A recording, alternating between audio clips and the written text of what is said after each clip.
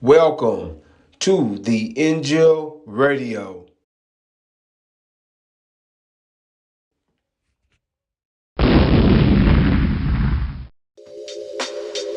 Welcome to the INJIL Radio. Welcome to the INJIL Radio. Welcome to the INJIL Radio.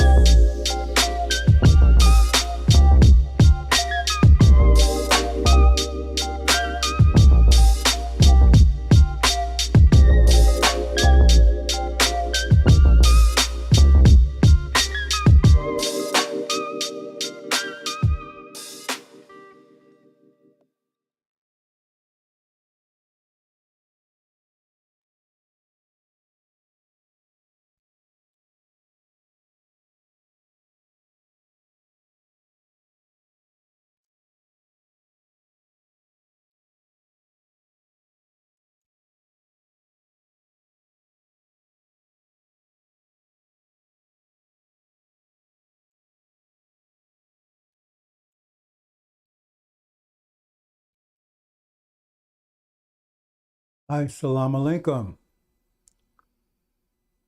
sisters and brothers. Sulaiman Rahim here,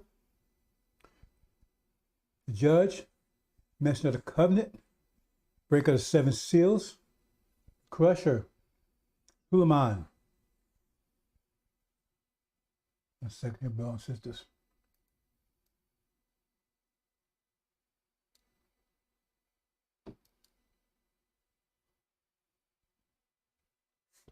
Part 3, famine, great tribulation. 13-part series, brothers and sisters. The apocalypse, covering the whole range of the apocalypse, which Armageddon is properly Armageddon, is just one battle. I know Farrakhan is telling you all Armageddon, his Armageddon's already started. Well, it has not.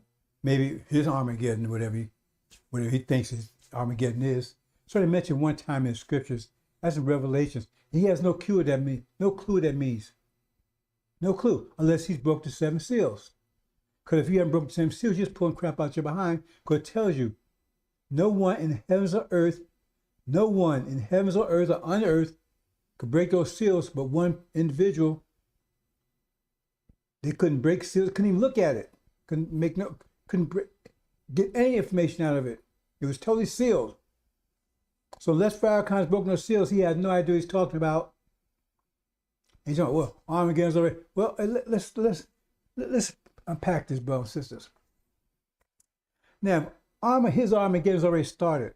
Because, I mean, people have been saying that for over a year. He is Johnny come lately. All of a sudden, since January, Armageddon is already started. Wait a minute. Mr. Prophet, you're supposed to tell us in advance, right? But your statement is already started. So that means you didn't see it coming. Because if you didn't see it coming, then why are you telling anybody? He's supposed to be the watchman or tell before it happened. So you say, oh, it has already started. That means you didn't see it coming. And if you didn't, then you didn't do your job because you didn't tell anybody. Because when you told them, this already started. Like, oh, the hurricane is here. Wait a minute. We can see it's here. If it is here, we don't need the weatherman tell us that. He supposed to tell us, hey, the hurricane's on the way. What you need to do about it, get some details. But Pharaoh can say, oh, I'm going to get started. Oh, what? Okay, say, okay. And he says the war is all war. I mean, this is a great war that's going to destroy 2/3 of the earth and all that. I mean, it's going to be a great war, atomic war. I mean, his idea of Armageddon is going to destroy everything. The great war is going to all wars because that's his idea of Armageddon. Nuclear war and everything, whole 9 yards, right? So if he's telling us already started, then how do you know when they're going to start dropping the bombs? If it's already started, how do you know there could be a nuclear attack here today or tomorrow? How do you know? He says it's already started, so I mean anything could happen. But he's not telling you that, is he? He's not telling you what to prepare, what to do. He said, or just believe in him. Just stay forlorn to him, and maybe even pray. I mean, is that... It's worth, problem, sisters, you know, it's not even worth even talking about, actually. Because it already started. This is the great war, it's going to end all wars. Nuclear war in the whole 9 yards, right? Then, if it's already started, that means bombs could be dropping any minute. Nuclear bombs could be going up any minute. But why ain't he talking about that? Why ain't he tell you what he should be doing? I mean, if the war's already started, right? If the house already on fire, right? He would, oh, the house is on fire, right? That's it. Well, if it's on fire, I mean, what do it do? I mean, it's on fire, means it's flames, it's hot. People, you know, if you're in there, you get burned up and everything. So it's already started, and this is going to be the war in all wars. Why isn't that telling you what to do? I mean, tell you the facts. So who's going to hit what first? Where should go over here? Should do that. What? You see what I'm saying? Think about it. If you have the ability to think, because he took the ability to think away from, you know, that's the whole story about Peter, right? He said Peter, right? So you say these people, but you don't look and go see what these people did. What did Peter do? As fast as Jesus put it open ears, he was cutting them off. And that's what he did. Elijah Muhammad gave you ears to hear, and fire came right behind him, cut them off. Devil ain't devil no more. Demons are some spooks and spirits. We're going to bring devils in our eye. We ain't going nowhere. Everything totally against. And then they walk around against Elijah Muhammad Torah. And then they got nerves up to say, that's not nerve. That's not even nerve. That's not even nerve. They don't have any nerves. They're all liars over there. They're all weak. So you can't say his nerves. But they kept in and say, this is Elijah Muhammad's teaching. And that's a goddamn lie. A goddamn lie. Say that again, it's a goddamn lie. They're not teaching Elijah Muhammad's teaching. I was there. They're not secondhand stuff. I was there. I was there in Chicago from 1975. I wasn't just FYI selling papers, right? I was forming a Muhammad Street newspaper, night shift, third shift. See? My wife, she ran Elijah Muhammad's MGT shop. With his old dresses and all that kind of stuff with MGT. You know? She had been to his house. She had talked to him. See? Her brother was a minister in Peoria. So I was there. Only thing they tried to get me to be a minister, I didn't want to be a minister. Because I'm not a personable type person. I don't particularly like dealing with people. Not that I don't like people. I'm just hermit. I just, you know. So they tell you that they're teaching Elijah Muhammad's teaching. They're telling a goddamn lie. They pick and choose little things here and there. But Elijah Muhammad said we'd be fools to stay here in the land of our imprisonment. We got the tape saying it. This ain't something somebody I'm just saying my memory. We got the tapes. I'll play them anytime you want. See? And Pharaoh, no, we ain't going nowhere. See, I had some one Negro butt, right? hey man,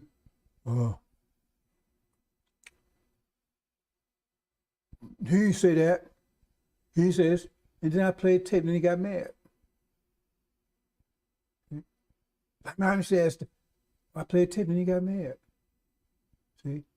Because he want to hold on fire con no matter what. Especially the demons, he had no choice. So we're going to move on to this, brother. Like I said, 13-part series, and we're going to cover Apocalypse from one end to another. This is the third, part 3. Part 1 just gave a countdown to Apocalypse. Apocalypse hasn't started yet. It won't start to the war in the Middle East, which I calculate what happened as early as May, as late as July 2023. I'm on record. I don't give it on archives. As early as May, that's next month, latest July.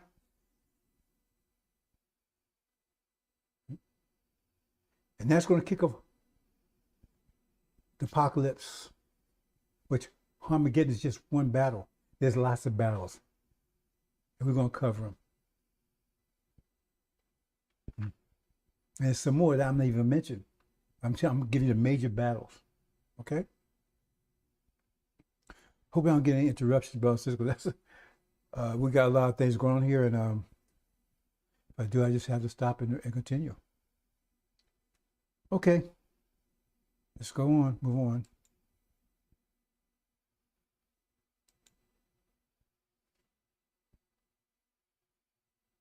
Countdown to the apocalypse.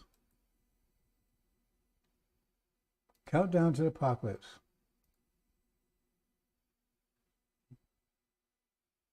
We're talking about, brothers and sisters, and I'm taking you up to the apocalypse, which happened a couple of months.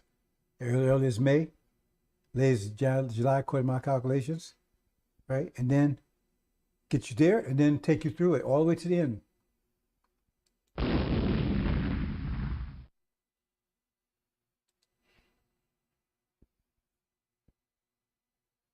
Let's see here.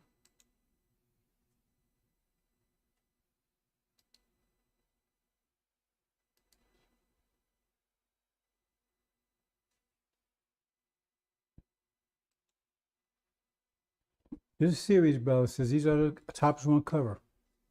Always the apocalypse. Give you details. Bro, can't give you all this BS, conjecture, generalization. Oh, watch the weather. You see, Armageddon's already started. America's unraveling. Never any details. And that's part of the math of deception. I'll talk about that at the end of this if we have time, right? The math of deception. I tell you, everything's mathematics, brothers and sisters. Islam is mathematics, Islam. Using math of deception against you. I told you, the devils are using mathematics against you. I showed you the mathematics of electricity. I showed you that mathematics, right? I showed you the mathematics of 5 fundamental principles of Islam, right? How they apply it. I showed you the mathematics in different forms. Now I show you the math of deception. And it's actual mathematics, brothers and sisters. It's not something that they pull out there behind and call mathematics. Like now you're talking about, well, we're electrical beings. No, we're not. We're not electrical, because they don't understand how electricity works. Or it's no, that's not, we're not electrical beings, brothers and sisters. We would be burned up. We're not electrical beings. It don't work that way. We're vibrating beings, it's a whole different thing. But see, they don't know. So electricity is a powerful thing. We're electrical beings. If you understand if we're electrical beings, how can we be electrocuted? How we oppose electricity? If we're electrical beings, right? Then electricity, should be favorable to us.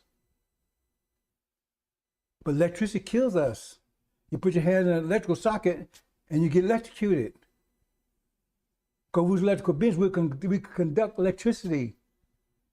That's what electrical beings do. They conduct electricity. But we don't conduct electricity. We resist electricity.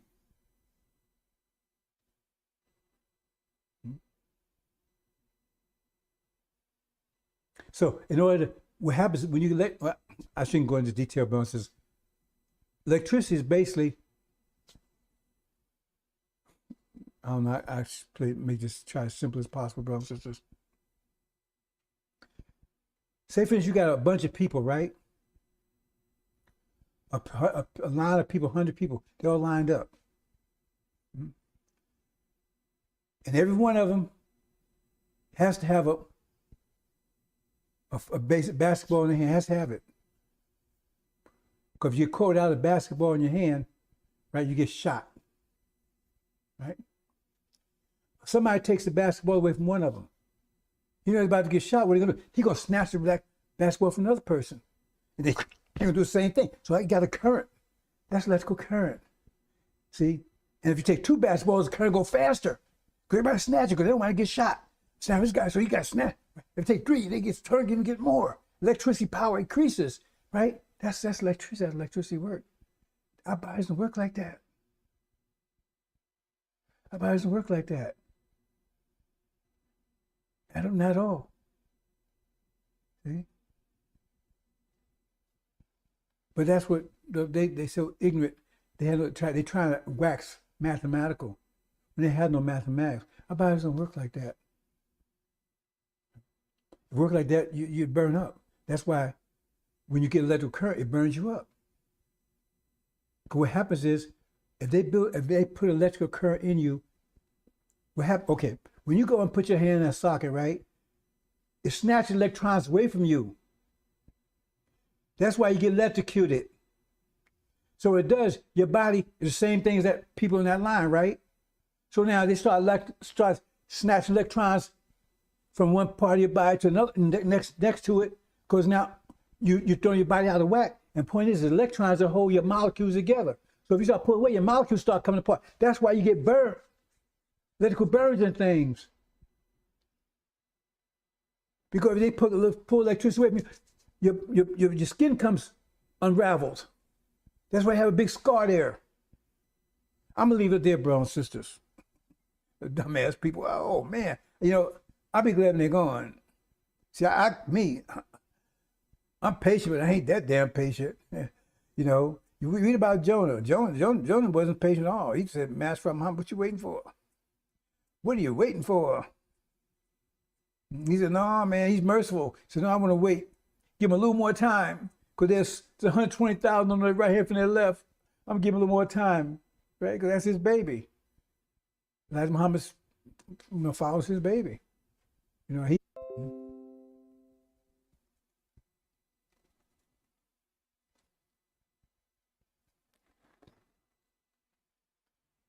Oh, what's going on here?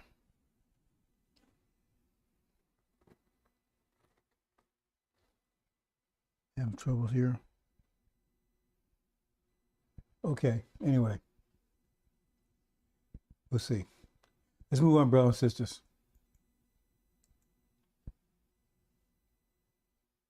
Always a little technical. Always trying to stop this truth, brothers and sisters. Easy for them to put the sun out.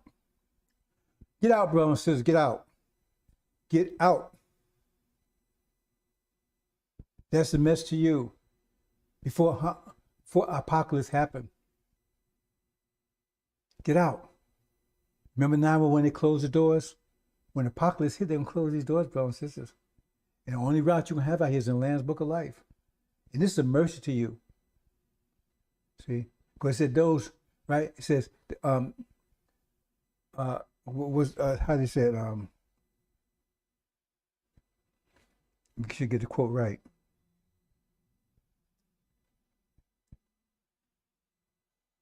A snare. Right? A snare set for you, brothers and sisters. Right? Those set upon the earth comes as a snare. Come as a snare. What's a snare? A trap that you don't see. Then you're caught in it. And you're about to be caught in this trap. And that's why Master Muhammad had to come. Michael, you never hear him talking Michael, do you? Who else could? We're going to be delivered. And is Michael going to do it? He got to be Master Muhammad. Unless it's some other deliverer. He said he had to snatch us out of here.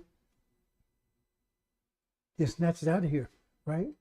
a time of unprecedented trouble. So we was in the trap, people say, right? It says that's the time of Jacob's trouble. He be delivered out of it.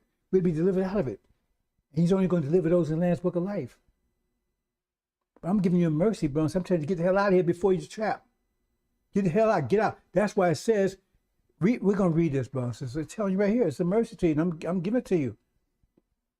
After I saw another angel stepping out of heaven, having authority great, and earth was lighting up out of the glory of him, he cried out in strong voice, saying, Babylon, Babylon fell. Great. That's America. She became a dwelling place of demons. Demons, that means real people. You know, headaches and dispositions and anxieties, they don't dwell anywhere. They're conditions. These are people here. Pharaoh can tell you, oh, demons, because he's one of them. He is a demon.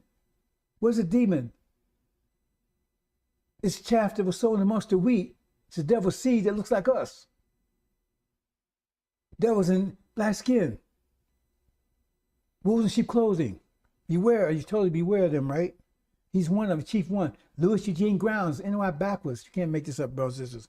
And as you can dwell every unclean in prison, every unclean bird, having been hated because of the wild anger of fornication, her having fought all the nations. Who has control of the nations, brothers and sisters? Who's affected all the nations like that? And get back to, and just a little side segue here.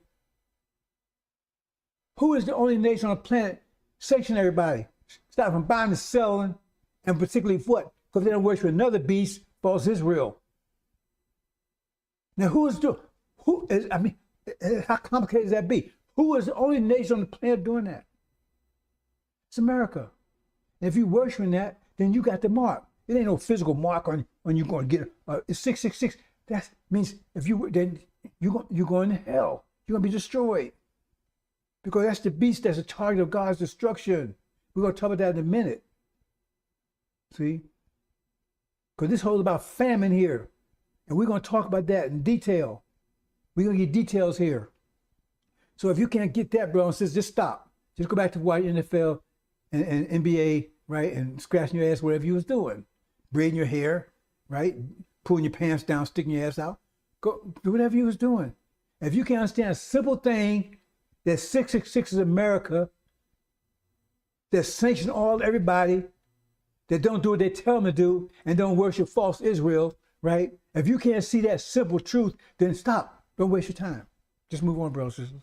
I don't waste your time. Because you need all the time you got right now, bro. Eat all the steaks and chitlins or whatever you're eating. Have fun with it right now, because a few more days, but you don't have nothing. So I'm leave you alone. I don't enjoy the last few minutes you got. Because you ain't got many, believe me. See? Okay. And because have fallen all nations, and the kings of earth were committed fornication and traveling merchants, right? What's that? Capitalism, right? Earth committed fornication, right? And became rich. Who's supposed to be the rich country? America, right? I mean, how can you miss this? I heard another voice out of heaven say, come out of her, my people, get the hell out of here. So you don't be taken out of place, because she's a target of God's destruction, wrath, for what they did to us in the Holocaust. It's there, brothers and sisters. Chapter 18, read it. And move on, brothers and sisters. I'm going to keep these pretty brief because, like I said, I got 13 of them. I'm trying to get one every day. It's a whole series, because that's where we are right now. Apocalypse, part 3. This is part 3, brothers and sisters, the famine. Famine. See, famine. Brothers and sisters, you have no idea what's about to hit you. Like Muhammad tell the brothers you don't have no idea what's about to hit them. What's going on here, brothers and sisters? Okay. Oh, there you go. The crucifix they tell you about, brothers and sisters, that's us. We was crucified 500 years ago.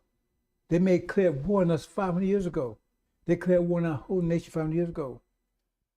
They destroyed us. It says they would come out the pit by abyss, right? Who was in the dark age for 1,000 years? Was it China? Was it India? Was it Australia? Or was it Europe? See, that's chapter 12, 20. That's it. They see the whole world. They got to see about everything. It's right there. It's clear in your mind. Who was in the pit for 1,000 years? That is history. That was them. So you know who they were. And it says there was a resurrected nation. Who was a resurrected nation? that resurrected from others. That's Abraham's Islamic resurrected nation that kept them in the pit. You had the rise of Islam and the cast down of the European countries for 1,000 years. And then they would come out seeking to kill, steal, and destroy. And that's exactly what happened. They covered the whole earth. They didn't know about the whole earth. Who's covered the whole earth? What did Britain say? The sun does not set on the British Empire. They covered the whole earth. And America, who's the two primary empires and who's the only two world empires, European world empires that you know about? America and Britain. I mean, you can't, okay. And so at the end, they will go around the people that imprisoned them, right? The holy city, and that's when they be destroyed. And that's what's Middle East. I should have mentioned that yesterday when I talked about the Middle East, or the day before. See? Because that's part of it, anyway. But nothing changed, bro. Let me back up here. Nothing's changed. Nothing changed. They crucified, took everything away from everything. Everything away from us. See? He had crucified a nation and crucified Suleiman. Crucifixion. See? They took everything. See? But Suleiman, he kept his nakedness. It was covered that because they took that. Pharaoh was destroyed and they would have been gone already. But from our nation, they took everything, nothing. See? They took everything. But Suleiman has his mind. That's the purpose. But he took everything from him too. But he has mind. He took everything from our people, everything. Told his naked, crucified, nothing. They left you with nothing. See, and Suleiman is going to return it back to you. Everything they took from you. And like it says in Daniel, Nebuchadnezzar's kingdom came back 7 times greater than ever was before. And it was great before, but when it goes 7 times greater, that's going to blow some fuses. Okay. Here it is. Part 3, famine, great tribulation. See? Famine. Okay, let's go into this, brothers and sisters. Now, we talk about the war in the Middle East. That's the war that triggers all this, right? When that takes place, that starts apocalypse. When that takes place, you will have no power in the Middle East anymore. You have no control at all because the Shia are going to have total control or all of it in the Middle East, all of it. See? Which, I don't know, I explained this in yesterday, but I'm going a little bit here, which means Europeans are stuck because they totally depend upon all Middle East and Russia, but they can't get Russian oil anymore because America got them in conflict with Russia, and they don't like it. They don't like it. And that oil line that got blown up, they don't like it. And so now they're in real trouble because now they have no access to oil at all. And America cannot give it to them because America has got rid of SPR, Strategic Petroleum Reserves, and they're going to need it all because this got defeated in the Middle East, and that's what's supposed to happen. That wasn't supposed to happen. The Air Force was destroyed. They can't tell the public how the Air Force was destroyed because Michael's angels will make war. That's why Muhammad's going to destroy their Air Force. It's not going to be of no value. It's not going to work. It's going to be like a dud, right? Blanks. And when they try to pull that nuclear trigger, that's going to be blanks too. While Israel try to pull that nuclear trigger, the blanks too. So now they at the mercy, they outnumbered like 100 to 1 over there. See? So they have total control of it. So now the only source of oil they have would be nobody. Because Middle East, they cut them off. So now they have to go back to Russia. So that means they have to ally with Russia against America. That's what it says. They're all going to turn against America. You already see it happening right now. And the war hasn't even started. France is talking, dissing America. Brazil is dissing America. Japan is dissing. I told you before, Japan was going to end up going against America when the war starts. Everybody's walking away. But you ain't see nothing yet because they're going to be totally abandoned. They got not any friends at all. Not even amongst themselves, because the enemy, the whole country is going to be a war against itself. With their loyal house Negroes, they're going to turn against some demons. So that's something we're going to talk about down the line. But what happens when that's cut off? and America finds it just got defeated, and as a result of being defeated, that kicks off Armageddon, Armageddon East. Because when the Europeans have to turn to Russia for oil, because they can't even battle, they don't have no reserves over there. They can't even go to battle, even help American battle anyway, because they need oil and they have no oil for the military. The civilian population not going to sit around, even if they had it, they're going to sit around and starve everything because of war that America started. They wasn't for. So that gets more political stuff. But the bottom line is they have to do that. And now you got all these military bases over there and hundreds of thousands of soldiers over there, and now they're exposed. Because when they side Russia, that means they're going to take out all those military sites. They're going to attack them. Now America's got to run to the defense. That's Armageddon East. That's Armageddon East. And plus, they're going to have to explain to the public how the Air Force got destroyed. And they can't tell them that Masra Muhammad did it, that these so-called UFOs did it. They can't tell them that. So Russia, Russia, Russia. You see, already building that up anyway. And that's what happened. So now they're in war over there. Armageddon East. See, you understand, if you understand Angel, there's two Armageddon. There's a place Armageddon and there's a people Armageddon. That's another story together. So you got Armageddon East and Armageddon West. It says they're taking the one place called Armageddon. Called Armageddon. I mean, it was. How called that? Like somebody call you, call you whatever. I mean, that might be your name, but they call you that. Shorty. Your name may be Jane. Hey, Shorty. You understand what I'm saying? So that's what triggers Armageddon over in Europe. But now America needs all they do have for military.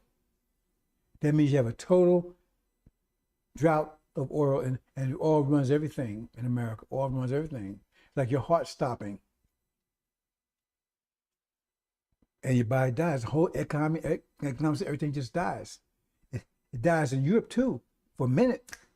Until they allow that's forced them to ally with Russia. Because when the oil cut off, it's chapter 18 says that economy totally collapsed overnight.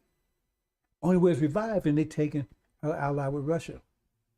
When they do that, then that's Armageddon East. And now America's got have to go in and support their military. That means all they do have has to be used for that purpose. That means we're all for consumer, for public consumption. If there's very little, it said initially there'd be a little. It says they'll sell cow, bird dung. It'd be astronomical amounts of money, and a donkey's head, astronomical amount of money. That's why they said they're gonna throw their money in the streets, the gold in the street, because it'll be worth nothing. If there's no oil, it'll be worth nothing. Because there'll be no food. And no food, that money won't mean anything to you. If you're starving to death, you give $1 billion away to eat, to get a hamburger. You tell me if you starving to death and you got $1 billion right here, and he said, I want $1 billion for a hamburger, you're going to pay it. You're going to pay it. If no ifs, ands about it, especially these weak people, these devils, they're going to pay it. And that's why I said they throw the money in the street could be worthless, because they can't get any food at all. There's nothing to buy. Initially, for a few days, there'd be something, but they'd be run all the food that's left in his factories and everything else all gone. In the warehouse, everything's all gone. Walmart, all that's gone. We're running all that stuff. Once they realize no food coming, and those few days that food is here, egg might cost you, what, $1,000 an egg? Can you afford that? Because they don't have no oil to transport the stuff. I mean, if they can't get oil, how much you think is what, $10,000 a gallon or whatever? So if they do that, that means they got to support the food from, if they can get it from the farms, because people around the farms are going to took that already, right?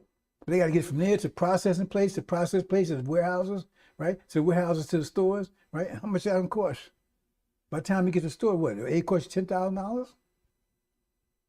If they can get that far, because they get hijacked. You understand what I'm saying, brother and sister?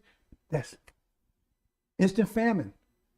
That's why they be drinking blood, because there'll be no water. How do you think they get water to you? How do you get your water? If you don't get it from the stores, you get it from the sink, and they got to pump it in. How you get pumping in oil to do that? So you won't have no food, no oil. It's coming. As soon as that war breaks out in the middle, it's be right behind that. See? And they're going to see the first going to hit. See, I heard someone say, well, it's going to be famine in the Middle East, I've been a fan of the Middle East. I mean, we got to say things correctly. There'd be a famine in false Israel. It's more like, famine might be the word, but they'll be under siege and no food will be allowed to go in or out. And that's why it says men's hearts be failing for fear those things come upon the earth, because the powers of heaven be shaken. That means heaven has to be somewhere they can see, recognize, otherwise how they know it be shaken. Heaven is Middle East.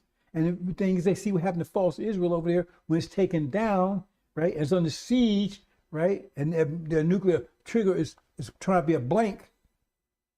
And they're under siege and they're starving. And they're going to have drones all over the place, watch people. This is scripture said they're going to cannibalize each other. Son and father, keep your sons, son and fathers, and they're going to see us all over the world. The cannibalism is going to take place as far as Israel. It's going to start there. And they're going to say they see it coming here. They said men's hearts be failing, but fear those things come from earth. They know it's coming here. Earth, European countries, specifically America. So they know it's coming here on the way. And especially now that teachers, everything has become clear, they know it's on the way, and their hearts failing for fear. They know it's coming. But if their heart's feeling for anxiety of it, anticipation of it, what do you think will happen once it gets here? So that's the famine, brothers and sisters. So we're going to talk about some more detail about the famine. That event will cut America off, and that'll be a famine. Total famine here. No food at all, none, zero.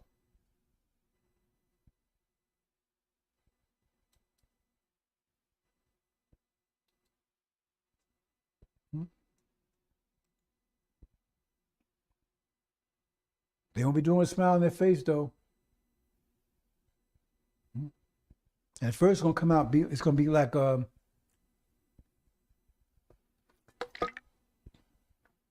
going to go a lot of details in this, brothers and sisters. I say, flee. Why are you fleeing? Why are you telling you to flee? You're not fleeing from the army. You're not fleeing from the Air Force. You're not fleeing from the police.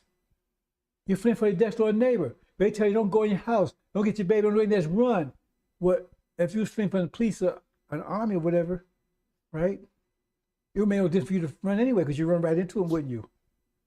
And they have time to get there anyway. So if you're fleeing from the army and you're fleeing from the police force, they catch you when you get on the highway. And that's not you're not fleeing from. You're fleeing from your neighbor, because they're going to eat you. And it says it's going to be seafood at first, because when it kicks in, right? They will say, hey, we got food. Why don't you come over, Sammy? See, because I got a lot of Negro butts out there living out there amongst them. See, most of the original people going to be in the cities. They don't have to be doing much fleeing. But the ones living out in the suburbs, remember, civil rights movement, they want to be close to massa, house Negroes. See? But you got a lot of us out there too. A lot of us out there too. Ain't just the demons. The house Negroes, just not them. But it says flee, because flee from your neighbor. They say, hey, come on over, Sammy. We got food here, man. You don't know you're gonna be the food. You walk in, boop. And they say, no, you're in the oven. If they have an oven, they probably won't have an oven. Unless you got a gas oven. When the gas runs out, that won't work. Anyway, you're going to be in the pot, whatever. You're going to be the meal. See? And people be missing everything. And then that's going to be a little while, maybe a week or whatever, before people figure out. They're eating people. And that starts another whole war. I'm going to get into as we get along in this series. See? But that's why it says flee, because they could be eating you. You don't believe it? Let's see what Scripture says. Okay? Let's see what Scripture says, brothers and sisters. Okay. Just a little graphics. Okay. Starving. These people can't, 3 meals, they haven't missed a meal in 500 years. Taking food out of other people's mouths. Then we go through I did some research. We'll go to some biblical scriptures, see what they have to say about it. Look at this one. This is what the Lord God says. This is Jerusalem. I place her at the center of the nations with lands around her, but she has rebelled against my ordinance more weaker than the nations. So you think they're talking about Jerusalem? So you gotta understand they're talking about America here. See, more than the nations, and against my statutes more than lands which surround her, for they have rejected my ordinances and have not walked in my statutes. Therefore, this is what the Lord God says: because you have more turmoil than nations that surround you, right, and have not walked in my statutes. This all this crime, all this stuff is going on, right? No executing my judgment ordinances, no acting in accordance with ordinances of nations around you, right? That means you don't obey your covenants and all that stuff. You do, you do whatever you want to do. You put saints on people and everything. You make agreements, you don't keep them. Remember the so-called Native Americans or whatever, right? Therefore, this is what the Lord said: "Ho, even I, and I will execute judgment against you in the sight of the nations." That means whoever this nation is, the judgment is going to be against them, and everybody's going to see it because they're a target. So, who is this nation that's so bad that God's going to particularly target them? See, he says, "Do as you have done shall be done to you." And the judgment take place 1619 and 2019. That's the 40 years. That's the Abrahamic covenant. The 2020 will be the judgment. It came around time. Kill the firstborn, that's the elderly, and pass over us. It did. Check the World Health Organization. See how it affected Africa. Somehow it wasn't affecting Africa when blacks didn't live. But they tell you dropping like flies, right? That's the beginning of judgment. As you had done, shall be done to you. So America, what have you been doing for the last 40 years? How'd you get this land? What happened to the stuff? You genocide? What happened to bring us over here and destroying us? Raping us, killing us, murdering us, and everything else? As you have done, shall be done to you. God is not mocked. So you're going to be made an example of between all the nations. That's what it says right here. Let's go on a little further, bro. This is Ezekiel. I'm actually putting them so you can go in and do it yourself.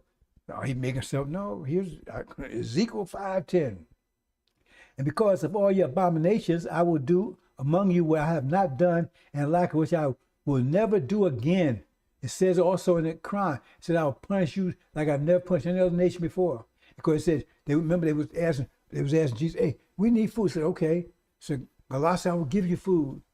But if you disobey me after I do this, right, I will chastise you like I chastised no other nation ever. Talking about the same people, Adam, right? But I'll never do again. So you talking about that happened way back at false Israel 4,000 years ago. Then why are you talking about? And now we talking about the great tribulation is going to be worse than it before. So they couldn't be talking about that because they'd never do it again. So there got to be something happening now. Because if this is what time of unprecedented trouble, then this must be happening now. Because basically this said never do it again. So if that happened way back then we shouldn't be worried about anything. Because they said never do that again. But they're telling it's going to be a great destruction. So we got to be talking about it now. See, you can easily tear stuff apart if you got a mind. But Farrakhan just told you, Sonny, you shouldn't think. Don't think. Just listen to him. Therefore, fathers will eat their sons among you. Cannibalism. They wouldn't do it unless it's a famine, a total famine. The pets are gone. The dogs are gone. This time next year will be a dog in America. Will be a cat in America. Oh, I just got this platform. Because you can't say about cats and dogs. You say about Negroes. You can't say about cats and dogs. Therefore, fathers eat their sons among you, and sons eat their fathers. For I will execute judgment on you and scatter you all your remnants to every wind. They try to say it was us. We wasn't cannibals. They try to make us cannibals. They wasn't cannibals when they came and got us. We wasn't their fathers, wasn't their sons, sons their fathers. We wasn't doing that. They try to make that applies to us. Right? See? For I will execute judgment on you and scatter all your remnants to every wind. Therefore, as I live, declares the Lord, because if that applied to us, that meant all Africa could have been dispersed. If that applied, what did it imply? It says some of you, it was done to all that, to the whole nation. It was done to all Africa. Right? It's talking about a whole nation here. That means it was done to all Africa. If I was talking about us, all Africa has been dispersed right now.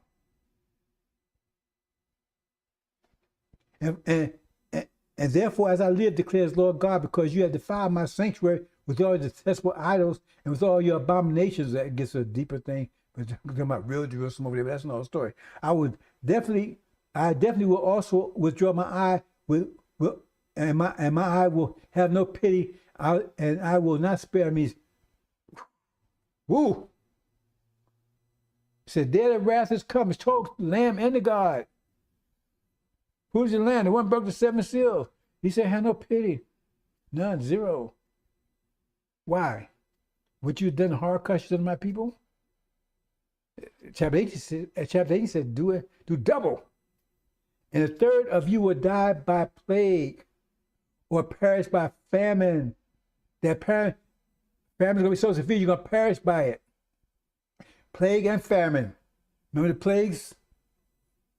Among you, a third will fall by a sword among you, and a third will scatter every wind. I will unsheath a sword behind them. That means the war is coming here. That's the goat war. We're going to talk about that later on. So famine is just beginning your problem. You have famine. When the famine, you have wars during the famine here. You're in the war over there. During the famine, you're going to be at war over in Armageddon East. Right? But you're also going to be war here too. I'm going to get to those. We get to those wars. Right? But if you got a famine, I mean, everybody's going to be eating everybody. There's no food. You can't trust anybody. That's why they should be gray-headed. They can't stay home. Because they're going to be eating. What happened to Sally, Mom? Oh, no, I ain't seen her. How come her hair is in a pot?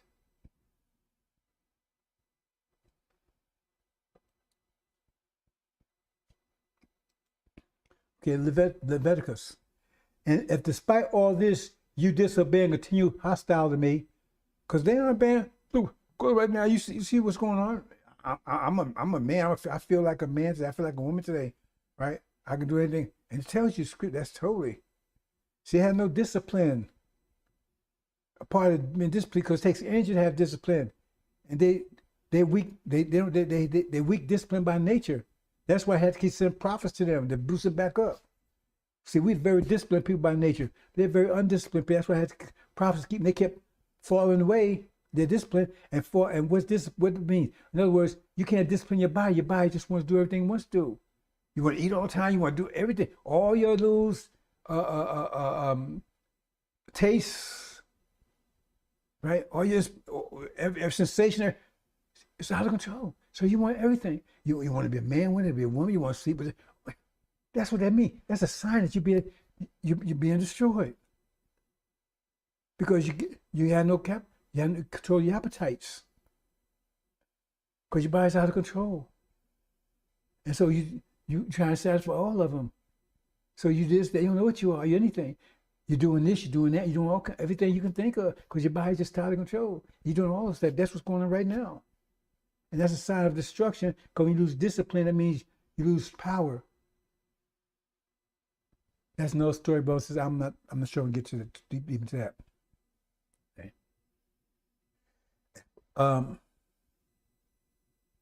See, they use the word discipline. In spite of all this, you discipline, continue hostile to me, continue my hostile rage against you. Hostile rage against you. It's talking about God himself. And to my Suleiman also, we'll talk about that in a minute. And I myself will discipline you. So you're going to put some discipline because you don't have any. For your sins sevenfold, 7 times. Woo! Till you begin to eat the flesh of your own sons and daughters. Here again, famine. Why you eating why you eating the flesh of your sons and daughters? Because you have no food. There's no food at all. I will demolish your high places, overthrow your incense stands, and cast your corpse upon the corpse of your idols. In my loathing of you, I will lay waste your cities and desolate your sanctuaries, refuse in your sweet-smelling offerings. So devastated will I leave the land that your enemies who come live there will stand aghast at the sight of it. And you I will scatter among the nations at the point of my drawn sword, leaving your countryside desolate, your seas deserted. See? We'll drag them here on ships, not by swords, but that's another story. Well, whatever. And then shall the land during the time is laid waste make up its Lord's Sabbath while you in the land of your enemies. Then shall the land have rest make up for a Sabbath during all time that lies desolate, enjoying the rest that you would not leave, let it have on your Sabbath when you live there. That gets to a little more spiritual stuff, bro. So I'm not going to, that's not the point I'm trying to make here. I'm just talking about the famine. And I will, this is Jeremiah now. And I will frustrate the plan of Judah and Jerusalem in this place. I'll make them fall by a sword before the enemies, and by the hand of those who seek their life. I will make their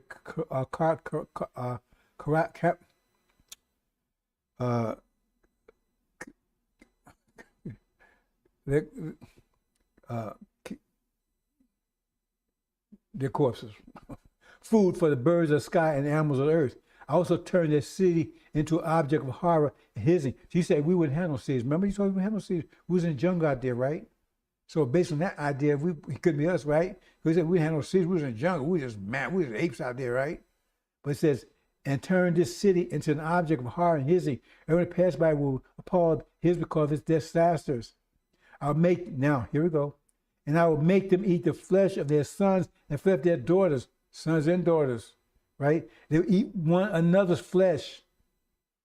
Not just son and daughter. They eat one another's flesh during the siege. What siege? That's when the goat comes. That's another war. Because China's coming. China's coming. We're going to talk about that war.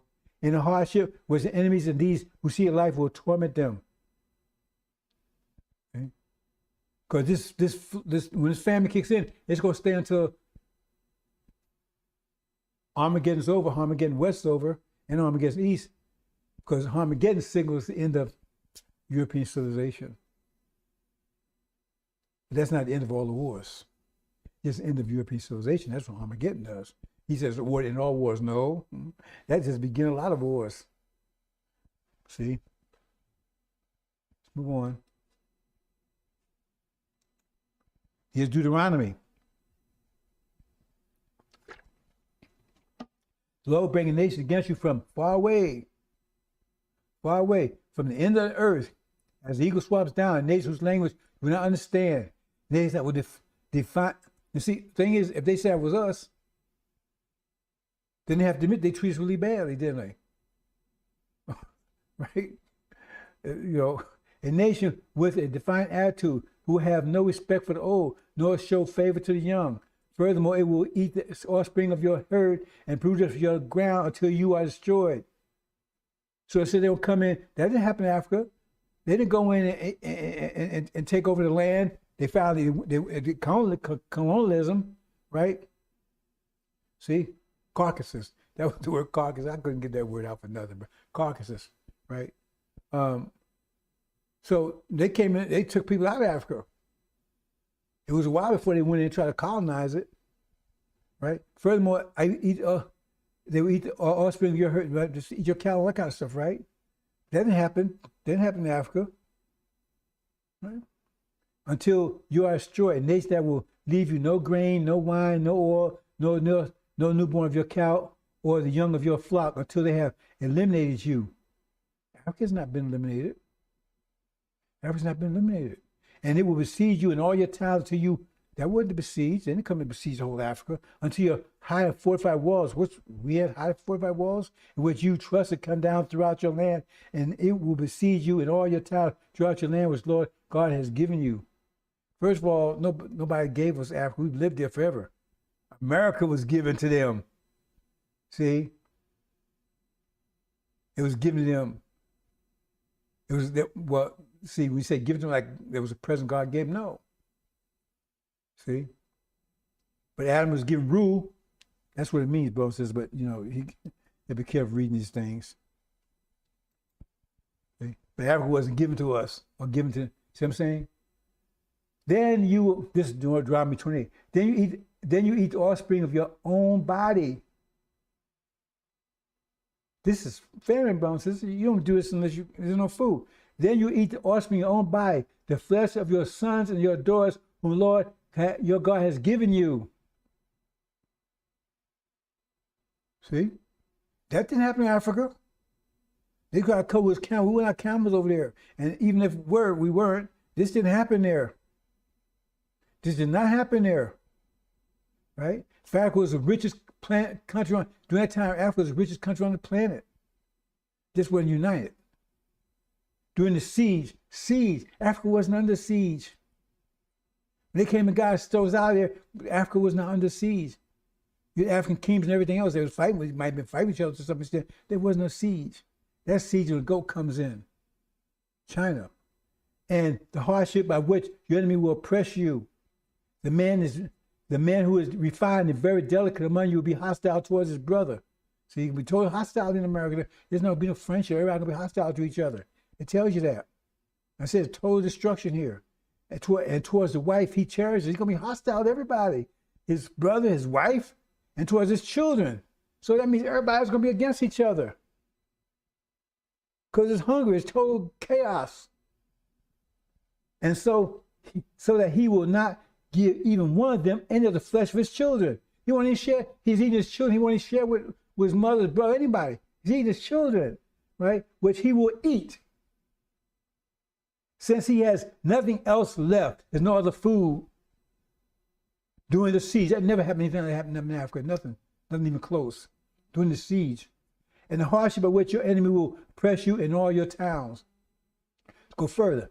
The refined and delicate woman among you, who would not venture to set the sole of her foot on the ground because of her delicateness and tenderness, will be hostile toward the husband she cherishes and toward his son and daughter. Same thing, right? And toward her afterbirth. She's pregnant. She has afterbirth, right? That comes from between her legs, and toward her children, to whom she gives birth. But she will eat them secretly.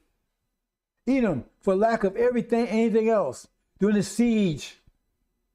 Nothing like that happened in Africa. It's going to happen here.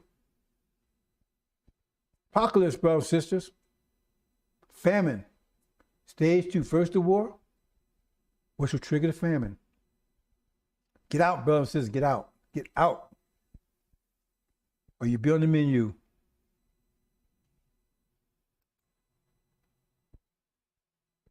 Okay. Take also the wheat. Okay, this is equal, right? Take thou also the wheat, barley, and beans, and lentils, millet, and spelt, and put them in one vessel, and make the bread thereof according to the number of the days that thou shalt lie upon thy side. Even 390 days shall thou eat thereof.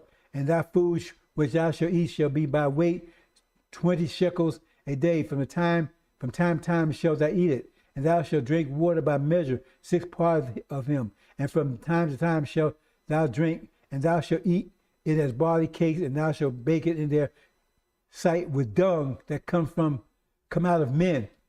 They're eating dung that come out of men. Shit. That's what I'm telling you. They're going to eat, and they shall bake it in their sight with dung that comes out of men. Even thus shall children of Israel eat their bread unclean among the nations where thou drive them. See, what is it saying right here? Now you're talking about us. This is what they fed us.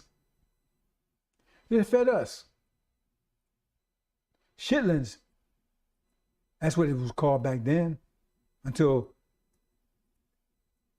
they let you out the fields. They want to sell it to you now, so they took the S off, put a C there, and you still buy it. And you see it when you eat it. You can smell it, and you can see it floating. See?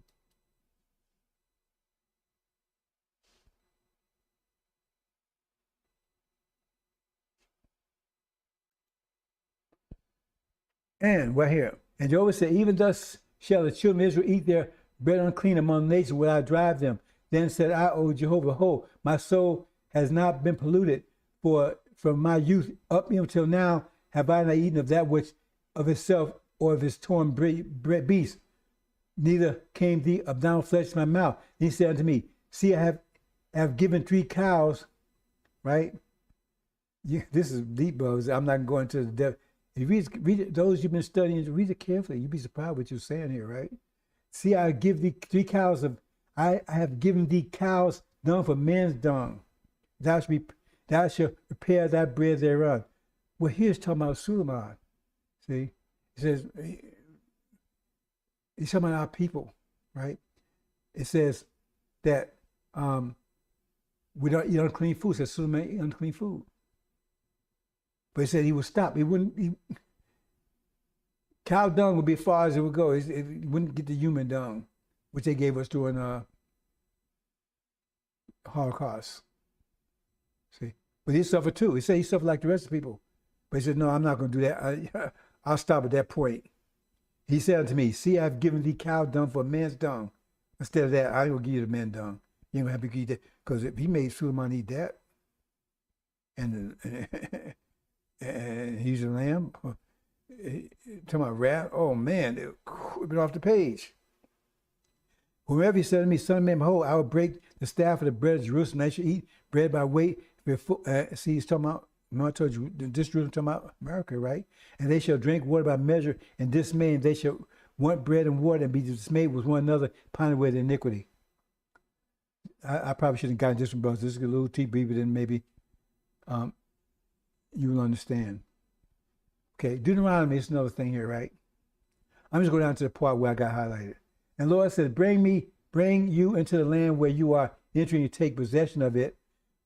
Right, we're going home. This is when we're going home. The Lord, your God, brings you into the land where you are entering to take possession of this. We're going home. Abraham a covenant, right?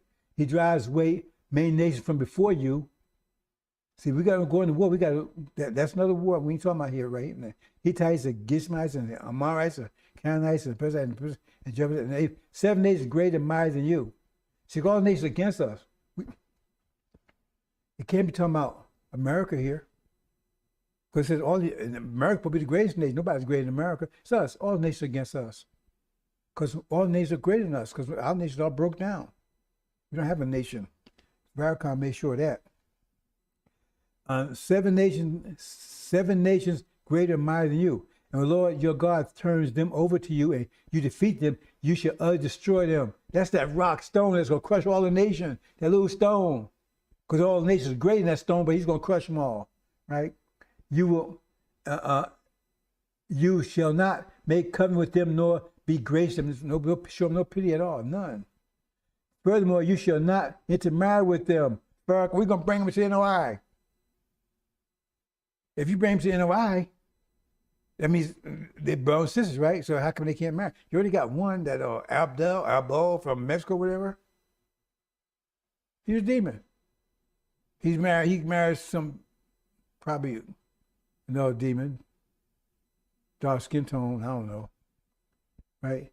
You should, and you shall not intermarry with them. You shall not give your daughters this to their son, nor take their daughters for your sons. And Muhammad said it should be number 5. How you gonna bring them in? It said, I got the message back. That was one thing we prohibit that. But he said he's teaching like Muhammad's teaching. For they would turn your sons away from following me, right? That's what's going on. They do Farrakhan. And they will serve other gods. Then the anger of the Lord will be killed against you, and he will quickly destroy you. But this is what you shall do to them. You shall tear down their altars, smash their memorial stones, cut their Asherim to pieces, and burn their carved images in the fire. For you are a holy people to the Lord your God. The Lord your God has chosen you to be a people for his personal possession out of all the people who are on the face of the earth. Abraham's covenant. See Abraham. And that can't be Farrakhan, because he says follows the devil. So he can't be a seed Abraham, can he?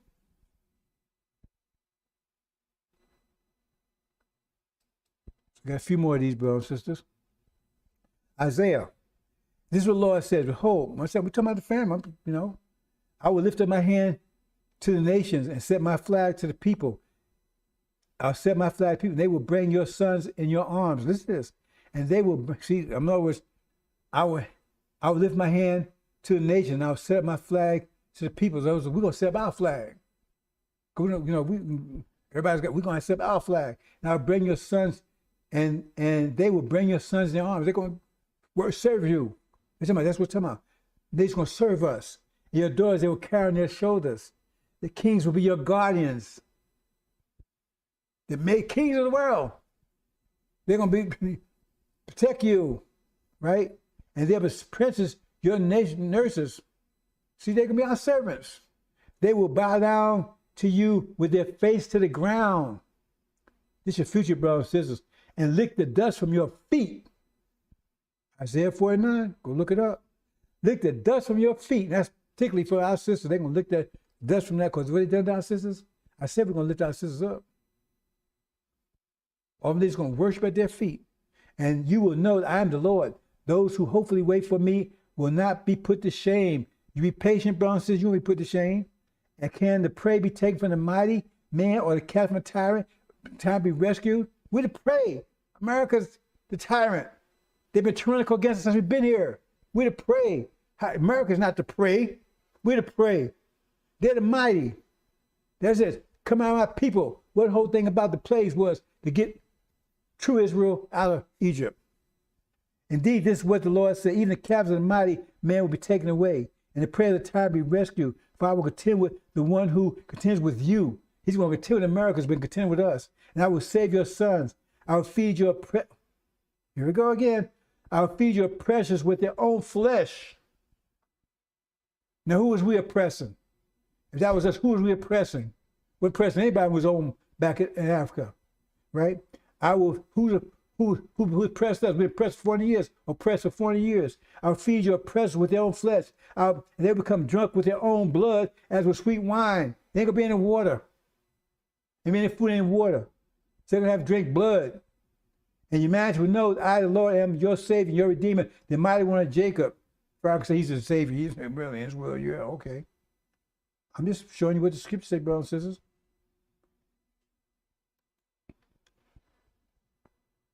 Lamentations. It is dry. It has become like wood. Better off for those killed by a sword than those killed by hunger. That means, let's tell you, it's going to be so, the family goes so bad, you'd be better off being killed by a sword. You'd rather be killed by a sword because killed by hunger, that's much worse. For they waste away, stricken by lack of reducer food of the field. There's no food. They waste away. The hands of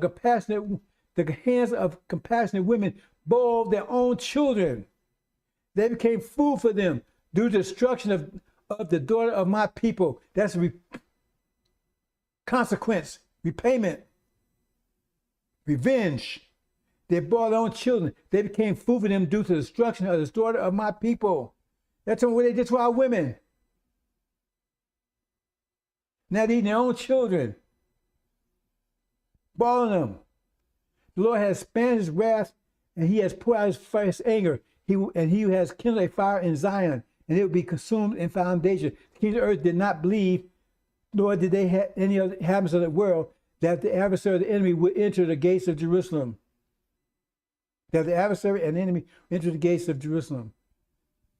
And it gets into the war of the Middle East, but I'm not going. We already talked about that, right? So I'm not going to explain that here.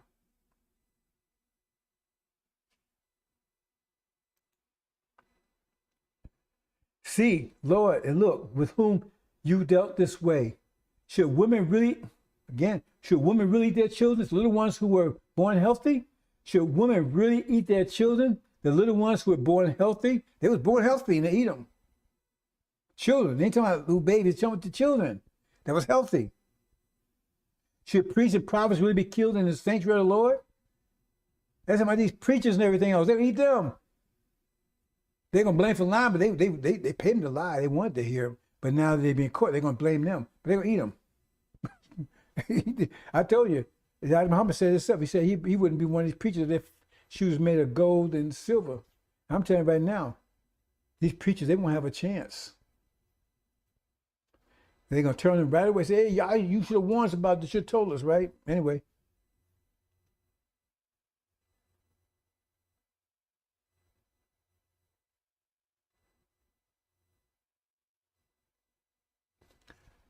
Okay, you can read at your leisure, brother. Says I'm gonna because I got quite a few more things to do here. Say. Okay, now we're gonna talk about we're gonna talk about the seals, and then we're gonna do something else. Let me do something right here real quick, brothers and sisters.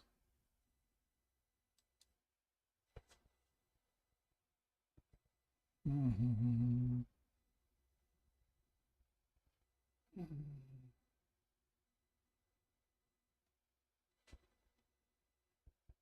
Mm-hmm.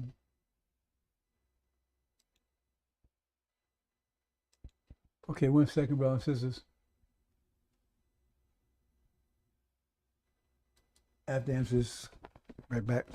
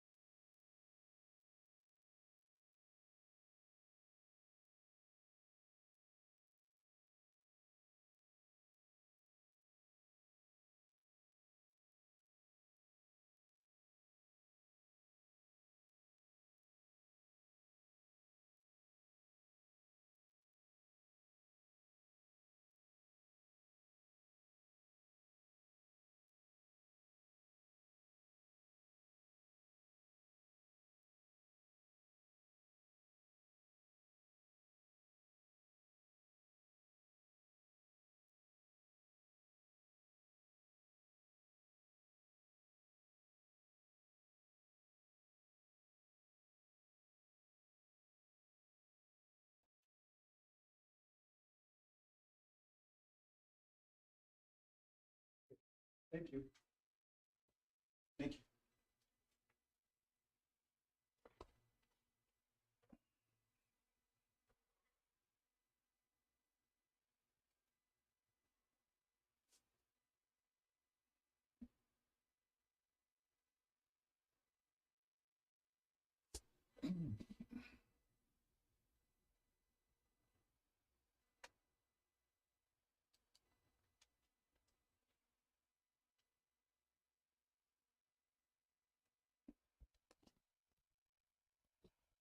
So it's just that I had these interruptions. But just wig it out.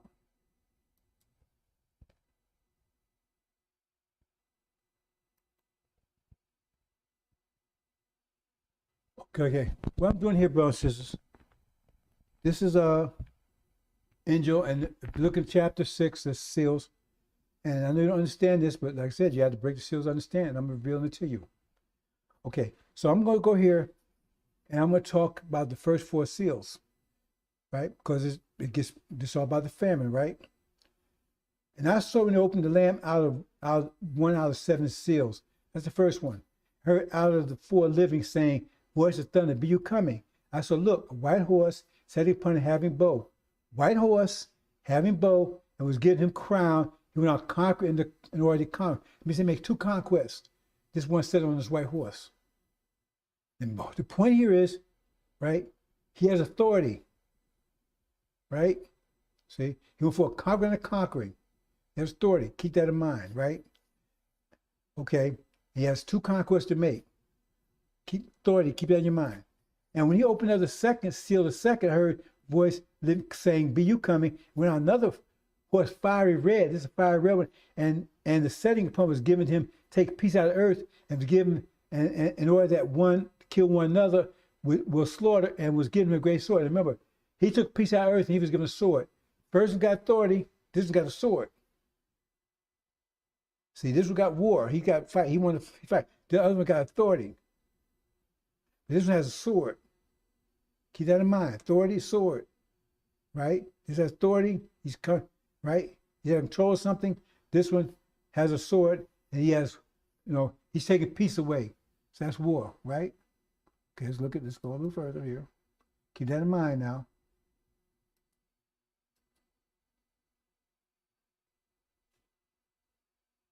Oops. And then you get the third seal. Now keep first 2 in mind, right? You open the third seal, I heard third living saying, be you coming? And I saw, look, horse black. And first you had a white horse, a red horse, and a black horse. Said him had a yoke in his hand. He got a yoke. So I'm not going to explain all the yoke and everything, right? But I'm just going to get to the point here. And I heard as voice in the midst of the 4 living saying, showings of wheat and denarius, and 3 showings of barley of denarius, some money. So it's 3 to 1 here. It's 3 to 1. And oil and wine, not you should treat unrighteously. But just keep in mind, it says 3 showings of barley of denarius, right? You got 3. Okay, wheat. You got 1 wheat saying for say showings of denarius, that's $1, right? You get 1 wheat for $1, but you get 3 barley, right? For $1, so 3 to 1. So for $1 you get 3. For $1 you get, if you get barley, you get 3 of them, but you only get 1 wheat for $1. Okay, it's 3 to 1. Keep that in mind. And we open that seal the 4th. Remember now this has right now. This has something right. It's food. It's food. This has something with food, right? So now you got authority, you got a sword, and you got food. Keep those in mind, right? And when you open up the seal of 4th, I heard voice living saying, be you coming? I saw, look, greenish yellow horse. They say pale, that's the King James Version, but it's wrong. And set upon it, named him Death and Hades, was following him, and was giving him authority. That's the first one, right? Of the 4th earth. So he had, the 4th earth, that's America, but I'm not going to try. Well, maybe I will try to explain it as we move on. The killing long sword, authority, then the sword, then famine, right? Food, authority, sword, food, famine, and death by the wild beasts of the earth. We're going to talk about that last part. Just talk about those three. Remember? So that's what he's talking about. So he's telling you what those three stood for. So who are those three? Who are those three? See? So the bottom line is, what you really want to know is, right? It says, who is this barley and who is wheat? Because that's the food. That's the famine. That's the food they're going to be eating. Let me say this clearly. Remember, the third one is about famine, but that's food. That's the food they're going to be buying and selling. So what is that food? And so how's that a famine if they got that food? How's a famine if that's food? If that represents food, how is it famine? Because famine represents that third horse there. So this brings famine, but they got food there. You can buy this food, right? So look into that carefully. Now here's the angel key here. You have those 4 horses. See? You have the white one, fire red, the black one, and the green one. See? And they represents the original nation, 4 parts of it, right? 3 of them are demons, 1 of them is saints, or the wheat, barley and the wheat, or chaff and wheat. That's what it means. I know those you understand the key. This is going right past your head. But those who study the key, they understand what it means. That means that's what they're going to be eating. Eating you. You're going to be the food. If you're here, you're going to be the food. 3 demons, that's the barley, and 1 wheat. That's the nation of Islam. After it's resurrected, after the Farrakhan's cast out. That's what it's telling you. Because that couldn't be talking about food. How could it be talking about food? There's a famine. There's no famine. How are they selling food? There's a famine. There's no food. They tell you won't be any food. And the only food going to be is people. And so that means that barley and wheat represents people. Hope you understand, brothers and sisters. That's what I'm trying to show you here. Maybe you get it, maybe you don't. Hope you get at least enough to get your hell out of here. Get out of here. Run, flee. See, there it is right there. Give authority, 4th of the earth, 4th of the earth. See, the earth represents European countries. America, Britain, falls Israel, no, America, Britain, Russia, and Europe. That means 4th earth. And that's 4 of them, right? And America is the 4th. That's one. See, who's that one to get 4th? See, there's one around here, so he was given, and if you understand the angel key, that's an African. That first was African. The second was Asian. The third was Oriental, and last was European. That's what you got top here. If you understand the angel key, the top part, that represents Africa. The middle, the one around that represents Asia. One that represents, that's why I got the symbols there. House of Sod, that's Asia, right? Orient, Buddha, and Europe is at the bottom. So it's an African that said that was Obama. He went for conquering. It means his first conquest being the president of the United States. He got another conquest to make. I'm not going to talk about it right now, right? See, he was talking about there. So he had authority. It would be African that would have authority over the earth, over America, 1/4 of the earth. So, what European country had an African that was ruling the country? But America, only one. So I hope you understand, brothers and sisters. So that's what I'm showing you here. Let's move on, brothers and sisters. Where we at here? Oh, well,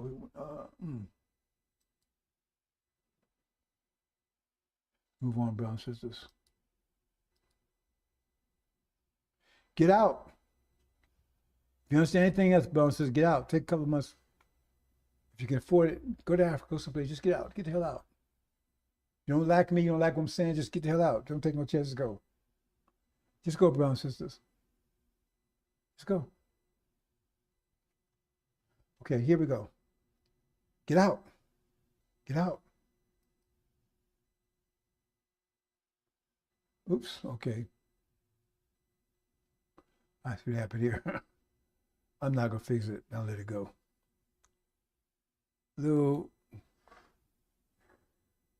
Okay, this is angel key here again.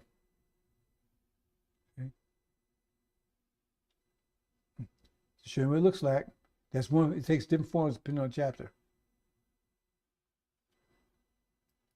So here, I'm showing that because I'm gonna quickly go through what we are right now, leading up to Apocalypse. I said the war in the Middle East, right, against false Israel, America, Britain, and against it. That's what lead. That's what trigger Apocalypse.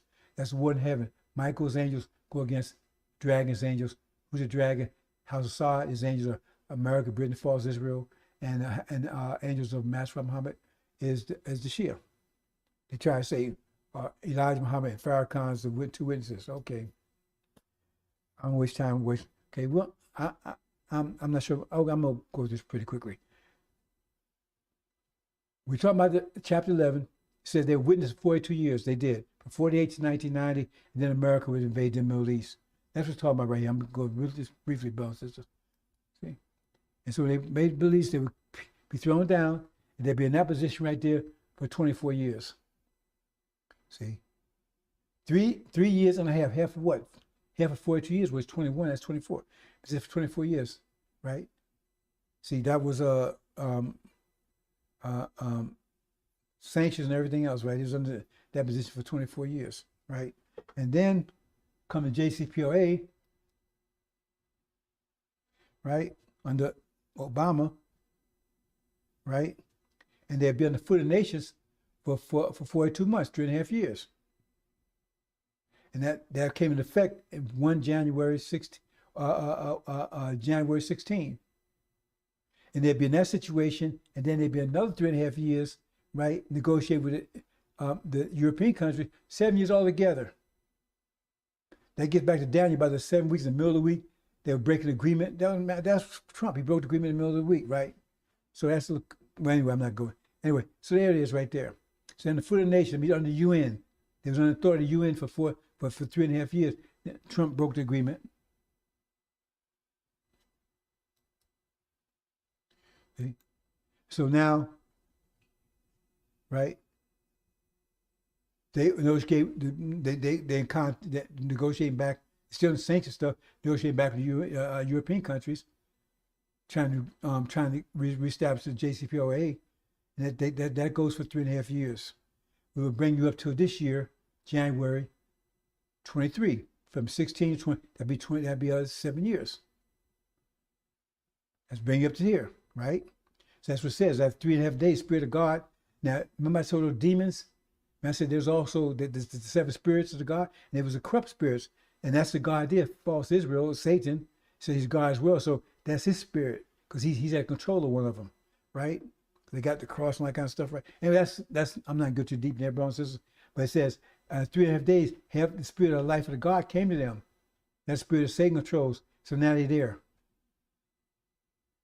See, it took them 3.5 years to get there. Okay, so now they'll be at that point in January, right? And then what happened? January this year. Then what happened? Then it said be silence in heaven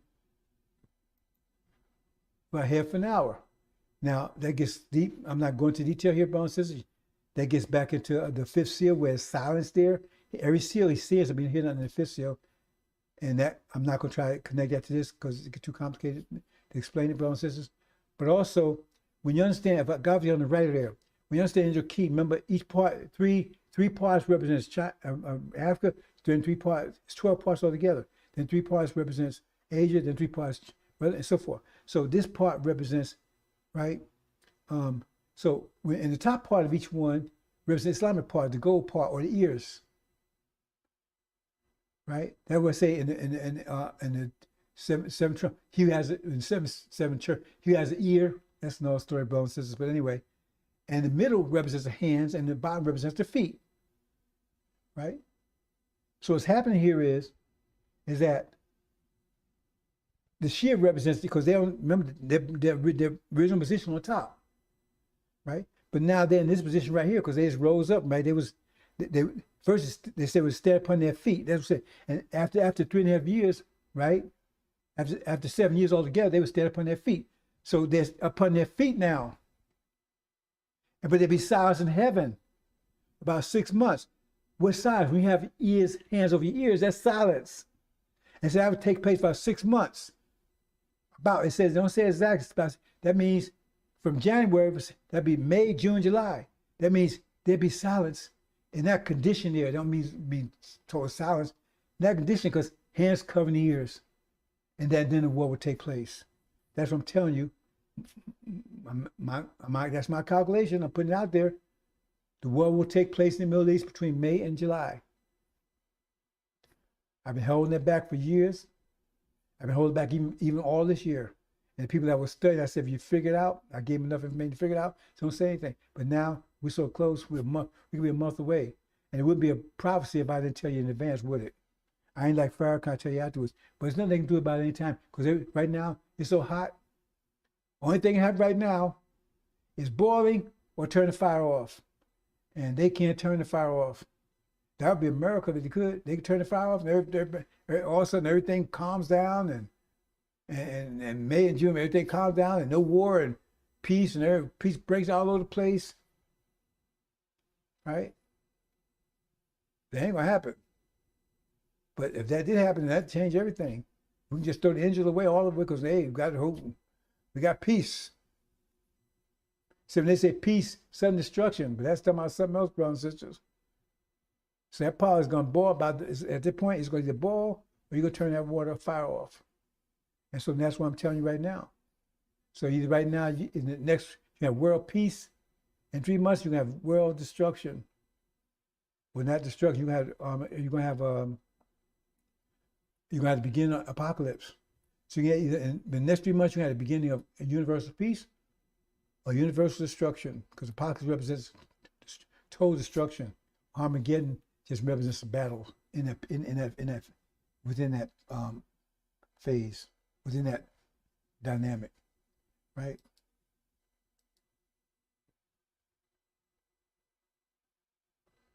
Then the war takes place. The war in heaven, they get kicked out. They lose, kicked out.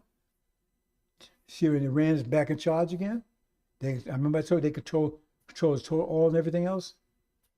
American Britain is cast out. Falls Israel cast out. Right? Now the Shia have total control of the Middle East.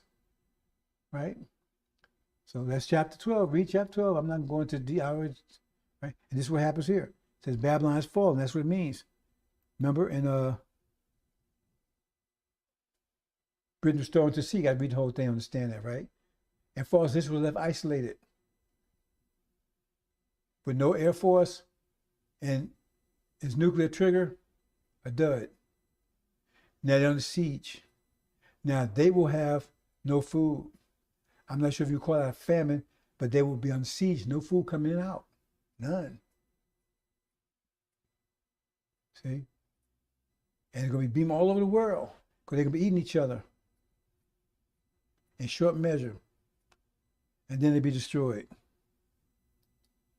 There you go. Then they're destroyed. And that's going to cause earthquake ramifications over here, because the only reason they existed was to set up to counter the fact that we trusted Abraham. So they had to counter that. Elijah Muhammad explained that. Master Muhammad told them that. Explained it. We got the proof, the credentials. We got the history. When it happened, right? So if they destroyed, that means they couldn't have been true to Abraham. That means we truly are. That's going to cause a total earthquake in the minds in America. Minds of Massa, all his children. Total earthquake in their minds. Total. And the famine rolling at the same time. All the plagues rolling at the same time. And now they know disaster's coming. And they're hungry, starving. Total disaster.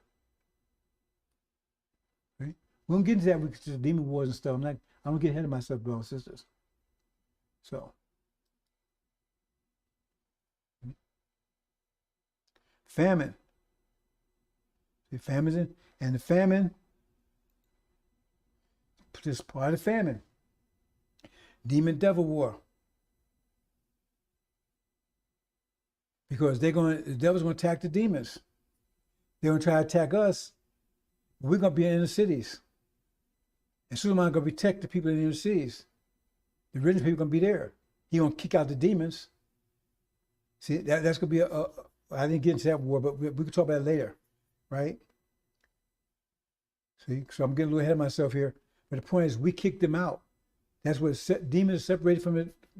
In Mark, demons had to be separated from the original people, from demons as man. They kicked out Farrakhan, all of them kicked out. You see? So now the inner cities are controlled by Suleiman. The nation of Islam is controlled by Suleiman. The nation of days is set. Thrones were cast down. It means they're cast out. And so now they're cast out of the inner cities, and they cast out, and they run out. They run away from the suburbs. They're in the middle, and they're hungry. And so they go to war with each other. Devils and demons go to war with each other. That's the locust war. I'm getting ahead of myself, brothers, as we get there. Demon devil war. Famine. War for food. War like you've never seen before. You can't give up. They're fighting for food. They're fighting to eat you. Remember the barley and everything? They fighting to eat you.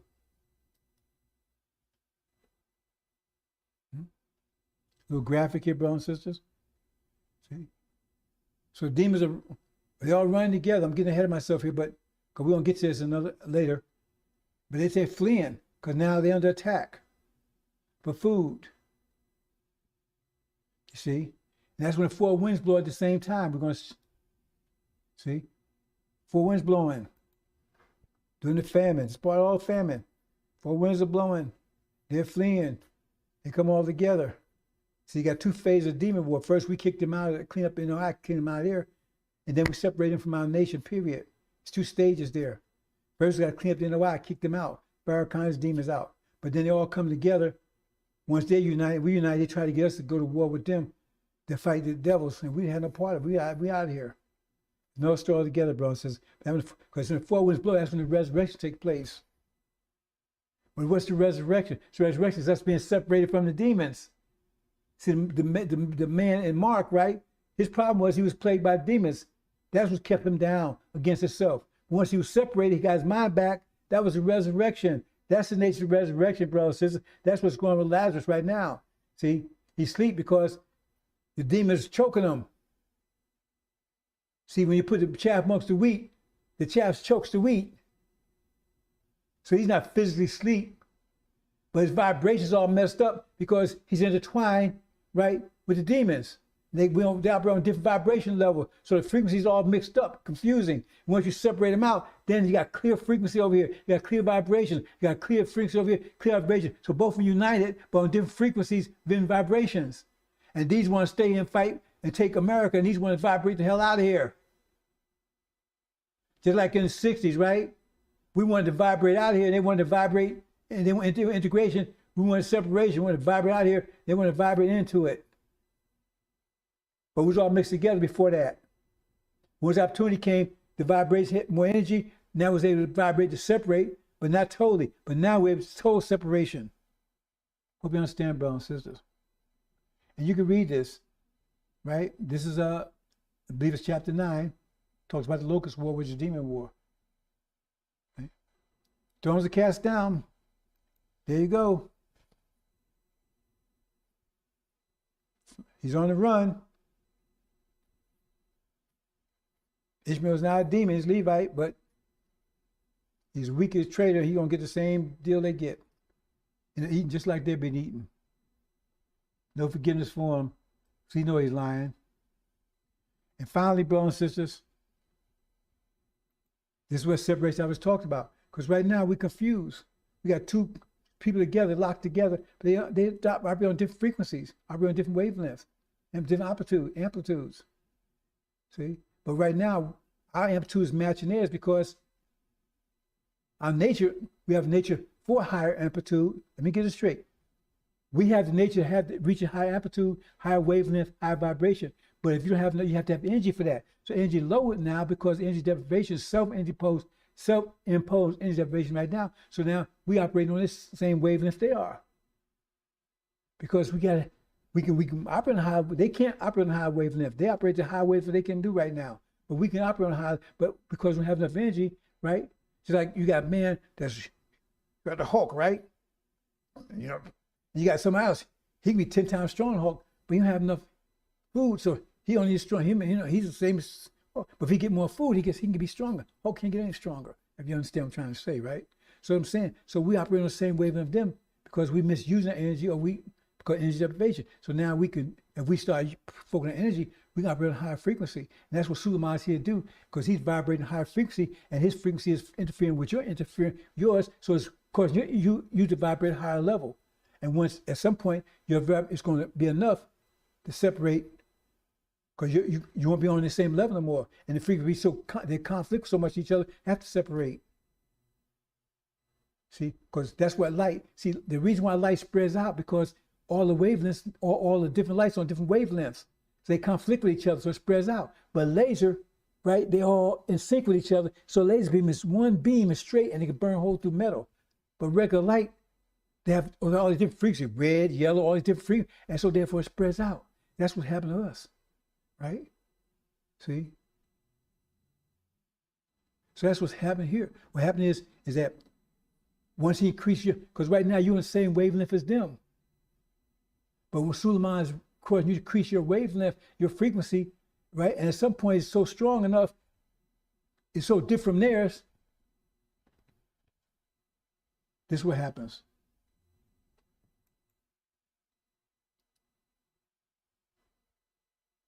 See? But as we become a one nation, unified nation, they do too. Because now everybody, all of them operate saying they don't have our frequency interfering with theirs, and theirs not interfering with ours. So now they come united. That's a demon war here. They're united. And it's going to be a terrible war here. 17 million strong. They're going to end up losing. But in 5 months, they're going to tear this country apart. Under famine, total war, total commitment. Ain't going to be no electricity or gas, all kind of stuff. Total commitment. Children, everybody's going to be involved because children couldn't get eaten. Total commitment, 17 million strong. And we're going to tell the United States, we rise up a great army. We're going to be united too, because now we don't have the interference of their frequency mixing without messing ours up. That's going on right now. Because they saying one thing, you saying something else. They saying, oh, love devils. You saying, I don't want to do it. You know, we got two different opinions. And so then we're going to have one opinion. We're going to be united, and they're going to be united. But they're going to try to get us to work with them. We don't want to. We want out of here. Hope you understand, brothers and sisters. Let me touch on this a little bit. This is the mathematics of deception. Everything's mathematics. I'm trying to give the mathematics of everything, brothers and sisters. This is the mathematics of deception. Mathematics of deception here. See? So this times this equals that. It shows you. I don't want you, so you can go in and look and do it on your own, brothers and sisters. I'm just trying to show you the bottom line here is how they use the mathematics against you. And there's another way. Because they can tell you the truth and still kill you. How can they tell you the truth and still kill you? Because they give you a general. Oh, watch the weather. Oh, it's not. That's truthful.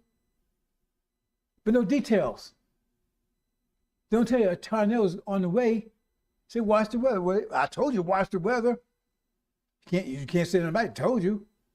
But they ain't tell you the tornado's going to be in tomorrow. And it's going to come and tear up all this city. He did tell you why, you see what I'm saying? He didn't give you the details. So by the time when it rolls in, you had information, but it didn't do any good. So you had nothing, but got your ass tore up. But the other person gave you details. And that's what's happened here. Both these equal each other, but one has details and one is summary. One is general. See? The other person says, oh, storm is coming, and it's going to be here Wednesday at 2 o'clock, right? It's coming from the west. See, now you know I'm going to move south, right? I ain't going to be at 2 o'clock. So both of them told you the truth. See?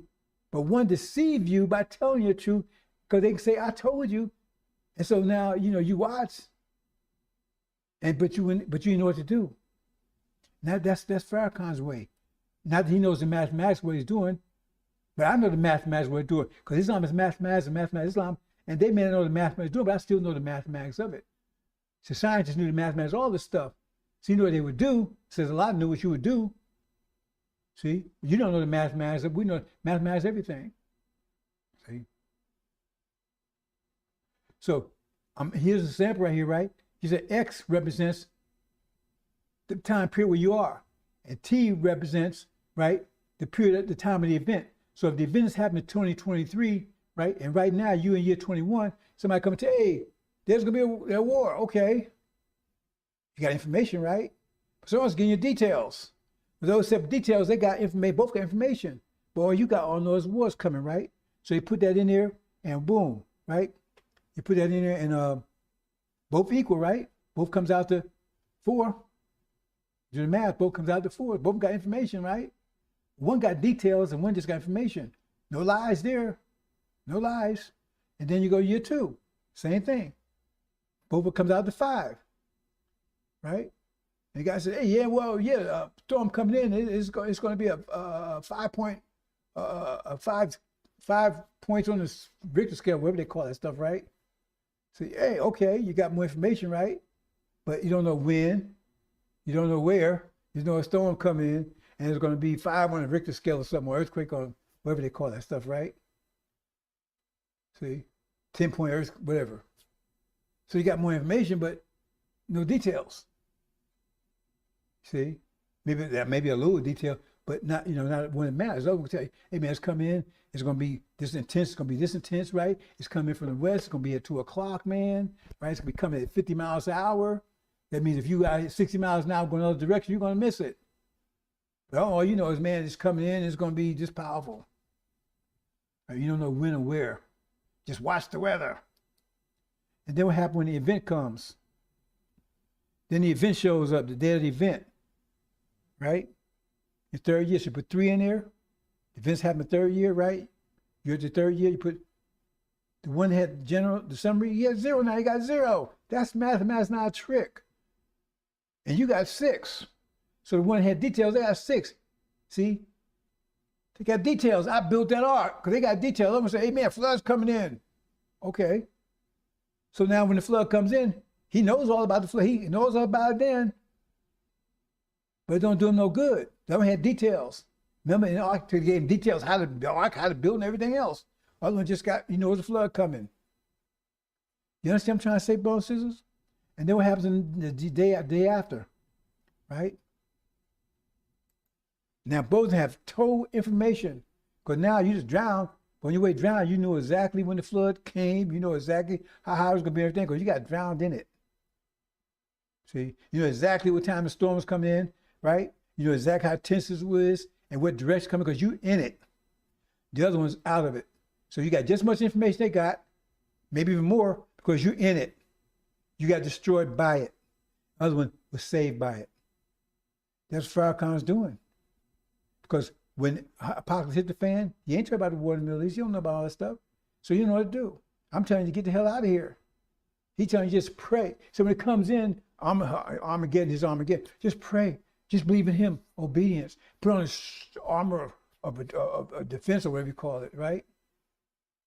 No details. So it rolls in. You have no idea, but you want to know about it that's a tribulation. That's why you go with tribulation.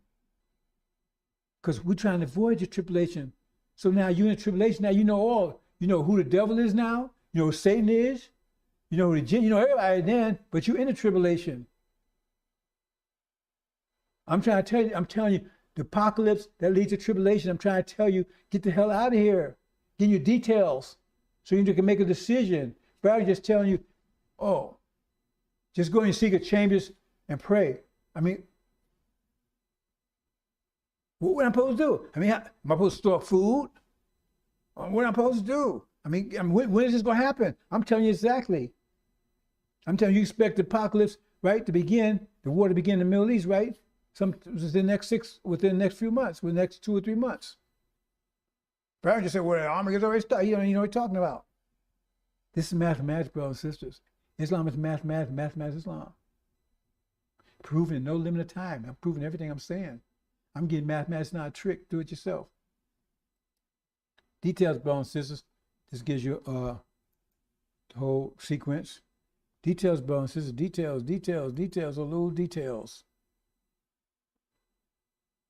What happened here? Oh, I didn't even advance this. Okay. The pesky details. Right? Okay, brothers and sisters, I'm going to leave it there. Hope you understand. Hope you understand, brothers and sisters. And then this was part 3, part 4. Hopefully tomorrow. 13th part.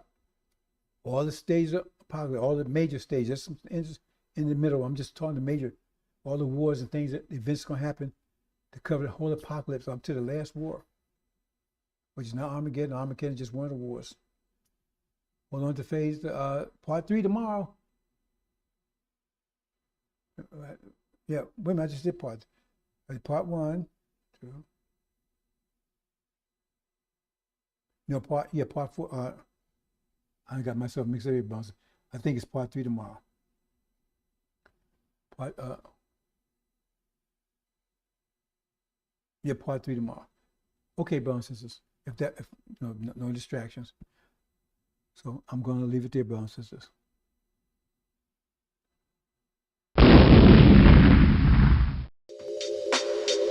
Welcome to the INJIL Radio. Welcome to the INJIL Radio.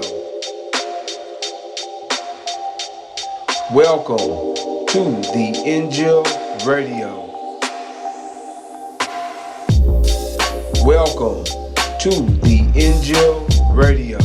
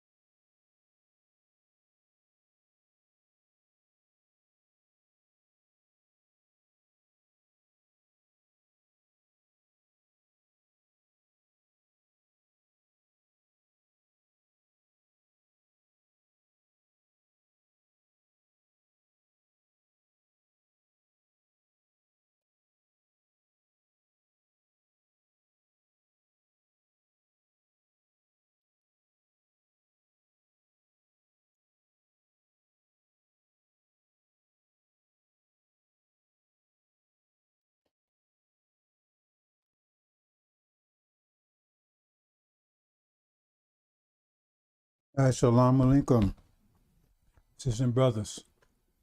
Suleiman Rahim here, Master of the Covenant, Breaker of the Seven Seals, Crusher, the Judge, Ancient of Days. Brothers and sisters, terrible times. This is the fourth part of the series, Countdown to Apocalypse, the Apocalypse series. Not getting us anywhere but here. Conjecture, supposition, guesses. We're giving you details here, brothers and sisters. And you need them. You're going to need them. Yes, you're going to need them. My people are lost for lack of knowledge. You're going to need this knowledge. And if you suffer from lack of knowledge, it's one or two things. Either just rejecting it, you don't want to hear it, or because these demons and vipers out here are blocking it, and they will pay the price for that. Because, brothers and sisters, the apocalypse is all about the destruction of our enemies, the consequence of what they've done to us. That's what it's about. But what's embedded in that is their plans for our destruction. Worldwide plans for our destruction. All the nations are out for our destruction. All of them. It says, these 10 kings will make war with the Lamb. Who are these 10 kings? That's Asia and China right there. That's two of them. See? And then Gog and Magog, they made open warfare on us for the last 500 years. Open warfare. Then you got Ishmael in the Middle East. They declared war 50,000 years ago. They got possession of our land, our culture, our language.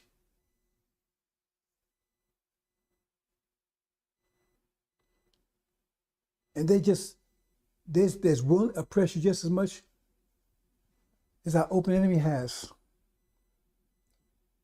Every nation is against us, every one. And then the last one, the war of the latter days, Gog against Israel. That's not talking about against false Israel right now. They try, that's Russia. No. See? That's Africa. Our brother, Esau. Twin brother. He's going to make the final attack. Every nation is against us. Every one. Every one.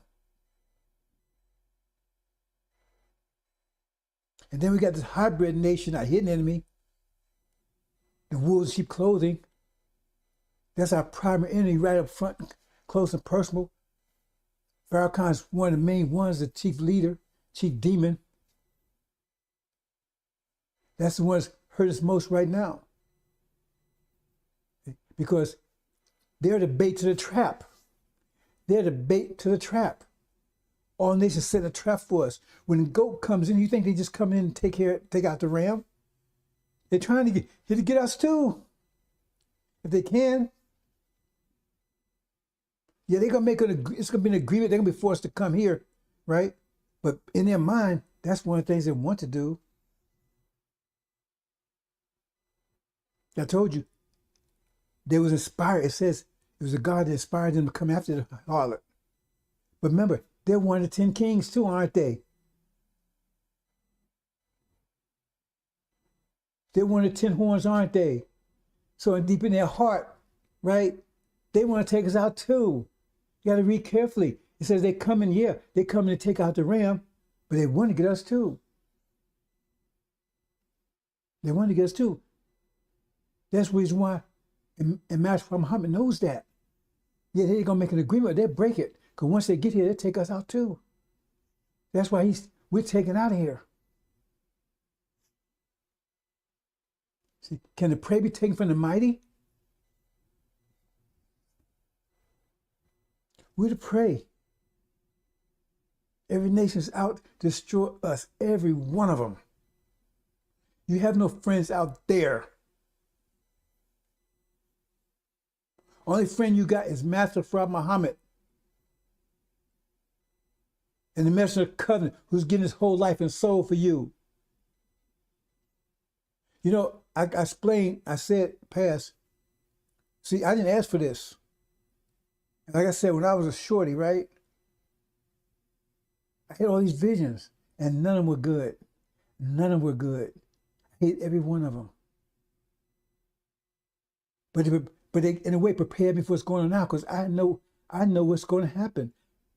I don't need an angel for that. I already know, because I had those visions told me exactly, and everything's happened so far exactly like, and it's terrible. It's terrible, brothers and sisters. I had a terrible time. Some things I can't even tell you about. Something I just been kind of tell you lately, getting you a little bit of taste lately, because some of you just, it would just crush you. Because you know, that's why Elijah Muhammad said you don't know what you're up against. You're up against all the nations. Elijah Muhammad had to go against Gog. But said Suleiman got to go against the whole world. The whole world's against you, and you have no knowledge of it. And you walk, it says, right? It says, there's a trap set for the happens to you. It's a trap. A snare. It says, let's be shrewd. Don't tell them how we're going to deal with them. See, don't let them know it's coming. It's coming. I can see it clearly, but you don't see it. Because it's not going to come in a way that you can see it. That's it. It's going to come in a way that you think, oh man, you know, like the mob, right? They don't send your enemy after you. They send your brother, your sister, your uncle, somebody that you wouldn't suspect. And you sitting around partying, having your little party and everything else, and this day you know your throat was cut. I know all their plans. Some I can tell you, some I can't, because I don't want them to know how much I know. Because once they'll switch up and try something else. It's your destruction that's on the agenda. Universal agenda by everyone. Because you coming into power means their destruction. Because they have to operate on wavelengths that they can't operate on. They have to operate on a frequency. They have to vibrate at a frequency they can't operate. They can't. Because in our world, they would be in submission. And they probably don't want to be that. See, in their world, we was in submission. In our world, they've been in submission. They don't want that. They don't want to be in submission to us. They don't want to be. No more than we want to be in submission to them. I mean, I get a Jeanette, right? They say, I mean, I ain't going to submit to them. See? But their problem is, see, they should listen because they put themselves out of tune, out of step of time, out of step with time. Well, I should say that because we control time. They put themselves out of step with the universe, the flow of the universe.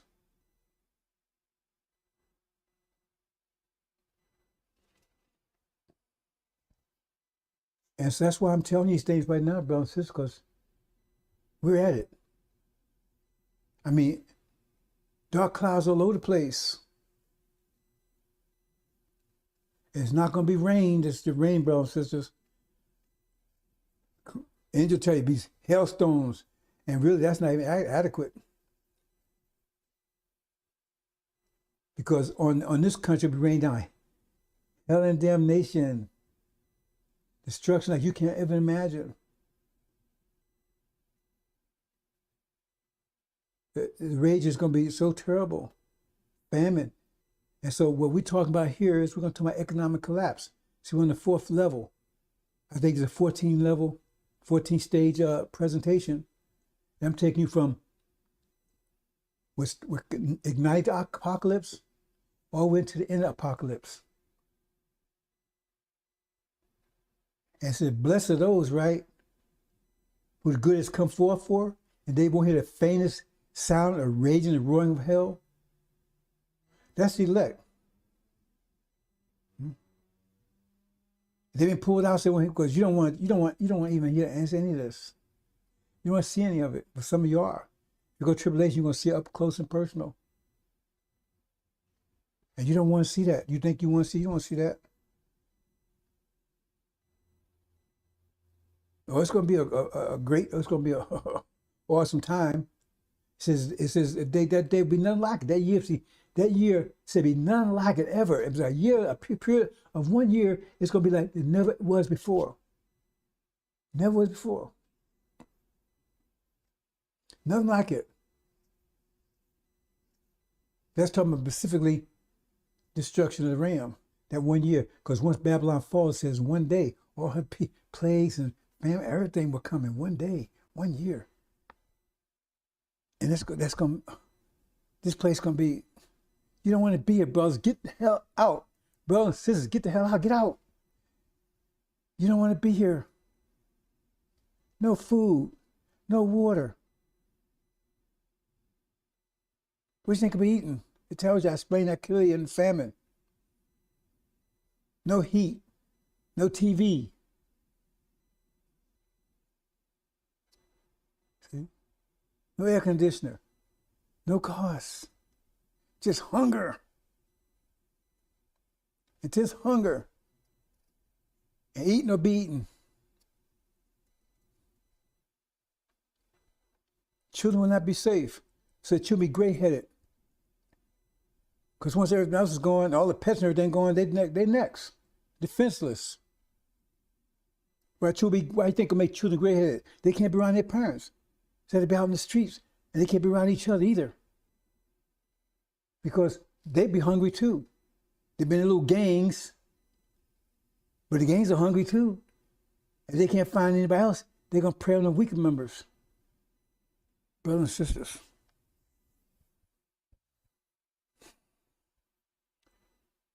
Countdown to apocalypse. And like I said, the demons, right now, they're the bait to the trap.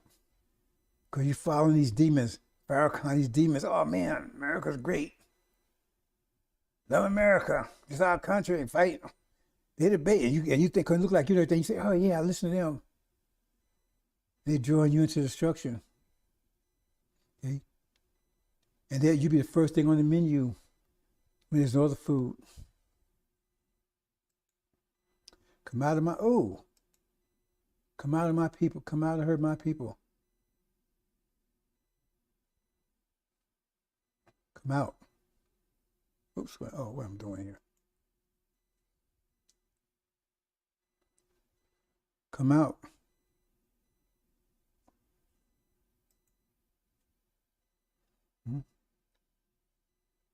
You don't want crucified, brothers and sisters. You don't want to be crucified. Took everything, put your neck, and they left you totally naked, stripped down naked. And when they could make completely naked, they Suleiman. He got to lose something to cover his nakedness. But our people, they totally naked, nothing, left you with nothing. Totally naked, totally exposed. Your language, your culture, the country, your women, everything. They took everything from you, left you with nothing. Your children left you with nothing. That's the crucifixion. You want to tell me somebody on the cross for 3 days is worse than what we went through? That line they tell you, oh, he was on the cross for 3 days, and he went through worse than we went through for 400 some years? Put him on that cross any day for 3 years, I suppose it 400 years of this what we went through. With no hope and nothing. They took hope from us. So we had hope, because we had our real knowledge. We knew about consequence. We knew what they did, right? We wasn't afraid of death. And we also knew we had faith. See, we didn't have fear. Let me explain it this way, bosses. We didn't have fear, and we did have faith. See, the 2 F's, right? Fear and faith. We had faith, and we didn't have any fear. So they had to put fear in us, right, and take our faith away. And they did that. They put fear in us, fear of death, that's what it says. Because of the fear of death, they suffered enslavement, right? Servitude all their lives. Because of the fear they had to put in us. And it took your faith away. See, because we knew we didn't have no fear. And so Master was in trouble because the only way he could control us, he had to put fears because it was only two things that was going to happen. Because we didn't have no fear, right? We would take them out because we wasn't fearing death, or we just do it to ourselves. Many of us just kill themselves rather than go through this hell. So we had no fear of death at all. See, and thus we had faith because we knew that every action has opposite reaction. And Muslims begin with, so we knew that what they did to us is going to pay for it. We knew that. They took that away from us. See? Instead of hoping and praying for revenge that we knew it would happen, we started praying for our enemies, loving them, right? The more they beat us, we'll love them the more, encouraging them to beat us. He took both.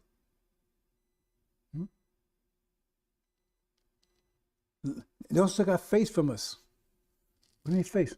The demons. They got our face. They ain't us. They took everything from us. Everything. Family, I mean, all these F's, right? Everything. They took away from us. Everything. That's the cross. That's the true cross. That's a true cross, brothers and sisters. And nothing changed. And those are guilty parties. And now they pretend like, oh man, don't blame us. Our fathers did and washed hands off it and everything, forget about it, man. Wow, that happened 400 years ago, man. You still worrying about something that happened 40 years ago, and we changed and we making progress. That's like a rapist saying, well, I used to rape you, right? 7 times a day. Now I'm only doing 1 time a day, man. We're making progress, ain't we? Really? We're a nation. Elijah Muhammad told you we're a nation. So why are we under your control? We should be a sovereign nation. We didn't get to go to war with you. You went to war with us. See? See? So they took everything. They took everything from Suleiman too. See? Except, right? They couldn't take his fear. They couldn't give him fear. They couldn't take his faith away. He had that in spades. Everybody knew he was something different about him. I didn't realize until I got older. I never had no fear of these folks ever. Since I covered my neck in this, they couldn't cover theirs. I had no fear of them ever. And I've been up against them left and right. I had no fear of them. And I always had faith. Mathematics, I knew that whatever happened in consequence, those things I just knew. I was born with that.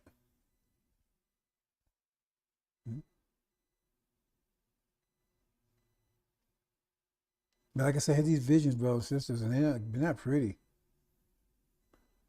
I'm trying to warn you, get the hell out of here.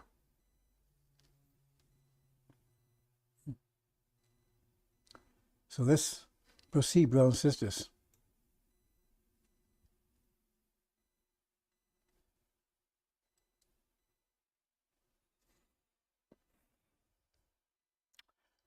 Part 4, EU economic collapse.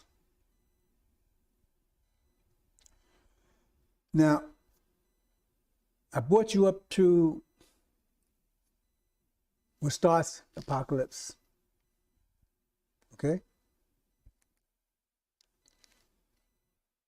As we talked about, right, the war in heaven, Middle East, that ignites the apocalypse. I brought you up to the point of it and what ignites it. So we're that far, right? Then I told you one of the first major repercussions of it, that's the famine. Let's talk about that. See? Now we're going to economic collapse because this sets the stage, right, for Armageddon East. So each one of these, and generally, sets the stage for the next one. See, because war in heaven sets the stage for famine. Because it cut Europeans mostly off from their Life's blood, oil. See? Which set the stage for famine. Because everything industrialized, everything else, and people on the farms and stuff, no more they got to get food from the farms, processing places, warehouses, to the stores. And you got to get there and all that. What's the common denominator there? What connects all that together? Oil. No oil, that's what breaks apart. Doesn't happen. That chain is broken. And Master Muhammad's going to break that chain when he goes to war in the Middle East, where anybody's got it now. See, that's about to happen. That's all they talk about now. 3 hot spots I've been telling you about. The death triangle. Middle East, China, and Russia or Europe. And we're going to bring that into focus, European aspect of it.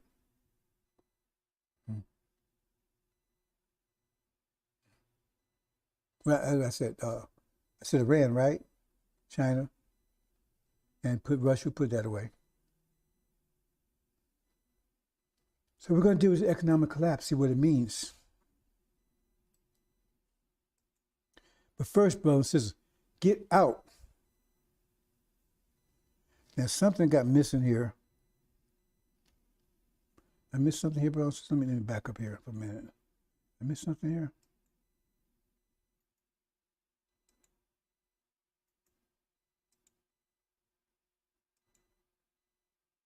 No, that wasn't it. No. No. Okay. Get out, brothers and sisters, get out. Get out. Right? It tells you right there, right? I'm not going into detail. I've been talking about this quite a bit. But right there, well, I will, because this is, brothers and sisters, this is important to your survival. After these, I saw angels stepping down out of heaven, having authority great, and the earth was lighting up out of the glory of him. And he cried out, strong voice, saying, she fell, Babylon fell. Fell Babylon the Great, became dwelling place of demons.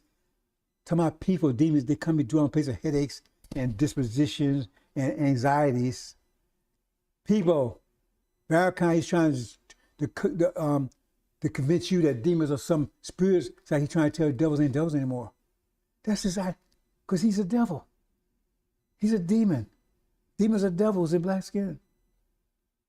He follows the devil. So that means he's a devil. Just black skin, we call him devil. He's still a devil. So now he's trying to convince you, oh, there's no such thing as devils and demons. Some of them are good. That ain't what the Bible says. That's not what the lessons say. Okay? Anyway, demons are people. He's a primary demon. 40 years of raping out women, producing a whole hybrid nation of demons. That's their children. I don't care what complexion they have. You are the seed. You are the seed. Okay? Prison of every of demons, prison of unclean spirit, unclean birds, so forth, so on, right? Because the wine and anger of the fornication have fallen all the nations. In other words, who is the Babylon is, he's called all the nations before. Who has control of the nations? Who's dominating all the nations in the world? Is it Russia? Is it China? Australia? Britain? Britain used to. Just like 666. There's no mystery there, brothers and sisters. There's no mystery there. Just read what it says. You identify them because they've been the only nation on the planet that will sanction people for not doing what they want to do. You'll be able to buy or sell unless you do what they want you to do. And if you don't worship that image of the beast, which is false Israel, they will kill you.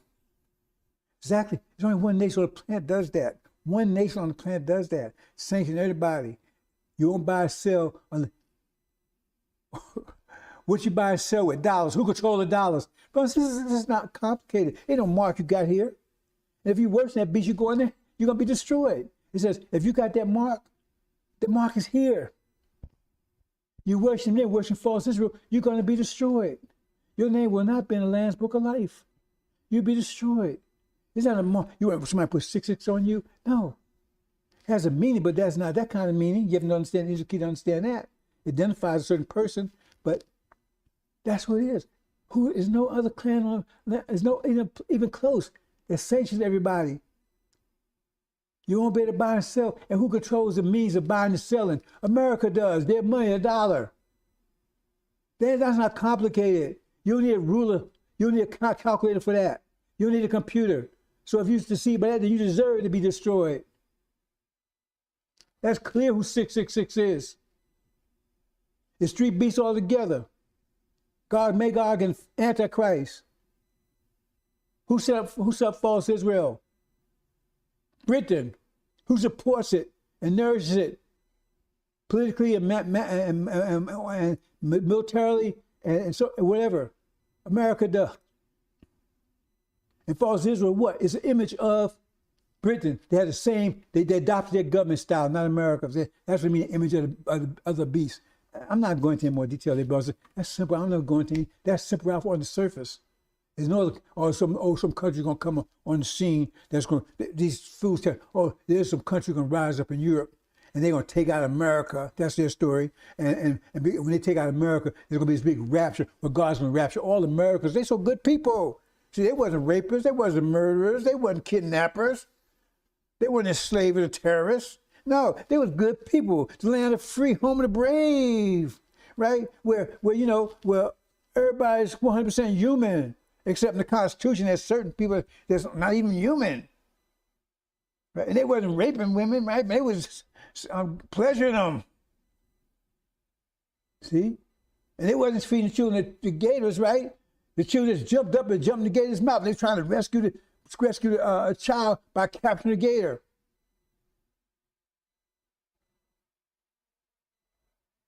See, this is not complicated stuff, brothers and sisters.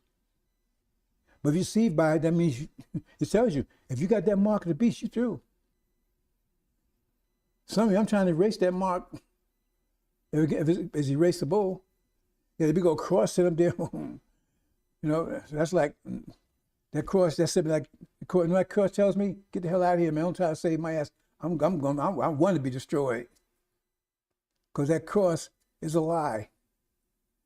They enslaved us, beat us, raped us, under the banner of the cross, took this land under the banner of the cross. They genocide this whole nation of so-called Native Americans under the banner of the cross in the name of their false Jesus, who don't look like anything like the Jesus of the Bible, Landswood hair and brown skin, because he's Satan. Satan will appear as an angel of light.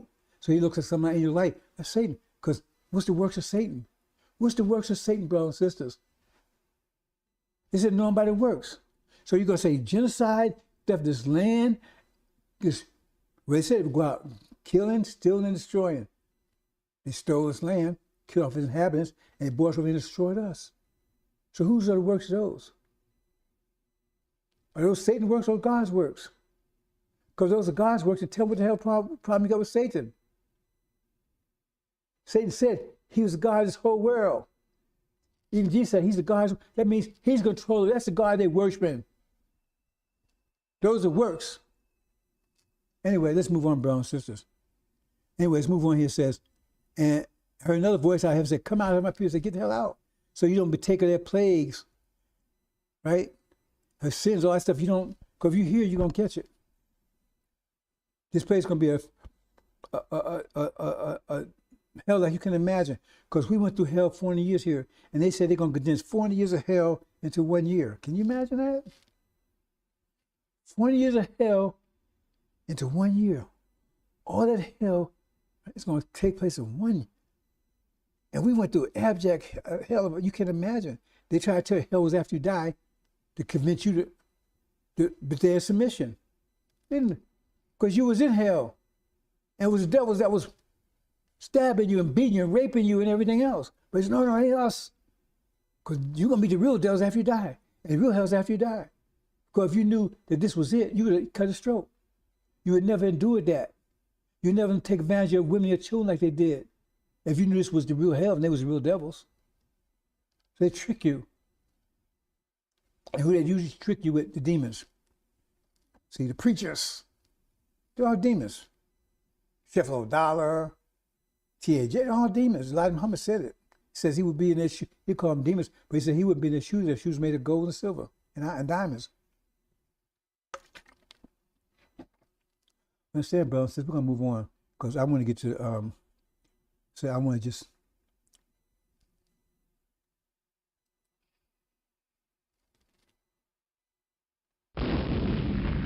get out, get out, get out. See here. This is get out, brothers and sisters. So if you don't like me, you don't like the way I look, the way I talk, my complexion, right? My demeanor, just leave. Take a vacation. Take a 3 or 4 month vacation if you can afford it. Don't stay in this hemisphere. Well, even if you stay in this hemisphere, just get the hell out of this country. I mean, you'd be better off, but you don't want to be in this hemisphere at all, right? Go to Africa. It's gonna be bad there too, but you won't be here. This is ground zero. Ground zero, brothers and sisters, and it will not be pretty. Ground zero here, right here, America. See, the object of God's wrath, because it's come for them for what they did to us.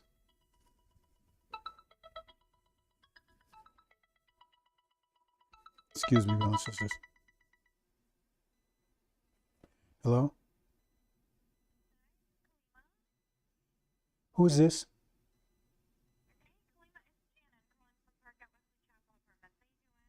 Okay, 1 second. 1 second, please. No, she's not here right now, but I have to call you right back. Call you back in a few minutes because she stepped out for a minute. Okay, thank you. Bye. At this number here. Excuse me, brothers and sisters. A lot of things going on right now.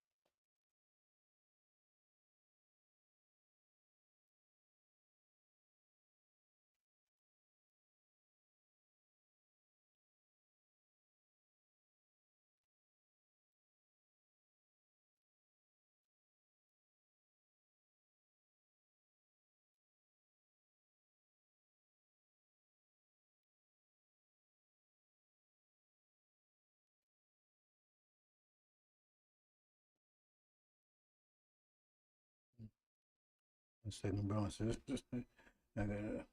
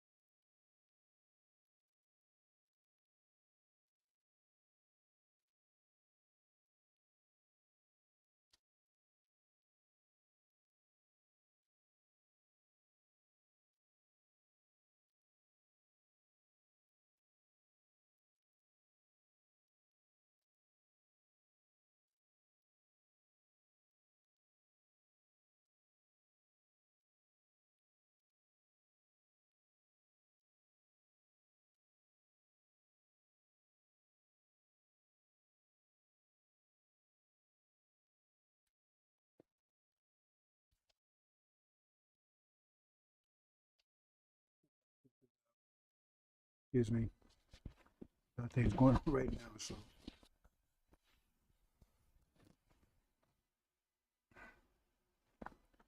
Yeah, I kind of lost my train of thought here, but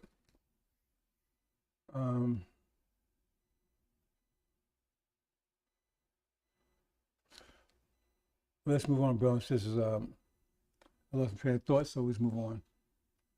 Okay. Yeah, we'll get out. Get out, brothers and sisters. This is ground zero. And 40 years of hell, it's going to be compressed into 1 year. Can you imagine all that?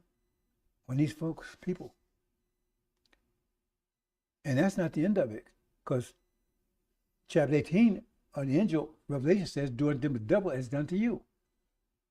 And then you go further, and like Jeremiah says, God's do 7 times to them what they did to us. How is that possible? If you understand the Holocaust, say 7 times that? Even double that. I mean, the Holocaust itself was horrific. The wrath is upon these people. They mess with the wrong people. It says, no other nation be punished like this nation, never again, ever, even close. Nothing like would ever happen.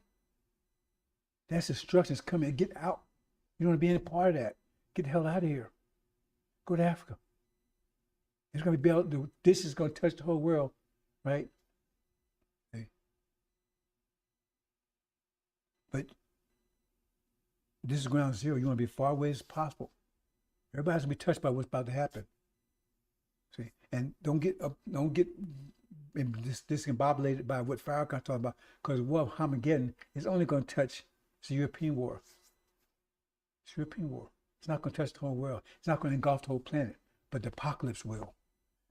And in the apocalypse, Armageddon, which they call Armageddon, is just a battle.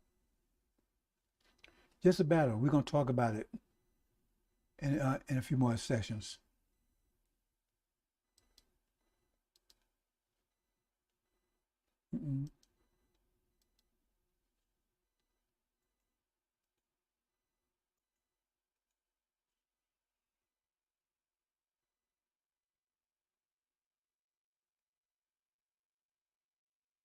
Okay. Apocalypse, part 4. Part 4, brothers and sisters, economic collapse. Remember economic collapse. See, economic collapse.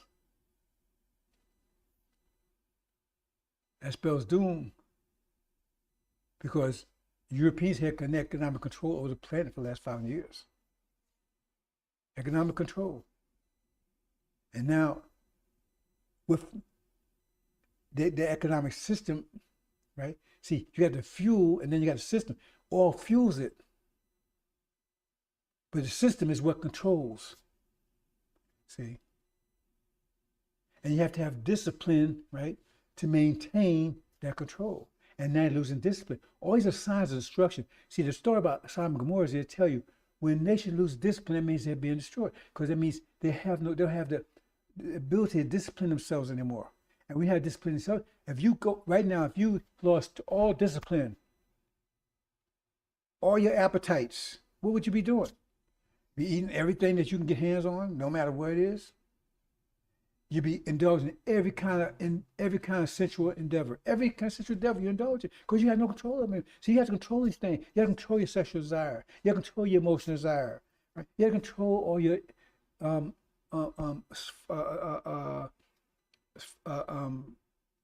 what we call it, senses, appetites.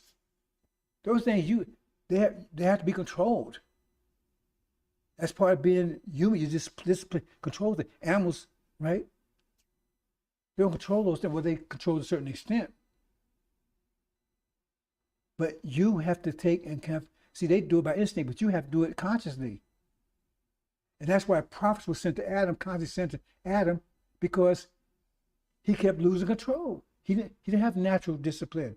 We have natural discipline. We got discipline that you couldn't imagine. We have enough discipline to go to one fit in the universe to the next.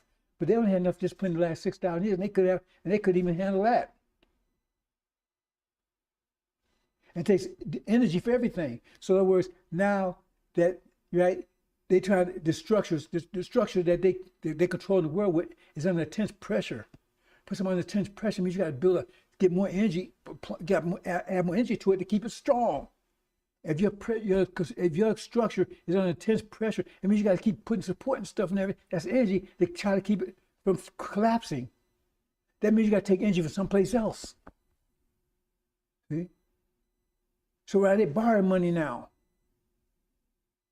Because they don't have enough energy, so they borrow money, which really doesn't. When you borrow money, brother, it doesn't do any good. You think it does, because when you borrow money, that's another deception here. Because you borrow money, but you create negative luck for yourself. That's another story together. I'm not getting to it, brothers and sisters. What I'm just saying is, borrowing money doesn't do anything for you. It really hurts you, and you don't realize it. I mean, there's some benefit to it if you understand how to use it, but still. Welcome to the INJIL Radio. Welcome to the INJIL Radio. Welcome to the INJIL Radio. Welcome to the INJIL Radio.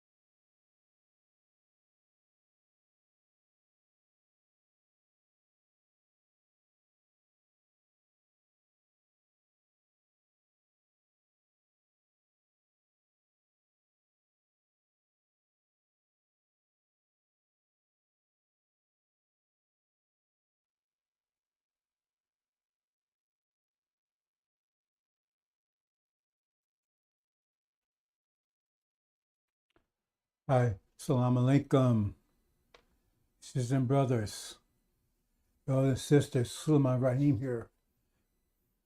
The judge, messenger of the covenant, breaker of the seven seals, crusher. Sisters and brothers, next episode in the series, Countdown to Apocalypse. Countdown to Apocalypse. This series gives you the countdown to apocalypse and then gives you details of events, the major events that will take place during the apocalypse. The apocalypse is a comprehensive war against this reality, not Armageddon. Armageddon is just one phase, one battle, one major battle in it. So when Louis Farrakhan is telling you his generalities, we're in Armageddon. First of all, we're not in Armageddon yet. He called it Armageddon. We're not in it yet.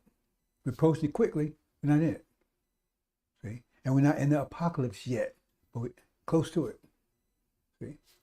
By my calculations, right, the apocalypse shall start within the next 3 to 4 months, sometime between May and July. So we'll see. There's details. Let's put it on the line, Farrakhan. See, you missed the 1619, 2019. You missed that one. That was an easy call. 1619, 2019, 40 years. 2020 be a plague that would start the process of our going home, Abrahamic covenant. It would start with a plague that would kill the firstborn. It means elderly and pass over us. And that's exactly what was happening. It wasn't passing over you because you're a black-faced devil. See, it's not going to pass over it's not going to pass over the devils. If all Israel get harder than anybody else, so that proves they're not who they claim they are. So there's another calculation, brothers and sisters. Sometime between May and July, apocalypse will start. I gave the countdown up to the apocalypse. That was the first episode in this series. Now I believe this is series 5. I believe it's the 5th one, 4th or 5th one. I'll see if we get into it. But this is Armageddon West. Armageddon West. It's 2 Armageddons. Armageddon is a European war. East is over in Europe and West over here. But the European war is a war between Europeans. See? No matter what their skin tone is, whether it's white or black, right? It's war between the Europeans. Because the demons, right? That's their children. They try to point them up, stick them off on us, because they didn't want them, plus to destabilize us. We get into that, brothers and sisters. Countdown to apocalypse.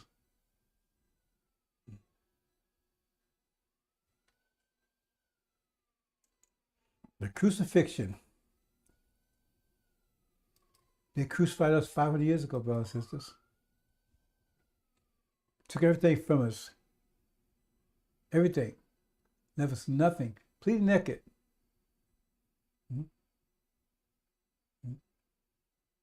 Only thing this generation here, generation of Suleiman, right? They have a little covered in nakedness a little bit. Because Suleiman's presence. Because if he had to go through that, it would have been over on that. This story would have been over by now. This book would have been closed. Like it says in Ezekiel, right? It says our enemies, it says, right, they'll be made to eat cow dung, right? And even human. And that was a sign that Suleiman would have to eat that as a sign to where people have to go through, because they would make us eat chitlins, cow dung. That's where the word chips come from, cow chips. That's why we use so much spices. They don't do that stuff now. I've got all the spicy stuff to cover it up. They force us to eat it. I may have misspoken initially, but they were talking about us. See? So he was supposed to eat as a sign that he would have to go through that too. But it says human dung also has, and it says, no, he wouldn't make them do that. He said, no, it'll be a sign, but you won't have, you will have to eat the cow dung. Because if Suleiman was made to eat the human dung, then no, that would have been another them case closed, been over with. See, over with. That's why you see one on the right got little clothes on, one on the left none, because we went to 40 years just like that. But in time of Suleiman, right, that was just a little bit to cover his nakedness. Have Elijah to cover his nakedness.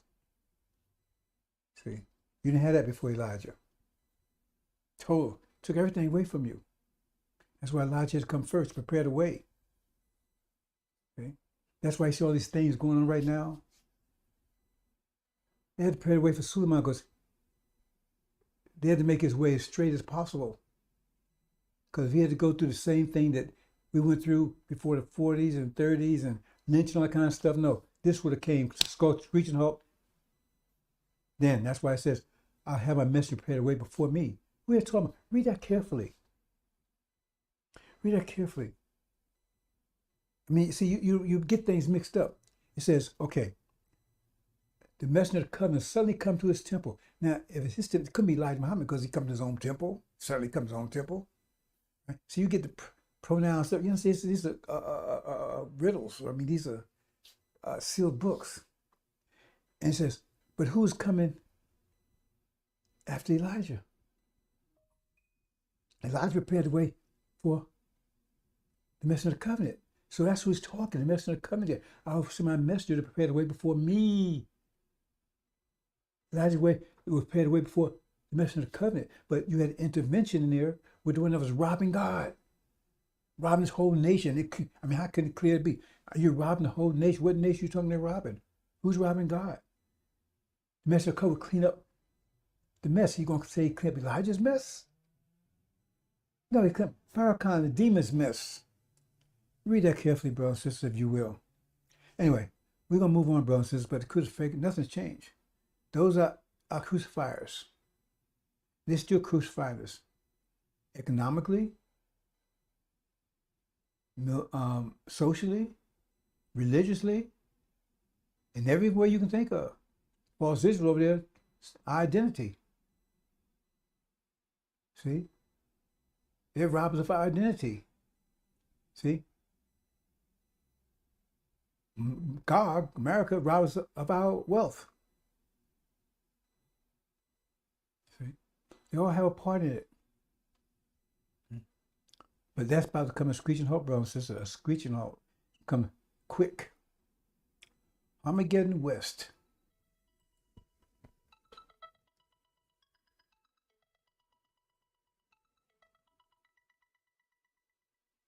Let me take this. Hello?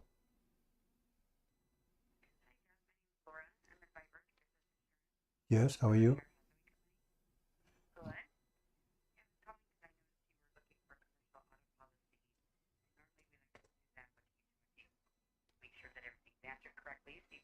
No, I talked to someone everywhere. They gave me a quote of $1,000 a month. Yeah, they gave me a quote of $1,000 a month. No, I mean that's totally outside of my price range, so there wasn't no point in going any further. Thank you.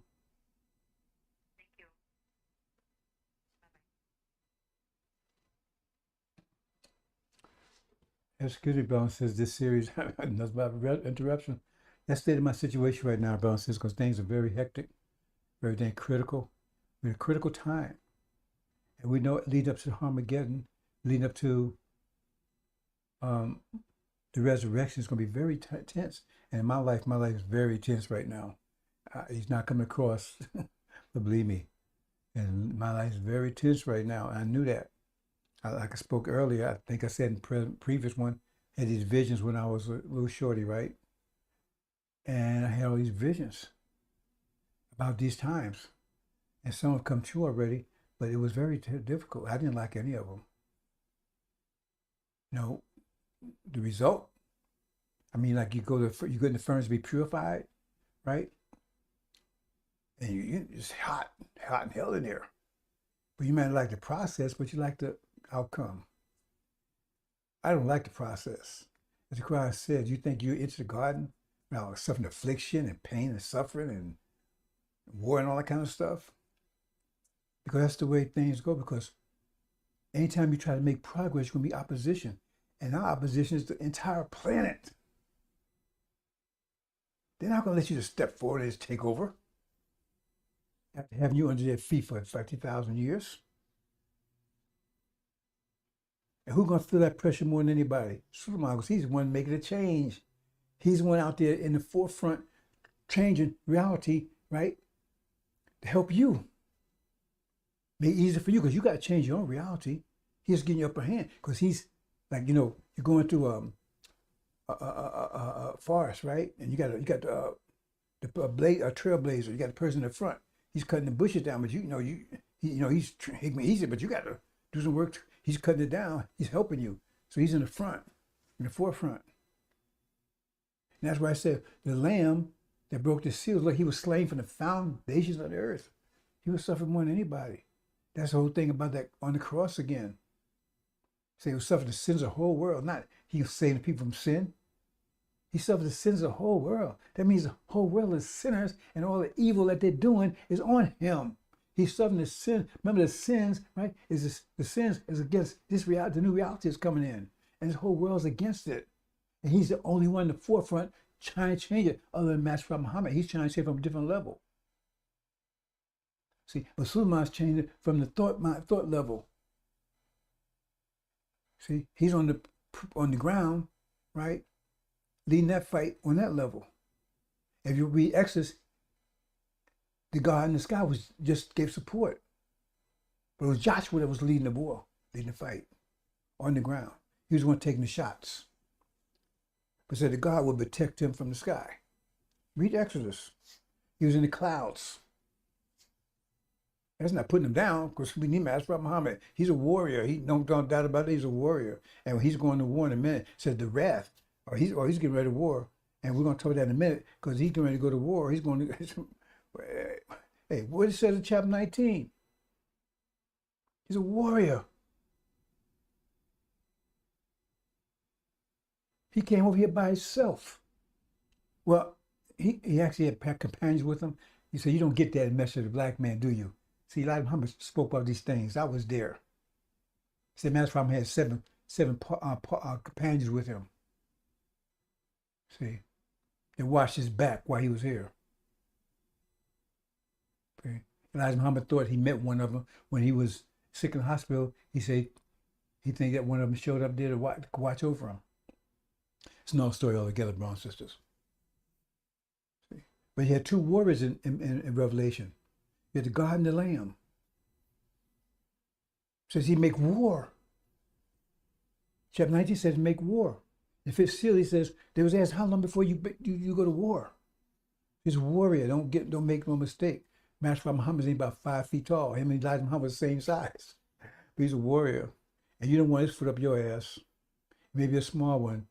Boy, but whoo. Let's move on, brothers and sisters. Right? Because in spite of all the stuff I'm going through right now, the worst is yet to come. Worst yet to come. I'm fighting this battle for 74 years, actually. A really intense last 30-some years, since 1990. So what's that put me at? 34 years, 33 years. And it gets more intense every year. More intense every year. That's what it takes. Because when growth, resistance is evidence of growth. So the more I grow, I'm more resistant. So this resistance tells me, I know it's hard. This resistance tells me I'm winning. That's why they're resisting. Because if I wasn't winning, they wouldn't be resisting. So I understand the resistance is mean I'm winning. Like when you go in the furnace, the hotter it is, you don't like it, but that means you're being more pure. You're going to be purified. Because the more heat, the more it burns off the right? The blemishes and the dross and carrying on. Hope you understand, bro. It says you have to start thinking mathematically. That's just the mathematics of it. Resistance, the more you spend, you're in the elevator, the more space you take up, the more people are going to resist because you squeezing them. So resistance is the evidence of growth. And resistance is going to be intense. Time unprecedented trouble, time of Jacob's trouble. But Master Muhammad is going to deliver us out of it. But it's tense because I got to try to explain to you, you're going against this whole plan, because whole plan is vibrating, right, on the level of devils. What I have to take that back because now you got Orientals, they vibrating on a higher plane, higher frequency. So, and that's pushing pressure on European countries because they are vibrating the lower frequency. That's pressure. Frequency, vibrations is pressure, brothers and sisters. You know, when you see waves, that's vibrations. You just rocking the ocean water, right? Thought is vibrations. Vibrations is pressure. See? You have different levels of pressure, different vibrations. What I've been talking about is low intensity vibration. I just call it pressure. But the pressure in the way I've been talking about it previously is just low vibration pressure. But when you think in high vibrations, that's why thoughts can conquer the universe. Because we think on a higher level than any vibration that the universe can generate. We think on a higher, our brains have a greater vibration than the sun, the stars, the moon, all that. They vibrate too. But we have the high, so we little brains right here. But you had a star, and it's being trillion times bigger than we, but we can control them. Because greater pressure overcomes lower pressure. Higher frequency overcomes lower frequency. Higher vibrations overcome lower vibrations. I didn't get that point, bro. That's why we're God's universe. Because we're so small, but it doesn't matter. Because one little pebble can move an ocean. You put in it's going to, waves going to start spreading. Going to keep on spreading. Get weaker, weaker, weaker. They keep spreading.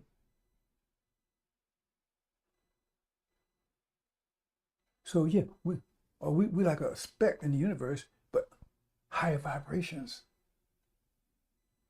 No, nothing in the universe vibrates higher enough. And we, the original people, vibrate the highest frequency, highest vibration level. We vibrate the high frequency, anything alive. You have different levels. Us, just one step lower, Africa, next lower, Asia, Oriental. So, you understand? Hope you understand, brothers and sisters.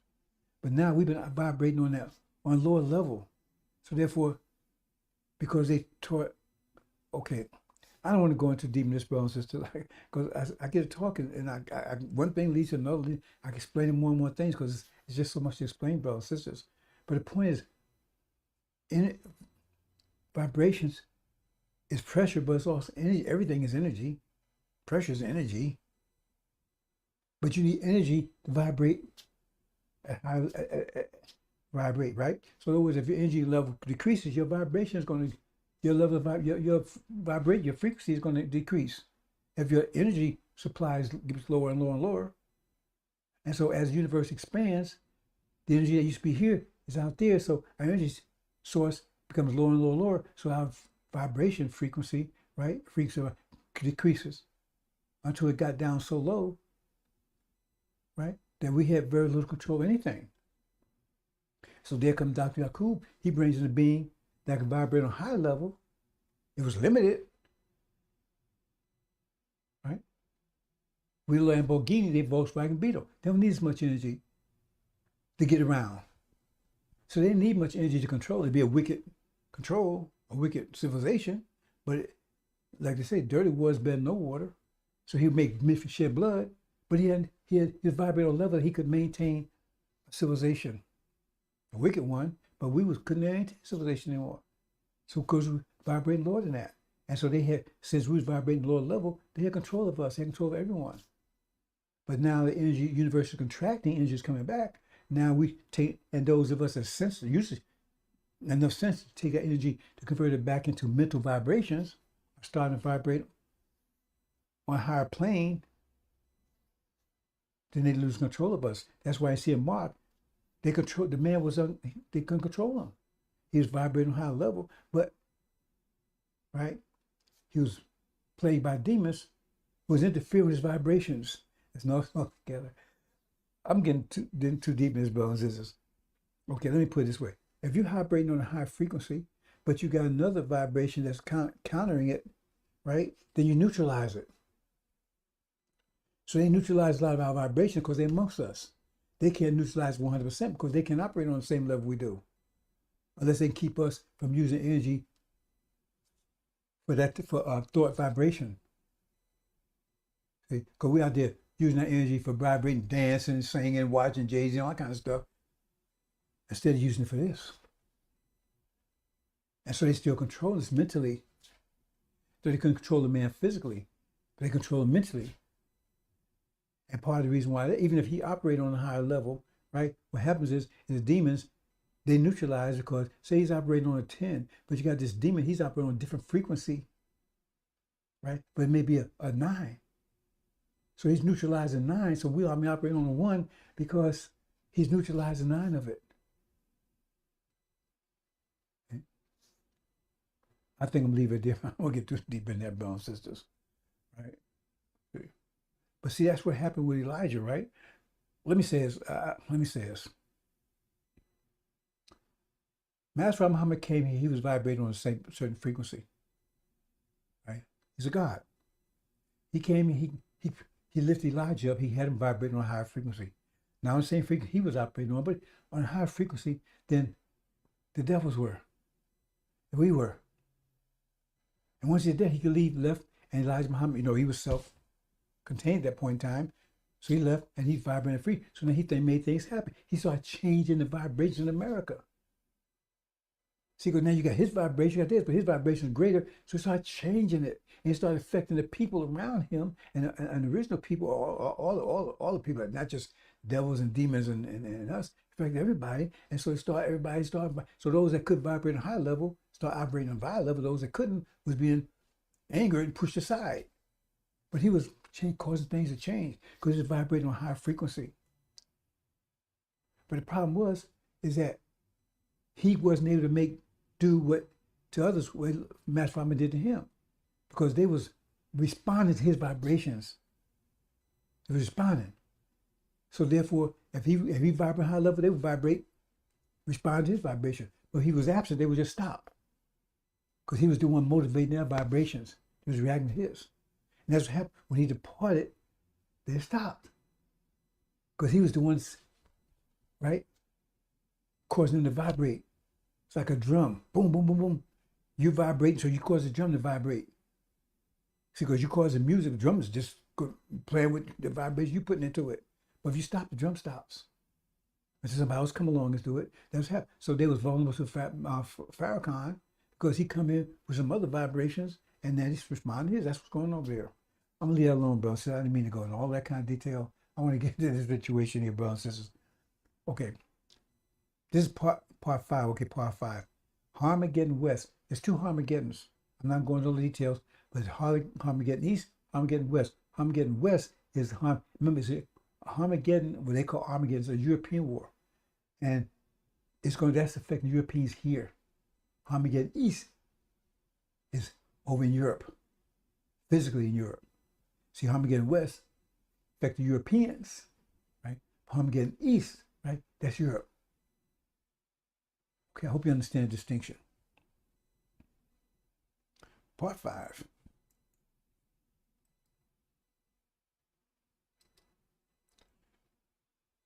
Now, this gets back to get out, brothers and sisters. America's about to blow. I'm giving you a warning, right? I'm the watchman. It says, watchman, give you a warning.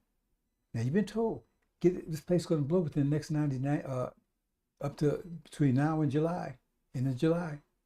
That's my forecast. If you can, you got to work, get the hell out of here. Go to Africa. Oh, man, they fight Sudan. Go to Africa. Don't go to Sudan then, right? All that's about right there, something they got going. But Africa is about to unite, right? And at least it's 2 parts. not going to be a whole bunch of countries anymore. They might call themselves states, but Africa's about to split into two parts. And that's going to happen this year, right? Anyway, that's no story altogether, brothers and sisters. I'm trying to bring you up to speed about all the things that happen, because once apocalypse start, it's only going to last. Well, the Armageddon part of it, Armageddon East part of it, right, it's only going to last for a year. Last for a year. So let's start. All this is going to be gone.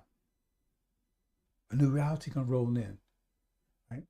Okay, we're just talking about right here. It says, I'm going to read some of it. And after I saw another angel stepping down of heaven, this chapter 18, authority great, earth was lightened out of glory of him. He cried out strong in voice, she fell, Babylon fell the great.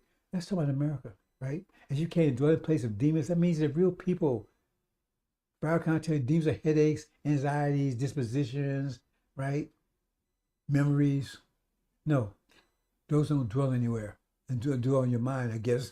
But it says Babylon became a dwelling place. I mean, it's people.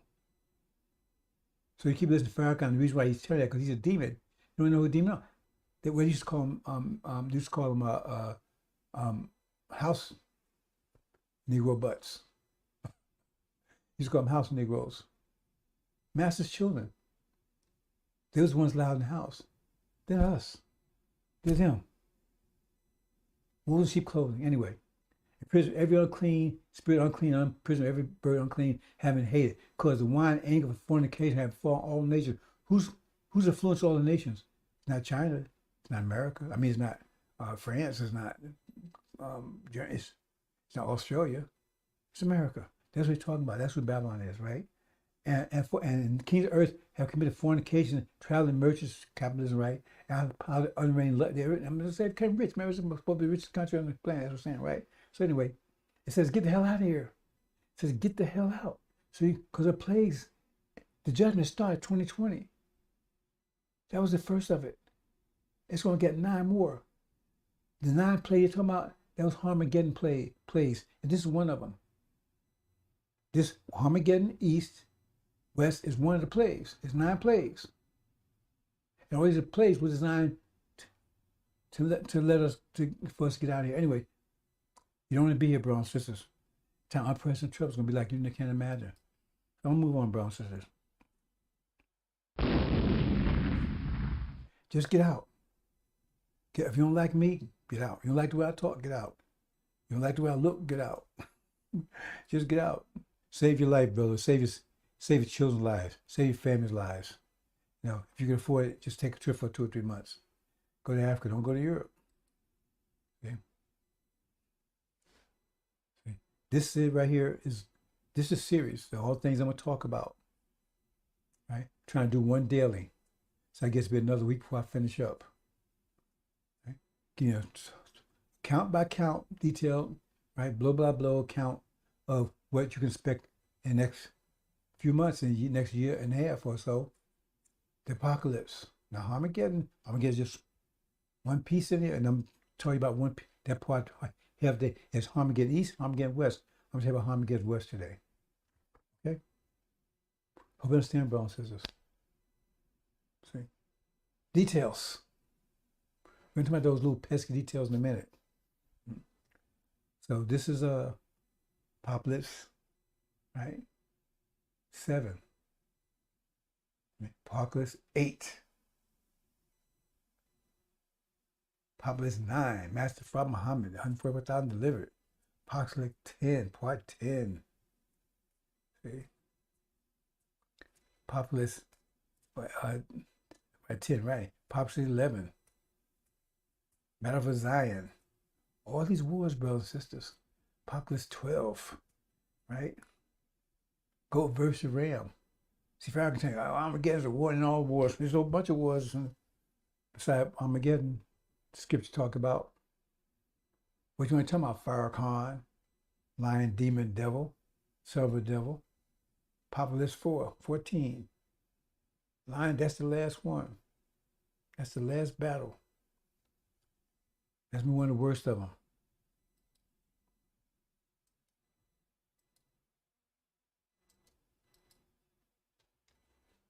Okay.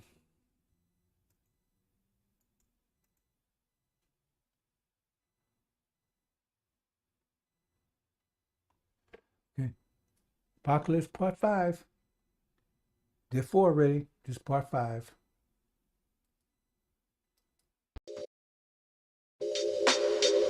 Welcome to the INJIL Radio. Welcome to the INJIL Radio. Welcome to the INJIL Radio. Welcome to the INJIL Radio.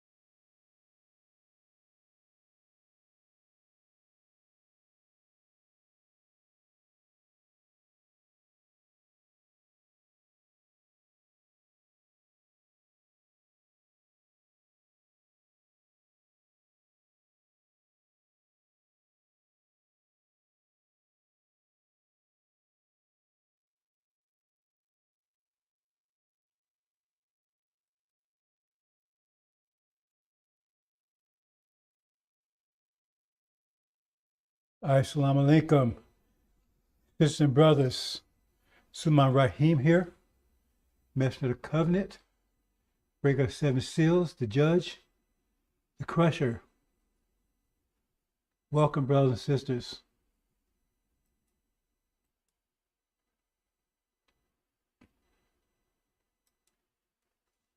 This is, I believe, Part 6. Apocalypse series. Armageddon West. Armageddon, Armageddon East. Excuse me, Armageddon West. Armageddon West, brothers and sisters. Armageddon West.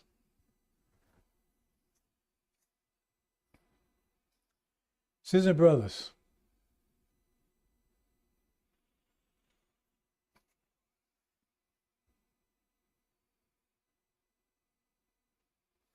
Apocalypse. The apocalypse is a total global conflagration.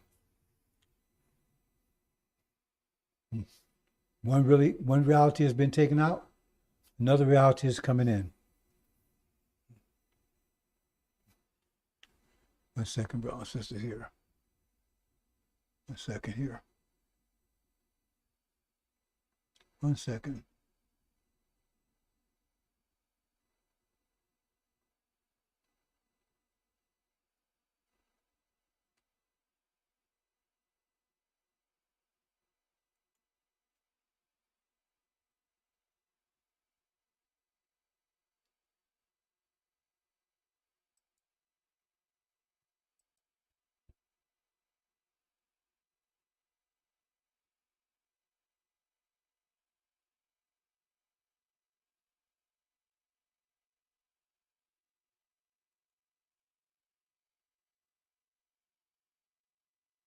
1 second. Let's just take these little interruptions as soon as I start. 1 second.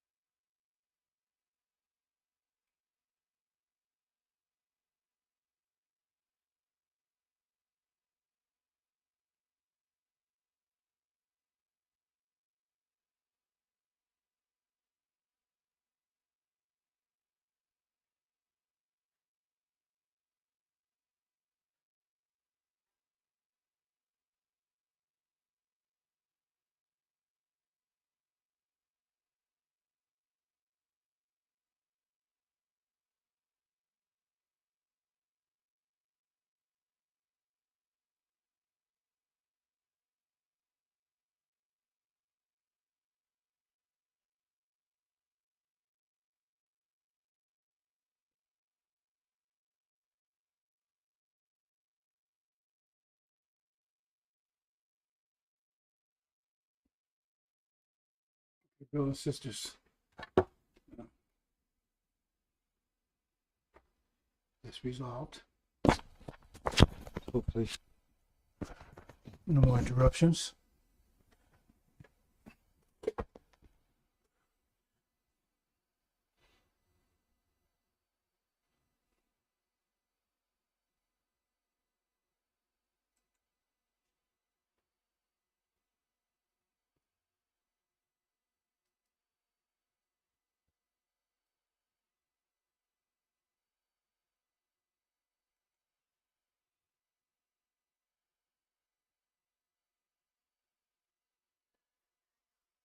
Brothers and sisters, apocalypse is global conflict,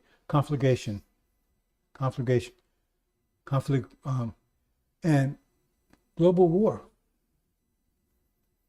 Okay? There's two targets. The whole world is against us. True seed Abraham covenant. But the target of God's wrath is our oppressors. So that's the target, that's the focus of the war.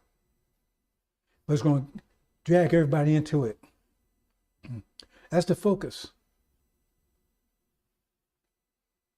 This whole entire world is against us rising back to power, right? But the chief enemy been oppressing us, crucifying us last 5 years. They're talking of God's wrath, talking of the Lamb's wrath, talking of Master Muhammad's wrath. So we won't go into it, brothers and sisters. Like I said, this is 14 or 15 part series. Now, this is 2 parts here, Armageddon East and Armageddon West. Now, I'm going to cover more on this side the day before because I said, well, some of these things could have been covered in Armageddon East. But I said, when I do Armageddon West, right, so I just put all there instead of breaking up 2 parts like that. So we'll see. Let's proceed and see what we get here, brothers and sisters. See, this is the crucifixion, brothers and sisters. We've been crucified. That's what Scripture talking about, crucifixion. We were crucified. It wasn't no crucifixion to save the world. It says He was crucified for the sins of the world. In other words, the world was so simple. It was righteous person, right? If you compass by a world of sinners, you're going to be crucified. He didn't get crucified to save them. He was crucified by them on the banner of the cross with their fake Jesus, right? He doesn't have bronze skin or woolly hair.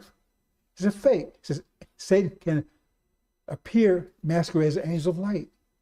Look at the works. Look at the works. Death in this land, genocide of his inhabitants, dragging us over here for no reason.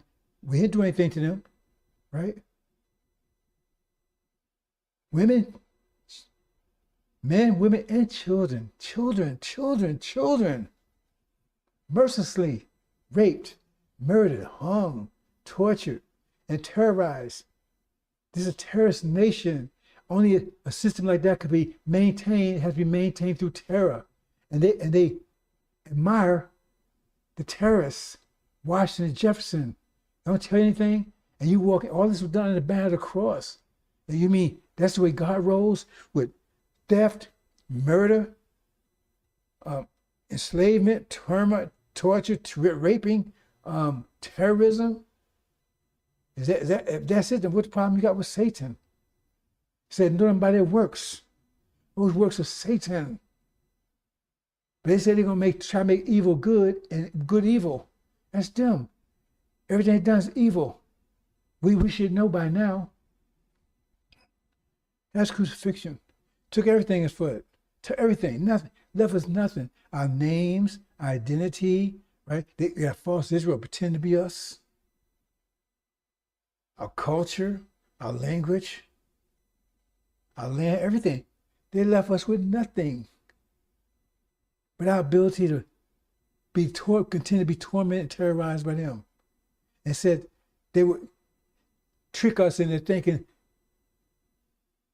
that this hell that we're in, being tormented by devils, wasn't a real hell, wasn't real devils. That would be a place that happened after we died. We lived it. That was a lie. And they got you to believe it. And once they got you to believe it, then they can manage you, control you. Because it says they suffered enslavement all their lives because of fear of death. Because they gave that false fear. And by who was the control of their death? Well, who was control of our death? They were. And they called them devils. Who were devils, right? Who had power over death. Did I tell you everything? Pharaohs ain't devils no more. That's what the scripture said. It said those who had power over death, some devils. Who devils had power over our death. And so they had power over death, and they told us that death was a doorway to hell and damnation and devils if we didn't obey them and obey what Master said and loved them no matter what he did to us. And really? And so they tortured us all our lives. And they slay and do it because we thought it was going to go worse than this. And this was the hell. These was the devils. See? Oh, now it's a theory. So it's theoretical now, right? Okay. Anyway, brothers and sisters, let's move on. Armageddon East.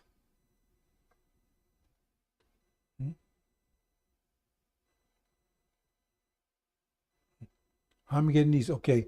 I said, I might have misspoke. East. I spoke west already, but I said east, right?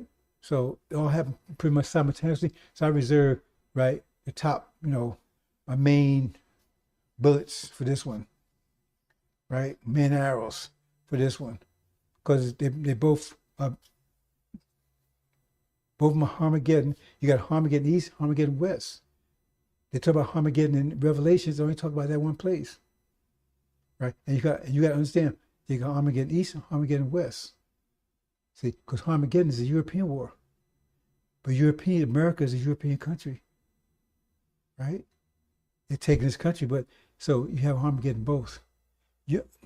Maybe you'll understand, maybe you won't. But see, we give you details, and so you know what to do. Farrakhan could say, he called Armageddon. Armageddon started. Really? Well, why did you tell us before it got started? Now it's starting. You telling us now after we're in it? So we're supposed to do, Farrakhan. Tell me, oh, it's a flood after it starts raining. What we're going to do? Oh, now you know, right? Okay.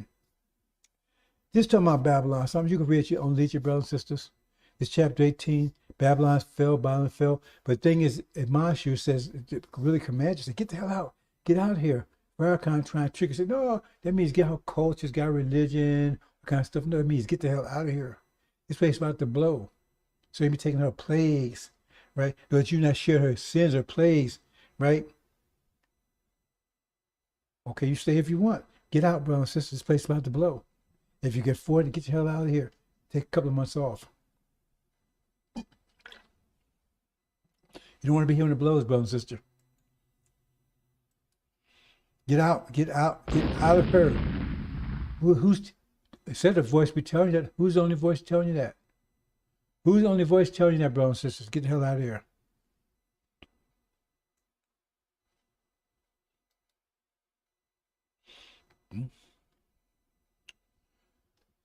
This is this is the topics we're going to talk about, right? Next few days, I'm gonna try to do. Well, I'm not gonna try. I expect to do one per day, one per weekday until it's finished. That'll be about 2 weeks from now, altogether.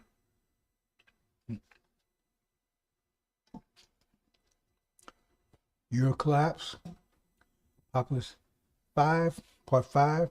Armageddon East. Armageddon West.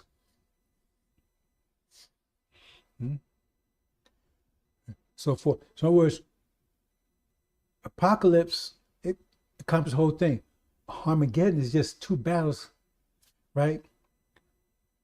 Within apocalypse. Apocalypse covers the whole thing. So we lead you up to when apocalypse starts and its duration, everything happens in between.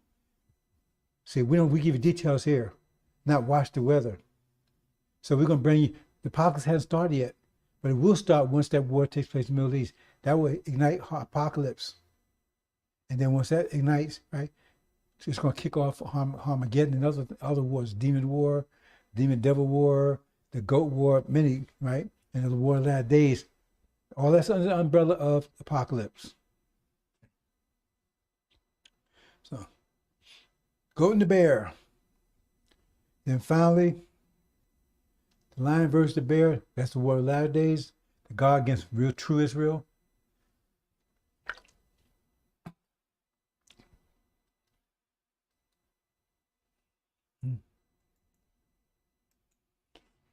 What would you expect these people to do other than lie to you, brothers and sisters?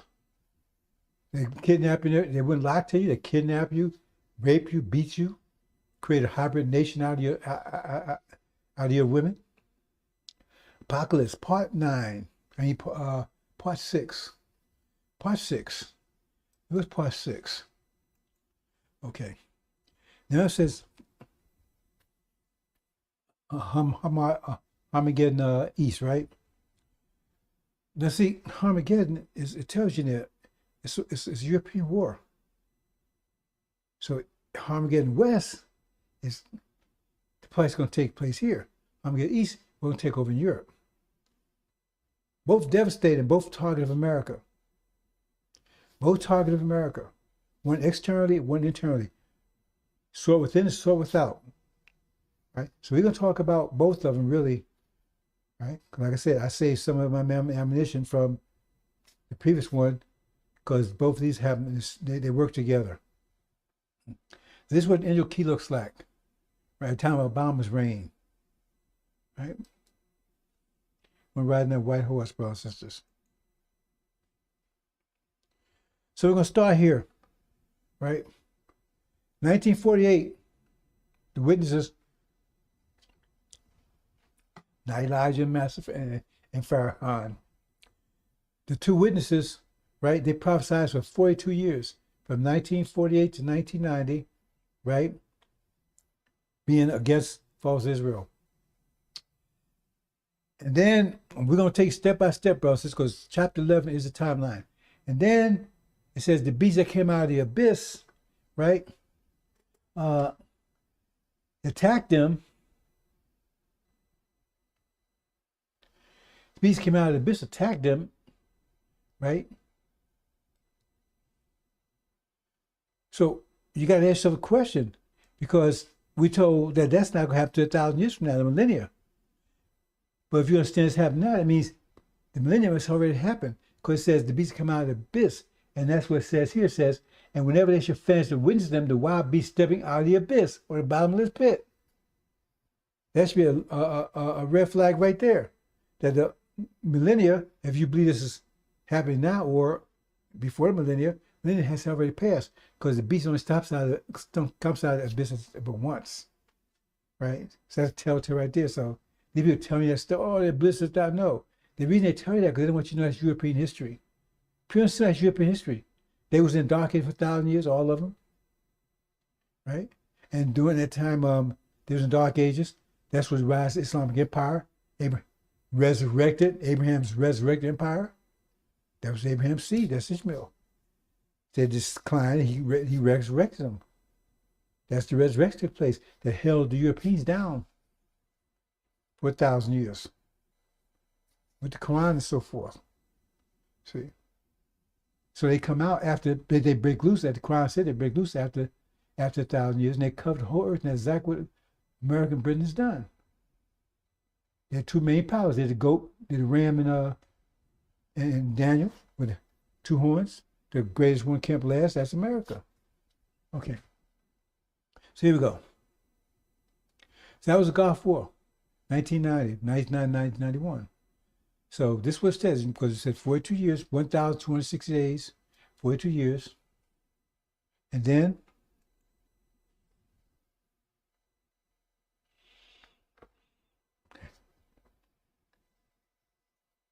they would be, oh, I missed, back up a second here, brothers and sisters. I missed something. Okay, okay, I went too fast here. So then they went in, they pushed them down.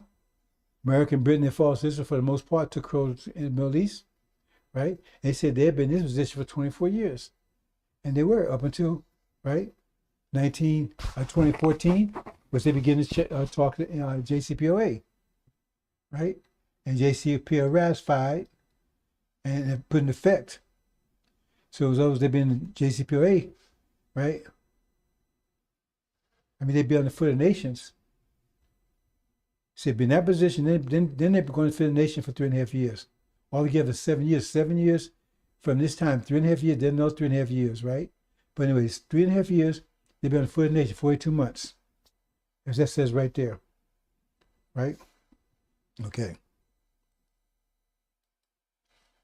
Then in the middle of the week, remember that 7 again? You have to send Daniel for that. In the middle of the week, the treaty will be broken. Right? So 7 years altogether. And then they had that 3.5 years, right? They rise to the Spirit of God. Well, the demons, they're unclean spirits of the God. In this case, Satan. Okay? Understand, brothers and sisters? So in this case, right? So okay, that's right. So he rise up, Spirit of God came in, that's right there, with the move this position. And then they move this position where they go within a conflict with America and Britain falls Israel, and they've been in conflict with them for the last 6 months. Because remember, 7 years, 7 years, then 3 years for the nation, 3 years in negotiations trying to revive the JCPOA. That's 7 years. So that puts you January 2015 to 1 January 2023, over 7 years, right? So after 7 years, then it said to be silence in heaven for about 6 months, or half an hour, 6 months. Okay, so that's what it's talking about here. Because you see right here where you got a blinking one on the right there. Okay, that's what it means. Because when you understand angel key, American Britain represents hands, right? But the ears, the shield represents ears. And so they're covering their, that's why they can't anybody hear anything, because they're covering their ears. You have to understand your key, brothers and sisters. Okay? Understand that. That's a solace. So that puts you somewhere between May, June, July. Somewhere between May, June, and July. See, then what happens?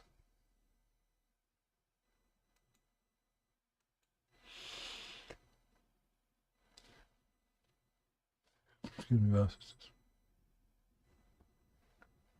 Then what happens? That's when the war takes place. So war will take place in the Middle East somewhere between May and June or July. When it does, America, Britain, and France will be cast out. Because Michael will be helping them. That's Michael's angels. And America, Britain, and France, there's Dragon's angels. Understand? And they're going to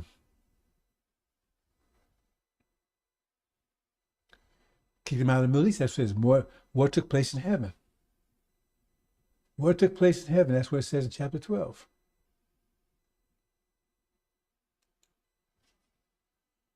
We understand, brothers and sisters.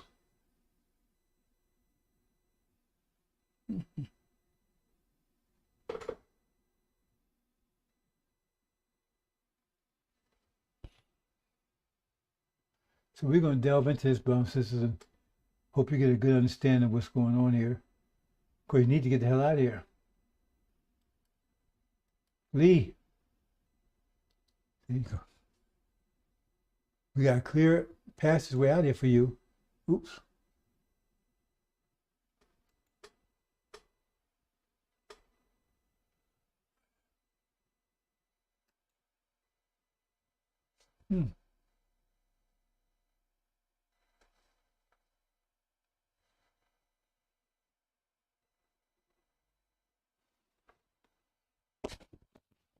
You have another interruption, brothers and sisters. Pardon me for about a minute, maybe two.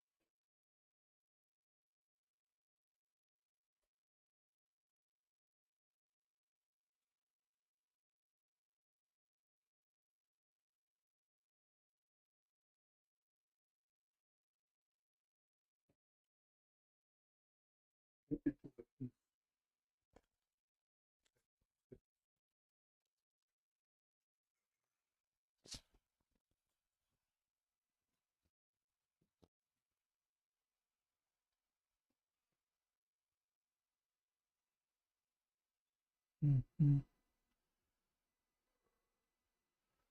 Mm-hmm.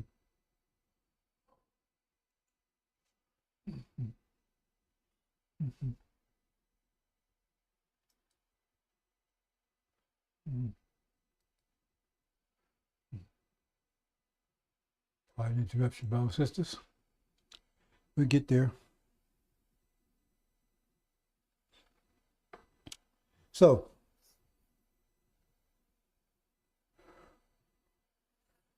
and that's when it occurred a war in heaven. That's chapter 12. Occurred a war in heaven after 6 months. So we give you details, brothers and sisters. So we're saying this war will take place sometime between May and June, July. Say May and July, okay? Which May is next month, a few days. Then the war will take place. and American Britain will be defeated, and false Israel. And on top of that, it's like this is Michael's angels go to war with the devil's dragon's angels. The Master Muhammad would participate in this.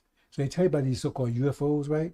Well, at that point, right, he's going to show power, but they would never tell him over here what happened because they're going to come after their first attack is going to be with their air forces, which would be annihilated. They never reach Iran, and they can't explain it. That's one of the things that we say. Oh, with Russia, they're going to have to blame it on Russia, have to blame it on somebody. What happened to the planes? They can't tell people what really happened. Hold on your seatbelts, brother, because that's what everything's about to blow. Move on to the next one here. And then when that happens, right, this is Babylon's falling, because they was defeated, and now they kicked out of the Middle East altogether. They forced Israel to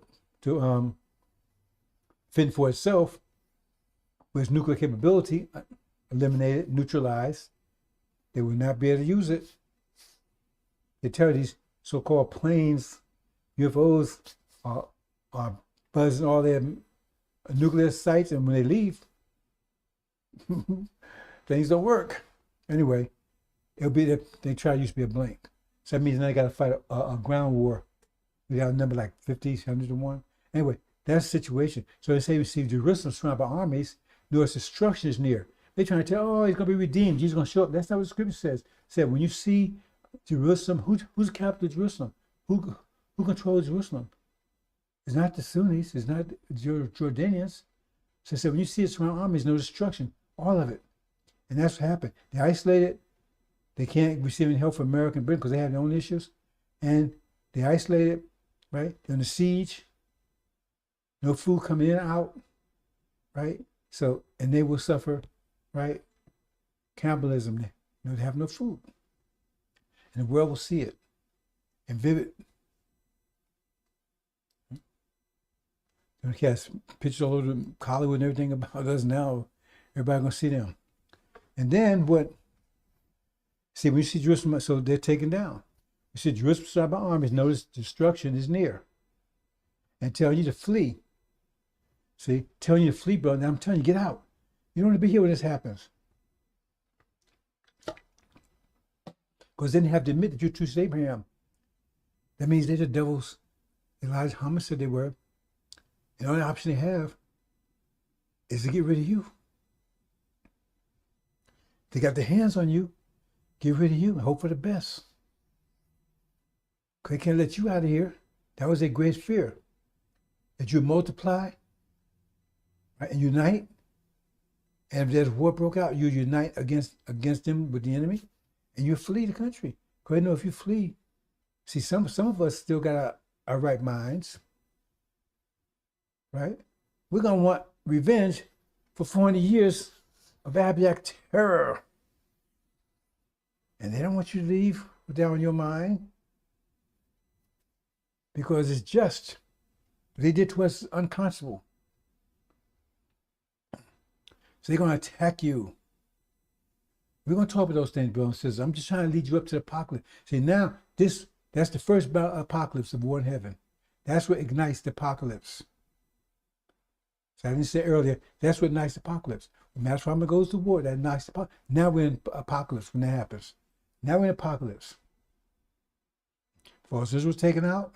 The evangelicals went crazy over here because they knew when they set false Israel to begin with, it was a lie. They was put to counter the fact that Elijah Muhammad said we're true to Abraham, and we had the facts. So they had to set them over there, set them up and everything else to convince everybody because they couldn't have the people believing that we're true to Abraham. What does that mean? Hell and damnation's on the way for them. Okay? So now false Israel was taken out and no more. So now they have to come to the fact that we must be true to Abraham. Because if they were true to Abraham, they wouldn't be taken out. It says they would not be vanquished again. And so, I didn't actually show that, but anyway, there's final, now look, put this together now. The Shia has total control of the Middle East now. Total. They defeated the dragon, House of Saud, American Britain, false Israel. total control. Now Europe is totally dependent upon oil from the Middle East and Russia, but they're in conflict with Russia right now. There's conflagration with them, confrontation. So any source of oil is the Middle East now has been cut off. So chapter 80 says a total economic collapse, immediately, bam, because they're having reserves over there, and the war is just suddenly cut off. Because when that war is won, you think, well, I'm not going to help them. They help attack us, right? So now they right here, they're totally right, all cut off. So Europe right now at that point,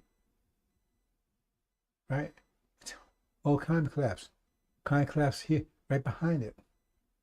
See, and since in America, the only source of oil is primarily here, and they've capped their wells and got rid of the strategic petroleum reserves. So now they have to prioritize their oil, because this happens here.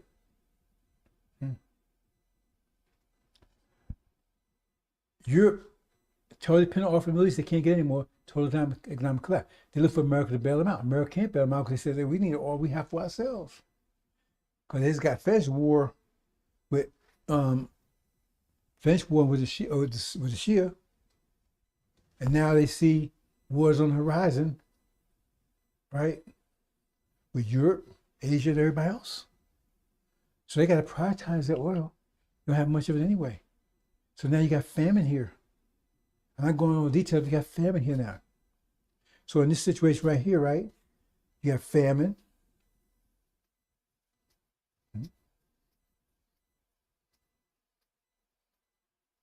You got defeat. American Britain's been defeated and kicked out. All Israel's gone. That's the situation you are at this point in time. See? And this still talking about economic collapse in Europe. Now, economic collapse in Europe, right? The only source of oil cut off. They can't get off in the United States because, they could get it, but if it goes by ship, it'll take too long. If they're in dire need of it now, they can ship by airplane. Okay, so the economy collapses. Economy here collapses also. And then right here, now this is the it's a greenish yellow. It's really greenish yellow. It's not pale. King James Version is a bad translation. It's greenish yellow, and that's important that you leave it like that. So don't mess it up, chapter 22. But he did so. And set upon the name of his death and Hades would follow him. He was given them authority upon this is pay attention to this. It was given them, remember, one authority. This is look, horse, yellow, and set upon them name is him, death, whatever follow. And the bottom line is was given to them. That's the first three seals. Was given them authority, because the first had authority. The second one, right, upon the fourth of the earth, right? Who's the fourth? Earth represents America, Britain, America, Britain, Europe, and Russia. That's what represents, right, the earth. But it says 1/4 of them, so 1/4 of his target, so one of his target, all of his target, only one of his target, right? To kill in his long sword and in famine and in death by the wild beasts of the earth. Now, in famine, I told you, famine's already kicked in at this point. Famine's already kicked in because they ran out of oil, right? See, so that'd be in America here.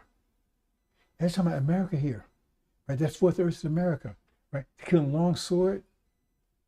See, this will trigger. It says, this will take peace away from the earth.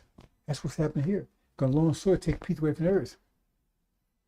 So that means, at that point, right? Everybody was trying to figure out what to do. Now it's open warfare. And the famine, right? Because now everybody's hungry, so that's going to drive the war. Hunger, right? Cannibalism, right? And by the wild beast earth. Wild beast represents China. Represents Europe and Russia. So it means America is going to be attacked, right?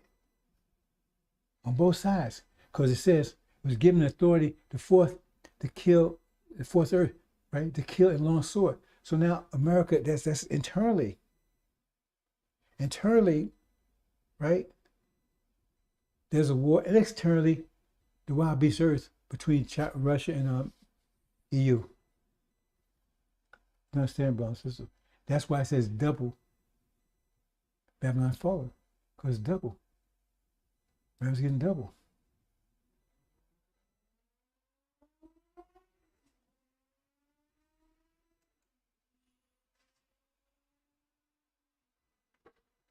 And this one day will come to play for her. What it's saying is that once this happens, once that war starts, America got less than a year. Less than a year, right? It will come in and play one day, death, mourning, famine. There's the famine, there's the death. We haven't discussed death yet, brother, because and the fire should burn down. Means didn't it burn down? So why you gonna stay at fire, guys? So burnt down, burned up, petrol earth, fire. It ain't gonna go out in 4 or 5 years, right? Because strong Lord God in heaven judge her. They weep and they will strike themselves upon the kings of earth. That means just fighting with kings, right, between China and Russia. I mean between Britain and Russia, right? And having her committed fornication and having lived reign on luxury whenever they look at smoke or fire. In other words, right? That means this is Armageddon East. It says, and will weep, they will strike themselves upon her, the kings of earth. That's the 1/4. So that's Armageddon, because you've been fighting each other. Okay? But Armageddon West, over here, right, is also, right, between the devils and the demons.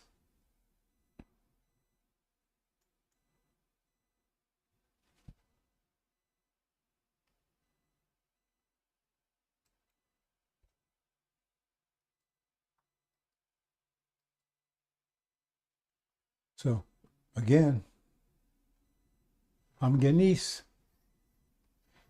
It's over to Europe.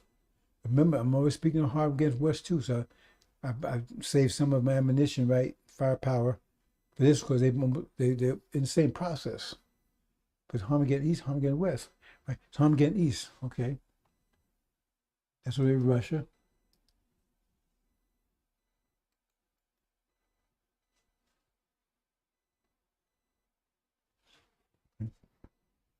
And when another fiery red horse set upon it, giving him take peace out of earth, or that they will slaughter. So you got the 4 horses, right?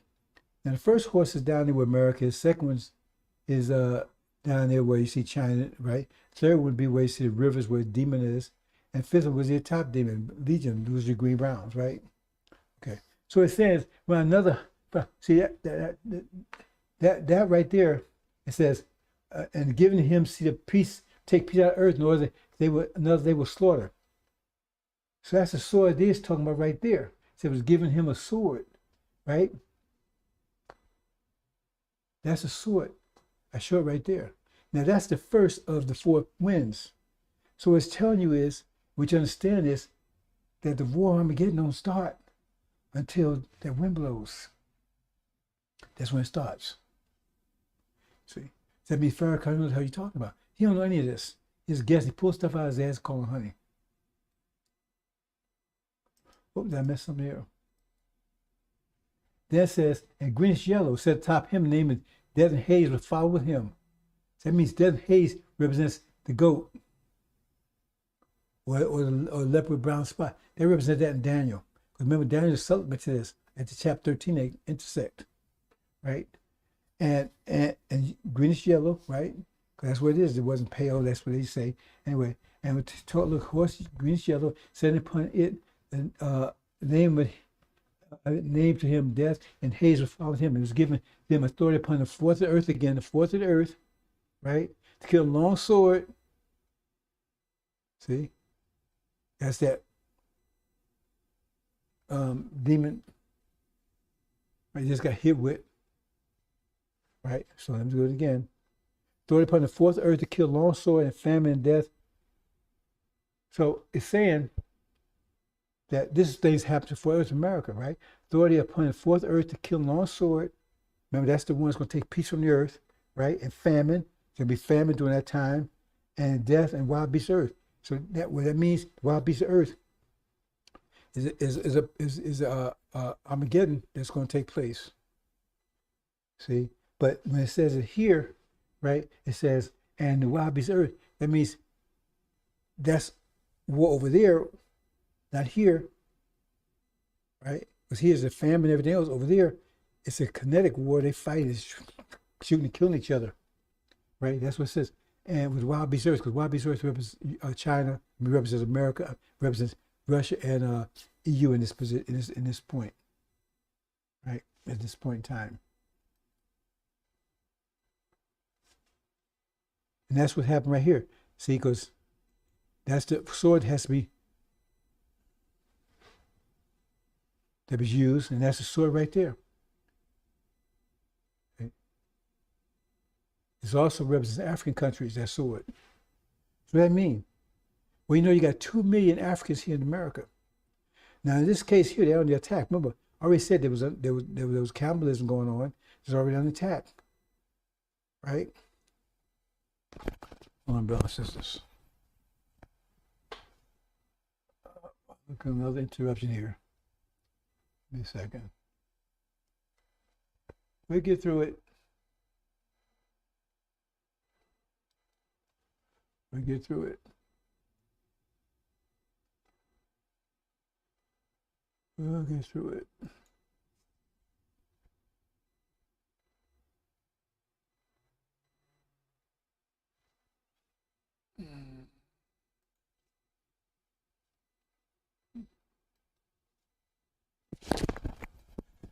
We'll get through it.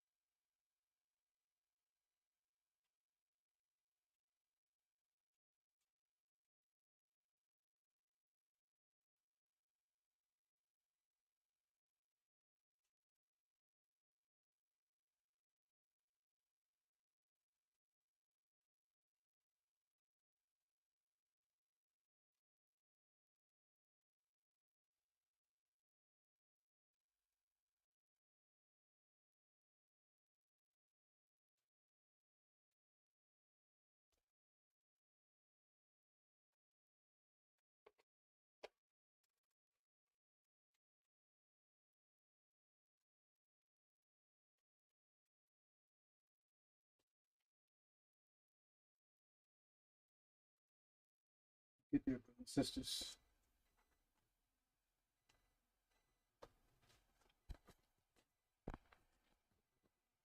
You need to know what to do, brothers and sisters. If you need to get out of here. If you don't get out of here, caught up. So only 2 exits out of here after that point. Only 2 exits. Lamb's Book of Life, tribulation, the scenic route. You definitely want the scenic route, brothers and sisters. But if you're here, that's your only choice, or death. There's other paths out. And that path goes, that's through the oven.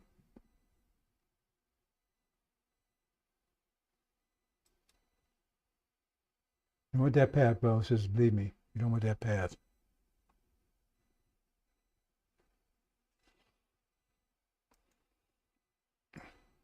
So the bottom line here is, you got those 4 trumpets.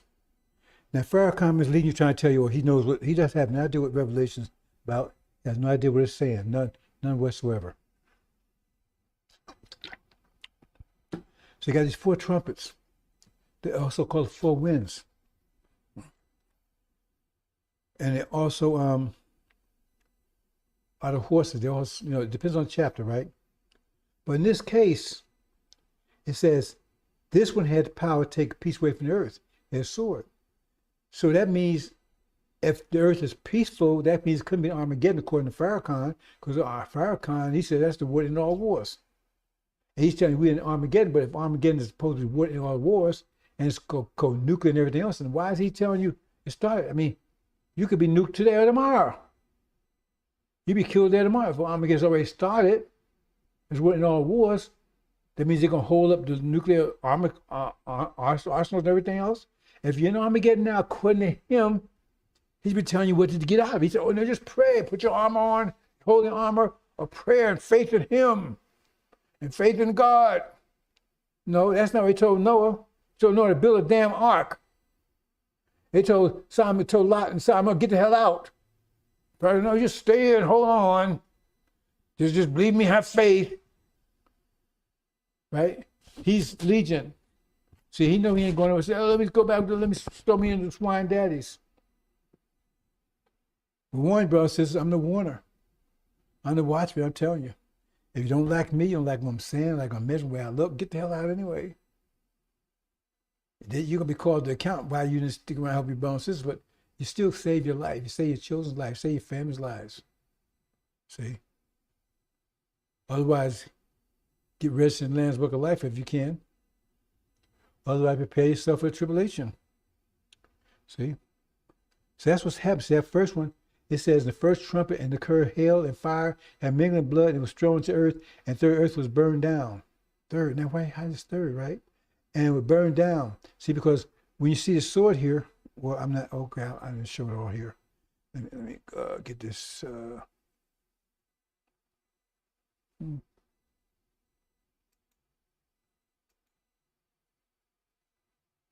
So that sword is, right? Now, when America's in that position, it's called a third earth. You understand? You understand, Angel, key for this. Because now you got Europe, America, and Britain. And Britain's up there, right? But here, the earth right now consists of Russia, America, and EU. So that means 1/3. That's a third that's hidden. So it's thrown to earth. 1/3 earth was burned down, 1/3 trees, 1/3 vegetation. It means it attacks everybody under them. That means that's why it takes peace from the earth. That's when it took peace from the earth. Now they're all fighting. See? So you got to fight on two levels. Here it says 1/3. So in this case right here, right, it's talking about America, right? There's total, because it says it takes peace from the earth where they start slaughtering each other. So now you got wholesale slaughter here in America. You got the famine going on, right? And at this point, you got cannibalism going on, right? And now you got them attacking all blacks at this point, right? That's talking about the 2 million Africans, immigrants, right? And they attack back. They attack back because they're more organized than we are. They attack back. That's what's going on here. So everybody's at war. So they start slaughtering each other, right? That's Armageddon West, right? But Armageddon East, right? That's America right there, and the vice between Britain and America. I mean, Britain between Russia and Britain. Excuse me, between Russia and EU. That's going over there. So now you got insurrection here, and you got war over there. That's Armageddon East. Here be Armageddon West. It was talking about brothers and sisters. Let's go a little further. But it wouldn't happen till the four winds blow. Had it blown yet, has it blown yet, Farrakhan?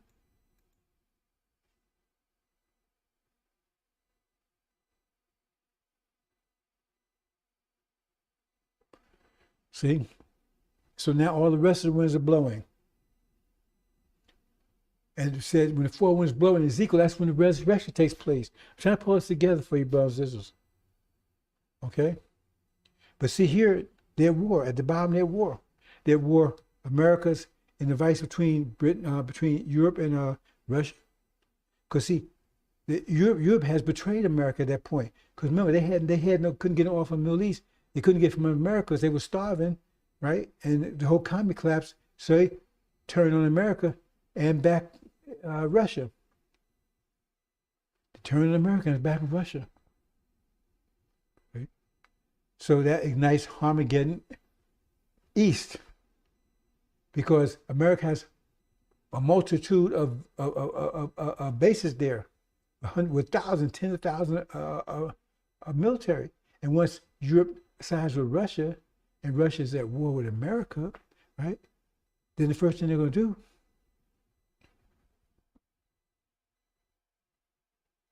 you understand? See? They're going to attack those bases. So America's got to go and defend those bases. Military got to defend those bases. That's how they ended up in Armageddon East. But the result of that means they got to prioritize what all they have left, because now they're at war, right? Over in Europe. So they got to prioritize what all they have. So it means total economic collapse here, because they're already at famine, eating each other, or cannibalism, doing this task, but all is going simultaneously. So, and the demons, right? Their master children, they're leading the march in cannibalism, because now they want to take down the country. It's a chance to take down the country, because country's no fuel, insurrection, everything else, cannibalism. So they unite and try to take the country down. They're hungry too. They cannibalists. They're cannibalists too. You understand, brothers and sisters? So they got total war. They're gonna tear the cities down. They're gonna lose in the end, but they're gonna tear all the cities down. See? And so that's why. So America, Britain, and Europe is not. They're no peace anymore. Right now they're in a total knockdown, drag out battle over Europe right now. America's in the vice between Europe, his former friend, and Russia. See?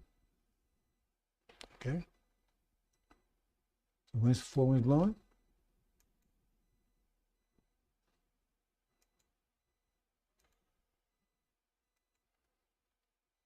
Okay.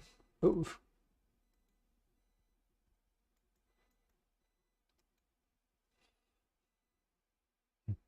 Now all the winds is blown. All four winds is blown.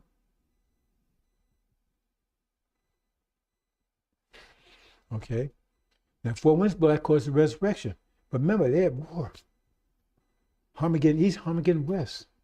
They're destroying each other. Said one another that's when she leased it. Right? When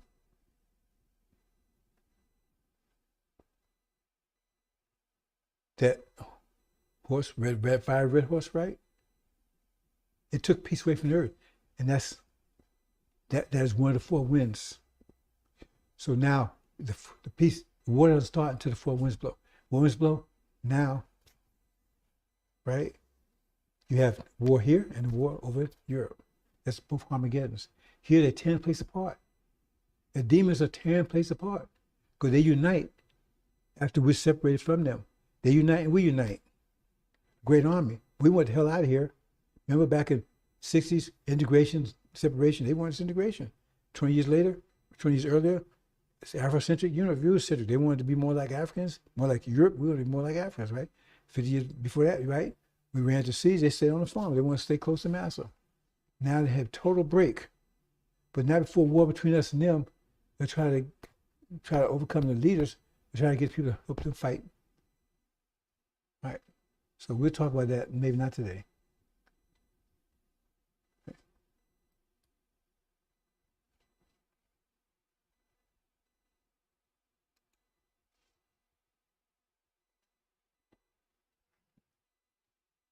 And now they're fleeing because they're under attack. The whole place is a cannibal show. Right? So the original people, majority of original people is in the cities. They don't have to flee. They're in the cities. but it's mostly it's the demons and our people, right? That's lost, lack of knowledge, and betrayers, whatever. They're still out in the suburbs, and they have to flee.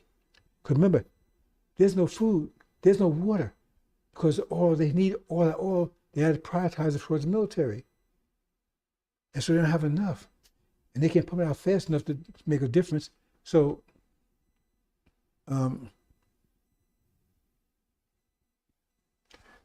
there's the famine's going on, and said they're going to attack all the blacks for food. That's what chapter 3 is saying, the sixth, third seal, right? The barley and whatever. That means we're the food, because that's what they represent. We're the food. They're attacking. So all blacks have been on attack. Also the African immigrants, right? Because they're fighting back. So therefore they're on attack, and they have to flee. Not fleeing from the army, not fleeing from the police force, because they have time to get there. No, they say you have to flee instantly because you're fleeing from your next door neighbor.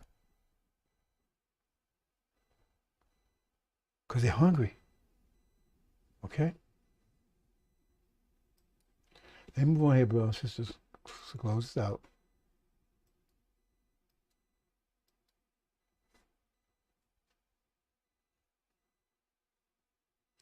This way, all come together. That's the harvest, chaff and the wheat. They separate out.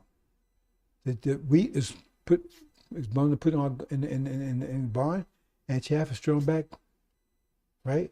And it gets marked, right? They throw them back to the devil dad. This is where they want to go back to the swine, right? And what this happens. Remember, we're talking about Armageddon, east and west, right?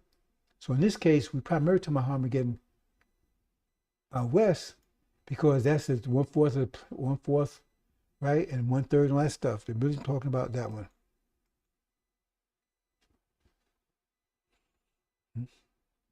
So there you go. That's the demon war. That's also Samson, where he destroys the two pillars. The pillars would be America and Britain, right? That's would be where you see if you have the wind there and the explosion. That's where it would be. And he'd be that demon, because Samson was a demon. He'd be a demon post between there to bring the whole thing down himself in the process. But the thing is that this locust war happens, right, as a result of the conflict between us and the demon. Once we come together, we kick them out. We don't want them. We purge them round out. See? Because they're devil's children, not ours. And so therefore what happens, right?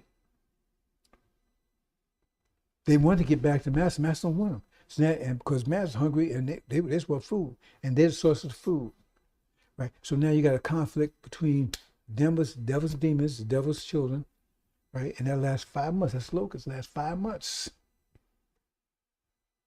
and then they're defeated. And that's by that time that's when the goat starts rolling in.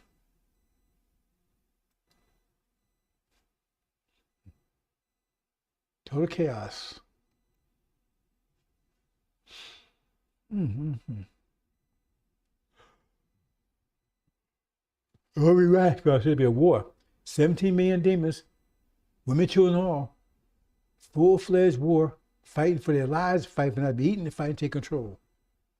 Because if you lose, you're eating. There's no giving up. Children or whatever. Children is better because they eat, softer meat. That's what's happening, brothers and sisters. Full-fledged war. See, that's a demon war, full-fledged war. So now they can't reconcile with Master.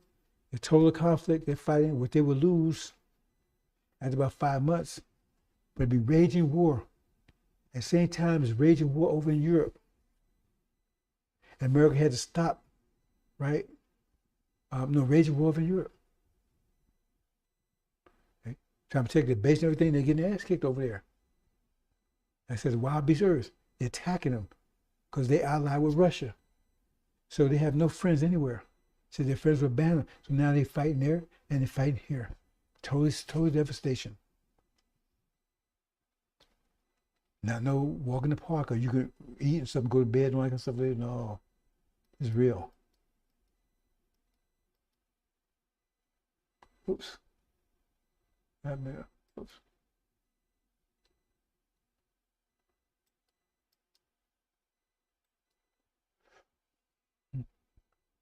It's just the famine's going on.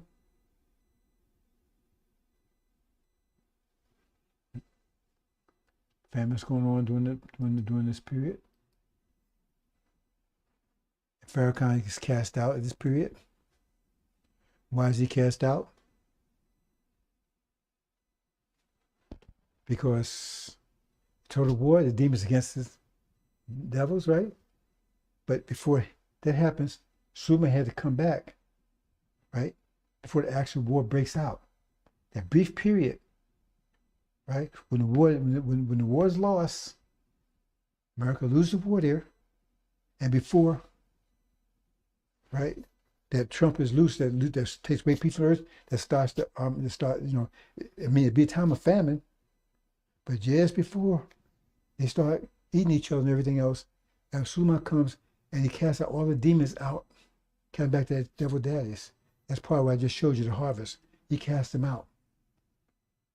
So when he comes in, right, because at that time, Suleiman will have control of all the temples in America, because Farrakhan's Edom was thrown out. And we will have food, because read by Exodus, food appeared every morning from the clouds, from Master Muhammad. Hope you understand, brothers and sisters.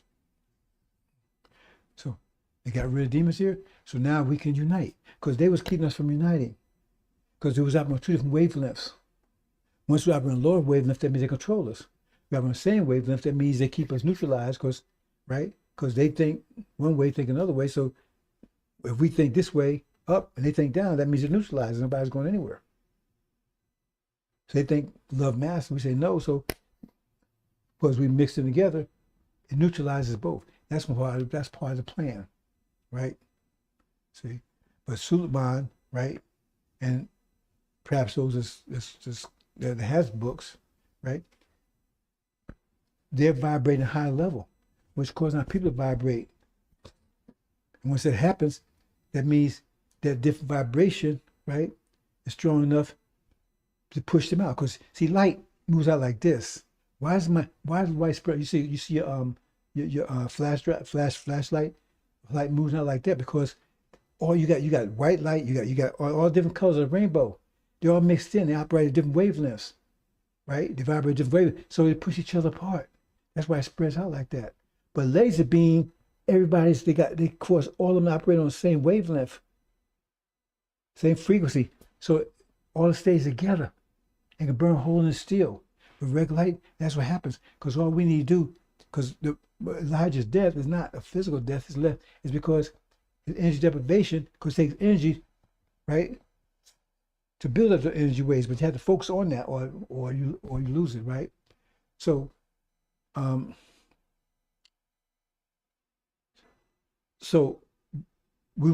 energy level is low, and so our energy, our frequency, our mental frequency, and our vibration level was low, and theirs was higher now. Is because we was like Lamborghinis, it was Volkswagen Weasels. But if you make the same amount of money, they're gonna be very quiet and everything else. But you in the garage, so they had control. That's why Adam had control for 6,000 years, because he was a Volkswagen Beetle. He didn't need much energy, right?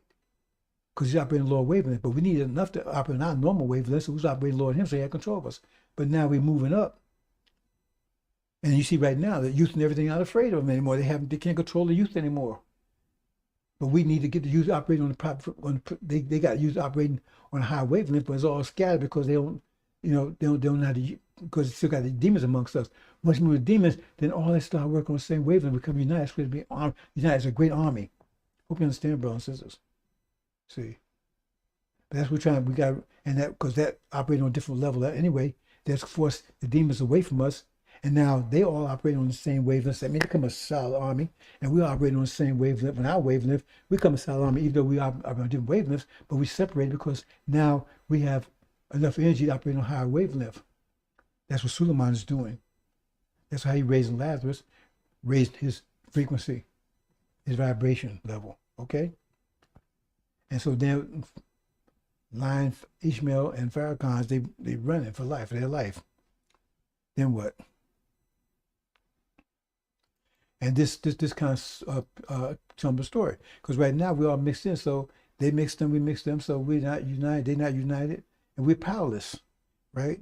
So then what happens is, Suleiman increases the vibrations and the frequency of the saints, and now that changes, now there's difference, and so since it's different, it causes spread out. They spread away from us. So they weigh us way, but so now you said one, you got they don't run with frequency with another frequency, like light spreads out, right? You got, if you put red light and yellow light together, they're gonna spread out because it's different frequencies. But if we put all red together, it's gonna create a laser beam. So what happens is that now you got red and white, we got black, or with red and white, so right? So they can separate. But before you had them all operating on the same wavelength as white. So that means they was together. They was together, right? But they weren't united amongst themselves. But they was united with each other, but still they said they wasn't getting anywhere because they was canceling out each other, right? So now, once he got them operating on a wavelength, different wavelength, they was able to push each other apart, and now the blacks are operating on the same wavelength, right? And the demons are operating on the same wavelength, a different wavelength, but they operate on the same wavelength, right? To cause them to be united. They operate on a different wavelength than us, that cause us to separate, but they're operating on the same wavelength with each other, to cause them to be a solid, strong army, right? Like a laser, and they go to war here. So that's Armageddon here. But first, this demon war will cause this, because when they start operating at a different frequency, they will start fighting each other. And I'm talking about that in another presentation, right? But that's a conflict right there. I'm not talking about today. That's a war right there between us and them. That's the war you see in Exodus between those that was with Elijah and those stay with Aaron, right? Farrakhan, those stay with when Elijah showed back up, right? Those that stayed with him and those stayed with Farrakhan, right? And they went to war with each other, and they was defeated, right? So, and that's what happens there, brothers and sisters. Okay, and then what? Okay, we're going to deal with this for a minute, and then we're going to close out, brothers and sisters. I keep dealing with this. Now, this is the science of the master of deception. There's two ways of deception that you're probably aware of: outright lies, and what they call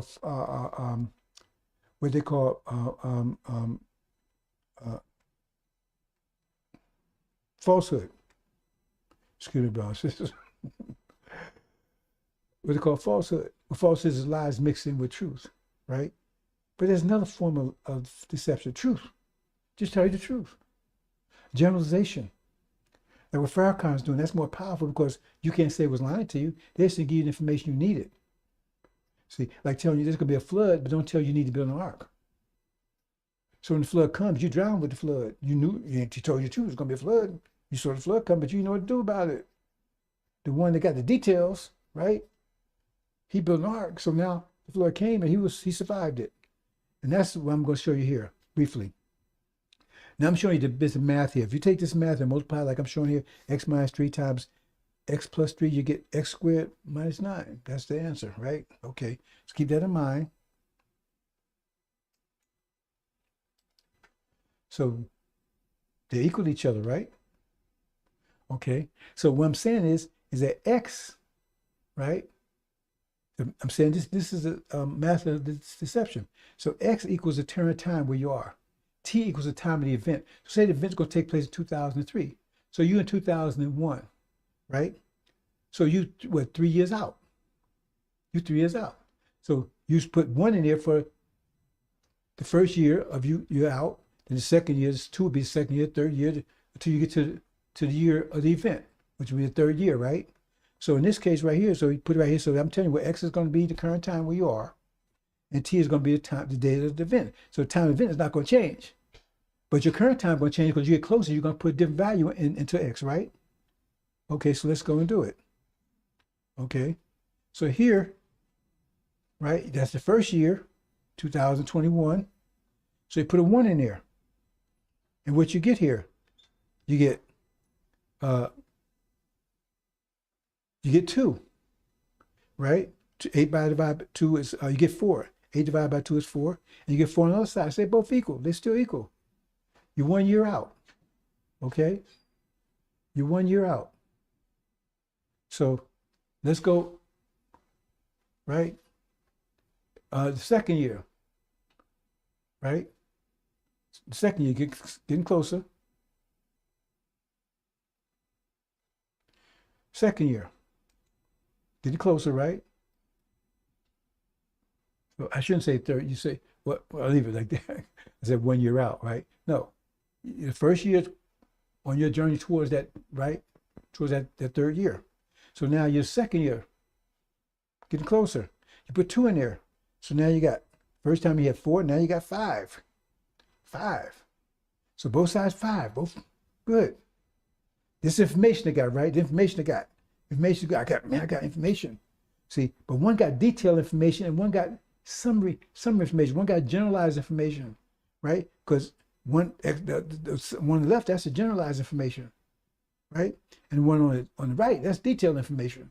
But right, it's like, you got 5 and you got 2 plus 3. Well, one is general, one is detailed. Because 2 plus 3 is 5, but it's detailed, right? So you got detailed information on the right, right? And you got general information on the left, okay? So let's go to the top. Now you 2. Now the next one would be the time, because 3 was the year. So now the 3, now you're going to be at the year of the event. What happens when you get to the year of the event? We put 3 in there. So, oh, wait a minute. The one that had detail, they got nothing, 0. But the one that had details, they got 6. This is the mathematical deception. They told you the truth all the way, but they didn't get any details. So when the flood came in, you had nothing. You had knowledge of the flood, but you had nothing. See, it's going to be a flood, but you had nothing. So you got drowned by the flood. But the other person, they got 6. They built an ark, so they had some details. They built something, so they had something, but you had nothing. They got an ark, and you got water in your lungs. Nothing. This is not a trick. This is mathematics, bro. So do it yourself, right? And then what if you survive and you go to the next level? Say you're in a snare, you get caught in a trap. So the third year is a trap instead of a flood. You know there's a traps out there. Okay, I know it's a trap, right? But you didn't know details. We didn't know where the trap was or anything else, right? But you got caught in it, right? And the other person had details. Man, the trap is over here. Don't go down this road, whatever, right? But it's going to be a trap, but watch the weather. Oh, it's going to be bad weather, but you didn't know what kind of bad weather. Watch the weather. What's going to be a tornado? Is it going to be a hurricane? Is it going to come in Wednesday? Is it coming from the west, coming south? I mean, what is it going to be? But all you know is watch the weather. But I haven't got details. So he said, hey, it's coming from the north, man. It's coming from the east, man, at 50 miles an hour. It's coming from the east, right? It's going west. So if you start traveling west, right, then at 50 miles an hour, then you be ahead of it. You never touch you, because you got that details. It's coming. Hey, it's coming from the west, right? 50 miles an hour. So, right. So you travel east. It's coming from the west east to the east, right? So you travel to east at 50 miles an hour. It's traveling towards you. So hey, it's a wash. But you didn't know that. So you sat there, and next thing you know, you caught up in it. So what if you go to next year? This is the math of it, brothers and sisters. I hope I didn't lose that again. This is the math. This is the basic math, right? So what happens if you go to the next year? There you go. Now, what if you get to the next year of it? Right? Now, you got all the information the other person got, but you in it. Because now you in jail, or you in the trap, or you whatever. Now you got as much information, but you in it. Because you got details now. You in the tribulation. You know all about tribulation. You know who the devil is. You know who the jinn is. You know who Satan is. Right? You know your tribulation. You see it up front, personal, but you in it. The other person, they got all the information too, but they out of it. See the difference between having information, One deceived you. That's Farrakhan. Because you thought you had something. Until the real Armageddon comes in, the real plague comes in, whatever, and now you're undone by it, you're destroyed by it, and the one had details like I'm giving you, left details, get the hell out and everything else, you were saved. But now you both have the same amount of knowledge. In detail, you see it right there, but you're in it. The other one's out of it. It's a difference. Hope you understand, brothers and sisters. Welcome to the INJIL Radio. Welcome to the INJIL Radio. Welcome to the INJIL Radio. Welcome to the INJIL Radio.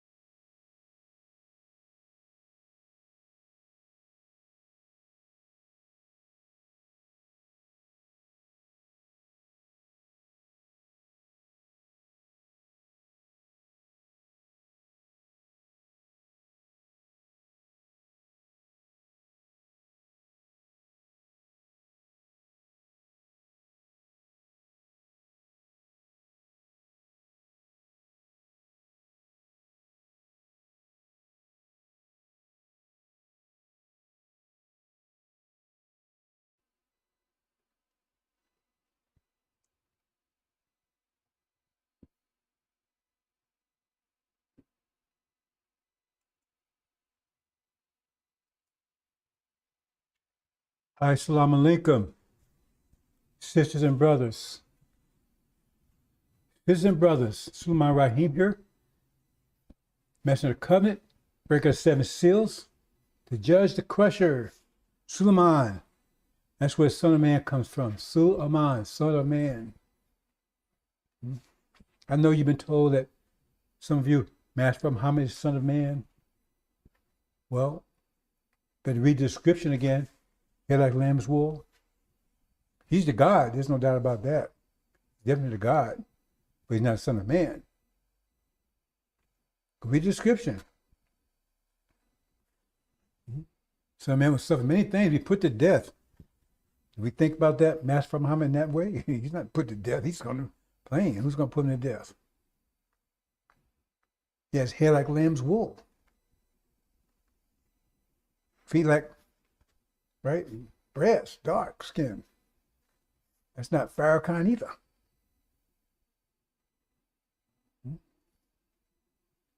Master Muhammad is Michael. He's the God. He's the God of this age. Lord of Dawn. Made no mistake about that. See?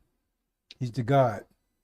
See, but Son of Man, he's the son. See, he's Master Muhammad is the David, and Suleiman is the son.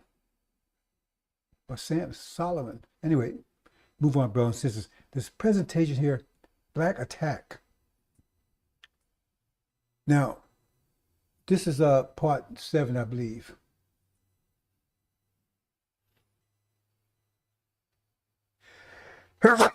Excuse me. This much to tell you, brothers and sisters. It says, this day will come upon you as a snare. As a snare, what do you mean by as a snare? That means it's a trap for you. They're laying a trap for you. And we're going to talk about that. It says, be deal shrewdly with them. In other words, a way they don't see it. And it's very common. It says, you don't know the depths of Satan. See, you don't understand what's going on here. You know, they want you dead. They want you out of here. And you think the Civil War was about your salvation. No, it wasn't. You think Christianity is about your self-salvation. It wasn't. Christianity didn't save you. It enslaved you. And the Civil War wasn't about your salvation. It was an economic war because the North didn't want to compete against slave labor. And they tried to stop the South from putting slaves into in the Industrial Revolution, to put slaves into the plants. You know, why they call them plants back then? Short for plantation. See, that was a war about, because as soon as that was over, they went all out to stop you from having any economic power whatsoever. No 40 acres and a mule, nothing. They tried to stop having any economic power whatsoever. In fact, they enslaved you again, but in another form, so-called sharecroppers and whatever. And that comes to the division of demons and saints. I'm not going to that right here. They want you to. So the South said, let's figure out a way to get them. Because they was angry. They was angry. No, they was more angry with you. Because now, man, they got to live with you. They got to talk with you. You got to, you know, can't beat you, can't rape you, and all the stuff they was doing before. And then what made matters worse, because after doing so-called Reconstruction, right? Blacks having the power to vote, got political power in the South. And that, oh man, now they got these niggas, man, they're the politicians, they tell us what to do. Oh man, they was hot. And you think the Ku Klux Klan was just, no, that was just a minor plan. That was like straight up front stuff, right? No. See, because they traded, see, when it got hot and everything, right? When things, you know, they trade those white things in for blue. They changed the white for blue. See? Right? And black judges and law enforcement. So you understand what the purpose of law enforcement is. Law enforcement is the purpose of law enforcement. To keep you, is keep you from getting back what they took from you. Keep you from getting revenge. And that's not about maintaining the law. It's about keeping you under control until they can find what to do with you. And we're going to talk about that. It says, because the scriptures tell you what they're really thinking. If they're dealing truly with you, that means the way that you can't see it. But scriptures reveal to you exactly what their plan is. And you got these preachers, they're in on it. They ain't on it because they're demons. You're going to come to recognize this whole scenario after a while. Because first of all, they don't want you to know who the demons are. Didn't want you to know who the devils were. Elijah Muhammad came and revealed to you who the devils were. And Farrakhan's quick try to, blur that line. Because some devils ain't devils, and some of them good. And some of false Israel, some of them are good because they obey the Torah. And all that bullshit. That's not Elijah Muhammad's teachings at all. Zero. Not even close. He's trying to blur the line because he's a demon, follows the devil. He's in on it for your destruction.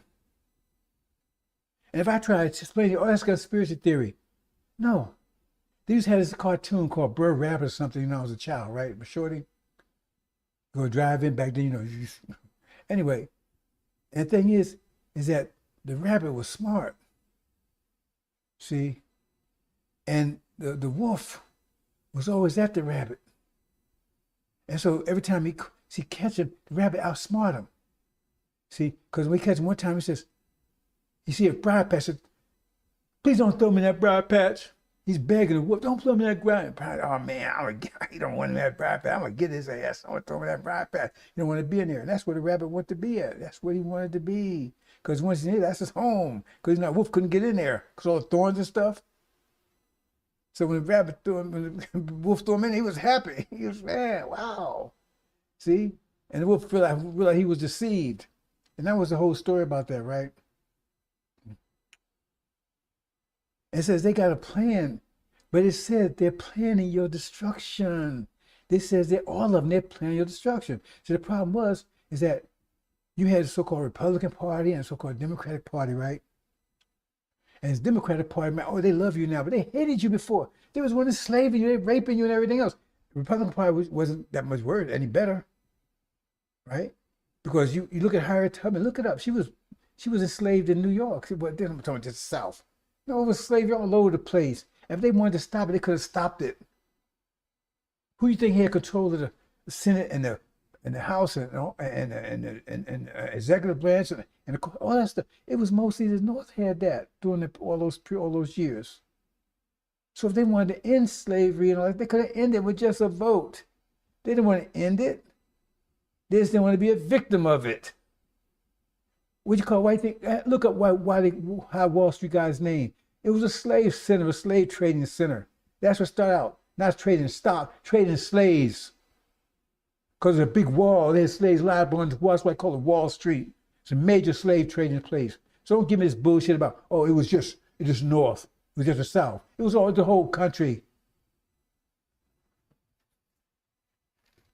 Jefferson, Washington was slavers, pedophiles, rapists, and they're all terrorists. It's a terrorist nation. How do you maintain that kind of condition? Because we didn't just lay down and say, okay, master, we love you. We love you to beat us and rape us. We love you to put us in the field and work to death. How you maintain that? We came up as stallions. We didn't come up here as workhorses. So how you maintain? With terror. You have to terrorize us 40 years. It's a terrorist nation. They're a terrorist nation. You maintain with terror. Terror. You're a terrorist nation. George Washington and General, all that, they were all terrorists. It's still a terrorist nation now. They're still terrorists. They keep us down. I'm going to try to explain this to you in this presentation here. See? But I've been reluctant to kind of say this, brothers and sisters, because you don't understand the basics. Because some of you still don't know who the devil is. Some of you right here, they had you saying, they had to deceive you. They had to make you think that this hell was after you die, and the devils was you going to meet them after you die. So you wouldn't realize that you was in hell and you was dealing with the devils every day. So you said, hey man, well, right? Dirty water's better than no water. I'd rather suffer this than to suffer that worse than that over there. So if you obey master, then you could go to heaven, but you still be a slave in heaven. You just wouldn't be like bad as this. But if you didn't obey master, you was going to hell. You was going to be fired. So they told you hell because they know you had no fear of death. The scriptures tell you, how clear can they be? They said you endured slavery all your lives because of fear of death. To the one that had power of death. Who had power of death? The master. And they say he was devil. They call him a devil. Who? He said the one that had power of death over you was a devil. They call him devils right there. They said they had power of death over you. They did. And they told you, if you didn't obey me, you're going to go and see master up in the sky and look just like them. You didn't have brown skin. He didn't have woolly hair. They told you that was God. Told you that was Jesus. You're supposed to have woolly hair and dark skin. Don't look like that to me. And so you feared something that didn't exist. And you still fear it today. You walk around with this stuff on your cross and stuff on your neck and everything, you still fear it today. Because most people in the church, they're in church because not because they want to go to heaven, because they're afraid, scared to go to hell. Something that don't exist. So they told you that. And once they got you believing it, they couldn't teach it to the original was brought over here. They'd take their children, teach to them. Because they had no connection. Because they cut you off from everything. Your history, your language, your ideology, your religion, everything. Your name, everything. So the nations are mocking us because you pop up. My name is Robert Nickenbob. Robert Nickenbob. Your name is Robert Nickenbob? I'm a Christian. You're a Christian. Christian enslaved you. The Christian enslaved you. I'm American. Your whole ancestors were enslaved for 40 years, raped and murdered and counted. And what's wrong with you? It said you had lost your damn mind. That's what the scriptures keep telling you. You lost your damn mind. You lost your goddamn mind. That's what scripture's telling you. You lost your damn mind. You lost your mind. Because it don't make any sense. Whereas your little doggies, you ever see anybody walking around dogs in Africa? You know, that's mostly demons. Because that's part of the reason to keep our minds, to keep us down. Because see, the demon is like a balloon holding up a stone, right? So the balloon lifts the stone up, but the stone pulls the balloon down. So if you cut the string, the balloon goes up and the stone goes down. But as long as they're together, one's holding one down, one's holding another, pulling another one up. And that's the demons. That's the, how can it be as simpler? That's the chaff that was sown amongst the wheat that looks like us, the wolves in sheep clothing. They keep us convinced that this is okay.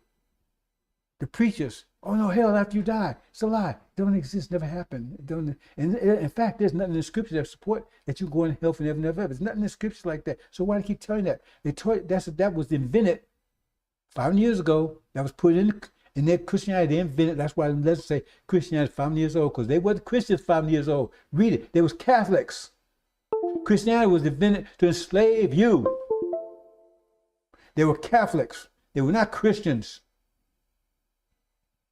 They broke away from the church, called themselves Protestants or Christians, and was designed to enslave you, hell after you, because they didn't believe that. Even the Catholics didn't believe that, because you go to purgatory, you could pray way out of purgatory, all that kind of stuff. They didn't believe no eternal hell damnation. That was designed for you, because they knew if they didn't tell you that, and you believe that death was escape, you would cut their throat. You would not endure slavery, like I said, all your lives for fear of death. Because you're afraid to die, because you thought you was going to hell. You wasn't afraid of dying, just dying. Because you wasn't afraid when you come over here dying. You wasn't afraid of dying. You was afraid of going to hell after you die. If you really talk to people closely, talk to them really closely, and let them explain to them what's going on, they're not afraid of just dying. They're afraid of what happens after they die. That's how they got you. Because what's the point of being afraid of dying? Everybody's going to die. If you die, you go to where you were before you was born. What problem we have with that? You don't want to die in pain, but nobody would have, unless you tore it out of your mind, have a fear of dying. It's what you fear what's going to happen to you after you die. And that's they told you this lie, and you believe it. So therefore you endure slavery. Instead of cutting master's throat, yo, master, please tell Jesus I was a good nigga. You understand? Because you know, and he said, oh no, you wasn't. You have all those slaves around. No, because you want them to work harder. No, you didn't work that hard. Please, master, please, master. No, please, master, right? You understand? That's all about, brothers and sisters. It's a lie to keep you under control. Because if you believed that you was gonna, that death was your way out, you would have done it. Because those brothers and sisters came over here before they instilled that cross in your mind. They didn't afraid of dying. They would jump over the boat and they'd rather be eaten by sharks. They weren't afraid of dying. It's once they got you over here and brainwash you, then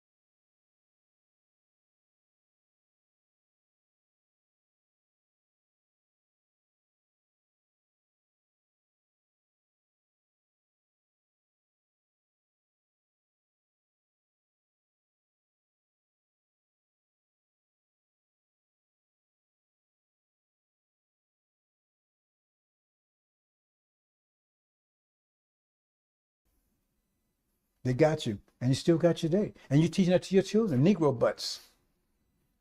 You're the first robots. Negro butts are the first robots. And now you're teaching your children, because once you make robots, they make other robots. You don't need to make robots, make the other robots. That's what happened, bro. So let me go ahead and tell you this anyway. Maybe some of you paying attention, right? Now, Democrats, remember, they're all against you. So let me get you thinking that, oh, Republicans are for you and all that kind of stuff. They're all against you. Okay? So Democrats had to figure out a way to, because we're going to talk about it later, just Schroeder, out a way to get you. See? So then they pretend to be with you. So man, all they pretend to be, but look at their policies. And the demons are there. That's their children. Their black-faced children are there to keep you mesmerized. Keep you, right? Don't look over here, look over there. Or don't look over here, look over whatever. That's the preaching and everything else. See? They're all in on it. Because they house Negroes, I mean, they're master's children. They're down with master all the way. Only problem they want master to recognize what master will never do. Right? But they hit and infiltrate and keep us down. But the thing is, it says, and that same thing we use in the fields, right? They was constantly using the house ones to convince you to work with master. You can be like us one day. And send the preacher out there to tell you, hey man, you gotta love master no matter what he do to you. You gotta love him.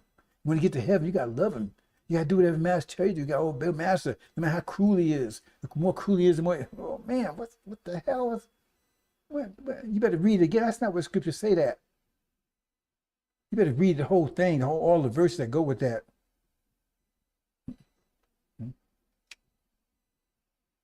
But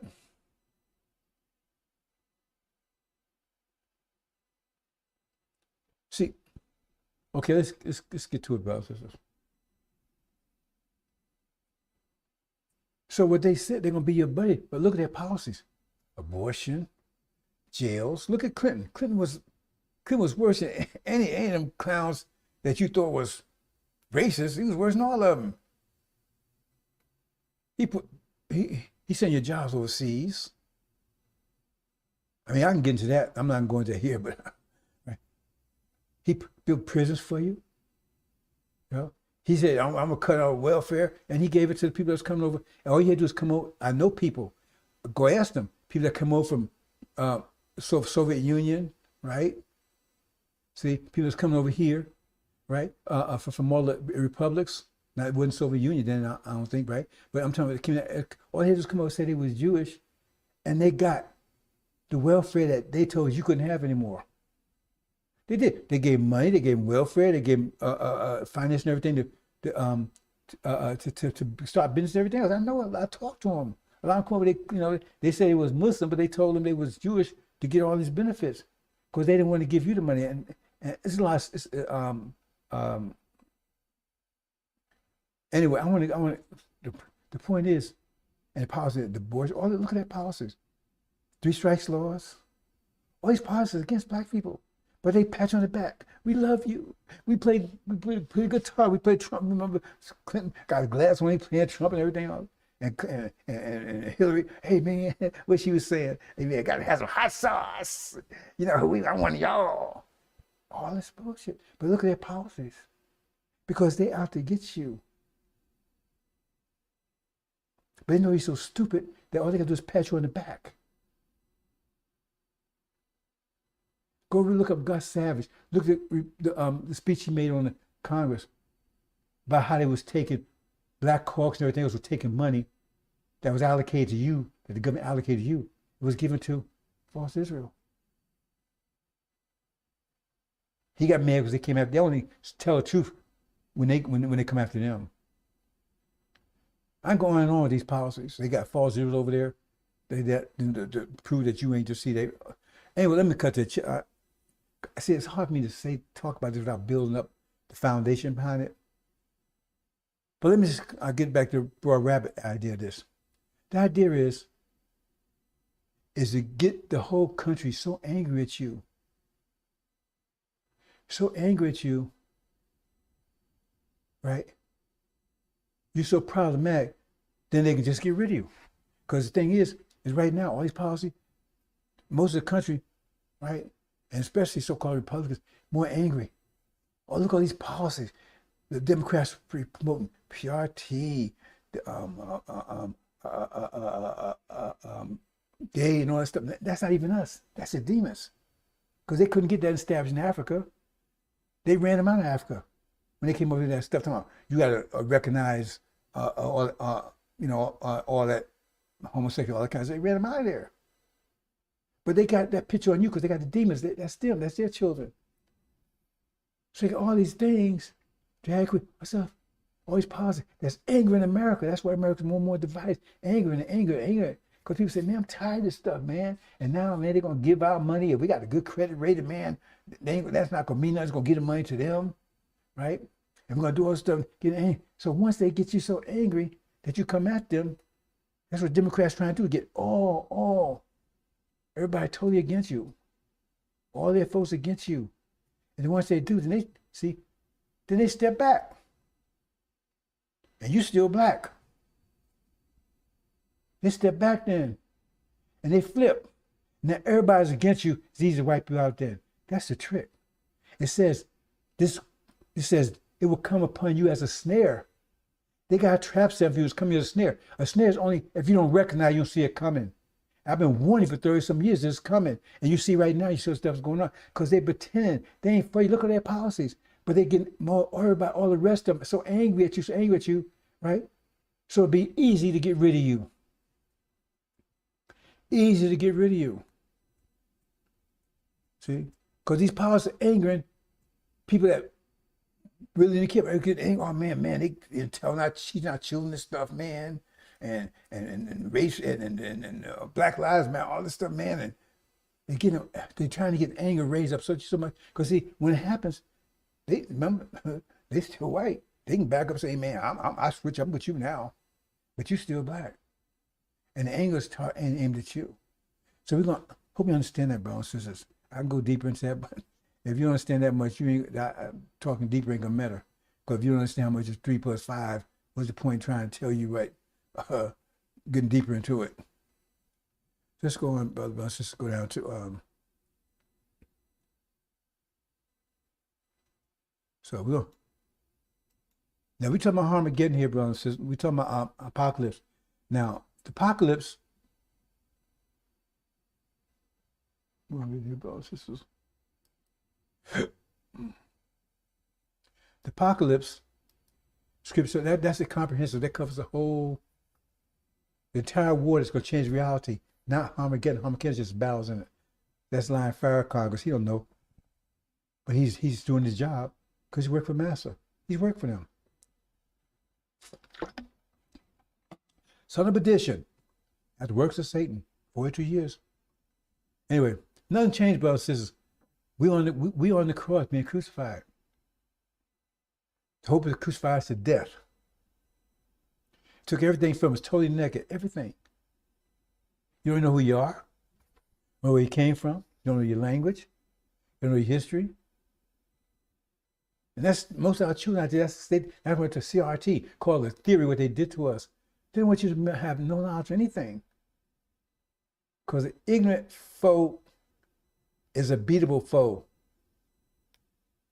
See, the more ignorant you are, the easier it is because they sneak up on you. See, the art of war is, the main trick in the war is surprise. Surprise. Because you surprise the enemy, you're going to beat them every time. And it's surprise.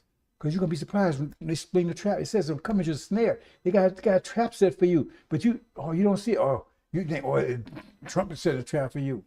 No, it's more sophisticated than that. They got a trap set for you. And it's closing in on you every day. See? And they will try to stop even telling you. Well, they're suppressing it. But they try to stop them altogether. They thought, the Master Muhammad is there. He's already promised in the scripture that he'll protect me. And that's what happened to me. Nothing. And those with me. So we'll see if his word is good. And I know his word is good. But do you want to find out? You want to test it? Test it. Test it.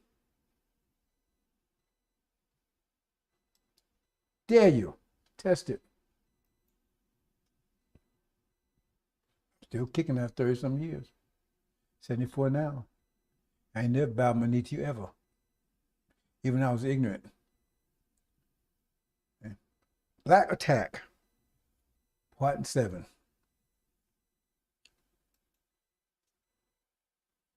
Get out, brothers and sisters. Warn you, get the hell out of here. America's about to blow.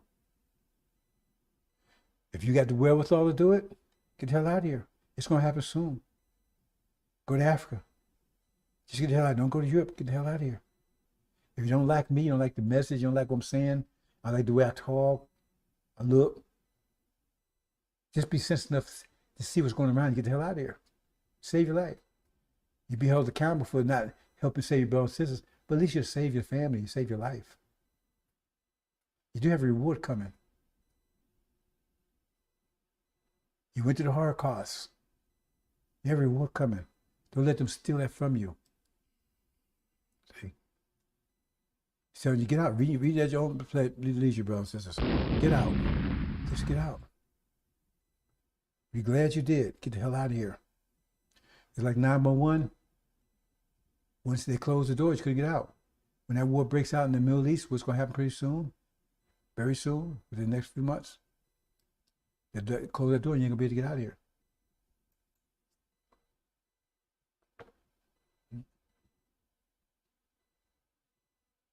So watch this, brothers and sisters. And this is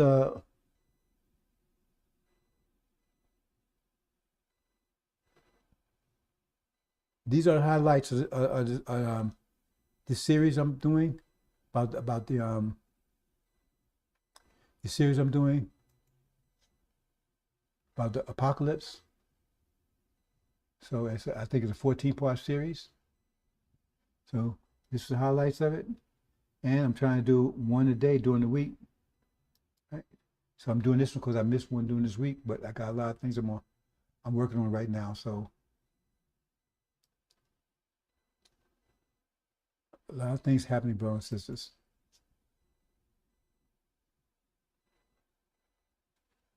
And I'll be right back, brothers and sisters.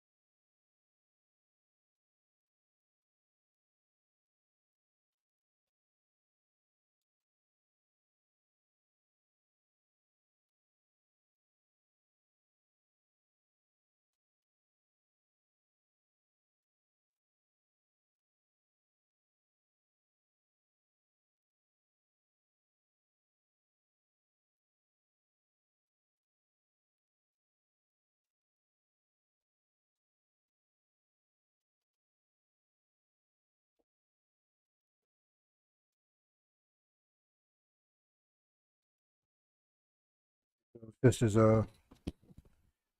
The lion versus the bear. That's the last battle. The war of the latter days.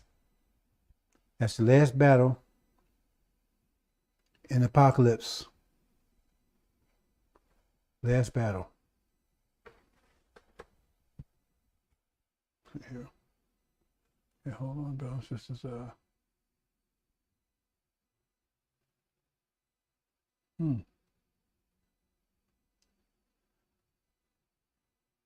Okay.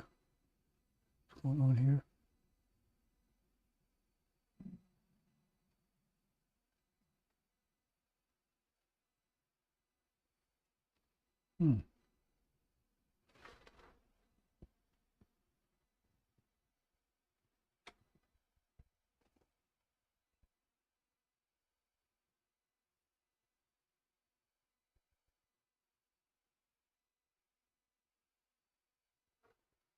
Yeah, I got an issue here.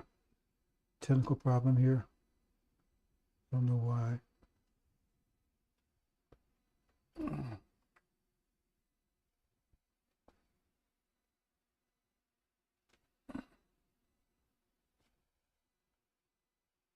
Okay.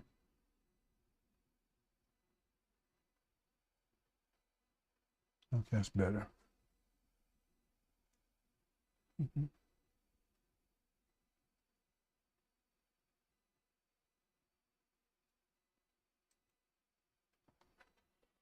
Mm.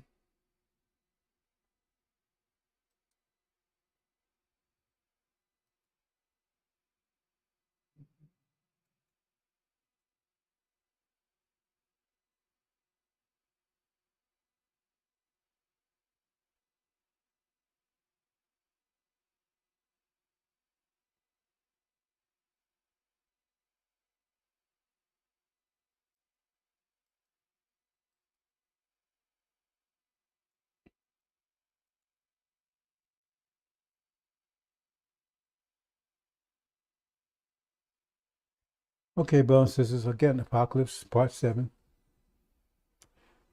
And so it's all about Black Attack.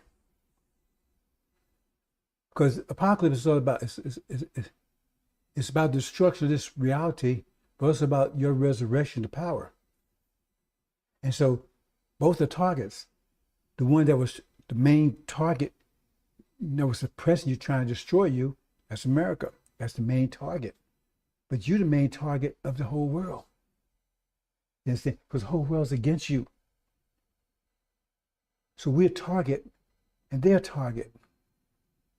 See? But you got Master Muhammad, right?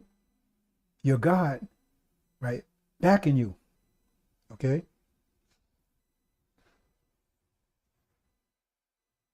See? But they got Satan, but Satan's about to take a big hit. But you got the whole world against you, brothers and sisters. Destroy you. Entire world. Everybody. I'm talking about everybody. Right? Only friend you got is Master Muhammad and his angels. And his angels,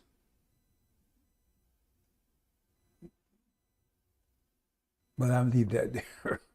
But you got Master Muhammad's angels, which are the Shia, Iran and Syria. That's what you got. And they don't realize they're for you right now, but they will in a minute. But the whole world's against you. It tells you in the angel. It says, these 10 horns will make war with the Lamb. Who's the 10 horns? That's two of the nations right there. That's India, that's Asia and Oriental. And then we got right here, we see we've been doing the European nations for the last 500 years. That's 3 of them right there. But you got to live, you got Africa. And that's the war of the latter days. They're against you too, because partially they sold you in this, betrayed you. But then you got the Sunnis, you have brothers. See, that's supposed to be family. Africa's supposed to be a twin brother, Esau. And ours supposed to be, right, your half brother, Ishmael. And they betrayed you, took your land. They sell your land. You got your land, your religion, you got everything. It's all belong to us. We're going to take it back. But they're against you too. In fact, they ferociously against you. Because it says that's the dragon. The dragon's going to attack you. It says in chapter 12, they're going to attack you. In here, the ones that's here. Because this war is about to break out. When it breaks out here, you're going to be totally under attack. Some of you are going to be lifting out here, and some of you are going to have to go through tribulation. You're going to be totally under attack by the dragon, by the devils, by Levites. That's African immigrants. So you're going to have everybody against you. Then you got the goat rolling in and the bear rolling in. And their ideas attack you, only though they're under some restraint by a master from Muhammad, but that's what they want to do too. I already told you the goat says they're going to make war with the lamb. That's the goat. But they don't take out the ram, they want to take out us too. He said, but they will go to war with us. If they go to the Lord of the Lamb, I mean, the Lamb's not going to fight by itself for his army, because he's going to raise this army. He says he's going to raise this great army when the four winds blow. That's Joshua going to war. Are you ready? It says you will be ready. It says, Suleiman, when you're ready, your people will be ready. Say volunteer. They be vicious. They be not vicious, but they be invigorated, energetic. Okay. You see our youth right now, they're getting all uppity. They're not fearing the police, the devils anymore. See, they get inspired. It's like a young elephant, right, that can't see too well yet. He's big. He can knock down trees and stuff, right? But he can't see too well yet, right? His vision ain't. Once they get their vision and they start recognizing the devils. See, they had this thing the other night, Chicago. This big thing with these children, right? They took over Chicago. They was doing their thing, right? And then they beat down this demon, this devil. Now, nobody asked the question, why haven't they beating each other down? Why just beat them down? She devil, he demon. They was together. They got beat down. Wait, why did they jump them? Why did they jump them? They're waking up, brothers and sisters. They haven't cooled full circle yet. And they do. Right? That was their greatest fear. We'll talk about it in a minute. So let's move on, brothers and sisters.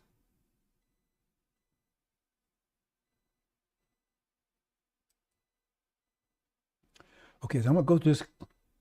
Like I go through this every time, brothers and sisters, because we take you up to the apocalypse. We're not in the apocalypse yet. But what ignites the apocalypse is Master Prophet Muhammad going to war. That's the war in heaven. You don't hear Farrakhan talking about that. Tomorrow, I'm getting it started. Well, no, it hasn't. Right? But what about these other wars? It's a war to end all wars. No, it's not. See? He's a liar. He's a demon. So what you expect him to do? So the angel key looks like in this construction. Every chapter, it moves, the symbols change around, moves around a little bit, but the puzzle remains the same. You have a puzzle, you put different pictures on it, but it's still the same puzzle. So as a while you learn how to puzzle, you don't need to care about the pictures. Okay. Unless pictures got some information into it, but you can always put it together. Okay, let's move on, brothers and sisters. So I'm going to go through this because I'm told every presentation, you can read it for your leisure. But we start, the countdown starts in 1948. We establish a false Israel. That's when the countdown starts, right? And so the witnesses, it says they would be preaching against that, witness against that for 42 years. That'd be from 1948 to 1990. For 1948 is also Antichrist and the Christ, what I call Antichrist, because if you have 0 and you add 5, you got to add -5 to keep it balanced at 0. If you have 10, you got to have -10. If you have a Christ, you have the Antichrist. That's why they come in this same time. So Suleiman's birth, his conception will be the same time as the conception of that. The conception of Christ will be the same time as the conception, and that's why I call Antichrist. So if you want to find Suleiman, find out the person, check, see if his conception was in 1948. Same time. Got a coincidence? Anyway, so they were there for 48. It says in chapter 11, right? 42 years, 1,260 days with 42 months, 42 years, right? And then it says, then the beast that rises out of the bottomless pit or the abyss, wait a minute, hold it. But if you read chapter 20, they would have come out to 1,000 years later in the millennia. So how could they come out now? Because they won't come out 1,000 years later, unless that's already passed. They tell millennia is in the future. But if the beast come out of the pit, right? So the beast that come out of the pit, out of the abyss, is God can make on. So it says these tell me what with them. That means they have to already be out. If this is about to take place, that's sure that's a lie. Because chapter 20 is their history, it's European history. 1,000 years dark ages kept down under for 1,000 years by the resurrected Islamic Empire. That's what problem. How many resurrected Abraham's Islamic Empire? Abraham is the one that built the Kaaba, Mecca, and all that stuff, and established the pilgrims. He didn't want to tell all that. They don't want to tell you that. It's a fact. You can Google it and check it, because they don't want you to connect up with Islam. And Sunni Islam is not Prophet Muhammad's Islam, right? But they was the ones that was raised up. And after 1,000 years, God would break out and cover the whole world. And that's exactly what America and Britain has done. 2 world empires. Okay. So to 1990, then what happened in 1990? That's when Saddam Hussein supposedly went to Kuwait and they started the Gulf War and everything else, right? And then it says when these beasts came out, right? He said, but 3.5 means 3 years plus a half, 42, right? Which would be 24 years. With 24 years, they'd be in this position. See? Under sanctions and stuff. You see? Sanctions. Okay, this stuff is clear, bro. Says, but see, they got your mind so messed up, you can't see it. You're like, man, it's a clear day. There's no fog or anything, and you're blind. Because all you got to ask yourself, who is the only nation on the planet telling people where they can buy or sell? It says 666. So who's doing that? Only Americans only do it. They're the ones that talk about 666. And if you worship them, you got the mark and no tattoo. You got the mark. If you worship them in false Israel, because if you don't know, if you take and don't and don't or listen to them and don't obey them, and you won't worship false Israel, then they will sanction you or kill you. And that's exactly what's happening. Anybody that goes against false Israel, America sanctions or invade them or kill them or whatever. And America's the only country on the planet that's doing this. You can't buy or sell unless you do what they tell you to do. That's simple, bro. Says if you got lost there, and you my people lost for lack of knowledge. I'm making it very clear to you. I'm sure who the demons are, who the jinn are. Oh, it's all simple. But they got you sitting in the cloud, vaping and cracking and smoking and shooting up in it. Brothers, sisters. NFL, NBA, Empire, Denzel, Kanye, all distractions keep your mind under control. Get out, bro. And sister says you come as a snare. A snare is, what a snare is to keep you distracted so you walk into it. They camouflage and everything else. Snare's not open out and open. They camouflage and everything else. So you walk into it, and then all of a sudden you realize you got caught in the snares, and it's too damn late. So then they'll be there for 24 years here, right? And then that'll take you up to, right, 2016, right? 2014 is when they started JCPOA, started talks. It became effective 2016. And then 7 years later, right? Then it would be Now we'll go. Then 7 years. Then they start talking about war and stuff. We'll talk about that in a minute.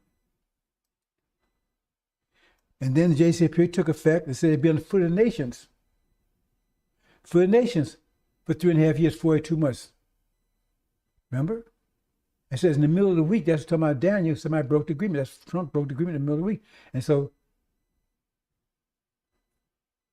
this first part of 7 years, 3.5 years there. On the foot of the nations means, right? On the foot of the nations, you have to understand and your key, but also in UN, that means on the foot of the nations. That's another way of looking at it. See? So they'd be in that situation. Okay? And then next 3.5 years, 7 years altogether, they've been said that the Spirit of God came to them and everything. They're rising up now. See? But they didn't want to negotiate with America, right? They didn't want to negotiate America, Britain, or false Israel. Only want to negotiate with the European countries. That's what they're showing right here. So that would take you up to remember 7 years from 2016 January. That would put you at 2023 January. It's what that year just passed. And then it said, right? They'd be in that situation. Then what happened? See, because chapter 11 is a timeline. Study it. Then it'd be silence in heaven for us about half an hour, which is about 6 months. See? And then the war will start, which will put you around somewhere between May, June, July, somewhere around there. The war will start after silence. Why is silence? You understand your key? Because the ears represents when it's here on top level there, right? They in injury have 3 levels. Each nation has 3 levels. Top level is the ears, the middle level is hands, and the bottom level is the feet, like I'm showing here, right? See? So right now, they're not at the top.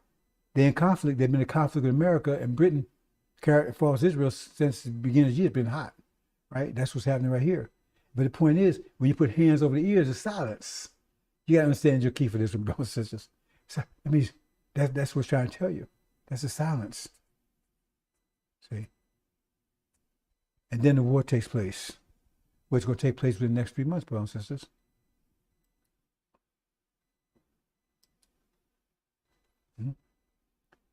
And that's when America and Britain, false Israel was kicked out of the Middle East.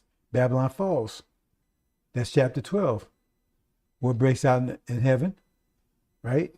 And dragons and angels are kicked out. Heaven right here, they're kicked out. Okay? That just happened somewhere between May, June, July this year. Probably 6 months, it says about. That means probably 6 months from January. Okay? So now we're in the apocalypse. Now apocalypse started. Armageddon hasn't started yet. Apocalypse has started, right?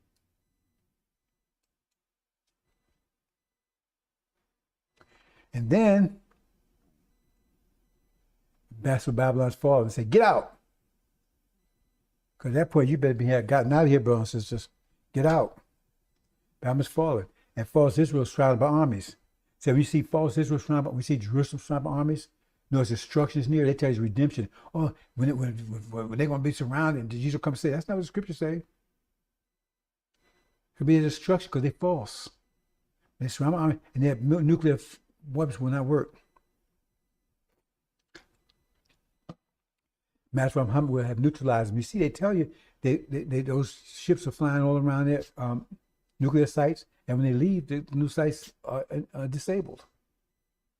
Temporarily, but still disabled, right? So they will not be able to use it. So it's a war of attrition where they cannot win, right? So anyway, we see Jerusalem armies. So when their destruction comes, that's a whole other subject, brothers and sisters, right? But when destruction comes, that means, remember, they were set up to counter Elijah Muhammad's army. They would choose Abraham. They sit there and say, no, see, they because it couldn't be us. We got to be Ham. Because we choose Abraham, that means who they? Who are they then? If we choose Abraham, they've been oppressing us. And they know the Christians, the judgment, right? And what would happen to them. Because they want to tell them, they're good people. We're righteous people. We're God-fearing people. All they've done is evil. This whole country was established in evil. Murder, theft, genocide, enslavement, oppression, rape, pedophilia. That's what stopped it. And they made icons, Jefferson, Washington. But they said, oh, that's CRT, critical race theory. Okay, whatever. So when this happens, brothers and sisters, that's off. Apocalypse has started. I'll move on, brothers and sisters. I want to get to the main points here. So when that falsehood is taken down, it's going to be under siege. No food in and out. They're going to turn to cannibalism. It says, the Father eat the Son, Son eat the fathers. Well, we'll see. They have drones all over, right? Iran have drones all over because they've taken them out. And that whole world will see, right? And they're going to be destroyed. Because the anger against them over there, is intense. You wouldn't want to be one of them when that war goes down, they get captured. Oh, no mercy there.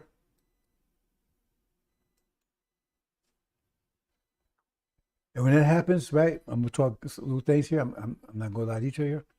What happens is she has total control of the Middle East. Total control of the Middle East. What does that mean? That total control of the oil. That means Europe, who was totally dependent on European oil because they lost access to Russian oil, the economy collapses. The economy also collapses over here. But it collapses immediately there. It doesn't collapse so thoroughly here, but it collapses thoroughly there, totally. That's what chapter 18 is telling you. See? So the only way they can get oil is they have to give America. America can't get there fast enough because they can't fly it over. Is to take an ally with Russia, which they do. They turn on America. It says all America's lovers will turn against them. See? That's what will happen.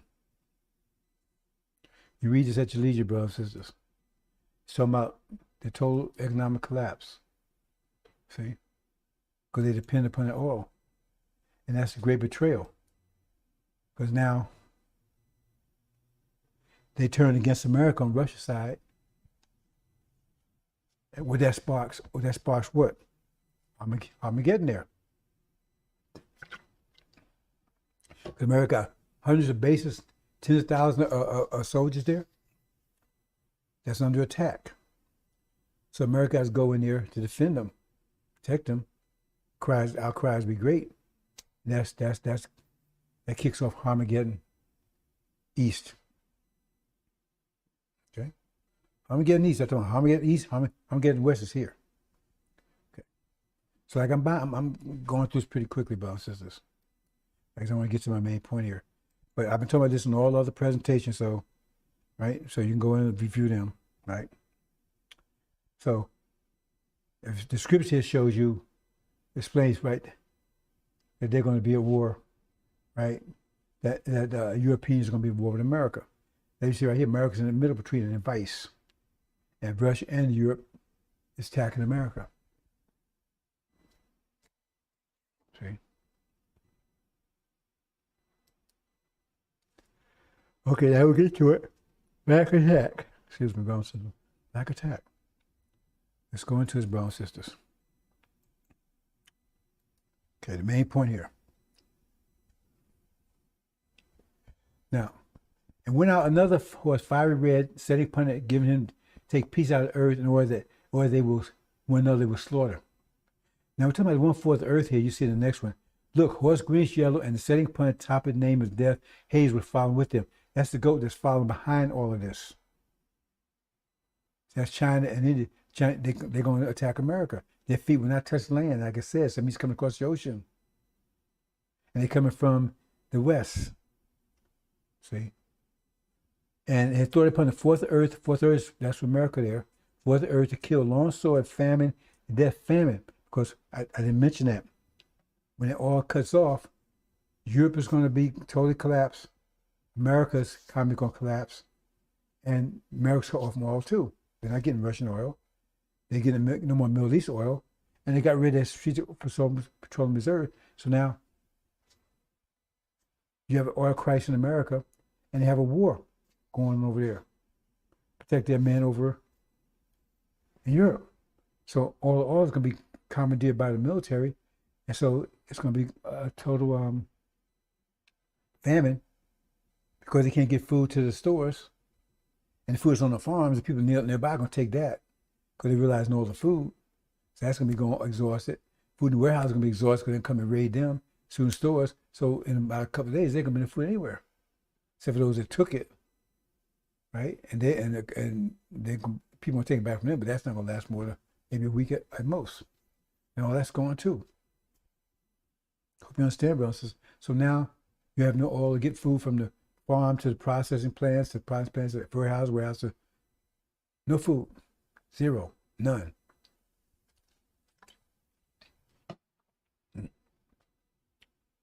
So Babylon falls, right? They fall. They get into it's not Armageddon yet. Armageddon actually doesn't happen until, right? The sword says, get a sword. The sword, give them a sword that would take peace from the earth, and they're swording each other. Well, that's the four winds. I did that wrong backwards again. I keep doing that backwards. I don't know why, brothers and sisters. Right? I got so much on my plate right now. I had it right now. I just realized I put it backwards.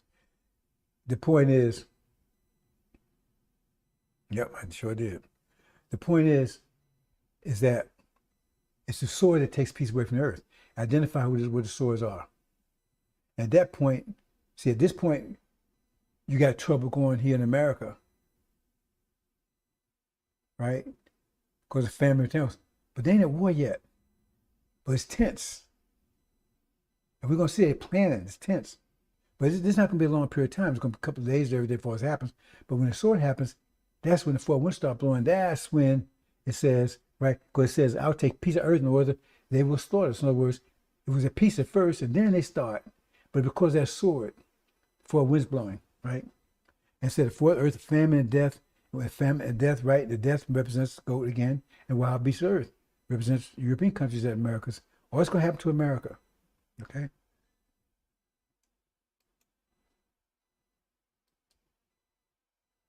Oh no, I got it right. I got it right. I thought I got it. Okay, I got it right. I moved the right one. Okay. So now that's it. Well, wind start blowing, and now, and what is this? These are you got over 2 million immigrants, Africans here. They go to Holocaust with us. They're more united with us. And remember, I said famine was going on. And most of them live out in the suburbs too. And most of us live in the inner city, right? A lot of demons live in the city with us. But the demons that got money and everything else live out in the suburbs. And the immigrant Africans live out in the suburbs too.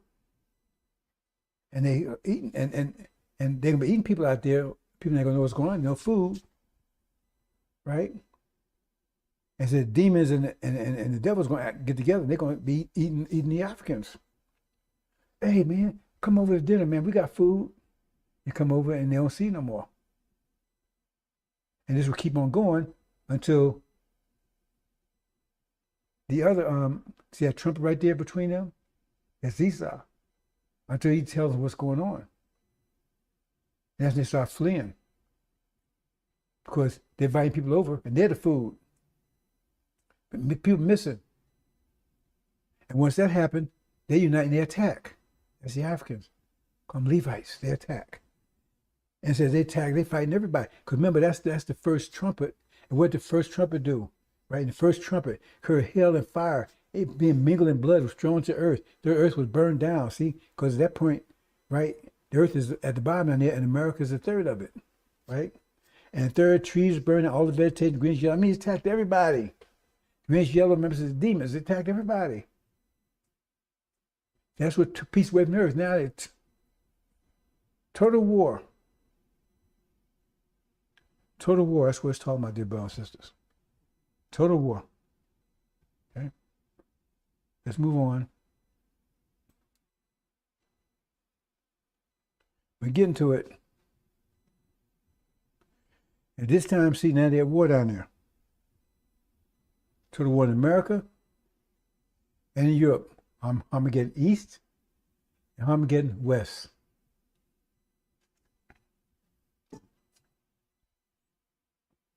They allied with Russia, right? Because they couldn't get in. So they attack America's troops that's in their countries.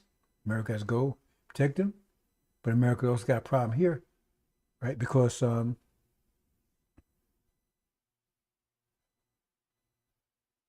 attacking the blacks.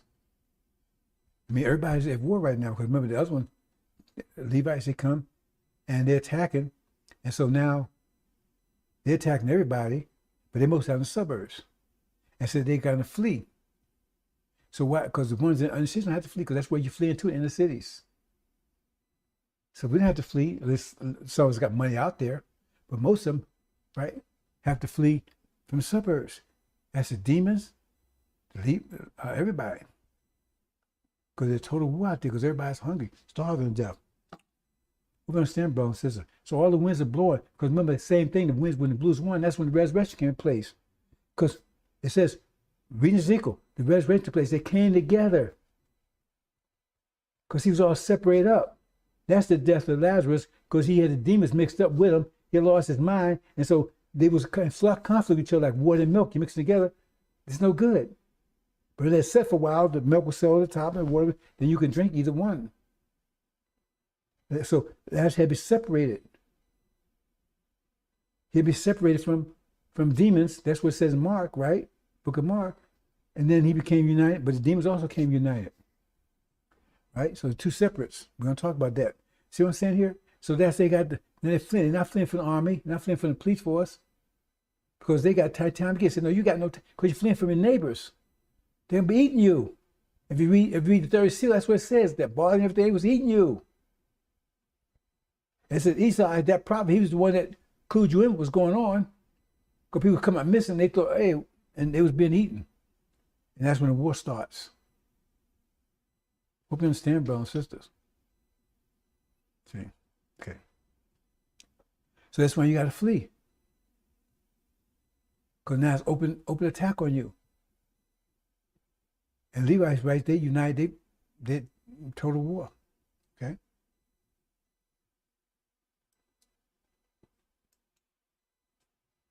So these are the four winds blown.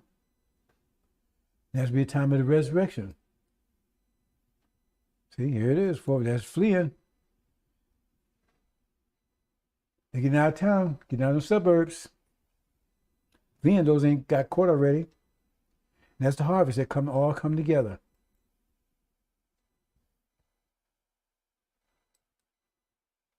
They all come together. Then we get the war of the saints and let get in the war with the demons. That's what it says in Exodus, right? There was separation. Moses came back and separated. Who's separating?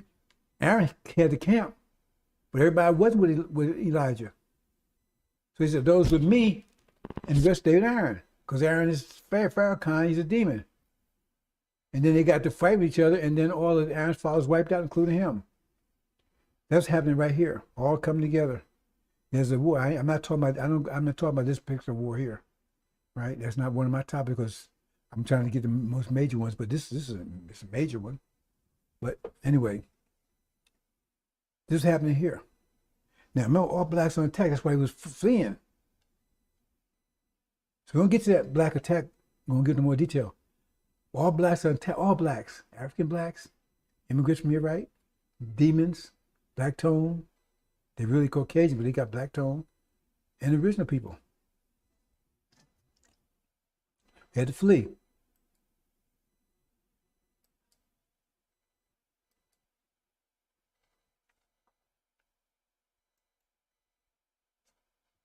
So it says, they were defeated. Oops. They were defeated. Uh-oh. It said 3,000. See, there's three groups there. Each one's 1,000. You got to understand the injury for that. They were defeated. In Mark, it says they were thrown back to the swine daddies. See? That starts the locust war. We're talking about INJIL. That's 5 months war where they tear this country apart. Because remember, peace is taken with rivers. Now they're slaughtering each other. You got the devil slaughtering the demons. That's the demon and the devil. They slaughtering each other. Right? The elect got the hell out of here. See? They slaughtering each other. Including the Levites. They all slaughtering each other here. They started slaughtering each other. Understand? So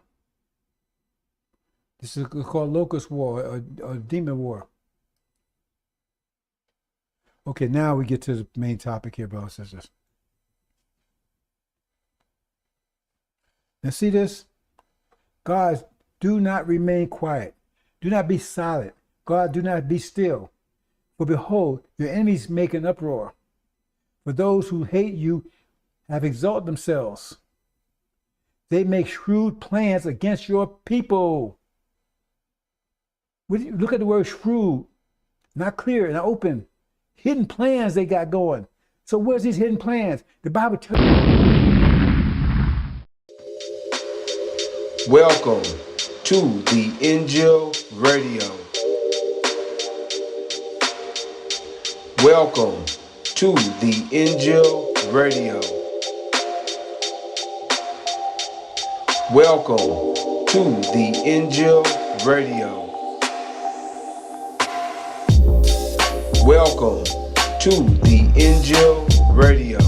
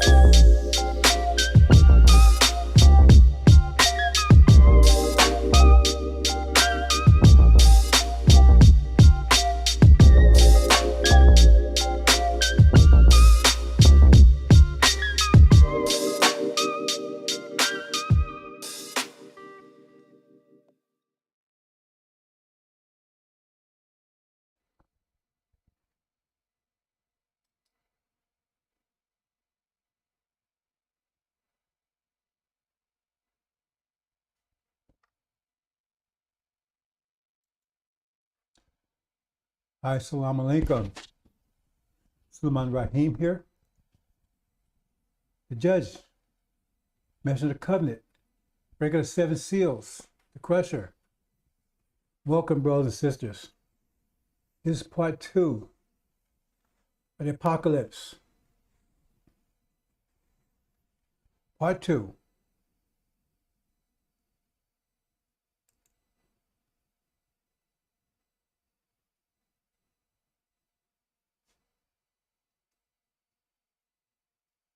See here.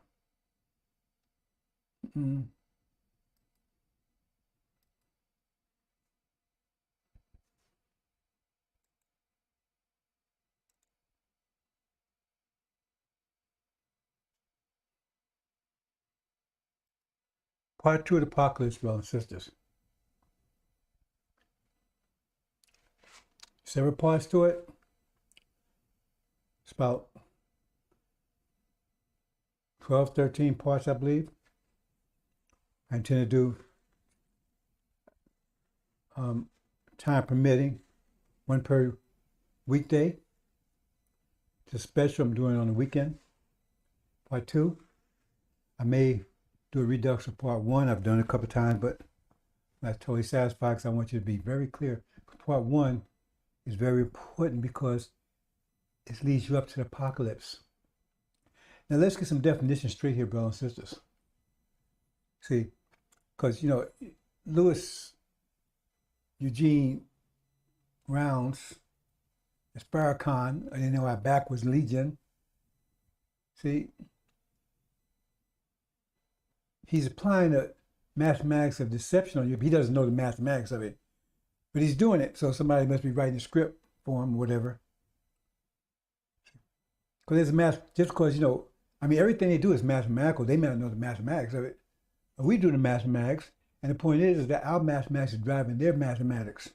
And so they may not be aware of the math. People, they're not aware of the mathematics, but they're still being, like we weren't aware the mathematics was affecting us for the last 20 years, but still was affecting us. You might be aware of gravity, or gravity still will pull you down.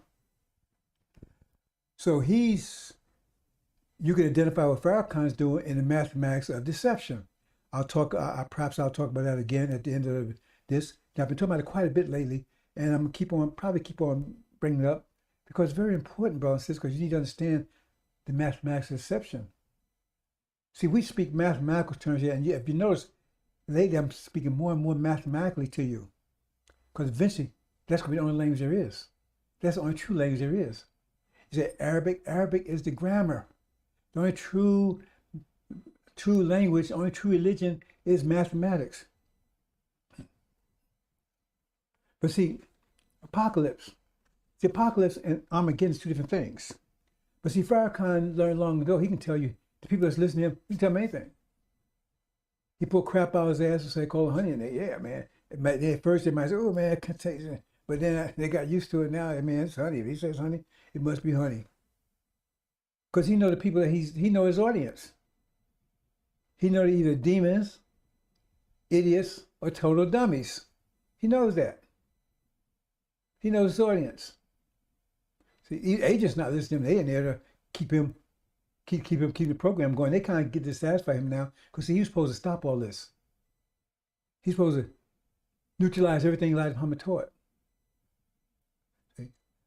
And he said he would make war with the saints and overcome them. But how was he able to do that? See, the thing is, you understand. I'm trying to speak in the language of vibrations now, because that gets close to the true mathematical expression.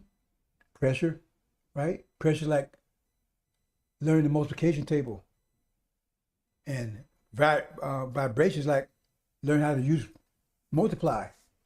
See, it gets deeper into it. First you learn one, then you go deeper. So when you get into vibration, you can start multiplying. You start add, subtracting, and because pressure is pretty much add, subtraction, add, subtraction, add, subtraction. When you get vibration, you get the multiplication, division, you get all kinds of more complicated things.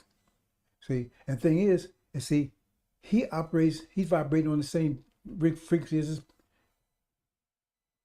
his daddy is. Remember, his father's the devil. So he never understood what Elijah Muhammad taught anyway. He never understood anyway. And that's what makes him so effective, right? Because he's going to, see, in other words, if they just took a hypocrite, see, he's not really a hypocrite. Hypocrite would have been someone that believed, understood it, then turned away from it. But he never understood it. We can call him a hypocrite, but he's not really a hypocrite. He's just a demon. Because he never understood what Elijah Muhammad taught anyway. Because what he's saying is pretty much the way he saw it. Because he's operating on lower frequency. And when you operate on lower frequency, then you're not going to pick up the vibrations. Or, in other words,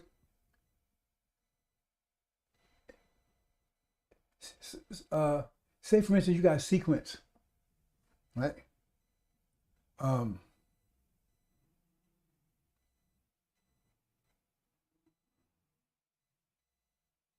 Okay, say you got the whole sequence, 1, 2, 3, 4, 5, 7, 9, 10, right? 21, whatever, right? So you got the whole sequence. But say a person on lower vibration, they can't pick up all those. So they pick up every other one. So they pick up all the odd numbers, even numbers, 2, or odd numbers, 1, 3, 5, 7. See, they don't pick up 2. They don't pick up the even numbers. They don't even hear them. They don't even know they exist. They say that white man can't jump, right? Okay, They don't hear those vibrations. They don't hear those musical tones. See, you think they hear them. They don't hear them. Like a colorblind person, they don't see all the colors. They don't see the colors they see, and you don't know that. And they don't realize it even until they mess around and maybe get tickled. They went to, I thought, somebody do a test and realize, hey, they don't see those colors. And they don't hear those, because the music, our music dominates the world because it's comprehensive. But everybody's not beating and harmonizing, right, like we are, because they don't hear all that. Like, a dog have a dog whistle. You don't hear you don't hear dog. I mean, you can hear that whistle, but you can't. You have to understand that, brothers and sisters. We're all different people. So they don't hear all those tones and things that you hear, all the vibrations. They don't hear them all.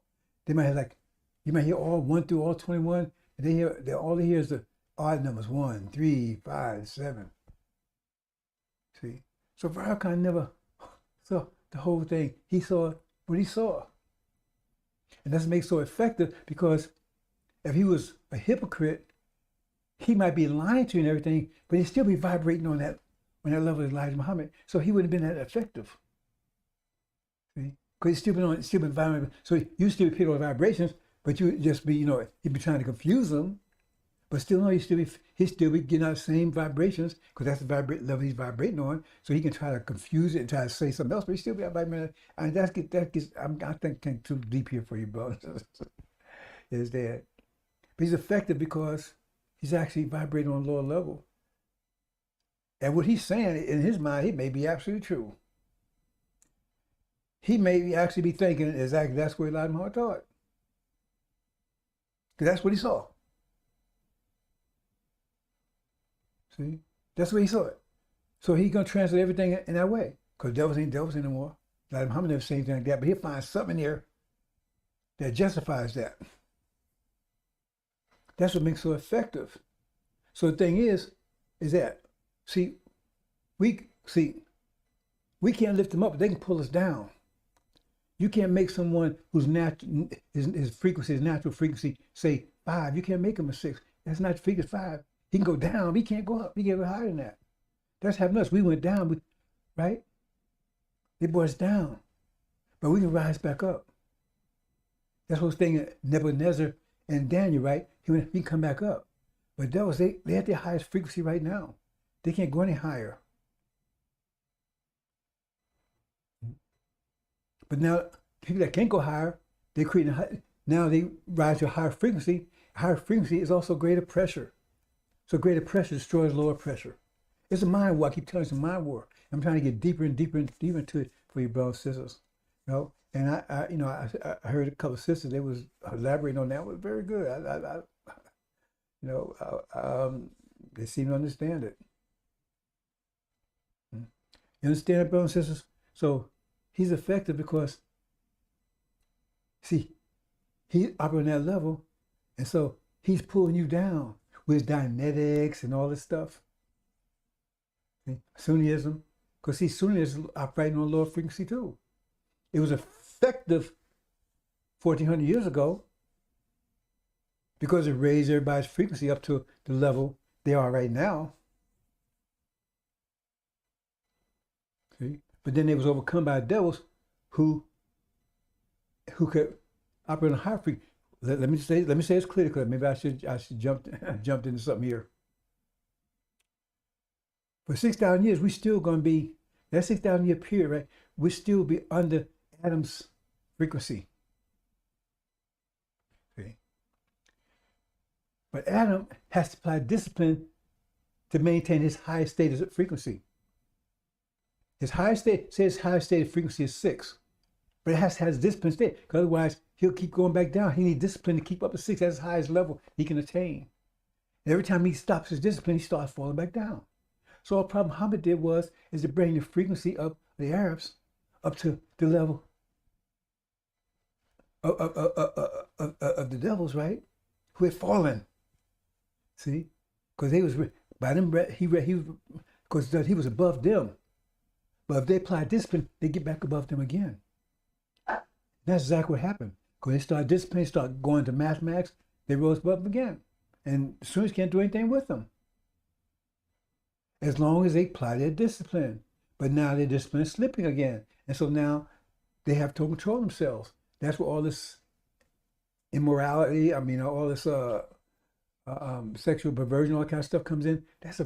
When you can't discipline yourself, can't discipline your appetites, right? Then everything goes. Eat anything. If you're extremely hungry, eat anything. You can't discipline your appetites. That's what all that's about.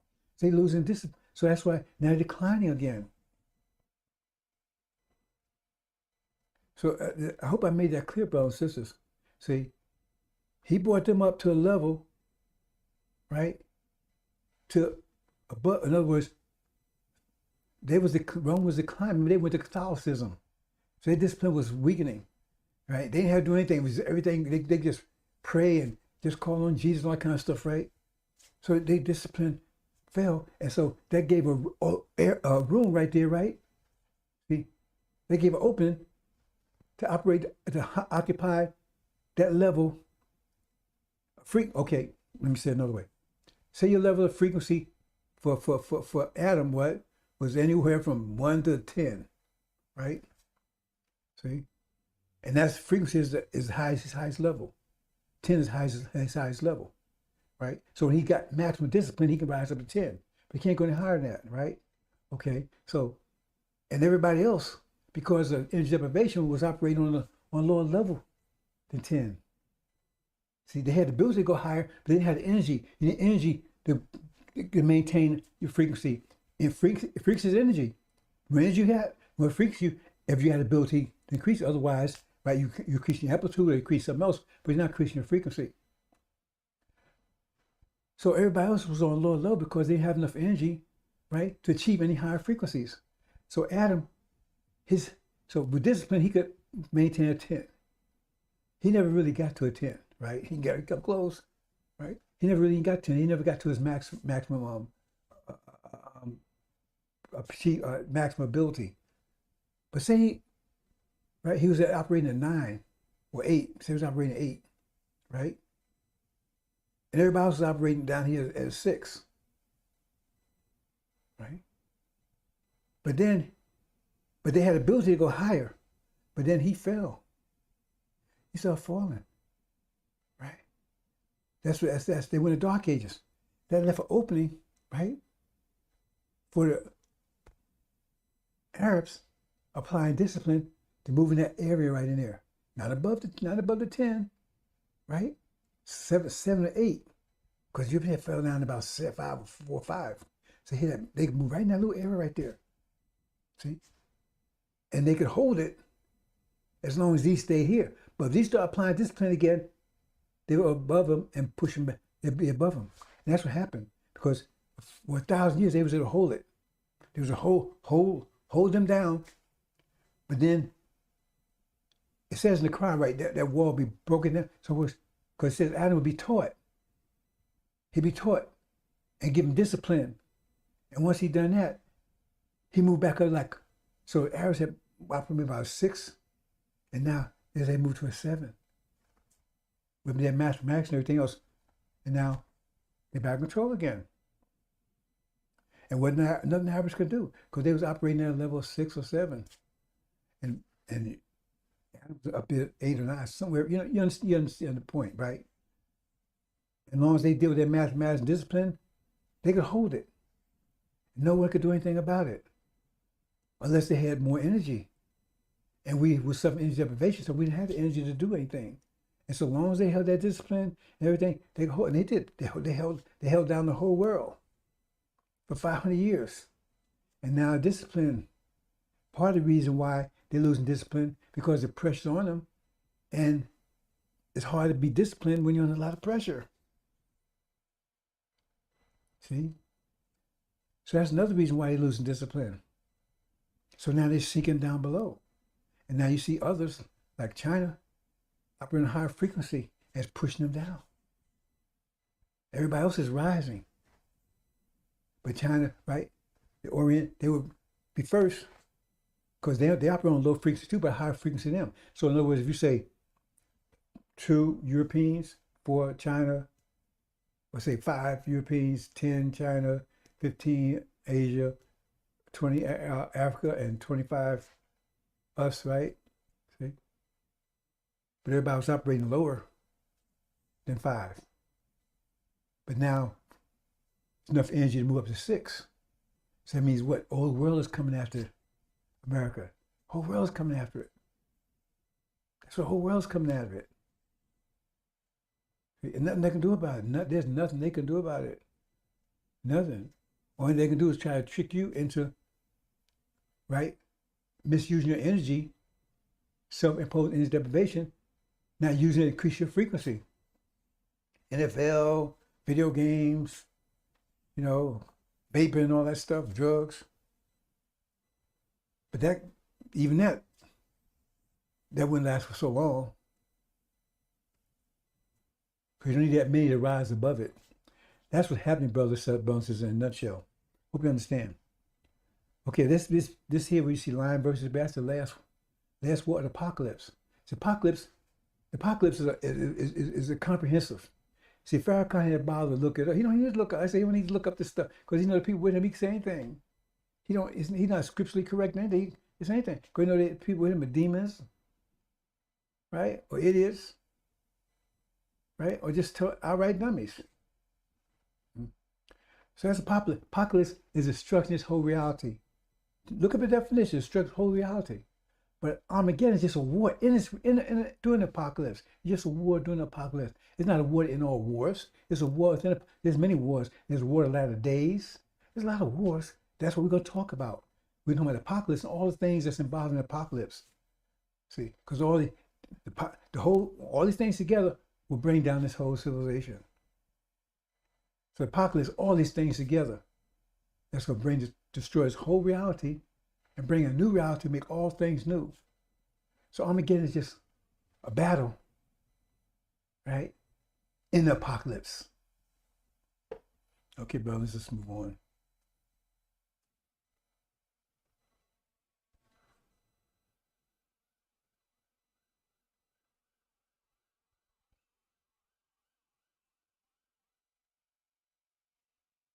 Countdown to the apocalypse.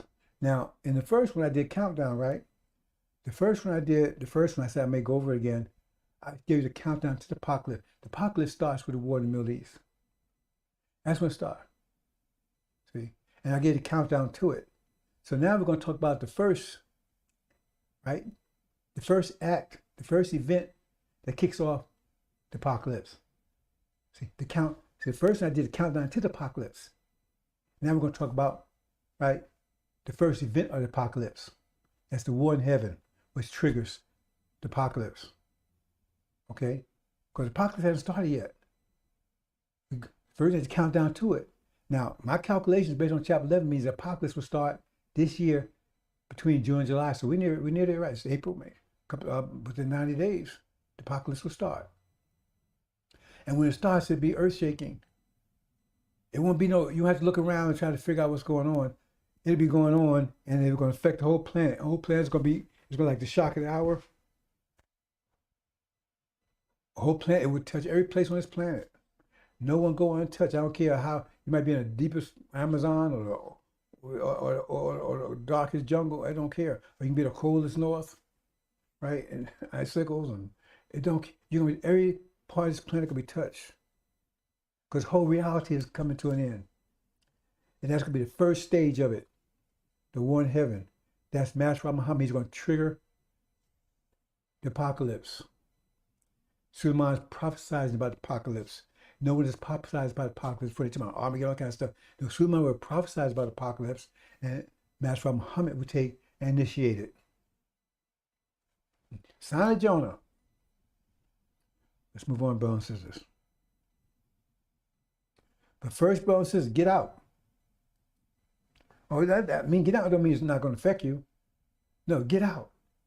It's going to affect you, but you don't want to be here. Because this is sinner. This is apocalypse sinner. And you don't want to be here. You don't want to be here, brothers and sisters. When Babylon falls, America's about to blow. You do not want to be here. You don't want to be here. If this message bothers you or you don't like the way I look or something like that, just get out anyway. Just take a chance. Just get out. They'll be around here June and July. Don't be around. Don't be near this place. Be in Africa someplace. Don't go to Europe. Just be gone. Take vacation, anything. Because remember when 911 came up, they closed the doors. You couldn't get out of here.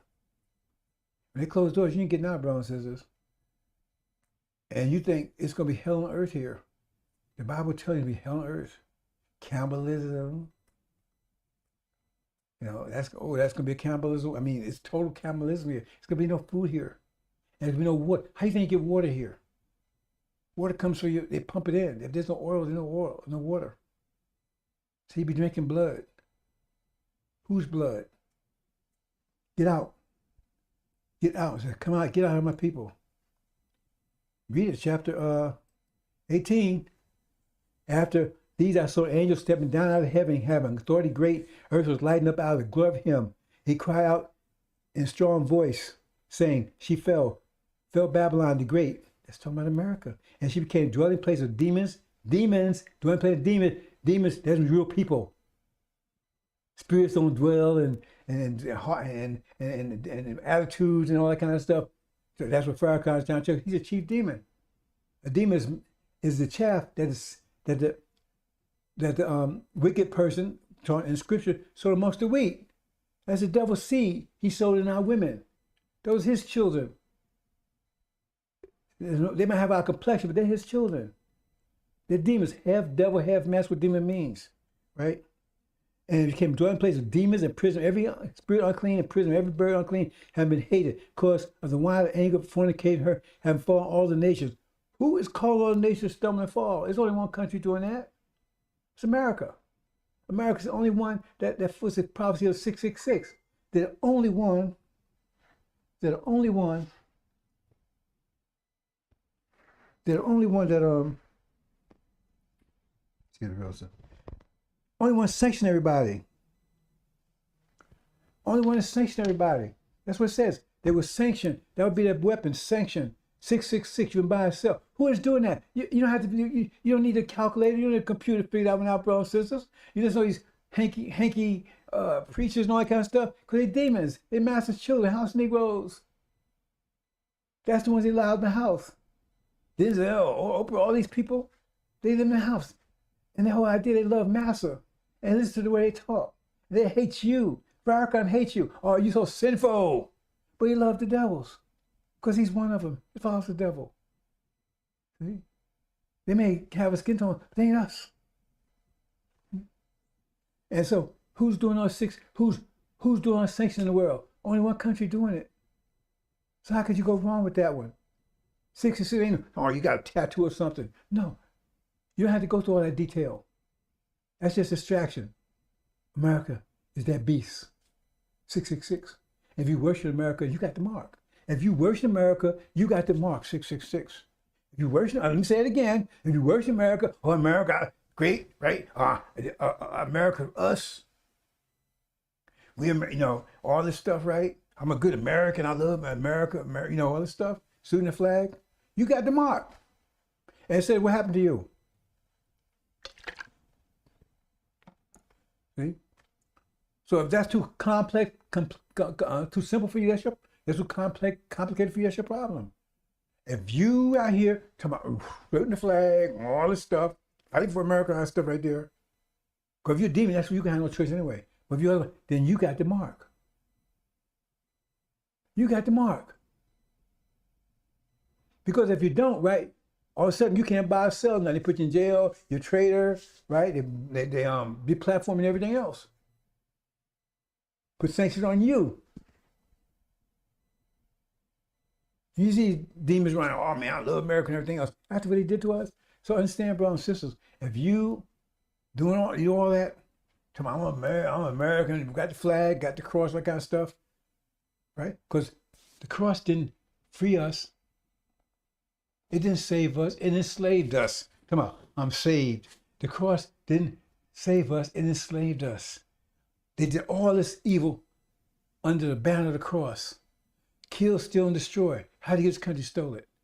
What they do it happens at genocide. What they do is destroyed us as a people. And on the Constitution still says we 3/5 human. Now you're going to tell me And who did it? The people was carrying the cross. They did it in the name of Jesus, carrying their cross. So you're going to tell me that's a righteous God there? And then what the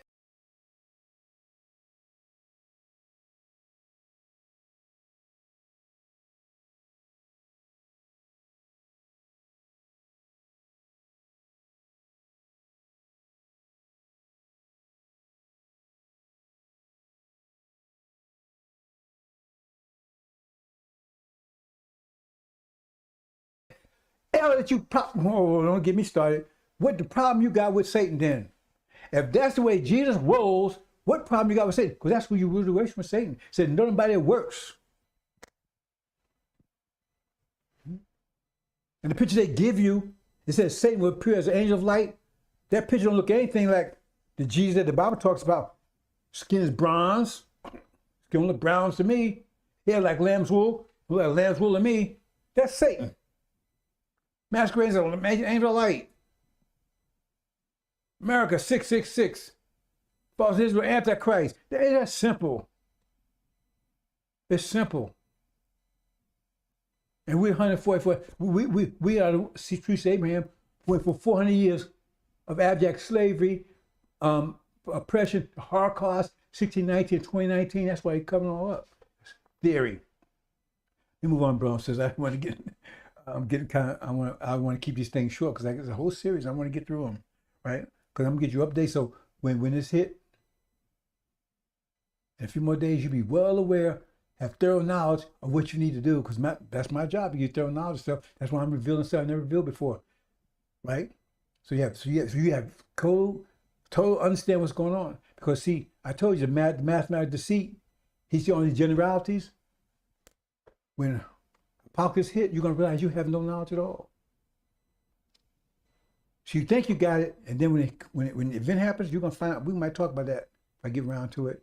You got no knowledge at all. That's mathematics. You say, well, okay, I'm gonna show you. It's not a trick either. See, because the one fornication had fallen all the nations. Who's calling all the nations? Who's dictating all the nations? Who's dictating all the nations? And King Earth with her committed fornication. See, King Earth represents European countries, right? And travel merchants of capitalism, right? And Earth, power, unreigned luxury of her became rich. America, the Europeans are richest on the earth, right? Who else are the richest? They claim. I mean, how can you miss this, right? And I heard other voice of heaven say, "Come out of our people, come out, get out," right? In order that you should not share in the sins of her and now the plagues of her. The sins of her is what she's doing, is trying to keep you from getting knowledge of self and vibrating on a frequency to overcome the gravitational vortex. That's the sin. Like I said, self-imposed energy deprivation. They're putting distractions in front of you. Oh man, here's Oprah. Here's Kanye. Right? Here's videos. Here's NFL, NBA. See, here's Empire. All stuff in front of you, right? What you taking, and it's like you give a child $1 million. Child's stupid, it won't last long. He's gonna spend all over the place. One are gonna invest it, one are gonna take us and blow it. And so they tell you, you got energy now to take control. And they try to get you to blow it, just exploit it. Do like that. Walk around naked, hair all nappy, pants, ass hanging out, right? Don't know a damn thing. Couldn't tell you how much 5 times 9 divided by 5 is without a calculator. They're doing this on purpose. It gets you to stumble into destruction. Some of you ain't stumbling, you running into it. That's what it means. There's sins. See, sin is when you go against yourself. That's what sin is. They get you to go against, but that's what happened. Remember, that's what was going on with the man in Mark. He was power, because Elijah Muhammad gave him power. Nobody control him. Because he gave him that knowledge, nobody control him. But he was beating against himself. He's beating himself up. He lost his mind. It took control of his mind. And who did? The demons did. They got control of his mind. He was beating himself up. He was sinning. He was blowing his power. That's what they're doing. And Farrakhan, he's the main one that got to do it. That's his whole job. But they getting pissed off him because this mess here wasn't supposed to happen. He's supposed to shut all this down. They're going to out him themselves in a minute because they getting pissed off at him. because they gave him support and security and everything else. Oh, you think those so-called NOI over there, FOI over there was securing Farrakhan and the MGT? You think it was him? No, the devils was securing Farrakhan. They got 24-hour security around him. You can't see from a back from a distance, but some of those so-called FOI around him, they're really agents. They don't follow Elijah Muhammad. They're agents. They're forms of the why keep eye on him, and also provide security for him. Get out, because the plagues are coming. You already hit one plague already hit you. See, that was a warning. 2020, 1619, or 2019 is 20 years, and then immediately after that will come the plagues will start. Kill the firstborn, which is the elderly, but pass over. And the thing is, you better go check it out, brothers and sisters. It wasn't killing us. It was killing the demons. It wasn't killing us. It got you sick. But they was telling, oh man, you're dropping like flies. That was a big lie. Well, I'm not going to, brothers and sisters, because so I say they want an excuse to keep you from getting this message. Okay, let's move on, brothers and sisters.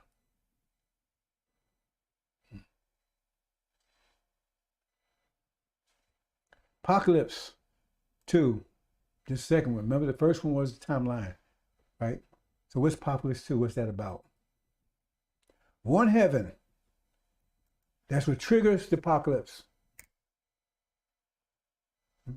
Apocalypse 1 is what leads up to the apocalypse. Apocalypse 2, right? Part 2, one heaven what triggers the apocalypse. Because you got to lead up to it, arm it, then you got to trigger it, right? And that, based on my study and everything, based on what INJIL says, the timeline there, we can expect to happen between June and July this year. It's a couple of months from now.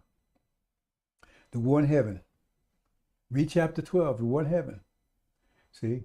Where's that? Farrakhan said, oh, the war of Armageddon. What about this war, Farrakhan? How come you mention this one? You never mentioned this one, have you? Because you don't have no idea what it means.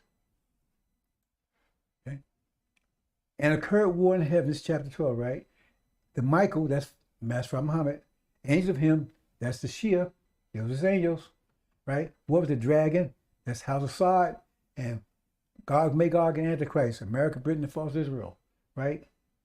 War, and they got war's about to break out right there. Right? They telling you, if you watch the news, you know war's about to break out in Europe, about to break out in China, it's about to break out in the Middle East.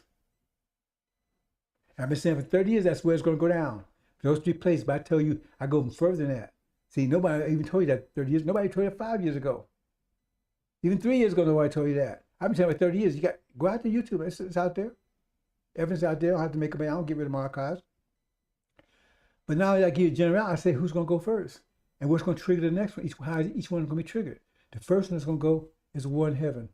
That's going to kick off the apocalypse, right? Now define who those in detail. Not only that war in heaven, that in chapter 12, I tell you what heaven is, who the players are in detail. Michael's Master from Muhammad, his angels, right, are the Shia. Iran is Syria. Identify them. And who's the dragon? House of Sod. Who is angels? Who, right? America, Britain, false Israel. That's the clash about to happen. I'm telling you, going more detail, I'm telling you the time frame said between June and July. This year. Now, what's going to happen between June and July? When? One of these years we're going to be in 1 June and July. That's not what's happening here, bro. So you get in detail. I'm stand by it. See? And they failed. They couldn't win. They lost. Because Master Muhammad is in that battle. That's when he's going to first be made. Because they're trying to say, oh, those UFOs, so-called UFOs, they was talking about last night on TV, right? Oh, they think they spy ships from other planets, from some other civilization, another part of the universe, coming here drones to check us out. No. That's Master Muhammad. He's going to check you out in a minute. He's going to check you all the way out. We have to explain that. He's going to check you all the way out. Total check out. Right? And they lost.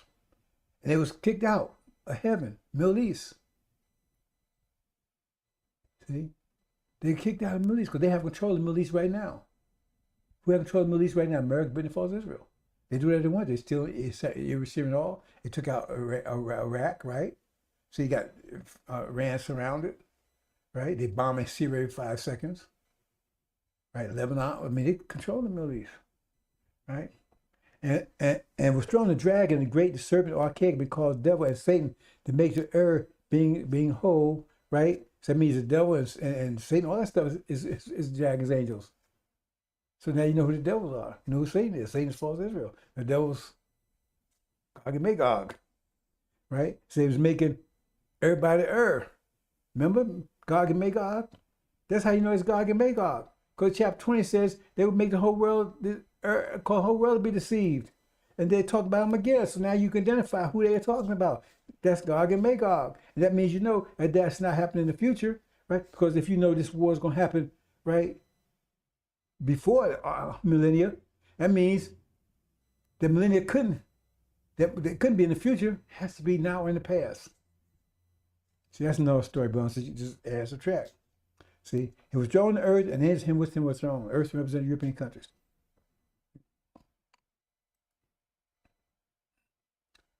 Okay, brothers and sisters, like I said, that's what we're going to talk about as a subject. I'm just showing you angel key here, brothers and sisters. That's what it looks like I explained before. If you got a puzzle and they keep changing the picture on you, if you understand how the puzzle works, you don't care about the picture because you can always put the puzzle back together once you understand it, learn it. See, so what happens is that's the puzzle. That's the key. And every chapter they change it.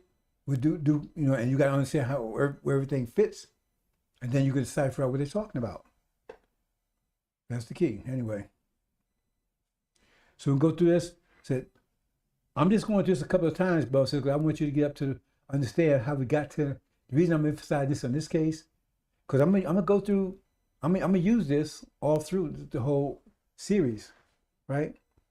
But here I'm focusing on this because, right, we're talking about what this leads to. So I'm gonna talk briefly. I'm not gonna go read all the stuff here, right? I'm just gonna talk. I'm not gonna read all the stuff on the right. You can read on at your leisure. What happened is 1948. See, it says those witnesses that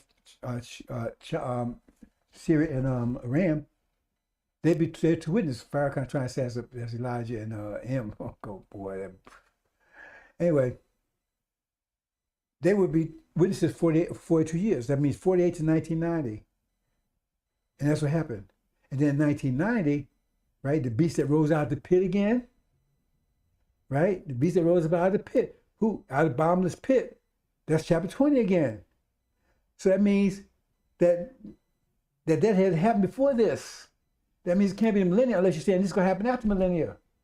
Unless you're going to say the two witnesses and all that stuff, because he said Farrakhan claims that's him and Elijah. They got other kind of things, but wherever you claim the millennia has to happen before this, because now the beast coming up out of the abyss. Remember, they was in the bottomless pit, or the abyss, what we're going to call it, and they came out. So now they're coming out. It says, because it says right there, it says,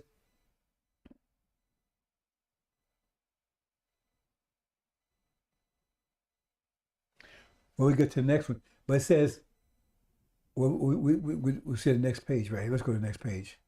See, because they're on the top there. Now, I show the key. Each group is a grouping. So the first group is European countries, but then the Islamic part is the Islamic part of it. So they're part of Islamic. They're part of the European countries, the Islamic part, right? So they're on it because 3 levels. Then you got 3 levels for the Oriental, and you got 3 levels for each one, right? So they're the Islamic part. See, so now that's the Middle East. One way I call it, they also call it mid-heaven because they're between. They represent European countries, and all the rest represent the heavens, so they're between mid. In chapter 9, they call it mid-heaven. Anyway, let's move on, brothers and sisters. So here's where it says, and the wild beast stepping out of the abyss. So they don't come out of the abyss until after millennia. So that means this has to happen after they come out of the abyss. So unless you say it's going to happen to me 1,000 years in the future, this already happened. That means the millennium's already passed. That means that was European history. Like I said, they was in dark area for 1,000 years. They was held down by the Islamic Empire. I mentioned at the beginning because of frequencies, whatever. They were held down for 1,000 years. And they rose up. They got rid of Catholicism and adapted mathematics. It means they increased their frequency and they got more discipline. Because when they first came over here, they was like the Puritans and everything else. They was very disciplined and mathematical as much as they could achieve mathematics. And they got power again. And now they decline again. So that's what happened. So here, and then they'll be cast down for 24 years. See? So 1990, what ended in 1991 actually, so that'd be 24 years, right? So that'd be 2015, basically. Or between 2014 and 2015, Obama came along and that's when they started discussing the JCPOA. So like I said, I'm not going to, you can read that at your leisure, brothers and sisters. And so here it is, 2016, right?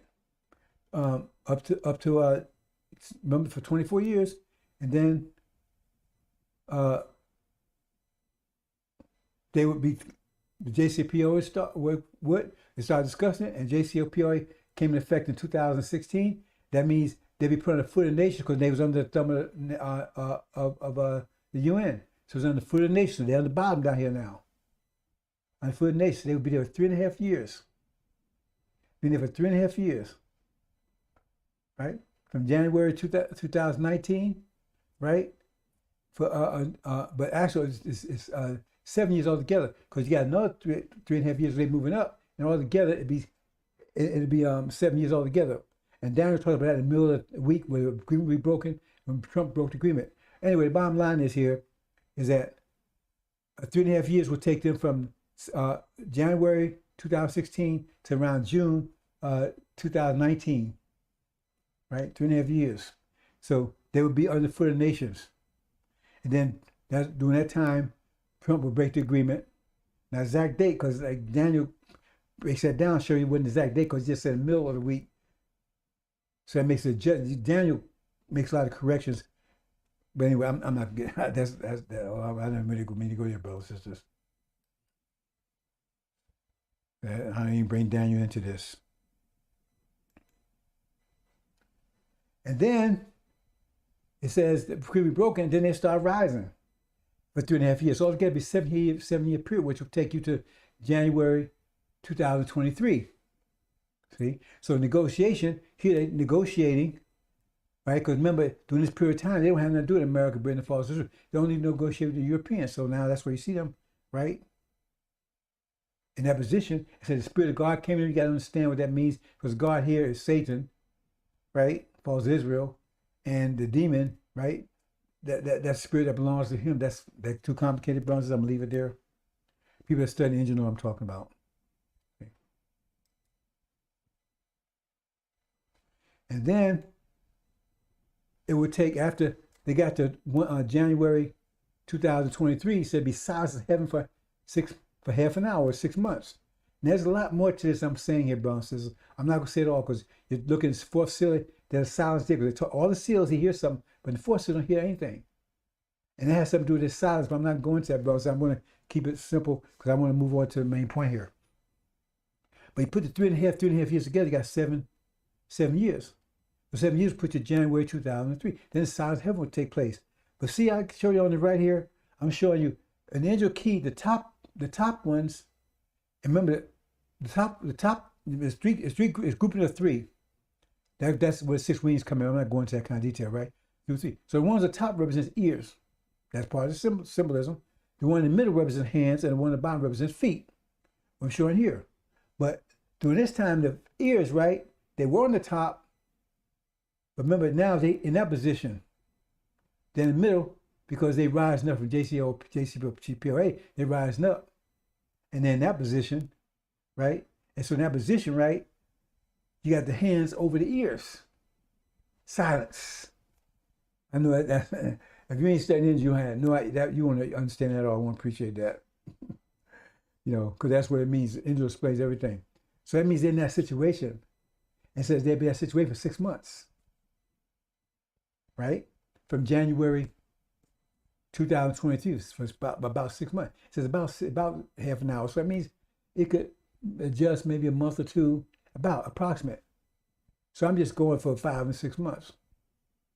See, so January to February to March, April, May, June, right? July.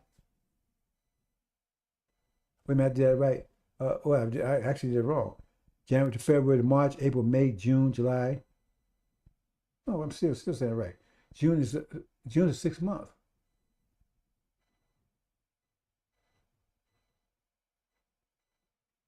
Oh, I see. I'm saying 6 or 7 months. Okay, I'm all good. So I'm saying it's going to be in that period of time. 6, 7 months. I mean, could be May, but we know it's going to be within that period of time. That 9-day period, right? Because it says about. That's not what it's going to take. That's the word that's going to trigger the apocalypse. See? So they're in that situation, right? That's the silence. And time will be about 6 months from January, about. See? So I would say, January to February, March, April, May, June, July. Most likely July, right? But we'll see.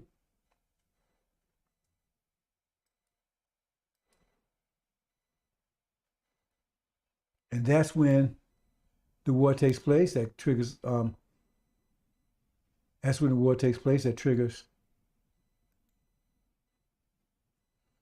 the apocalypse. And American Britain is kicked out. See, they're kicked out. Iran and Syria are victorious with Master Muhammad's help. They're victorious. American Britain are kicked out. Military, that's what I'm talking about. The dragons, angels kicked out. House of Saud is kicked out. They run back to India. India tells us they're not Arabs anyway, so they're really Indians.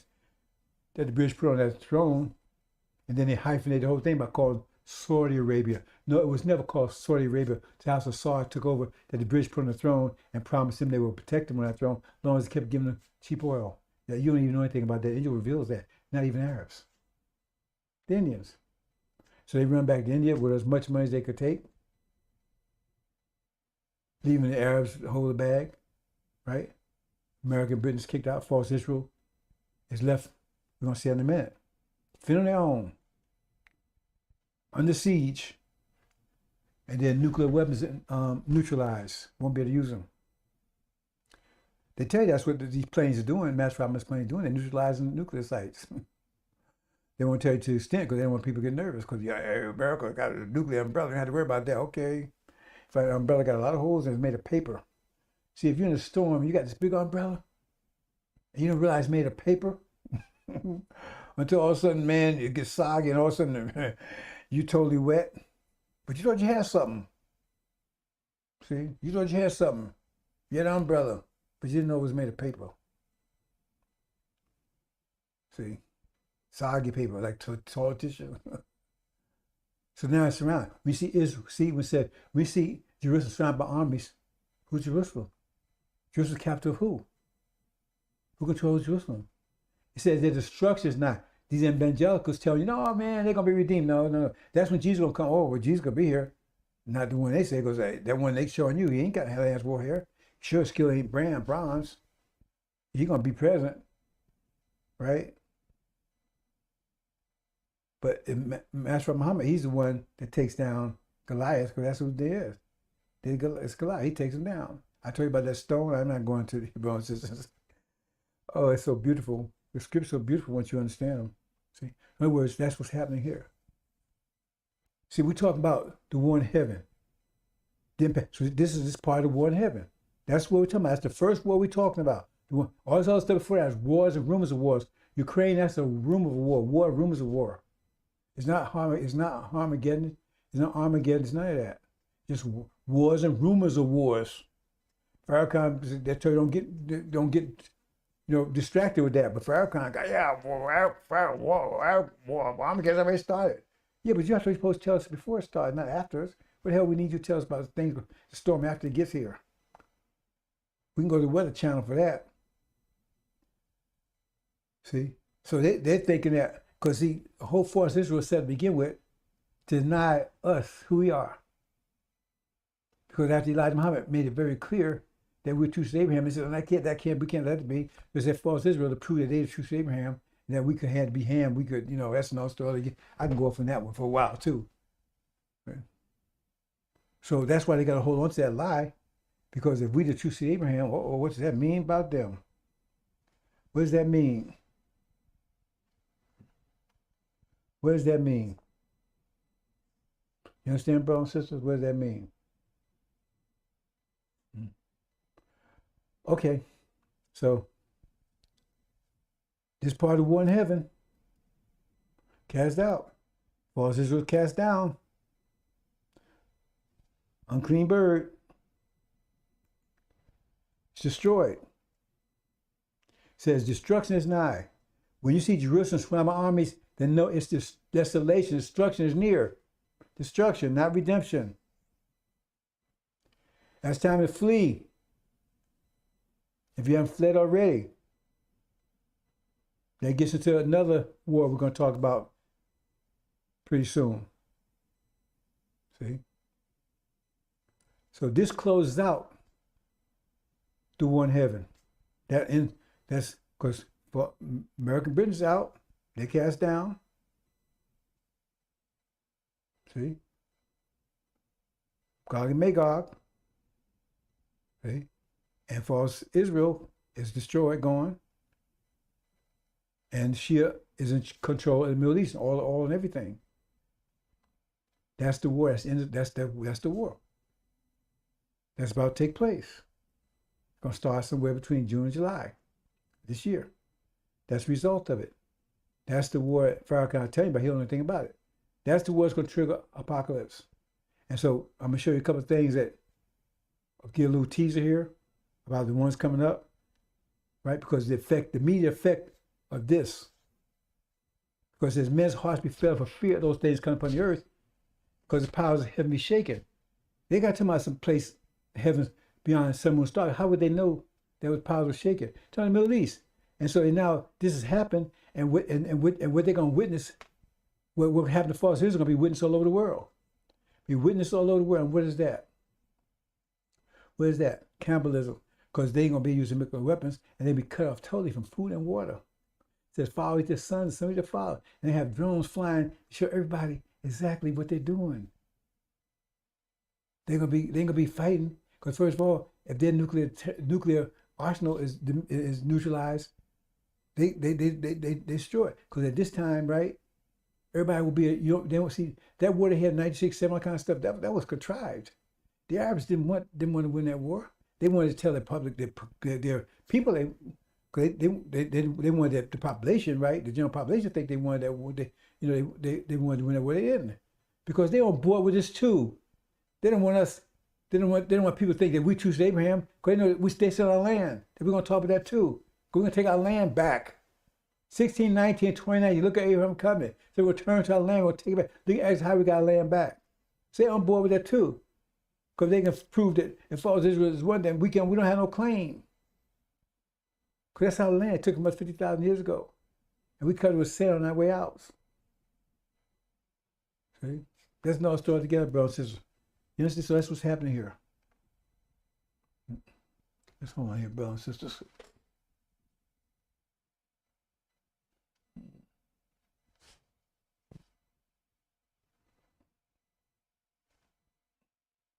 Oh, I see. Okay. Getting a little reflection here. Okay, let's move to the next one.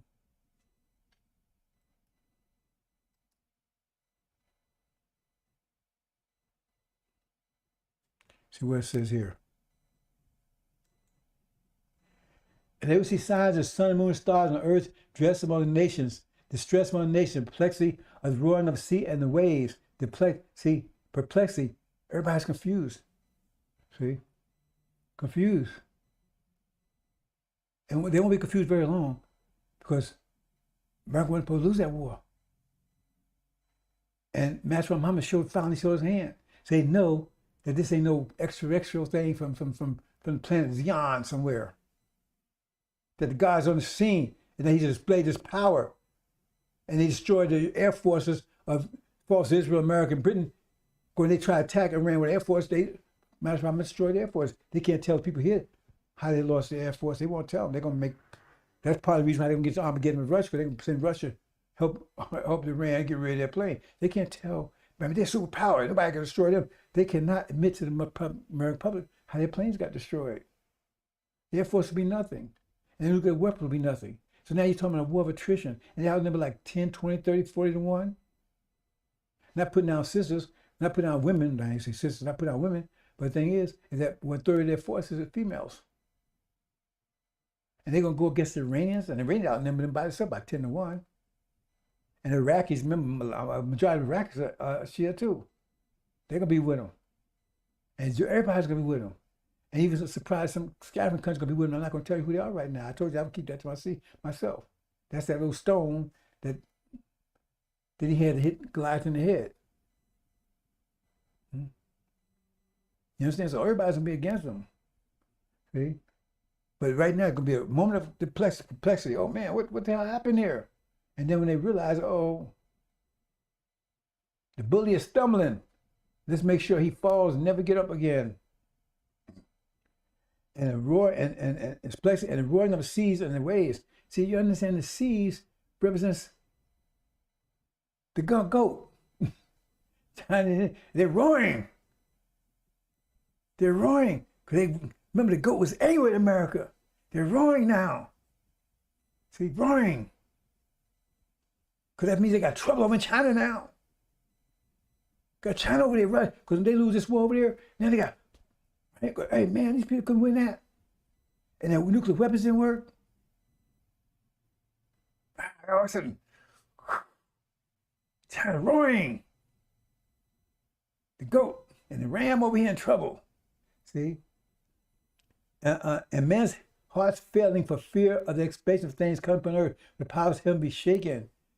See? So now, I'm saying, because now people see what happened there, and their hearts are failing. If their hearts are failing in anticipation, what's their hearts going to do when it actually comes? Men's hearts failing from fear of the expectation of things that's coming upon earth, that things going to come into America, because they see what happened over there, especially with false Israel, the cannibals and everything else. They know it's coming here. Famine, everything is coming here. Their hearts failing in expectation of it. So what's it going to do when it gets here? See? For the powers of heaven is shaken because America lost. America, Britain, false Israel lost. They were shaking. That shouldn't have happened. Right? And they will see the Son of Man come in a cloud with great power and glory. But when these things begin to take place, straight up lift your head because your redemption is drawing near. See, apocalypse, the person, populace leads to Armageddon, which is the purpose of it. Take us home. Get us out of here. That's no story, bosses. I'm not going to go there. And this is the expectation of that war. Oil. Now, Europe is totally dependent upon Middle East oil. They were dependent on Russian oil, but now because of America's BS, right? They don't have access to Russian oil. So only oil they have is European oil. And now America's dependent upon that also because they capped most of their wells. In addition to that, they got rid of their strategic reserves, strategic oil reserves, right? Strategic petroleum reserves, SPR. So they don't have any backup, any reserves.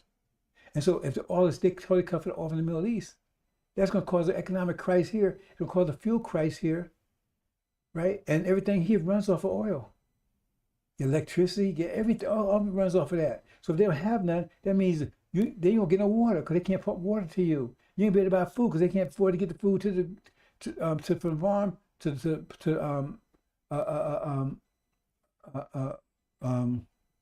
processors, from there to the warehouses, right? From the warehouse to you.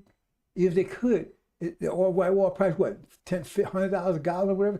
How much the egg gonna cost? $1,000? You ain't gonna be able to afford it. It says bird manure would be an astronomical price because that's all they can find to eat. And it says a donkey's head would be astronomical price. How much food's on a donkey's head? That's how bad it's gonna be. They're gonna throw the money in the streets. This is an aspect of this war. This is one of the first aspects. That's what I'm talking about. This is one of the first falls out, right? Consequences of this war are losing it. So now they have total control all the Middle East. So what happens? Europe has to take, and they have to go inside Russia. Otherwise, they're going to freeze. They can't even make war. NATO and everything can't make war because they have no fuel.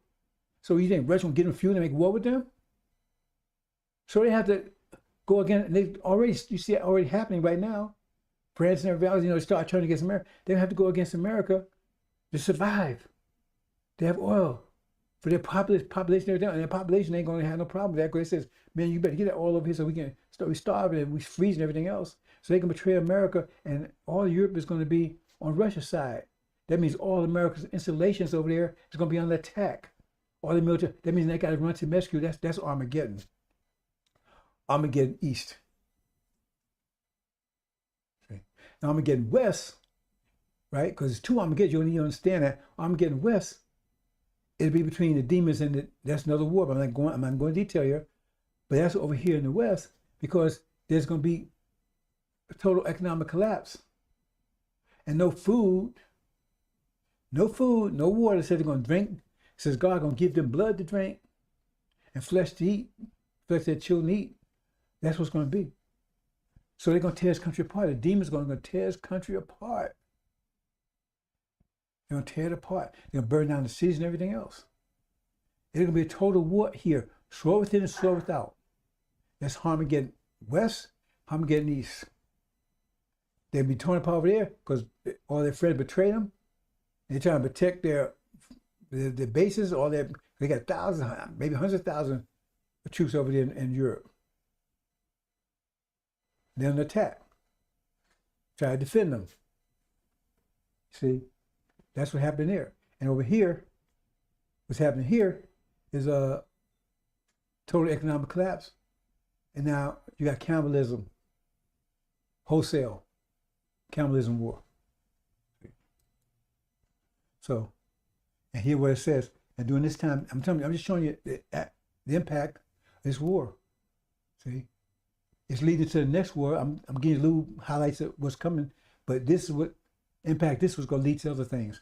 So look at Malachi. I said, my messenger you prepared a way before me. The Lord whom you seek shall surely come to this temple, the messenger of the covenant, right? Whom you should delight in. Behold, he come and said, Lord, host. But who may abide the day of his coming? Who shall stand when he appears? For it's like a refiner's fire, and like full of soap. He shall sit as a refiner and purify the silver, shall purify the sons of Levi. See, Elijah was a Levite. He raised Levites. Suleiman would raise Lazarus, right? Shabazz.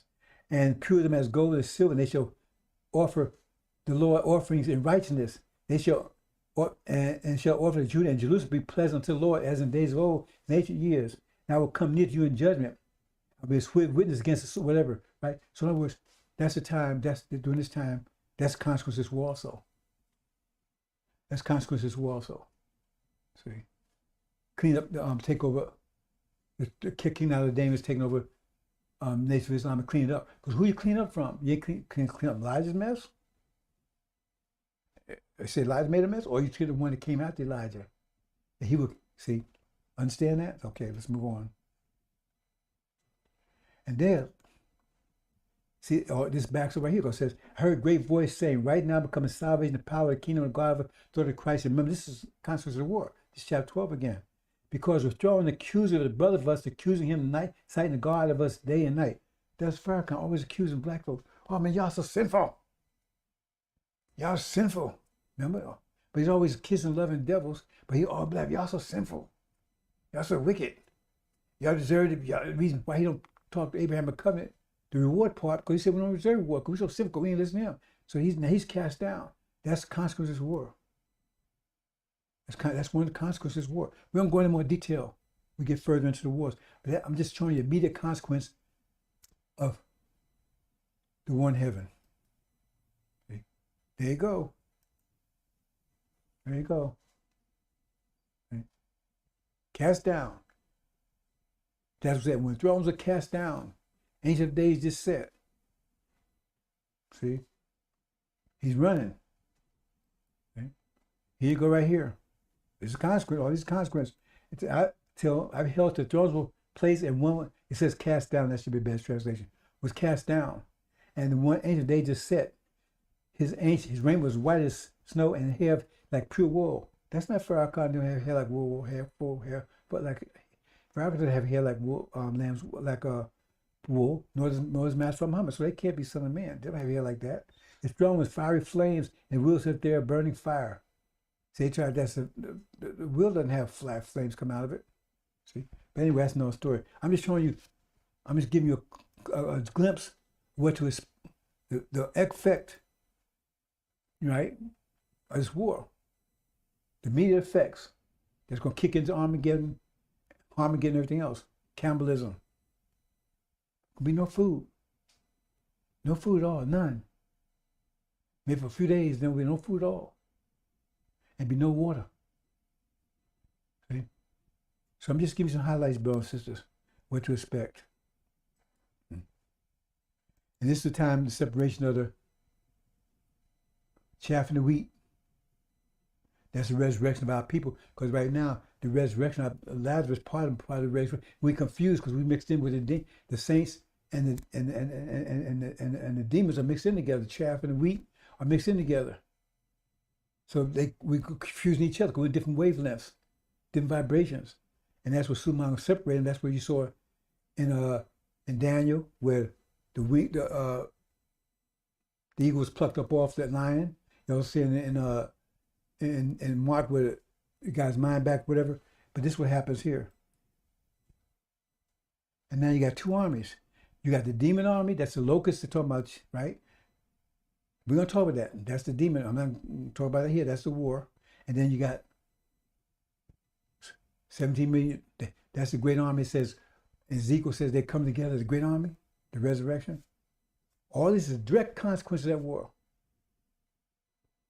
So I'm just showing that, brothers and sisters. Okay. So I think that's pretty much it there. Okay, I'm not going to go into this, brothers. I've talked about it quite a bit. Right.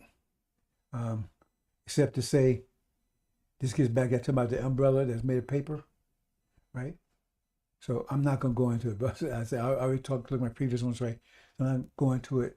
Well, let me go down a couple of things and just close this out. See, because I have to take a look at this explanation here. But basically, this is the mathematics of deception, because you have details. See, the best way to deceive is a mixed truth with falsehood. So when you give generalization, that's another way to deceive people. A generalization, so to make people think that you know what to talk about. So for I watched the weather, Armageddon's already started, but never any details. I'm giving excruciating detail. I gave you a lot of excruciating details here. So you got two different things. So you have an equation like that. See, this equation on the left, the right, left. The one on the left is summary, but the one on the right is detail, and they're equal. They're equal. Say, well, they're equal. Well, okay, what's the problem then? They are totally equal. So let's go through this real quickly, brothers and sisters, right? So the X right there is talking about, you have to put it in context, right? X represents the current time, and T is the time of the event. So say the time of the event is the beginning of that war. The event leading up to that, the event that happens is the war. But X is current time leading up to the war, right? Okay, so say the war is 3 years from now, 2000. Well, say it was 3 years from now, right? Or 3 months from now, right? See. So you put one in there, and what you got? Put one here, and both of them turns out to equal 4. Both of them got something. Both know. Both. Hey, you got details about Armageddon. You have fire content. Hey, so you know what Armageddon is going to be. You got some generalizations, but you get details on the right side. On the left side, right, you get generalizations. So you think you got some, man, it's going to be a war. It's going to fire, so you got the generalizations. So you think you're good. And then year 2 comes in, next year, got second month close to it, right? And you still got more generalizations, right? Watch the weather and stuff. So, hey, man, the weather, see? But you get more detail on the one on the right. Because he did detail. You put 2 in here. So it's still equal. They both equal 5. What happens when the event happens? Put 3 in there. Then the one on the right, detail, he got something. He got 6. And with the one on the left, he got nothing. He didn't know anything. He thought he had something he knew. Now you're right in the middle of it. Or you know Armageddon and what's weather, but what you do? You have no knowledge, you have anything. See? That's the mathematics. That's the way the mathematics works. So you have nothing. This is not a trick. Do the math, brothers and sisters. That's the mathematics of deception. So you thought you had something leading up to it until what? Bam. Then you got to the event and you had nothing. Now, oh, Armageddon, what I do? Is the weather? Yeah, it's bad. What I do? But the one on the right, use details. Oh, this I know who this is. I know where I should go. I know what I should do. See? And then what happens? The next year, if you survive it, then both of you got something again. But see, both of you have knowledge, third knowledge of what happened, but one's in hell and one's in heaven. both have third knowledge now. One's in hell and one's in heaven. Both got knowledge now. See? But one's in hell and one's in heaven. See? Because people go to hell, they're gonna know who God is, angels, everything, ain't they? They're gonna know who the devil is and everything else when they get there. They're gonna know exactly, but they ain't gonna do them any good. You understand? That's the mathematics of deception. Do the math. That's not a trick, brothers and sisters. That's the mathematics of it. And here I'll just go through, Here I just go through step by step. Right? So you can see. Year 1, year 2, year 3, boom. Okay? Hope you understand, brothers. We're going to leave it there. We're going to leave it there, brothers and sisters.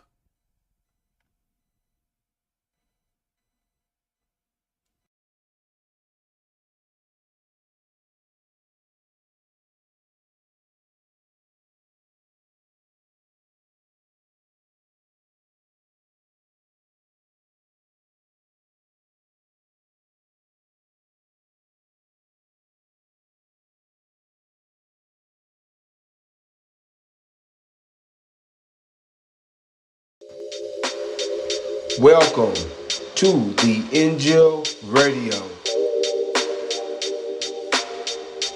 Welcome to the INJIL Radio.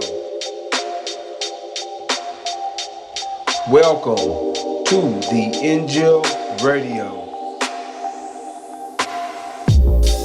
Welcome to the INJIL Radio.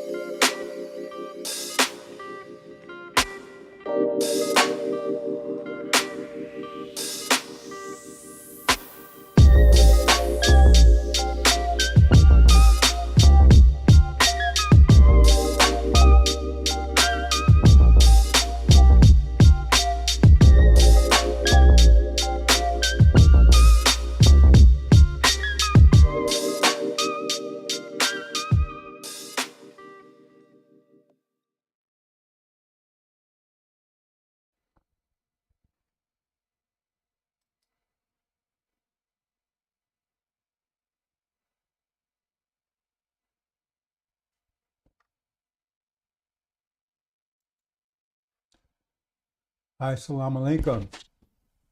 Sulaiman Rahim here. The judge mentioned the covenant, breaking the 7 seals, the crusher. Welcome, brothers and sisters. This is part 2 of the apocalypse. Part 2.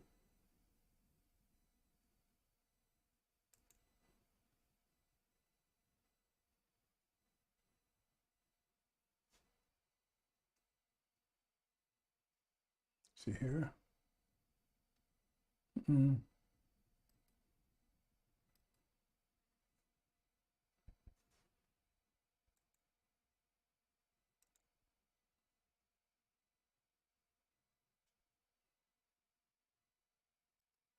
Part 2 of the Apocalypse, brothers and sisters.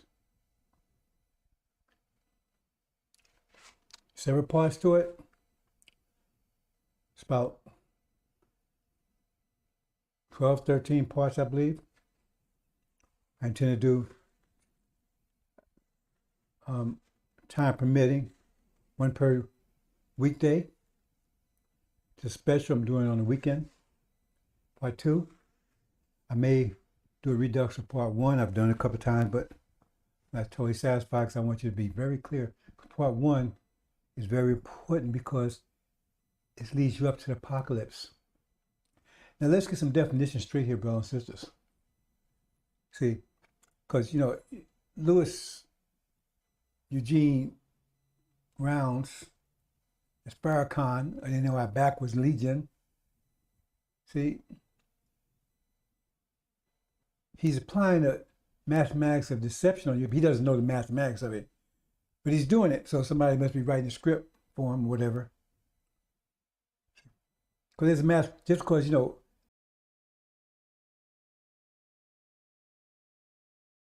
everything they do is mathematical. They may not know the mathematics of it. But we do the mathematics, and the point is that our mathematics is driving their mathematics. And so they may not be aware of the math. Like people.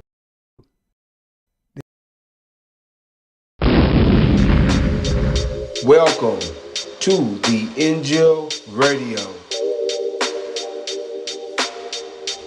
Welcome to the INJIL Radio. Welcome to the INJIL Radio. Welcome to the INJIL Radio.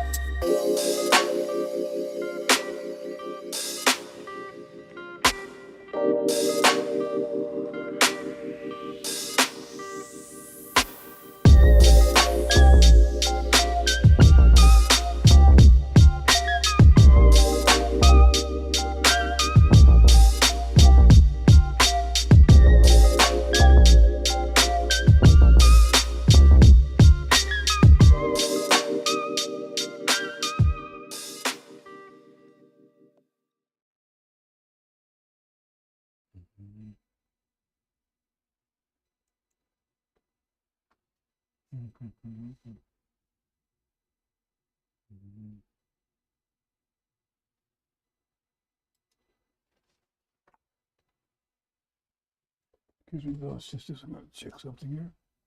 Got something. Assalamu alaikum.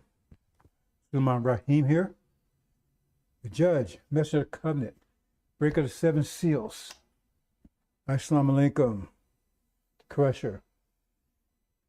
Brothers and sisters, I have a special for you today.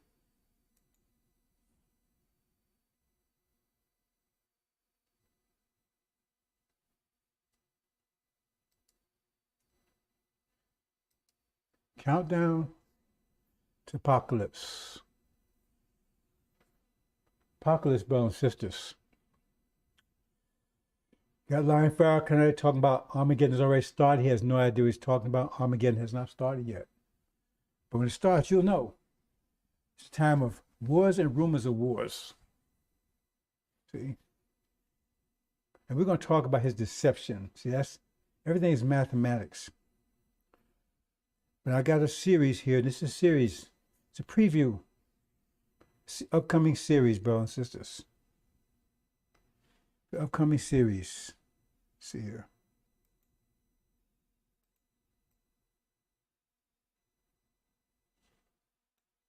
How does this work here? Why is it doing it?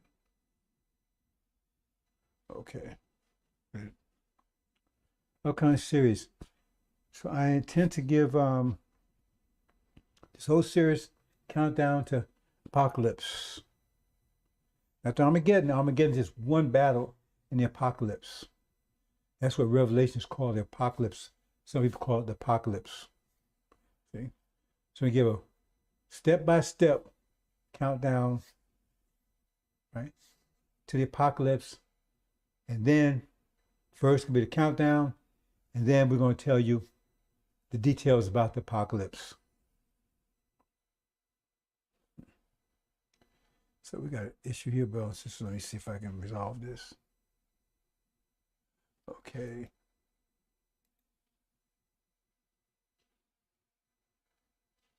Why is it? Hold on, bro. Just let me see if I can. Nope, not that. We probably have a little difficulty here. And I'm not sure why. See if I can resolve this here.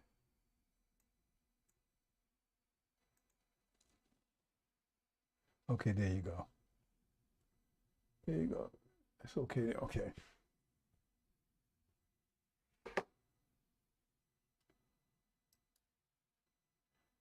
Those are just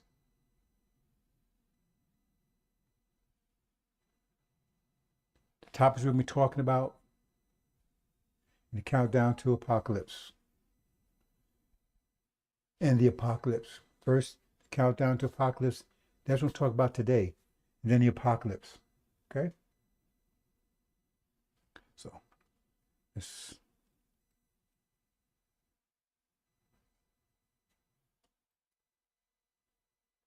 But first, bro, says get out. America's about to blow. See, it's rattling, shaking. Trouble in every sector. It's about to blow, bro. It says, get warning. It says, watchmen.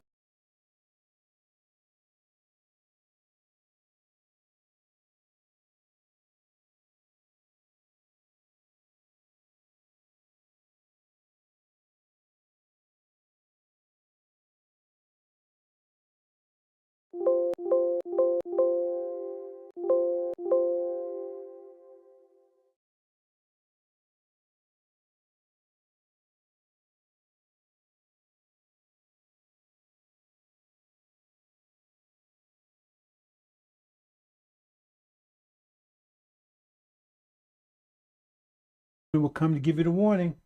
If you don't take heed of warning, that's your behind. Get out, brothers and sisters. Get out, brothers and sisters, because remember in 911, those of you old enough to remember that? They closed the doors. Won't be able to get out. See? Get out before it's too late. Going backwards. So let's look at a couple of things, brothers and sisters. See, it says, after these things I saw angels stepping down out of heaven, having authority great, and earth was lightened up out of the glory of him. He cried out in a strong voice, saying, she fell, Babylon the Great, talking about America. She came dwelling place of demons, not spirits, dwelling place of demons. They're dwelling there. Farrakhan telling you this, oh, it's a disposition, it's an attitude, right? It's some kind of spirit, no, they don't dwell. These are living beings dwelling.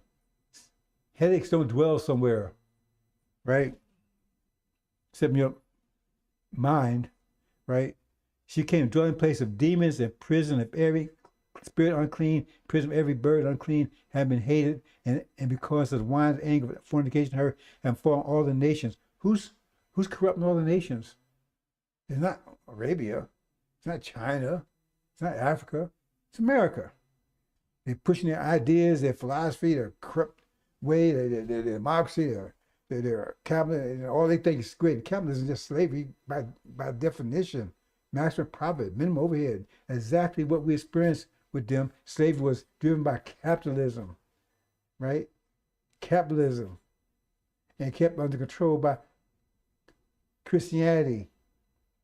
They'd have an idea to keep your mind, keep you under control, to tell you that you wasn't in hell. They weren't devils, yet you was suffering all the torments of hell, and by devils constantly 24/7.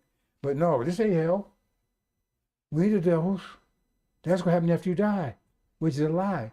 And you can't come back to say, prove that they're lying. So they did that. So you would think that this is better than that. And you would obey them, you listen to them.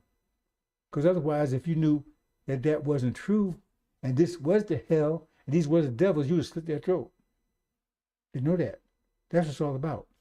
Anyway, and having fallen all the nations, and the king of earth with her committed fornication, and traveling merged earth out of power of unreigned luxury of her became rich. America's supposed to be the richest place, right? I heard other voice out of heaven saying, "Come out, the people of me, come out, my people, come out." I said, "Get the hell out of here." Pharaoh can tell you, no, come out her religion, come out custom. Okay, you listen to that if you want to. It says, get the hell out, in order that you will not share together the sins of her, right? And out of the plagues, there's going to be plagues, right? So get the hell out of here so you don't, right, be touched by that or be hurt by it, harmed by it, in order that you should not receive because, okay, well, that's the story, brothers and sisters. I think there's a second page here. No. Get out, brothers and sisters, get out. If you don't like me, you don't like this message, get the hell out anyway. Take a vacation for a few months. Believe me, you'll be glad that you did. Get your family, get the hell out of here.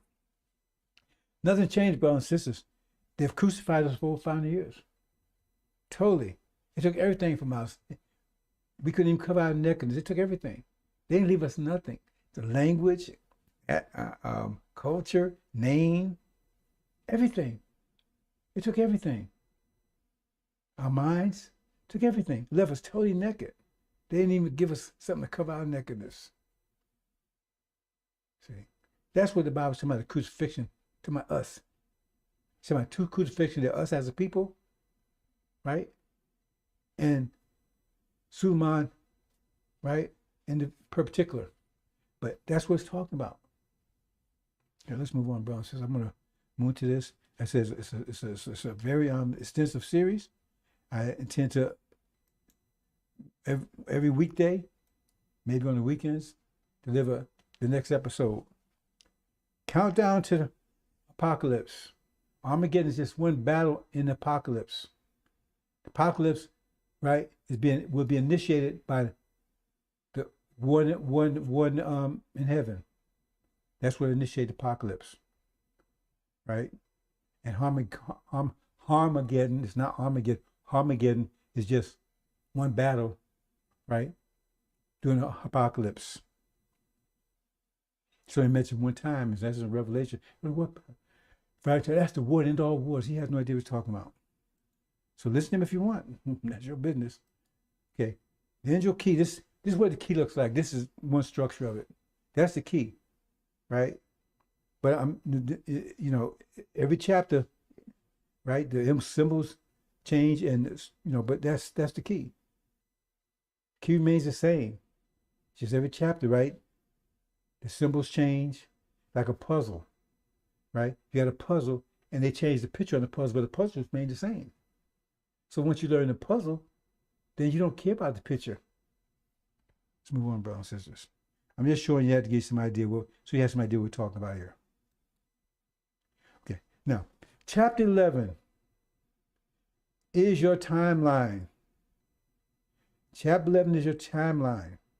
That's the witnesses. That's your timeline. And I'm going to go into more detail today because the timeline tells you exactly, right? Well, Well, it tells you when the war in heaven is going to start, which initiates apocalypse. Okay? Okay.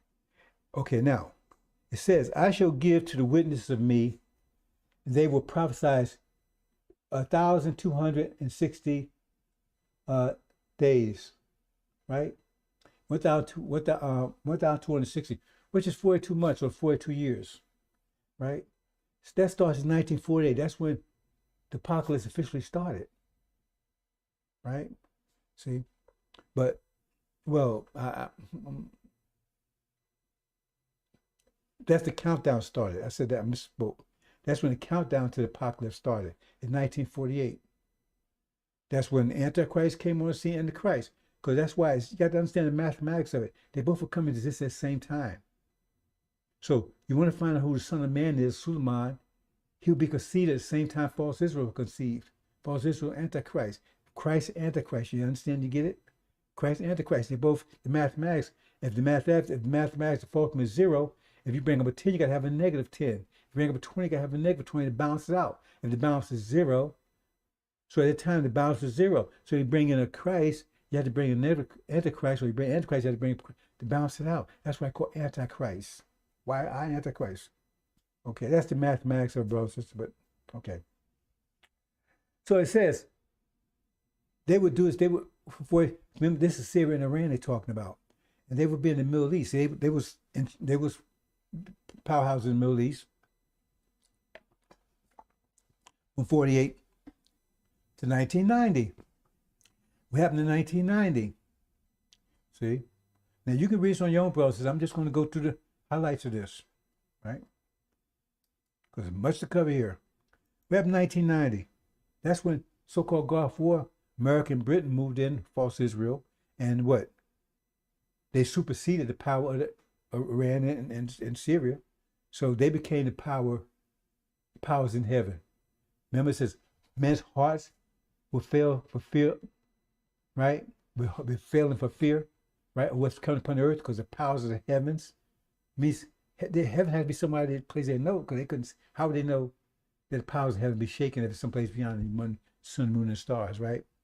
So anyway, because they see what's happening here is about to happen here. So they was displaced. So that's what it says right there, so-called Gulf War.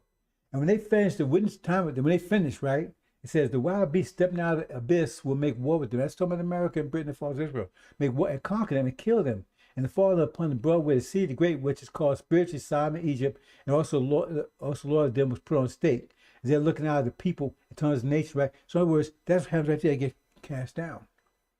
Because the one coming out of the pit did it. Now who's the one coming out of the abyss? That's Gog and Magog. Read chapter 20. That's European history. That's not something happening in the millennium in the future. That's European history. I don't want you to know that. Because Europe was thrown in its dark age for 1,000 years. Who kept in dark ages? It was a resurrected people. Who's resurrected? Abraham's resurrected Islamic Empire. They don't want you to know that Abraham built the Kaaba, the Mecca, and all that stuff out there. They don't want you to know that. Because then he wants you to associate with Islam. And then they fell and they was resurrected by Prophet Muhammad. And when he did it, they forced the Europeans into the dark ages for 1,000 years. That's European history. Then they would come out and they would cover the whole world. That's what's happened. Exactly what happened. Gog and Magog, America and Britain. That's who come out. Now they come out the pit. They make war with them. And they overcome them. See, so they wouldn't allow them to be buried. You got to understand, under the earth, I'm not going, it's a lot to explain here, brothers and sisters. Those that understand this, the study of INJIL, they understand what I'm talking about. But because European comes to represent the earth, and they wouldn't allow to be buried under earth. That's I can't go into that, brothers and sisters. I've spent a long time trying to explain that. Okay, so see that. So now they're under authority or domination by America, Britain, and false Israel since 1990. Okay, and then it said, right? And was given a reed like staff, saying, rise up and measure the divine habitation of the God and altar, worship in it. And the courtyard outside, the divine habitation, throw you outside, and that you should measure, because it's given to the nations, and the city holy they will trample on 42 months. That's 42 years. See? I mean, not 40, excuse me. 42 months means 3.5 years. 42 months, 3.5 years, right? So that's what's happening here. So at 3.5 years, they've been on the foot of the nations. See? They've been on the foot of the nations.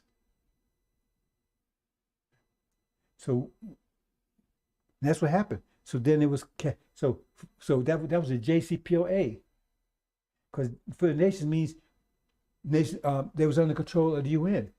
They was under the foot of the nations. That's what that means, brothers and sisters. So they was under the foot of the nation for 3.5 years. That's JCPOA, right? That took effect in January 16, 2016. Right? So, but they would be in the other position for 24 years. So I don't think I showed that, brothers and sisters. Let me see. I think I probably went past that too quickly. Let me see if I showed that. Okay, yeah.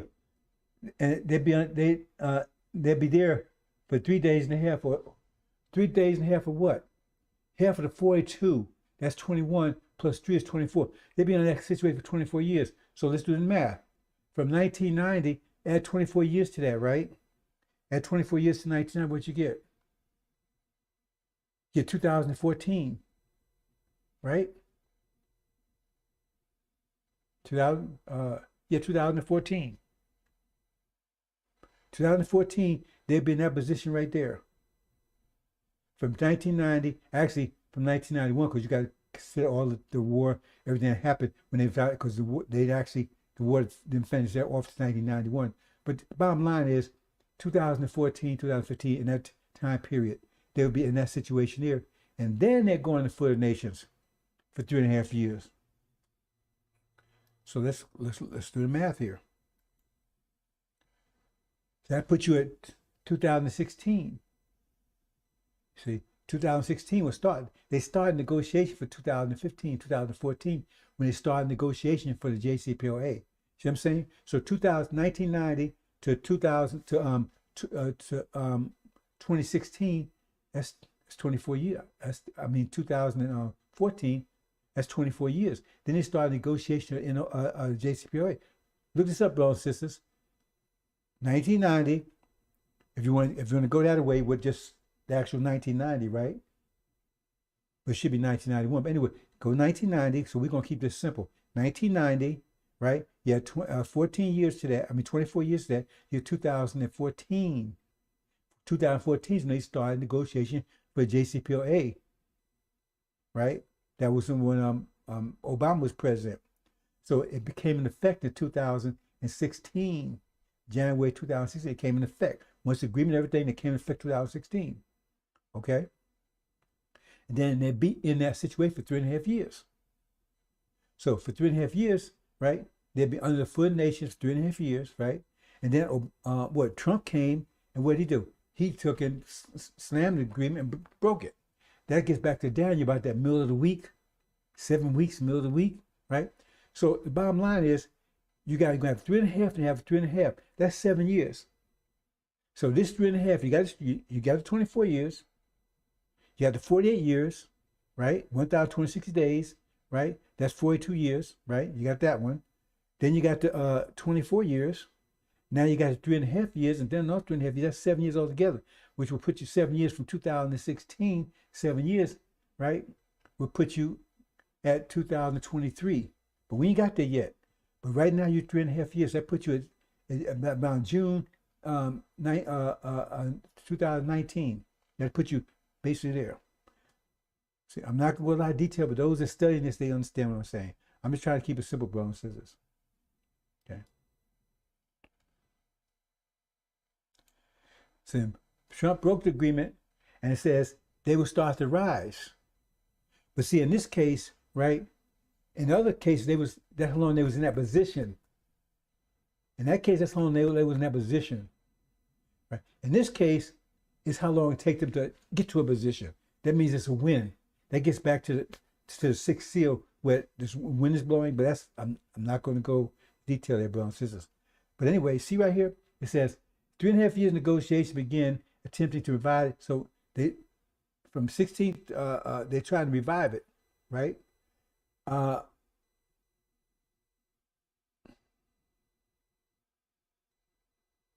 happened there? Okay, I got an error there, brothers and sisters. That should be 1:16:23, brothers and sisters. How I missed that one. That should be 6 to 19, right? Basically, June 16, 2019 to 1:16:23. That's 3 years past, right? So if you add the 3 years together, let's go back. I have to go back. Oh, it's taking my time to get this, and I still got that wrong. It's too important to make mistakes like this, brothers and sisters. It's too important.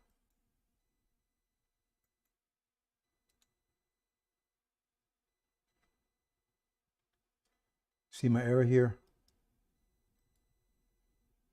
Okay. 3.5 years from when the beginning of JCPOA, that will put you at basically June 16th, 2019, 3.5 years.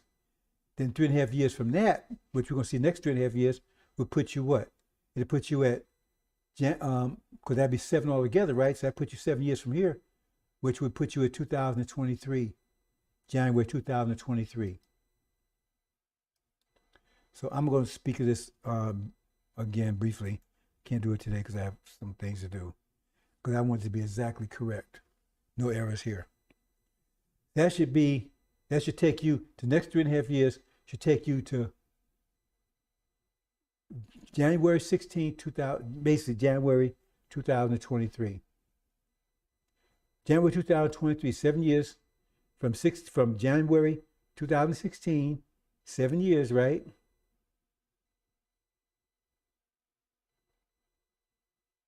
That's not right, brothers and sisters. I get that wrong too? No, that's right.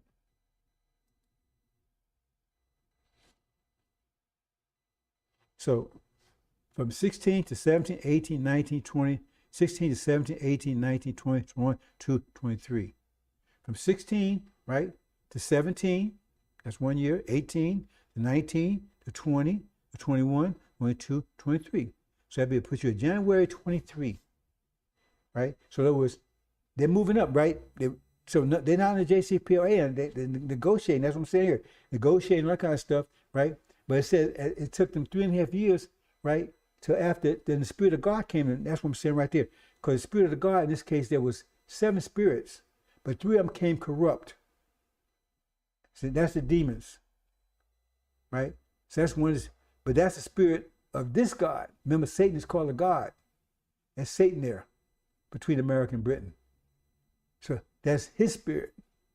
See? So in other words, it take them to cover that. That's get too complicated for those brothers that's just not familiar with the angel key. But to get that position, because now they negotiate with the Europeans, but they don't want to have any negotiation with America and Britain and false Israel at all. They want to negotiate only with the Europeans. That's what's happening right now, and that will take you to January of this year. To January this year, right? Because in the middle of the week, Trump, that's talking about the book of Daniel, he broke the agreement, right? It says 7, remember, because it's 7 weeks, but in the middle of the week, they're talking about this 7 years. Okay. That's what's happening here. Okay? So then what happens? Then it says, and we'll go to the next page here.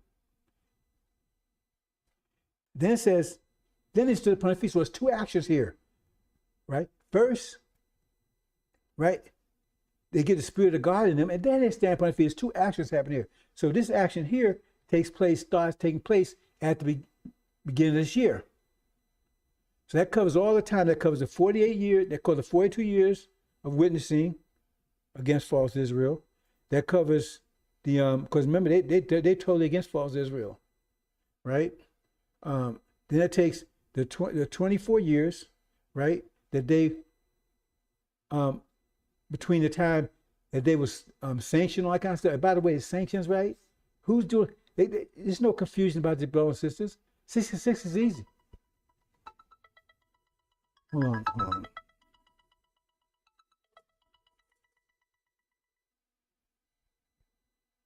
Yes.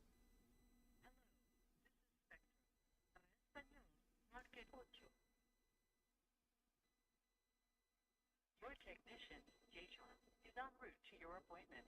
We look forward to handling your internet voice and video needs. Goodbye.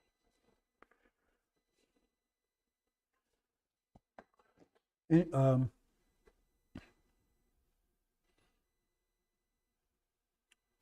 I forgot my train of thought, brothers and sisters. Anyway, okay, yeah, we said 42 years, right? Then 24 years, right? We was on sanction. Oh, about 666. Who's doing that? Who's the only nation that sanctioned everybody? Unless they do what they want them to do. And if you don't accept false Israel's right to exist, you get sanctioned or killed. There's nobody doing that but America. There's no secret there. You have to go there and calculate it and go and dig and start trying to solve puzzles. That's clear. 666 represents America, period. The only country on the planet that's doing that. Anyway, right, sanctions. At 666, you can't buy or sell. Well, is that complicated? Anyway, so here is that then this gets back to the fifth seal. This gets complicated. I'm not going to complications, but maybe I'll do a redux of this, get more complicated.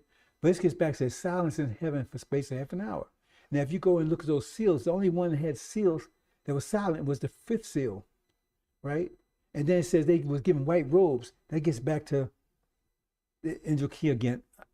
It's kind of hard to do this without explaining all this. But Brown says it's a lot. I'm just keep it simple, right? So that means they're in that situation right there. And it said, be silenced in heaven for space for half an hour. Now, you understand angel key, right? The top part represents ears. The middle part represents hands. And the bottom part represents feet, right? So Iran and Syria, they're the top part of this. But remember, they cast down. They represent the ears. But America and Britain represent hands.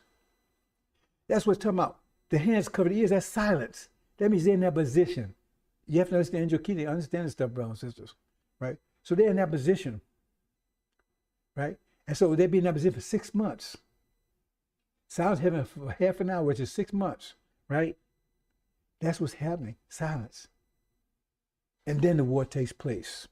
So I mean, we can look at that war takes place between June and July this year. I'm on record. Between June and July this year. That war will break out in heaven. That's what angel key is telling me. That's my study, 30 years.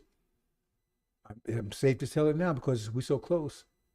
I mean, it wouldn't be a prophecy if I didn't tell you before it happened. So that's what's about to happen, brothers and sisters. So you can study it on your own. See, then they stood upon their feet. See, they're standing upon their feet right now. See, because remember the bottom represents feet, but they're right there, and hands covering the ears, so silence for 6 months. That's where we are right now in time, during this silence period, right? And then the war takes place. Then the war takes place.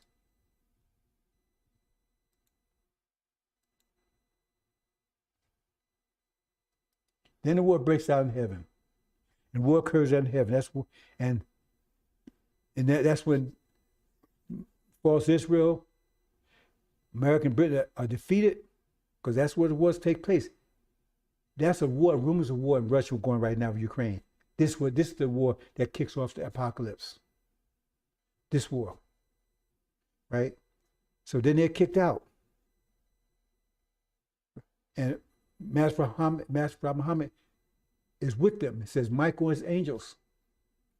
See, because their Air Force is not going to work. The people say, how can the Air Force got defeated? They're not going to tell you the truth. How can the Air Force got defeated? See, they're going to lose. And that's what's going to happen here. And then what happens next? They kicked out. See?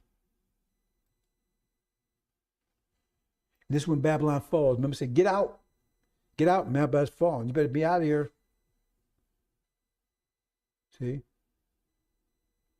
Okay. So Babylon falls. See, that's what it says. Stepping out, say, get out of here, my people. Get out. That's when Babylon falls.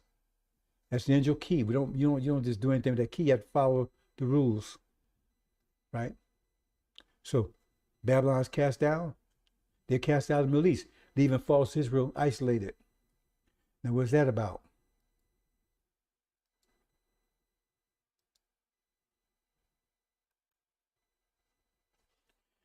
And when you see Jerusalem surrounded by armies, that's what you saw in the previous one, right? Its destruction is near. They trying to tell us redemption is near. He said, are they going to attack false Israel and Jesus going to come and save them? That's not what it says. It says when you see they're surrounded by armies, they're isolated, right? It said they're going to be cannibalism going on there. See? It says it's destruction. When you see Jerusalem surrounded by armies, who controls Jerusalem? Jerusalem's capital of what? False Israel. Surrounded by armies. Then know its destruction is near. It said those flee. Say, get out. Remember, it said, get out. Get out. See? Get out of it. Be out of Babylon. Hope you understand, brothers and sisters.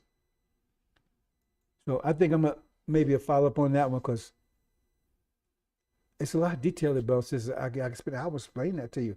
I'm just giving you the basic idea, right? So if you can accept it on faith, fine. If you're not, we have people that can tell you more detail if you want the mathematics of it.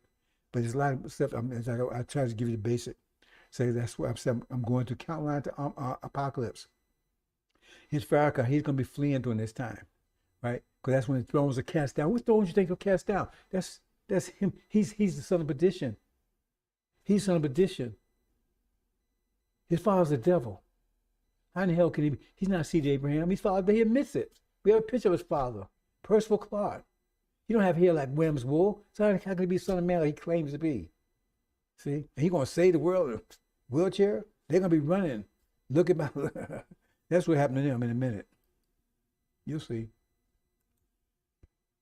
And this is the thing. This is when the separation comes, brothers and sisters, between us and the demons. Because what they did is they sowed their seed. Remember, and if you read the scripture at all, someone sowed their seed amongst the wheat. That's talking about, that's the devils. They raped our women for 400 years. And that's their seed. That's not our children. That's not us. Even Elijah Muhammad, now he didn't call them demons, but he acknowledged that. He says, their seed. That's not our children. They might be carry your complexion, but that's them. That's not us.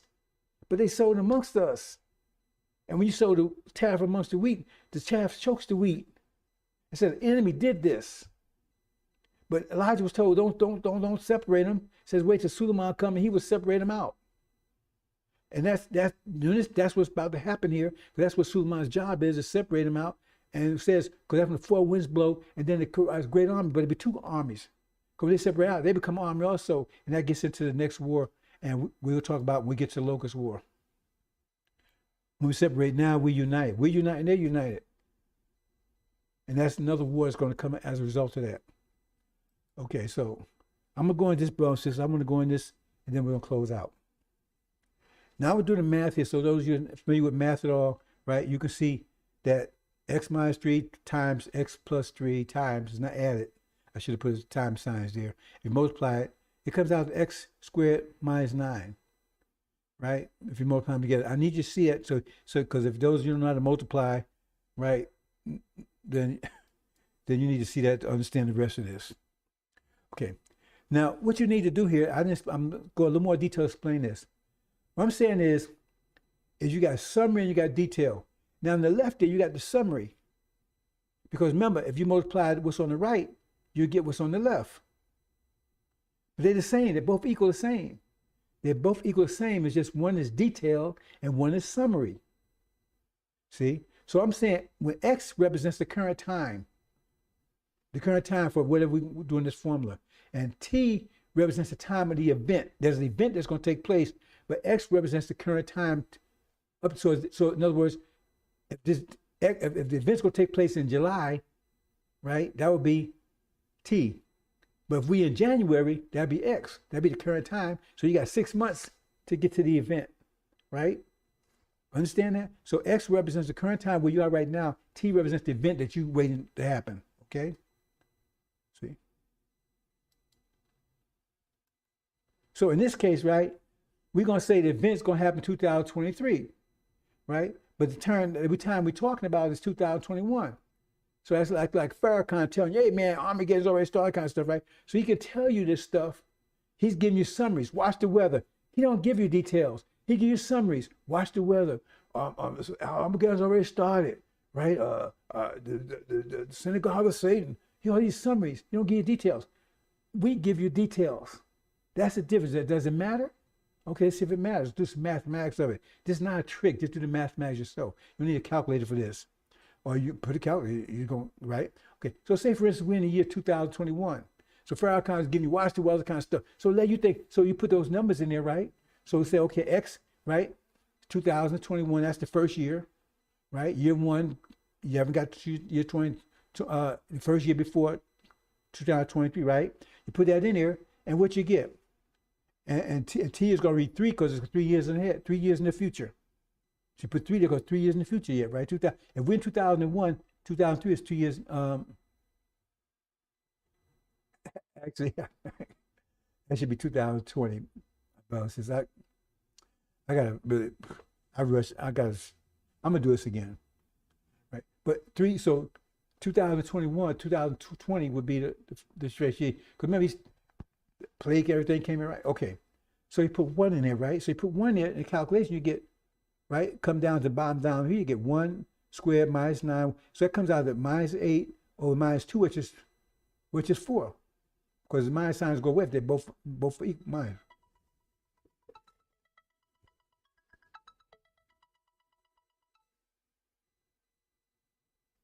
Yes. So my name is Jay Sean.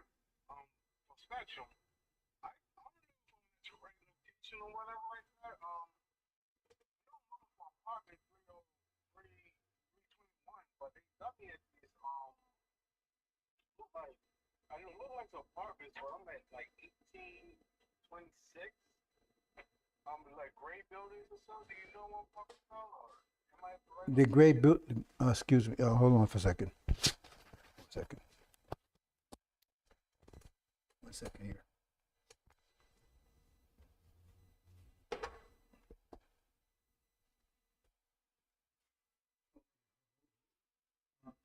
The building should be better.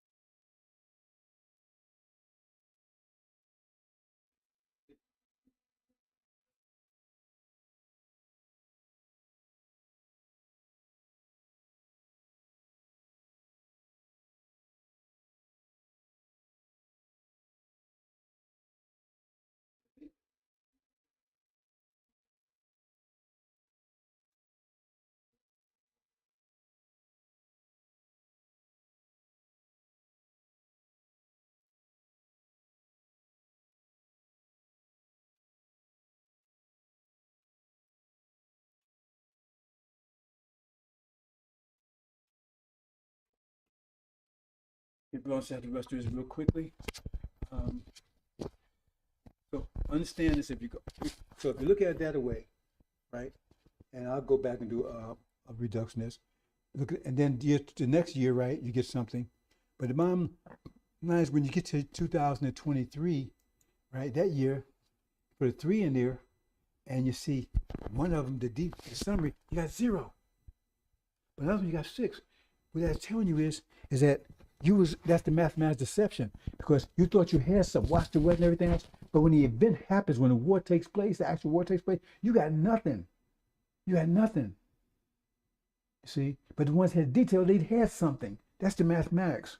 So Farrakhan is telling you, but when the time hits, when the time, you have nothing, you find, I don't know what to do. Watch what to do. And you're stuck. And then what happens next? But if you go to next year, right, now you got something. Both of you got something equal again, right? But both of you got the experience, but you got the rich part of the experience. The other one was saved. So in other words, both of you saved. So what happened, there's a disbelievers, right? Both of them saw the fire, but one's in the fire and one's outside the fire. Okay? I'm gonna leave it there, brothers and sisters. I got a situation here I gotta deal with. See? So hope you understand, brothers and sisters. I'm gonna leave it there.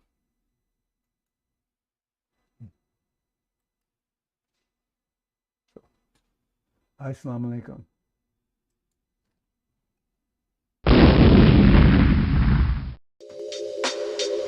Welcome to the INJIL Radio. Welcome to the INJIL Radio. Welcome to the INJIL Radio. Welcome to the INJIL Radio.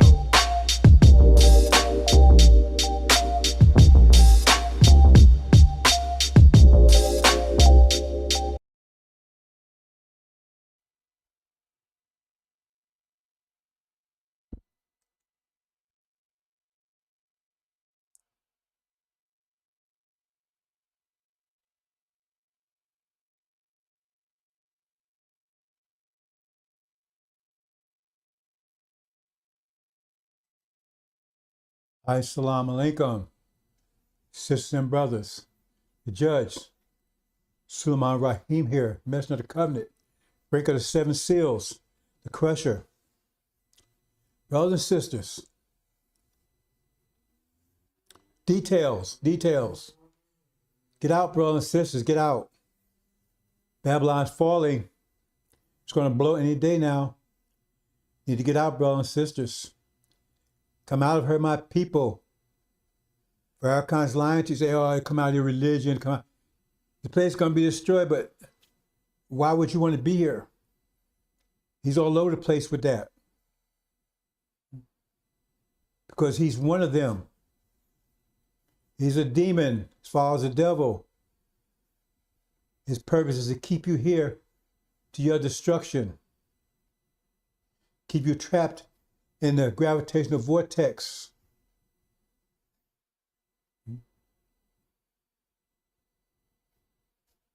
Get out, get out, get out. Brothers and sisters, does details matter? Those scriptures, they was written to keep you from being deceived. They give you details. Details like the Son of Man would have hair like lamb's wool. That's an important detail. Because Master Muhammad doesn't have hair like that, neither does Farrakhan. But Farrakhan claims he's the one, and you've been told that Master Muhammad is the Son of Man, but it said he would suffer many things and put to death. I mean, all those things happened to Master Muhammad. Muhammad never said anything like that, that those things happened to him. And when he came, all hell would break loose. That didn't happen when Master Muhammad showed up. Details. Says he would break the 7 seals. Did Master Muhammad anywhere claim he broke the 7 seals? That would be a very important sign, wouldn't it? He never mentioned it. Elijah Muhammad never mentioned it either. He never claimed he broke the 7 seals. And even Lion Farrakhan hasn't made that claim yet. I expect him to try to make it. Because he don't know anything about the scripture. He definitely be lost there. These are important things. Like the son of perdition. He wasn't set in the synagogue. He sat in the temple. Elijah's temple. So he's trying to tell you, oh, the synagogue of Satan, right? That's the false Israel. No, that's not. It says he was set in Elijah's seat in the temple. Details that keep you from being deceived. Like it says in Thessalonians, be not deceived. Be not, why didn't we say that? Preceded with that. Be not deceived that the falling away will come first. And then the Son of Man will be, Son of Perdition be revealed. The Son of falling away will come first. The Pharaoh reverse it. He said, no. Now he's revealing the Son of Perdition. Everybody's falling away from them. But it says, be not deceived. So do not be deceived on that point. So somebody's telling you different. That means he's trying to deceive you. So if you're still deceived, that means you're a demon or you're a stone-cold idiot. Because those are important points. And the person you should be looking for, right, he'd be able to check off all those points. Farrakhan don't check off any of them. None of them. Zero. See, he would be the one that become after Elijah for 42 years, Son of Perdition.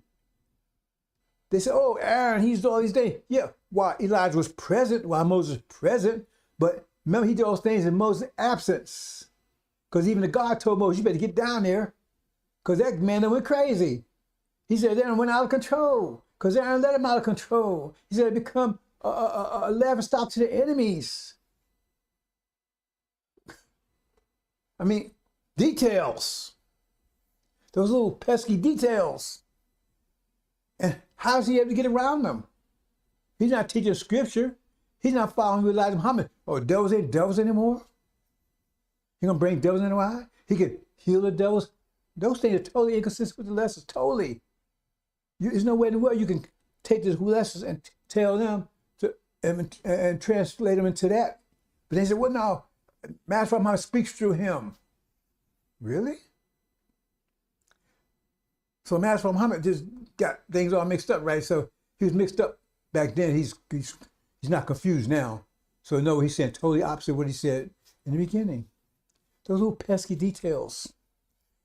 But see, we're going to talk about these wars, brothers and sisters. There's plenty of wars. Armageddon is Harmageddon, and that's not the war end all wars. That's another pesky little detail. No, that's a European war. It's not a world war. Nothing in Scripture say anything. It's only mentioned one time in Scriptures, in the INJIL, as not the war in all wars. That's his mistake. It's just one of the wars. There's wars that leads up to that. And there's several wars that follow it. The war of the latter day, war that ends all wars. Little pesky details. We're going to talk those details in a mathematical way in a minute. But get out, brothers and sisters. Get out. Get out. So let's move on, brothers and sisters, here. Now I'm going to cover a few things here, brothers and sisters. Then we'll get into a little mathematics. Those you can do add, subtract, and multiply. That's all you need to be is add, have, subtract, multiply. If you do that, then I can show you something. But look at here. But that day and hour no one knows, not even the angel of heaven, nor the Son, but the Father alone. That means Master Muhammad knows, right? But what day they talk about? For the coming of the Son of Man will be just like the days of Noah. See? For in those days before the flood, they were eating and drinking and marrying and giving in marriage until the day that Noah entered the ark. That didn't happen back there when Master Muhammad showed up, right? And they did not understand until the flood came and took them away. So will the coming of man be. That take way back then. That's about to happen now. Right? At that time, there will be two men in the field. One will be taken, one will be left. Two women in the grind at the mill. One will be taken, one will be left. You have to understand Scripture, understand that, brothers and sisters. I'm not going to go into INJIL key to explain that, but right, they'll be on alert. Therefore, be on alert. Now, this is the point right here. For you do not know which day your Lord is coming. But be sure of this: if the master of the house had known at what time the night the thief was coming, he would have been on alert and would not have allowed his house to be broken into. See, for this reason, you must be ready as well, for the Son of Man is coming out when you do not think he will. See, in other words, this is a time we're going to see he's coming to take us out of here. That's what it's talking about. And so We don't know the time. That's what's talking about, referring to time that we actually taken out here when the four winds blow. That's the time it's talking about. Not talking about when the war starts. It's talking about the time that we're supposed to be delivered. That's why it says, for this, if the master of the house had known at what time the night thief was coming, he would have said, when that last how he broken it too. That's what's talking about, brothers and sisters. See, right now. See, what we understand, brothers and sisters, time of our deliverance.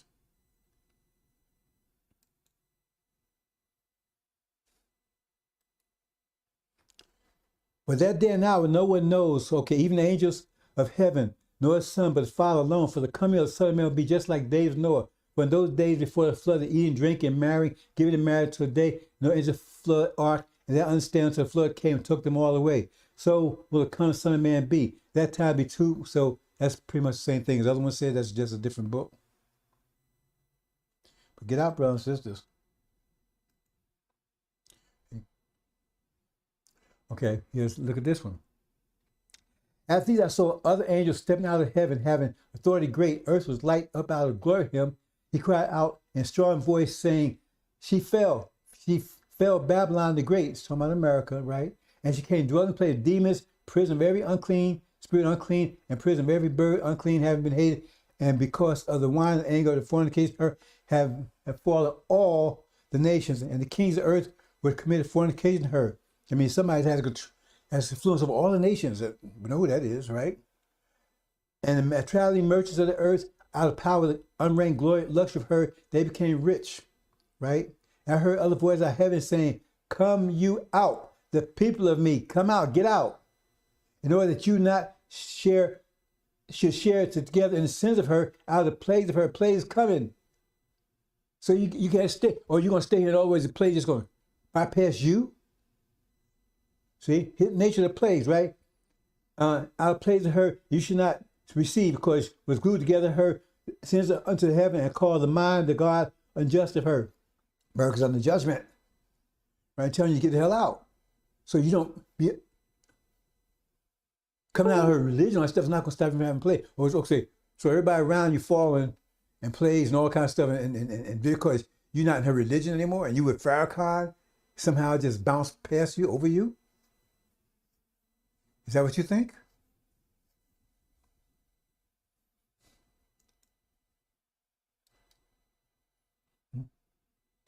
And give you back to her as all she have gave double. It says payback. Why are you paying back? Because those things done to us. See? Give back double.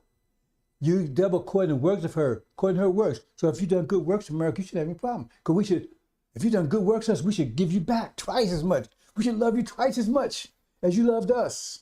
So we're telling, if we're so great, and you're so great, and you're so loving, and you did so much great things for us, we should love you twice as much. See, according to the works of her. According to the works. Give it back according to. So if you've done good, we should give good back to you. So we should give you love and affection. Double. See? In the cup which she mingles you to her double. In other words, according to what she did to us. We should give them double back to them what they did to us. So if you did good to us, America, then you shouldn't have nothing to worry about. You should be rejoicing. But that's your judgment.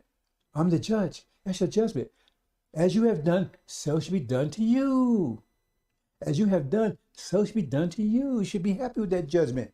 That's justice. That's fair, isn't it? Right? As many as she gloried herself at living unreigned in luxury. I mean, richest country on the planet, they say it, right? We're so rich, we're luxurious. So give you to her torment and mourning. Oh, torment and mourning.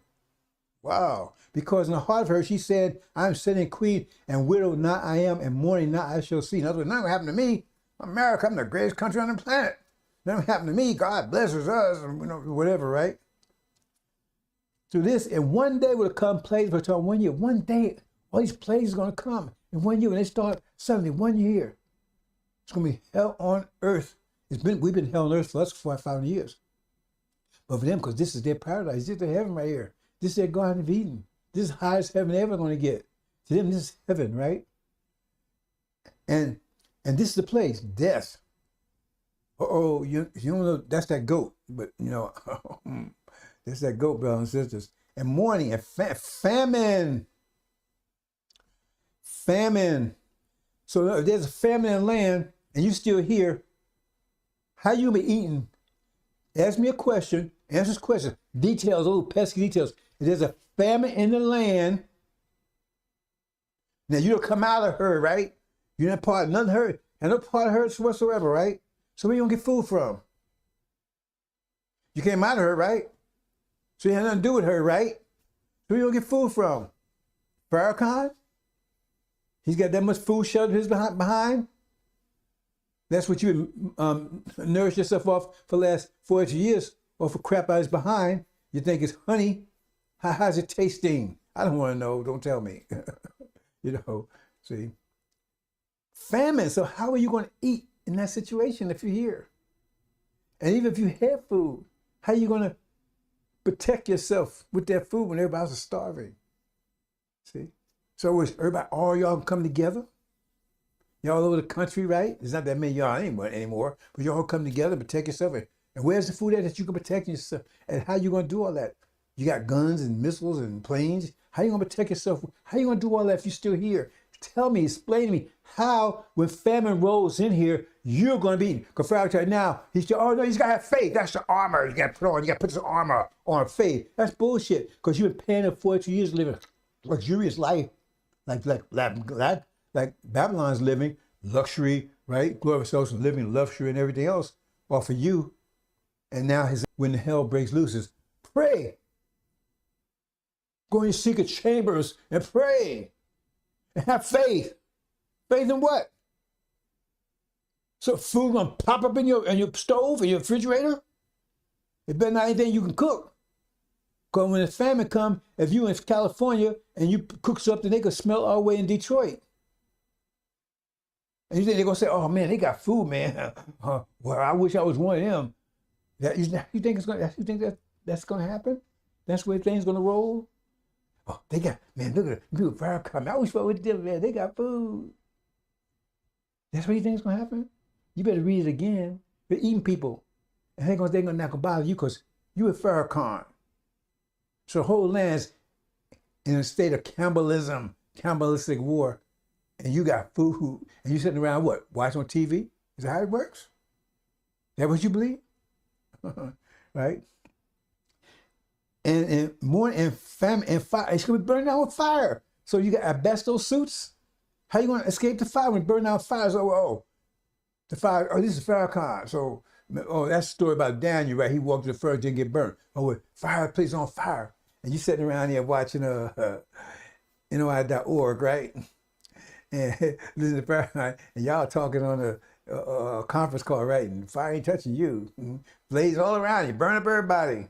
And you eating, back to snacking on your bean pie, right?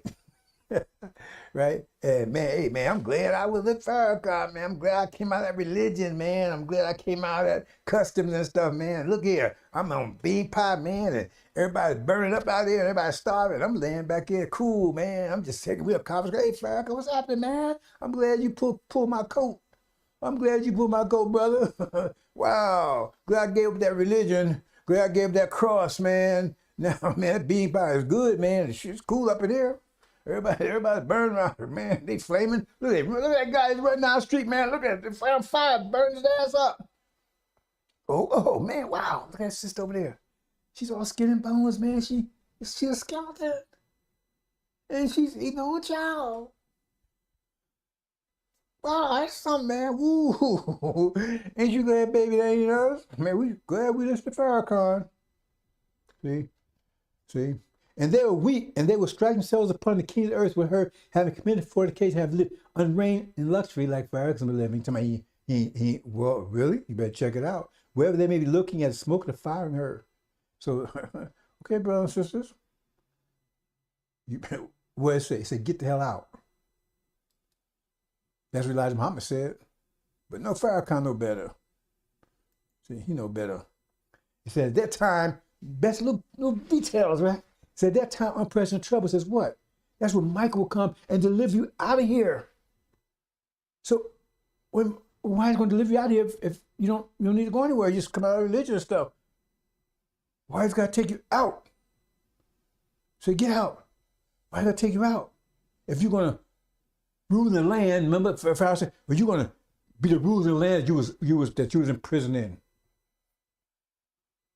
See? So why are you going to take it out? The plan's going to burn up. What are you going to rule? Ashes? That's what you're going to rule? Oh, we're going to be rulers in the land who was prisoner in. You better read the story of Joseph again, because that's whole different details again. Remember, Joseph, right? He didn't see the children of Israel went to slavery after Joseph. After Joseph. He trying to make it, he always refers stuff like he says, oh, the falling away will come afterwards. He said, no, falling away come first. The enslavement of us was after Joseph, not before Joseph. Joseph didn't come ruling the land after slavery. He was a ruler, and then slavery came, the servitude. But read again. See? Now read this. The conqueror will inherit these and shall be to him the God, he shall be to me son. And to the but cowards and unbelieving, and to have been made disgusting, and to murderers, and to the fornicators and drugs and idols, all liars, and part of them in lake, burning of fire, sulfur is the death, the second death. See, all liars. Like Farrakhan, he can be part of that. Right? Fearful people, those who still fear, because that's what it is. That's why you're in the church, because of fear. It says you didn't do it slavery your whole lives for fear of death. Right? Because the devil had power of death over you. So they tell you the devil, they say devil. That was Massa. Massa had the power of death over you. The script that's made it clear enough. They're the devil. And they had power, and you was afraid to die. Says you suffered because of fear of death. Why? Because they told you that was deception. They told you hell was after you died, and you're going to meet the devil after you die. When the devil was telling you that lie, and you was in hell where you was telling you that lie at. We was enslaved in hell. We're in hell now. We was in hell here in the fields. That was hell. But the point is to only keep you under control and to keep you from cutting their throat. They'll tell you, no, if you don't obey me, you're going to a hell, which is probably worse than the situation you was in forever and ever and ever, all that kind of stuff, when it was a lie. Because you knew that you was in hell then, and they was the devils, you'd cut the throat. Major lie. Because it says, they endured only because of fear of death, because you was afraid to die, you was afraid to go to hell. When you was in hell, you was afraid to meet the devils. When the devils were telling you that lie, they was the ones sticking you for it, raping you, beating you, hanging you, and everything else. That was the big lie. See? So if you still that fearful, if you still locked in that fearful, got the, on a crucified, your mind crucified, got a cross right here. What you get, when you go to Easter Sunday, you still cross, your mind still cross. You still in that fear, then you're going to the lake of fire. Because you're going to listen to this message, you're going to stay right here. When fire comes, and you're going to be burned in it too. I'm trying to tell you, brothers and sisters, it's a big lie. Nothing's changed, brothers and sisters. They've been crucifying us for the last 500 years. They crucified us for the last 500 years. Crucified us for the last 500 years. Nothing's changed. Those are the crucifiers.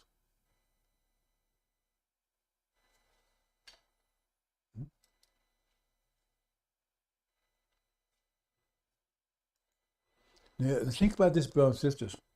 See, this is all mathematics. All mathematics. So darkest part of the night just before dawn. See, this is mathematics. So they tell you the mathematics of it. In order to become a diamond, you got to go to hell. Coals got to go through hell. Intense pressure. Because that's where things happen, brothers and sisters. It's pressure. Things like that's what cause things to transform into something else. Pressure is what cause things to transform into something else. Pressure causes the molecules and everything to reorganize itself to handle the pressure. So now, once they reorganize to handle the pressure, now the pressure doesn't bother them anymore. So that's why pressure doesn't bother diamonds. Diamonds are harsh, no substance known to man. Pressure doesn't bother it. But the coal it did, but now it's immune to pressure. It's still coal. You still burn it in the fire, just like coal. But pressure doesn't bother anymore because it's transformed. But you put a lot of pressure on it, can't transform, then it's crushed to dust. Now we saw there's two things happening. It's one, people going to be transformed into diamonds. That's in the book of Daniel. That's that stone. if you transform a diamond, it's going to cover the whole world and live forever, and nature live forever. And another, but stone, the pressure of the stone itself is going to cause all the other nature to turn to dust. Because the pressure will be so great, only one's going to be able to withstand that pressure is us. But it's going to transform us into diamonds. The rest of them can't be transformed, right? Because they don't have the ability to restructure themselves. And the pressure is too great. It's going to crush them to dust. All the nations will be crushed to dust. We're the only ones, right, that's going to take and be transformed into diamonds. And that's what's happening right now. That's why I told us, submit to this pressure. Submit to Adam. Submit to that pressure. It's going to transform you. Others will say, nah, we ain't going to do that. Iblis said, I ain't going to do that. They're talking about Sunnis over there in the Arabs. We ain't going to do that. Well, okay. So what happens? So you're going to be a curse. You're not going to be transformed. So you're not going to be transformed. That's what it's talking about. You're not going to be transformed. See, they submitted. Oh, look at them, man. They can't fight. They're slaves and nothing else. But being transformed into a new creation. Trying the furnace of affliction. That's what we're talking about in Genesis. That's not talking about Adam there. It says, well, let's make man our image and our likeness. They're talking about us. Read it carefully. The Adam they talking about there was made on the first day, back 6,000 years ago. This one was made on the 6th day. That's us. Because we went to the furnace of affliction. We've been transformed into diamonds. Some of us, those that submit, right? And those make the final cut, because some of us, right, have to go through the tribulation and take a little pressure. That's pretty much the, because all they call it gold and silver also. So we're the gold, and Levi says silver. But the point is that we had the ability to transform when everybody else is not able to. So you're going to be crushed. A stone will crush everybody else to dust. But be transformed. Be ye transformed. See, that's what's going on, brothers and sisters. But they're trying to keep you from finalizing your transformation. They're trying to get you keep you from finalizing your transformation, because it takes energy, right, to make that transformation. And if you don't have enough energy, then you crush to dust also. When you had ability, but you don't use it. So they're getting you to use your energy. NFL, Oprah, Denzel, what they call those, all those games and all that kind of stuff, right? See, so you go ahead. Empire, watch these movies. When you should be using energy to improve yourself, to better yourself, to strengthen yourself. Come out, herd my people.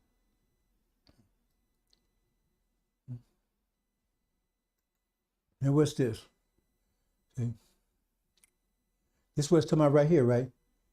Therefore, since the children share in flesh and blood, right, he himself likewise also partook of the same, so that through death he might destroy the one who has power of death, that is the devil's. Somebody had power of death of us. So somebody had to be one of us to show the way.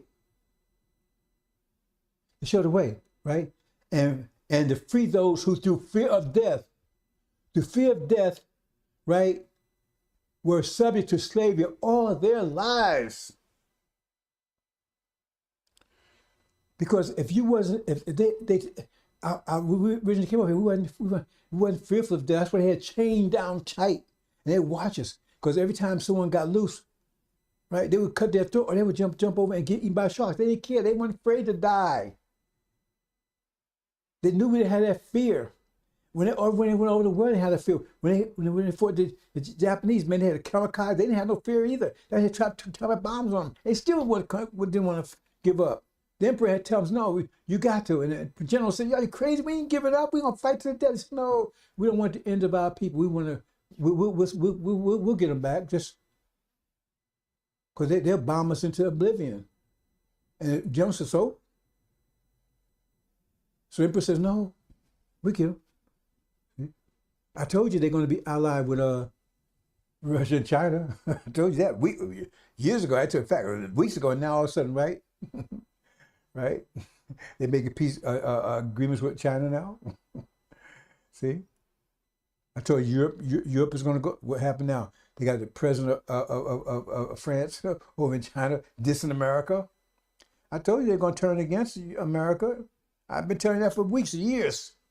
And I got presentation out there in the last few months really emphasizing that. So go look. And all of a sudden you see it happen before your eyes. We're going to talk about the little pesky details. See?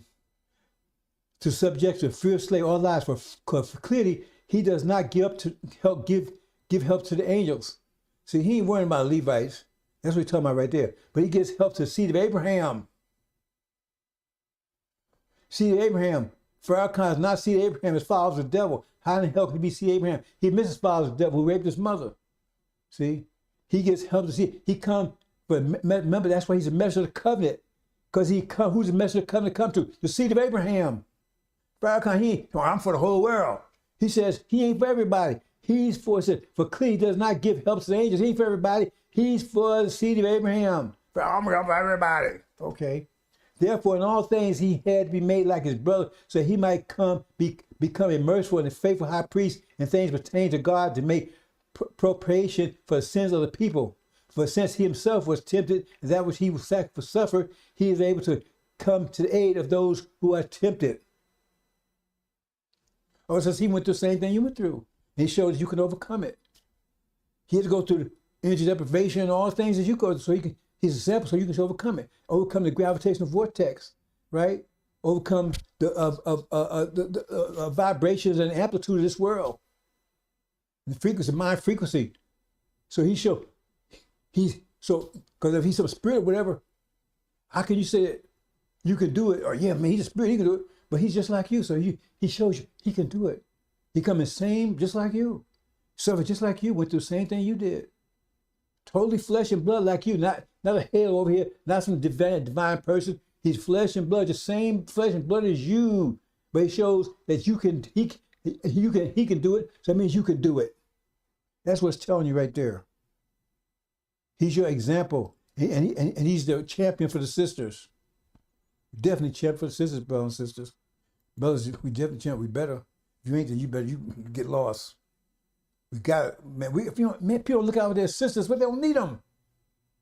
If you don't look out for your women, you don't deserve them. We gotta look out for these sisters. They caught the worst of it. Let's look at this, right? I'm just getting some little pesky details, brothers and sisters. Who can make war with the 10-horned beast? The Lamb, Suleiman, messenger of the covenant, will make war with the beast. Let's see if that holds up, right? Then I saw a beast, this is chapter 13, right? I saw a beast with 10 horns. Now, it tells you the nature of the beast. It defines it, right? I saw a beast with 10 horns and 7 heads rising out of the sea. You don't need no angel key all this. You don't need it for this, right? There were 10 royal crowns on his horns and blasphemous names on his heads. But just focus on those 10 horns right there, right? They worship the dragon who had given authority to the beast, and they worship the beast, saying, "Who is like the beast? Who can wage war against it?" So what beast talking about says, who can wage war against this beast? That's a question. It's answered. They answer it here. I'm sure how they answer it. They said, now the beast, remember this beast, they describe the beast. One of the significant things about the beast is 10 horns. See, they can even tell you more. They, and the 10 royal crowns on his horns, right? So 10 horns is one of the characteristics of the beast, something that identifies this beast, right? See? Okay. Then say, who is like this beast? Who can make war with this beast? Right? Remember, now the 10 horns you saw, this is chapter 17 now.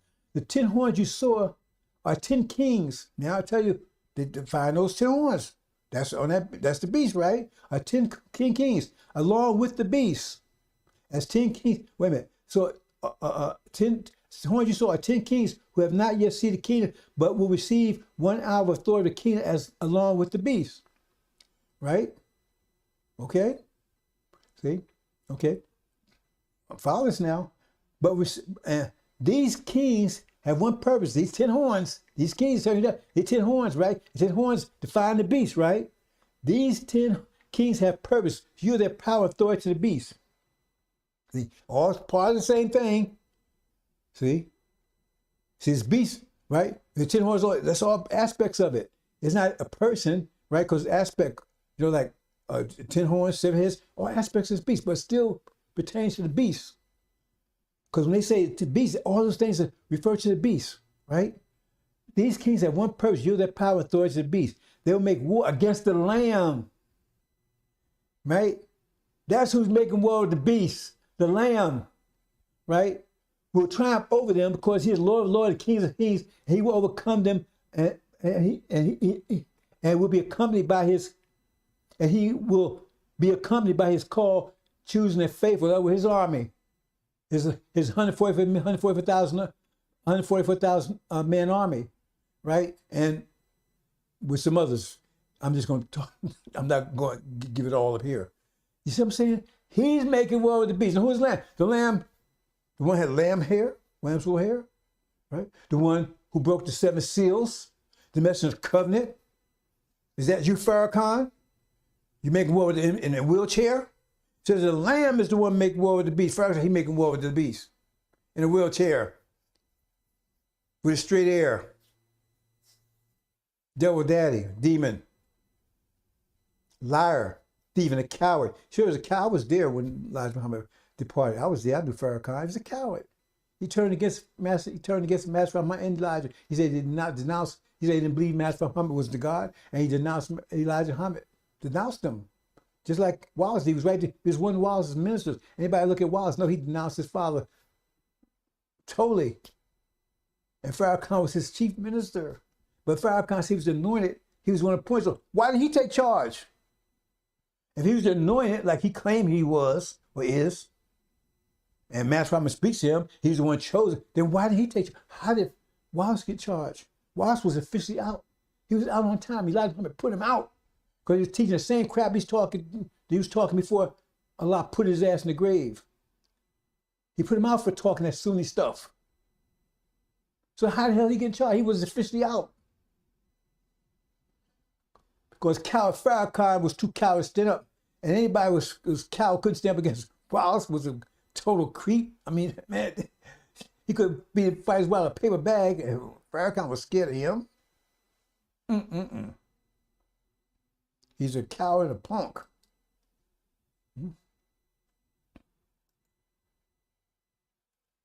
And finally, I think here, right? An angel who I saw having stood upon the sea, upon earth, lifted his hand up right to heaven and swore unto the living, it's the agent of ages, who created heaven and earth and in it, and the earth and in it, and the sea and in it, and that time not yet will be. But in days the voice of the seventh angel, whenever he may be, might be trumpeting, it was finished the mystery of the God, as he declared the good news to him, slaves of the prophets. So what's happening here? We're talking about time. See, the angel gives you time all the way up to the angel tells you exactly when the war is going to break out in the Middle East. I can't tell you. I'm not going to tell you.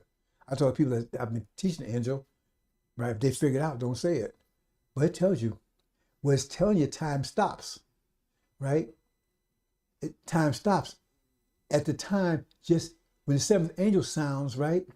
That's when the 4 winds blow. Remember, if you understand the angel key, right?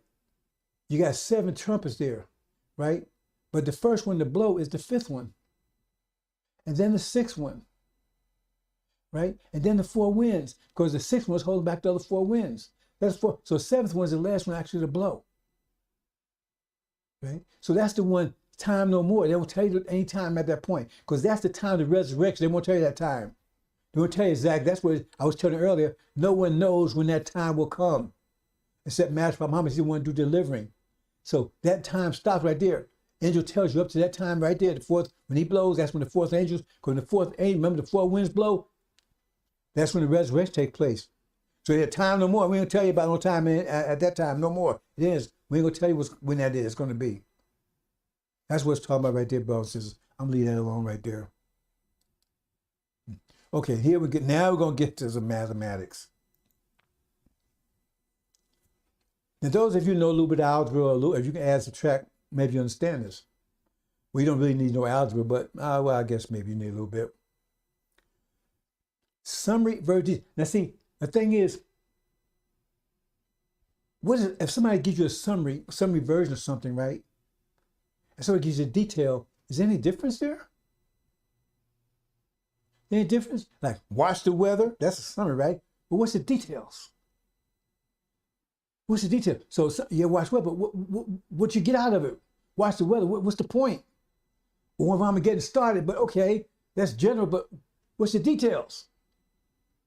So is there a difference there mathematically? Because I said mathematics, Islam is mathematics. Mathematics define everything. Because mathematics is everything. So look at this carefully. Because you might be surprised what this is telling you right here. See? So if you look this, do the mathematics, right? X squared minus 4, right? Over x minus 2, it's the same thing as x minus 2 times x plus 2 over x minus 2. It's the same thing, equal. Go check it out, do the math. Multiply x minus 2 times x plus 2. It comes out to x squared minus 4. So they're totally equal. Those are totally equal right there. I'm going to look at a certain point where x equals 2. Because that's important. I'm not going to go into all the details why it's important. But at that point, at one point in time, right, where x equals 2, because we're talking about a certain period of time. So a certain period of time, something happens here. A certain period of time, right? So we're going to say that period of time is 4. I mean, it could be 10. If x minus 10 over x squared minus 10 over x minus 2 would be x minus 10 times x plus 10 over x minus 2. Whatever you put there, I'm just putting 2. But if you said the value is the same thing, right? See, as whatever that is there, right? So if there's a 10 in there instead of a 4, right? Then you have to set it at 10. Well, anyway, bottom line, I'm going to say it 2. I don't want to confuse you. I said it 2. X equals 2. At that point, would equal 2. So what happens at that point when x equals 2? What happens to that equation? I mean, it's still, they're both equal, right? So it shouldn't matter. It still should be equal. Both should still be equal, right? If you look at the map, both equal. X squared minus 4, right, equals x minus 2 times x plus 2. That's equal. Go check it out. Do the math. This is, if you know anything about multiplication, a little bit of algebra, you could multiply that. You shouldn't even need algebra for that. And see that they both, that's equal. That's actually equal, perfectly equal, right? Okay, but what happens at the point when it equals 2? Let's look at that.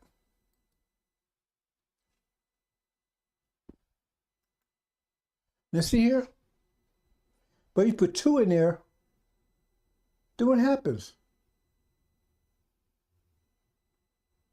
You put 2 in there, so you got 2 times 2. 2 squares, 2 times 2 is 4. 4 minus 4 is equal 0. 2 minus 2 equals 0. But that becomes 0. But the other side, what would that become? That becomes 4. So how is it equal 0 equal 4? But you say both is equal. There's no trick. Do the math. How come 1 is 0 and 1 is 4, but yet they're both equal? So they said, no, they're not equal. At that point, they're not equal. How can they not be equal when it says equal, but at that point, they're not equal? When I put 2 in there, they're not equal. Because 1 is 0 and 1 equals 4. We're going to see that, look more detail in a minute. Go into more detail. See here? Okay, we start at the top. That's top, right? Go to the next side, we put 2 in there. But you see, if you know math multiplication, or you shouldn't need no algebra, but if it may help, but you don't really need, if you know multiplication, you can cancel, right? Because x minus 2 over x minus 2 is just 1, so you can just throw it away. So that means what you have left is x plus 2, or 2 plus 2 is 4. But on the other side, right, you're going to have 0. You see? Because you're going to transfer that to 4 minus 4, 2 minus 2, 0, and others be 4. So how in the hell did that happen? How is one side turned to 0, but they're both equal? One says 4. This is not a trick. Do the math. Do the math. That's not a trick. You say, well, how is that? That's mathematics, but you said equal, but yet still, at that point, 1 is 0 and 1 is 4. How the hell is that? You know why? Because that's the mathematics of deception.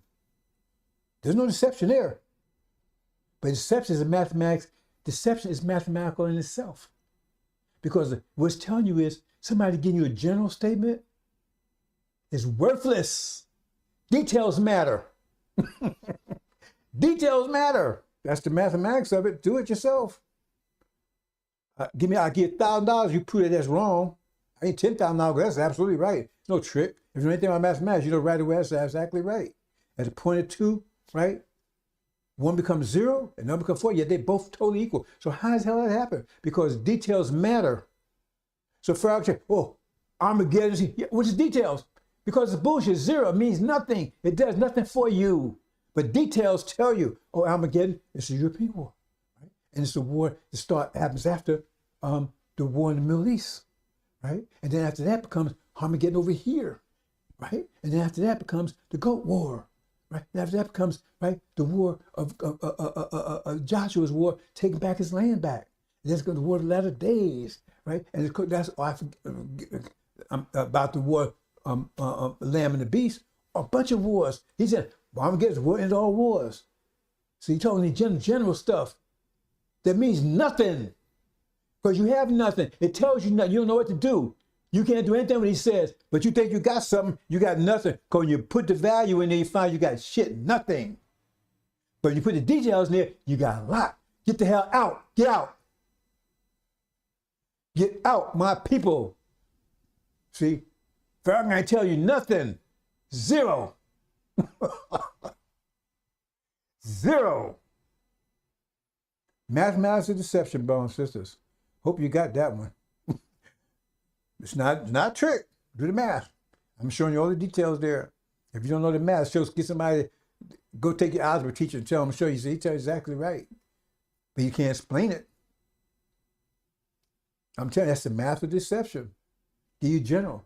Prophet tells you specifically. If he tells you general, read it, that's not a prophecy. Oh, our God has already started. Well, you're supposed to tell us before, right? They're supposed to give us details of what it means. But he giving you nothing. Why I love the devil is to give you nothing. But you think you got something. Because this tells you got something. When you lose the math, you got nothing. 0. I tell you, we tell real math, that's numerology bullshit. That's real math there. Do it. Do it, brothers and sisters. That's real math there. That's the real deal. That's real math. Hope you understand, brothers and sisters. That's real math. Because he gave you nothing. Go in your secret chambers, get your armor on, all his generalities. And you think you got something, right? I got x squared minus 4, or x squared minus 2, but at that point, when point 2, when the shit hit the fan, right, at point 2, you got nothing. That's where that point, you put the value in of the time that it's talking about. And you got nothing. You put the value in for the time you're talking about. So now we're in time of pressure trouble, we put that value in, that specific value in, and you got nothing. Because when the shit hit the fan, you can find you have nothing. At that point in time, right now, see, that's what I'm saying. You got to put the value in that's corresponding to the situation. That means at the time of the situation, you will have nothing. It sounds like you got something now, because shit hit the fan yet. But when shit hit the fan, you put the value of that time in, that time it's talking about, and you're going to find you have nothing. 0. And the ones that, the believers, they're going to have something. They have 4 and you have 0. They have a 10 and you have 0. They have 1,000, you have a 0. You have nothing. And they'll have whatever. At the time, when shit hit the fan, you'll find you have nothing. You'll be weeping and moaning and crying, gnashing of teeth, and they'll have something. At that time. That's why you put the value in. That's why I say you got to put the value in for the time that situation, the generality is supposed to be happening.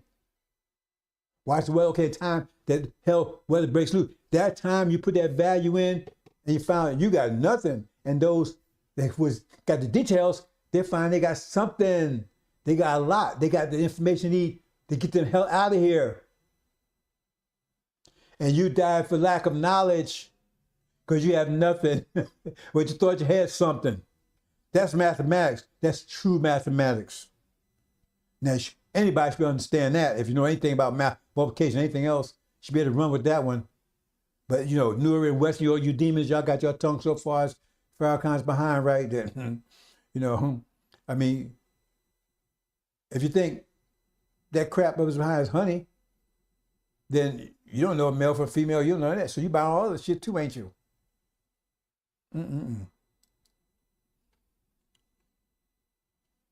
So we're going to briefly touch on this, brothers and sisters, and I'm going to close out, right? See? Travis Shabazz all that weight is being pushed on. See all that weight? But they're the weakest. And the others getting stronger and stronger and stronger, much stronger than them. Because at that time, all of us weaker than them. But now they're starting to build strength. So you see them getting higher, right? So they're putting pressure on it. So America has been feeling all this pressure now. So what's happening as a result of that? See, that pressure is causing them to transform. See, going to transform. But will they be able to transform a constructive transformation or a destructive transformation? A constructive transformation is like a coal transforming to a diamond. Destructive transformation is turning into dust. It's still a transformation. See, so they're under great pressure. So it's crushing most. Some still holding on, but the weakest one's already crushed. That's why it says when this time happened, that then they'll call out to the God. So now, just remember Pharaoh? He was hard-hearted, but when the instruction came, he said, oh yeah, I believe him. See, because he transformed, he got it. Right? It was enough to, right, for him to survive everybody else, but he was, but he was destroyed. I mean, he not destroyed, but he was. Well, I'm gonna put it this way. In terms of this, it says that when the goat comes, it took out the ram, right? And it says the eater of flesh. In other words, it says they will be. See, it said be taken out and taken in the bonds to all the nations. They try to think that's us. See? No, that's them. See, so the ones survived, in other words, that pressure put down. So now they started, oh, now I see. That pressure now I see. Then they say, I call out to the God now. See, the other ones is told hard-hearted, they're gone. The demons are going at this point too. That's what I'm trying to tell you. See? And then everybody's gone, only ones left. They could withstand the pressure, but they can't do anything. The pressure, all they can do is, they have no energy for anything else. All the energy, see, now they want to be righteous now. All the energy, it just survives. They don't have energy for anything else. No energy for ruling, no energy for anything else. So then they take captivity. And they have no power to rule anything, or just have enough energy to survive. That's how they're taking all the captive of nature. Otherwise, they would have been crushed. So they take captivity all the nations for eternal servitude, eternal death, eternal destruction. That's hell. It says Adam would be, right, they'd be in hell for 6,000 years. 6,000 years. Now, I'll talk about that another period of time. There's no hell that will ever last forever. Their hell will last 6,000 years, then there won't be no more. See? So these will be able to survive that and survive 6,000 years, and then the pressure will be too great. And they can't survive it. Remember, the pressure is great here at the point they have it takes all the energy to stay alive. All the energy they have to stay alive. So they have no energy for anything else. So they serve servitude. They can't control anything. We control them. So they have no control of anything. They have enough energy to survive. You understand? See? And they'll worship us and everything else. Those ones that we use for that purpose, the rest of them just be pushed up in hell, which is up northern Europe. That's a whole nother story altogether. And abandoned, like the Quran says. But they'd be super healthy. Remember, because they have a lot of, they'd be strong, so they'd be super healthy. So they're so healthy, their skins burn off, they get new skins. Okay? But they don't have any power to rule anything. Just enough power to stay, and that power be used for that purpose. Okay? So they'd be like rabbits. Said the worm will never die. It means their sexual desire will never be, they can't satisfy it.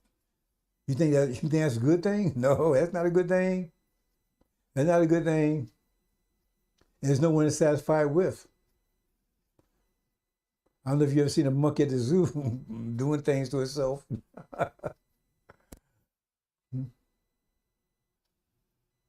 Be no family ties or anything, no friendship. Everybody be afraid of everybody else. Because the only food that'll be available is others. Manure and feces and urine. That's what it says. There'd be no trees or anything that covers intense heat all the time. You know? We understand, brothers and sisters. Okay, let me talk a little bit about this, and then we'll close out, brothers and sisters. Now, I'm talking about this. I'm trying to get you to understand about pressure more deeply.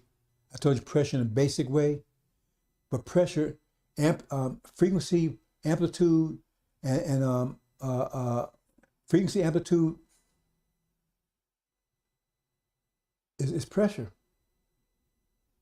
See, and wavelength. That's pressure. That's forms of pressure. It's still pressure, right? Because when you throw a rock into a pond, right? Waves, those are pressure waves. They're pushing the water. That's pressure. But it takes the form of frequencies and wavelengths. Still pressure, but it takes that form. In our human condition, right?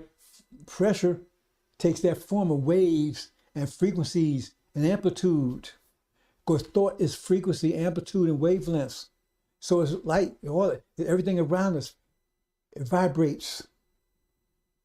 When you're talking, that's your vocal cords are vibrating, and you putting sound. You're just throwing air out there. You're vibrating. That's your words. Those are vibrations that your ear picks up because it's vibrating. Because your eardrums vibrate, and transform that to a signal, and your brain vibrates. Thought is vibration. Everything is vibration. But the point is, who vibrates on the highest level? Because it takes energy to vibrate. So because energy deprivation, we was vibrating on a very low level. So low that we couldn't control anything anymore. So the devils, they had enough energy because they didn't need that much. So they had more energy to vibrate on a high level, so they control. But they had to be disciplined. So they had to have somebody tell them discipline. They used it that way. Otherwise, they would have, every time because they lost discipline, they lost control. End up in the dark ages for 1,000 years, right? End up in the caves for 1,000 years. See what I'm saying? So because they had need discipline to keep it. But what it is now energy is universe is contracting, and we start energize. Now we start moving up, and now our pressures, our vibrations become greater than theirs. That's what we use it that way.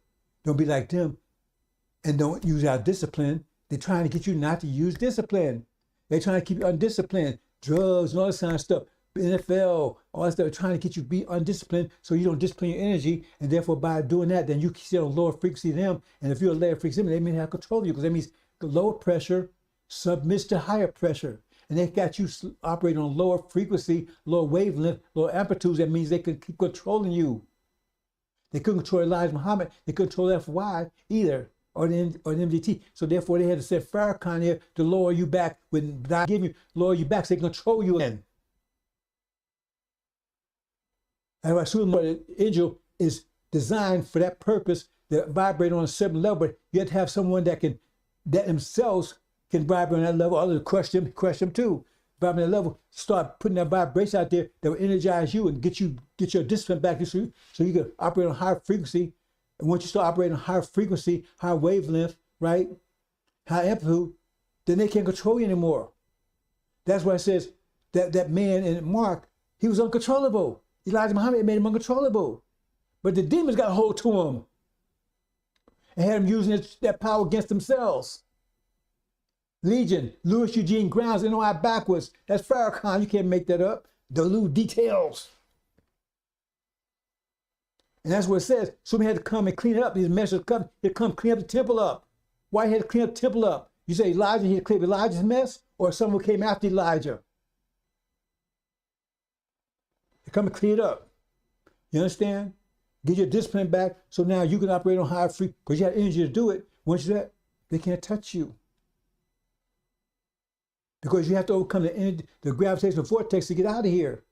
You have to operate on higher frequency. That's 144,000. Remember, they was the one reading the angel. They was the one that got the angel. They was the one that got revelations. They was the only one that could hear it. And so they was operating higher frequency. That means that higher pressure overcomes lower pressure.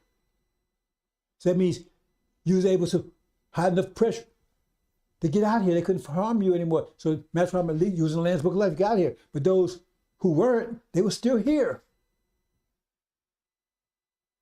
Because their pressure wasn't high. It said, then those who slept in the dust, some everlasting life, some everlasting shame and apartment. So they had to go tribulation to get that frequency up.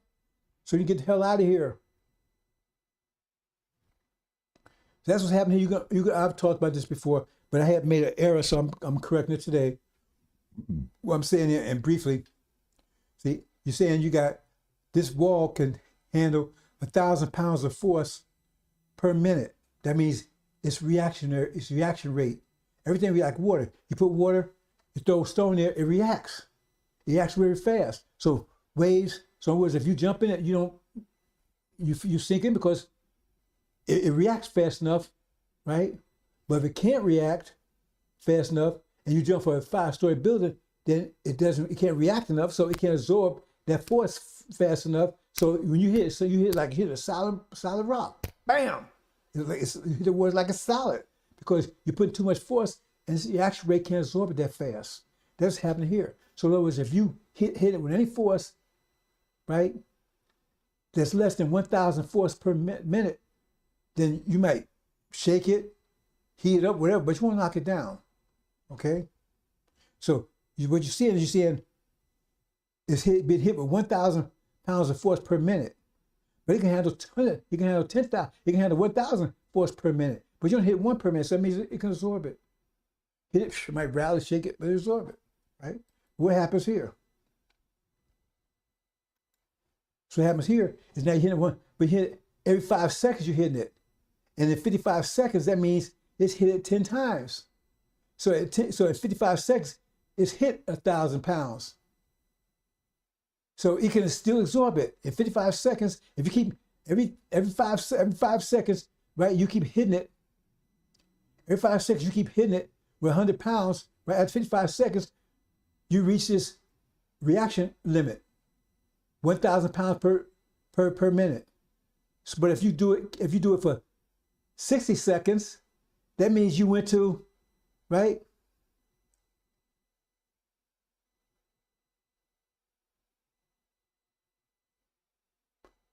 No, right. If you do that in 50 seconds, that's 100. 10 times 5 is 50. So in 50 seconds, you've reached its reactionary rate, which is 1,000 pounds. You've hit 1,000. You hit 1,000. You hit 100 pounds every 5 seconds. So in 50 seconds, right? You've applied 1,000 pounds of force on it. But if you do it for 55 seconds, you put 1,100 pounds, which is more than that can adjust, because it takes a whole minute to adjust to one. But you did it in 55 seconds, so that's what happened. It's going to crumble. It's going to fall. You overcame its reactionary rate, so it crumbles. That's a straw that broke the camel's back because it couldn't react fast enough. You overcame its reaction rate. See? Because you put 1,100 pounds in 55 seconds. It can handle 1,000 every 60 seconds, but right? But you overcame that. You put an extra 100 pounds was enough to do it. That's a story by the walls of Jericho. Read that story. Mm.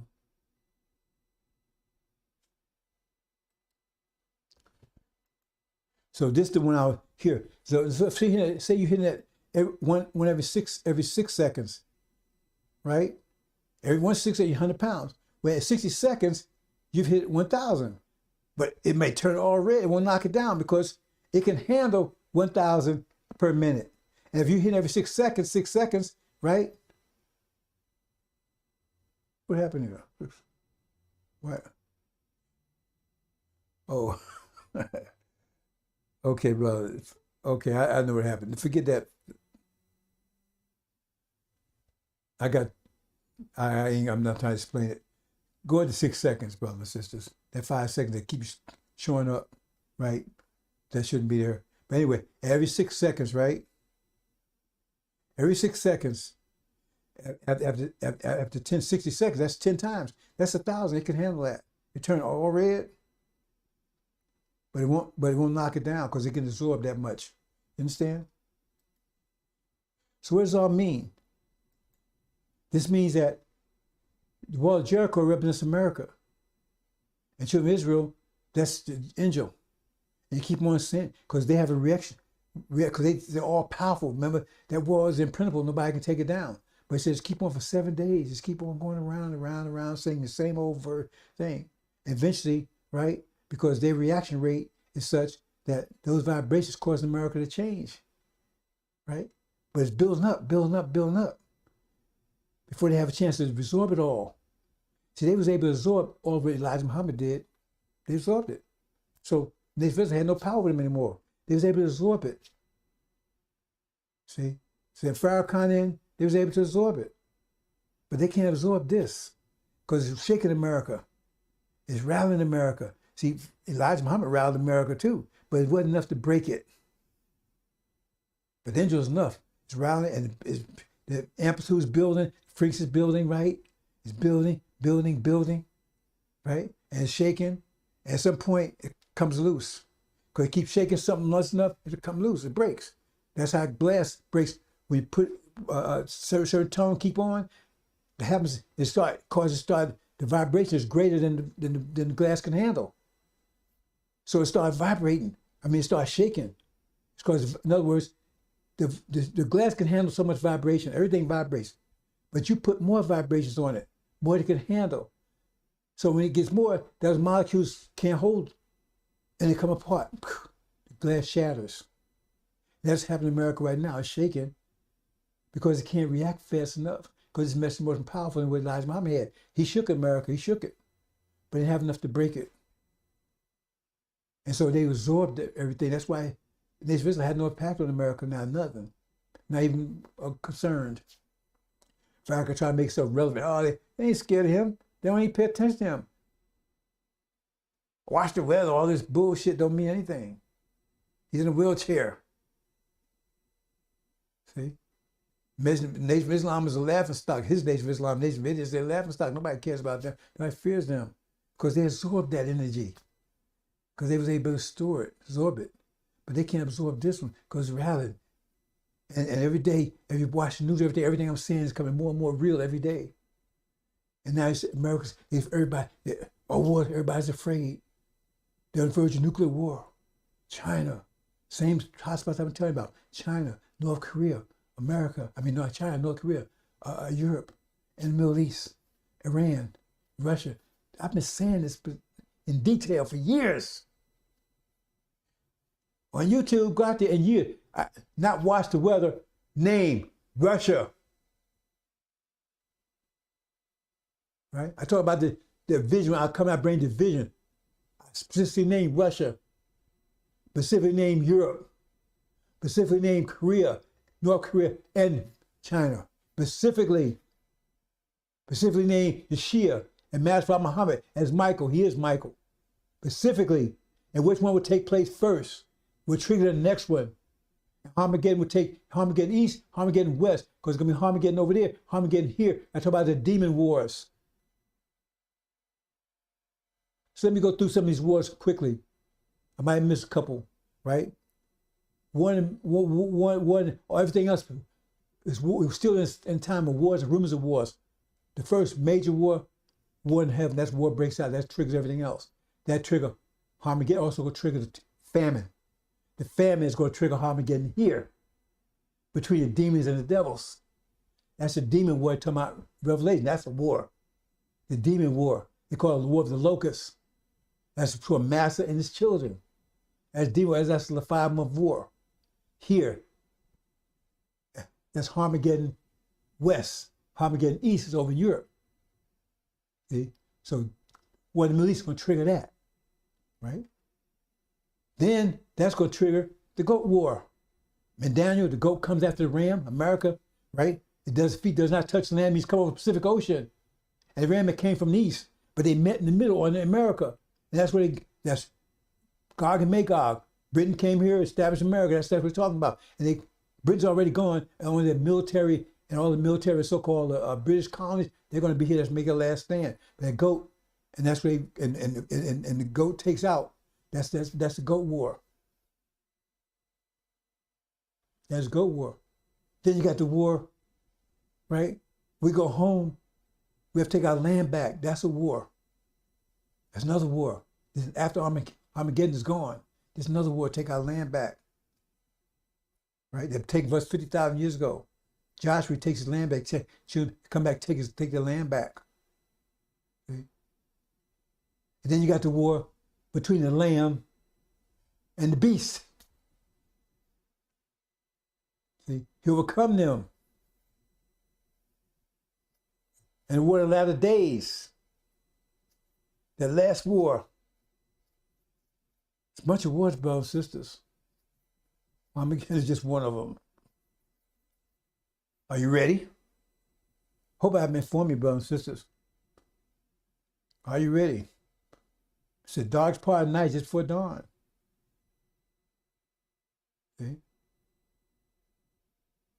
Because you're about to see this precious building every 50 years, right?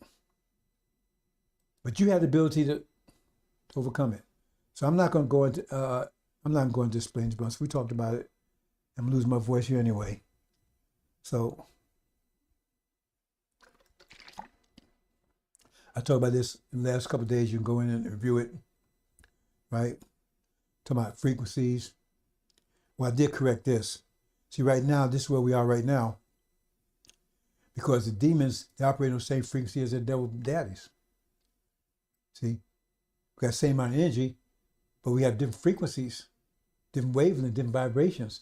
And so that's caused confusion, disharmony. Because disharmony amongst us and amongst them, because they mixed in with us. That's the chaff, somebody sowed chaff amongst the wheat. They mixed in with us, that's called, so we're going to be separated. When they're separated, then you're going to have two, right? Both be united, but on a different wavelength. Because you see right now, you see demons. What you see right now, you see all these so-called blacks, they're demons. They're in conflict with America. Haven't you been noticing? So-called Black Lives Matter, they're in conflict with America. They're making demands. They want more. You see the conflict building back there? Because they're going to go to war. That's the demon war. And demon devil war, they're going to go to war with each other. But it's going to be in the context of a famine. They'll be eating each other. There ain't going to be no surrender.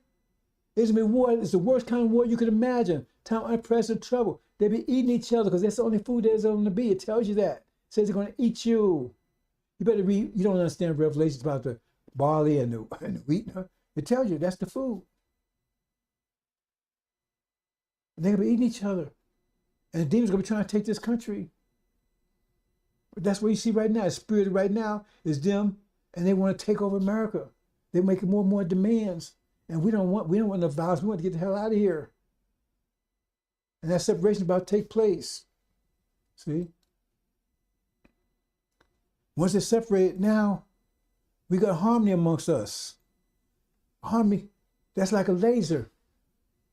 A laser, if you got harmony, that means all that be, instead of light spreading out, it's on a point. It can burn through steel, it can burn through anything.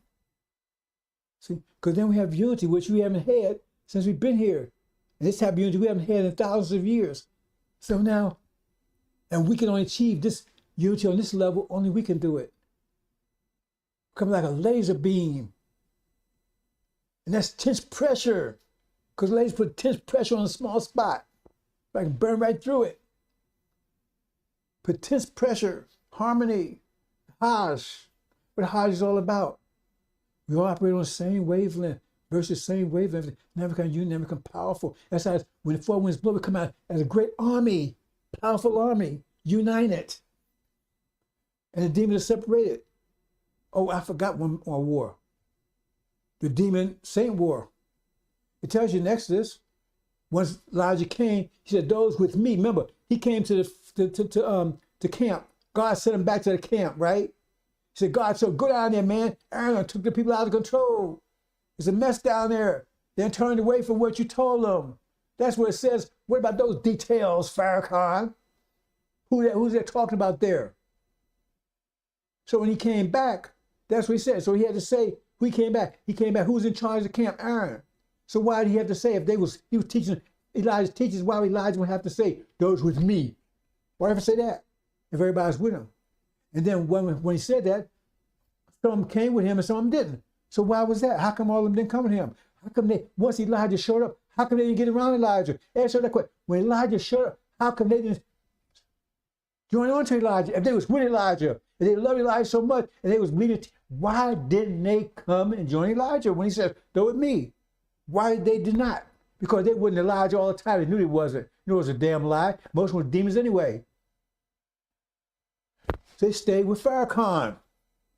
And then there was a war between the two,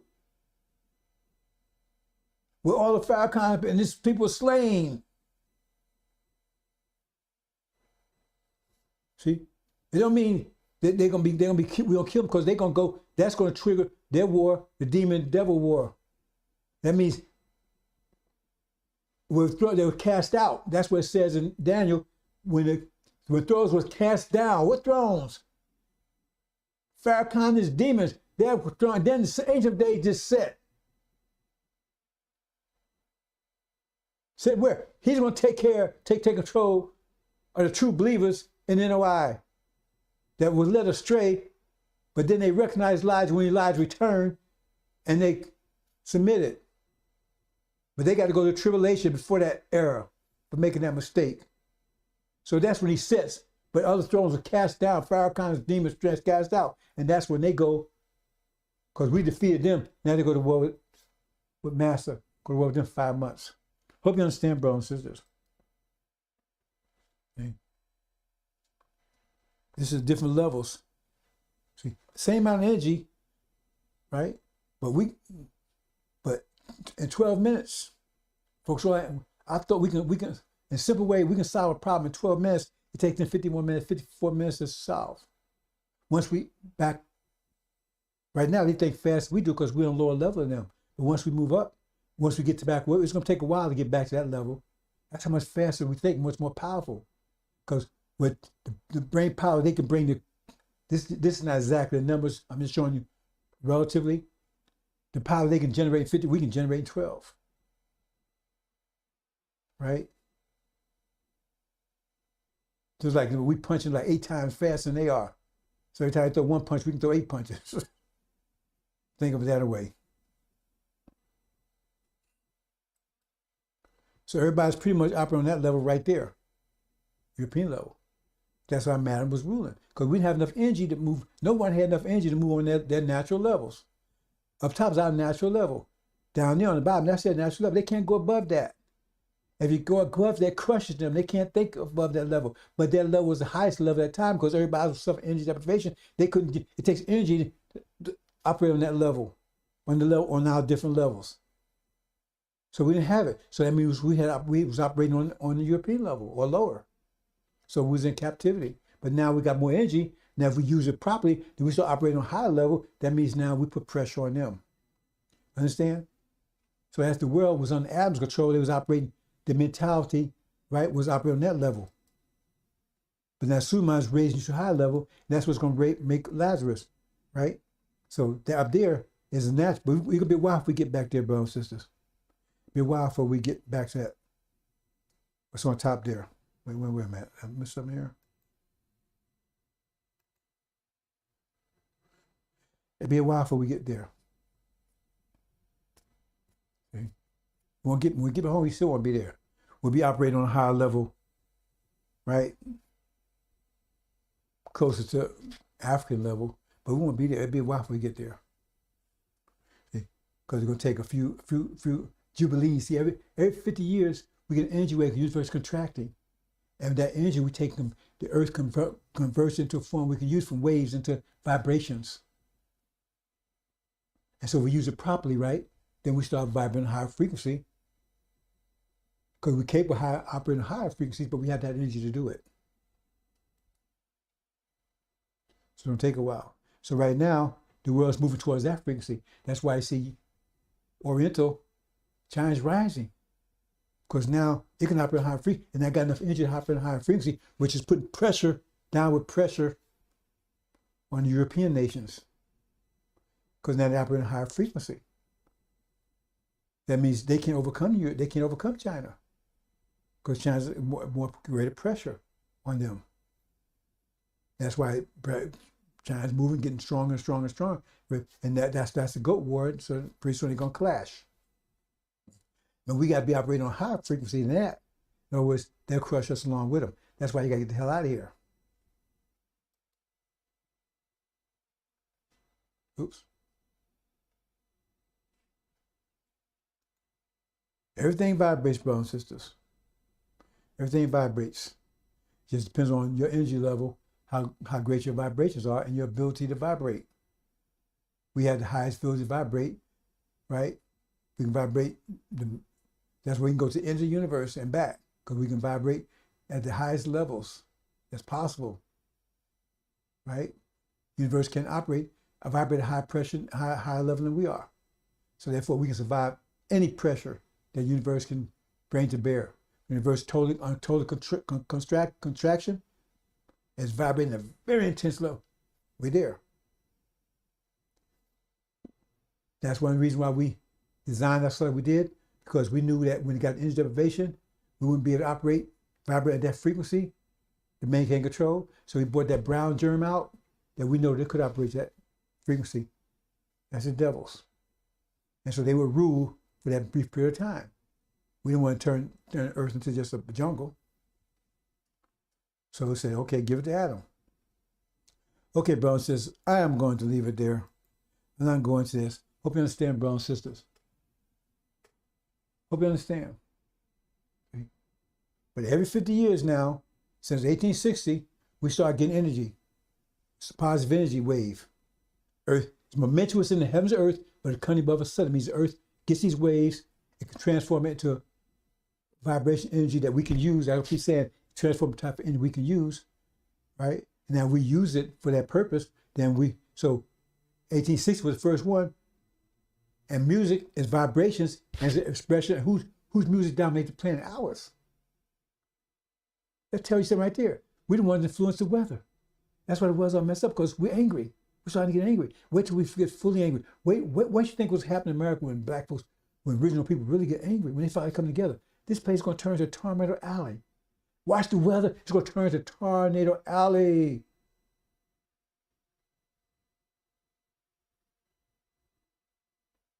Hurricane City.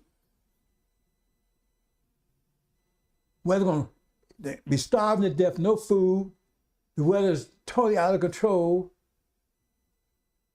And you ain't gonna never see anything like it. Because that anger, that's why in here we'll be perfect, because we'll be happy and peaceful. So we'll be happy and peaceful. You don't understand our connection. We create all this. It's a reflection of us. So it's us. Elijah Muhammad said that himself. I don't think it's a message of black man, but I know he said it. He said we control the weather. It says in lessons that it says who control sun, earth, earthquakes and everything else. The Son of Man does it. We control it. But it's a reflection of our emotions. So we become angry, now the weather's angry. And it looks like it's targeting people. So first, 1860, I'm just going to go through it briefly, right? And we had the blues. Go ahead, the blues that, right? But then 50 years later, right? Oops.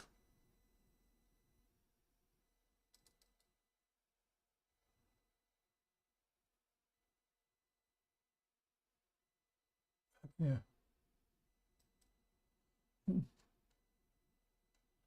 Brothers and sisters. Hello, bug here.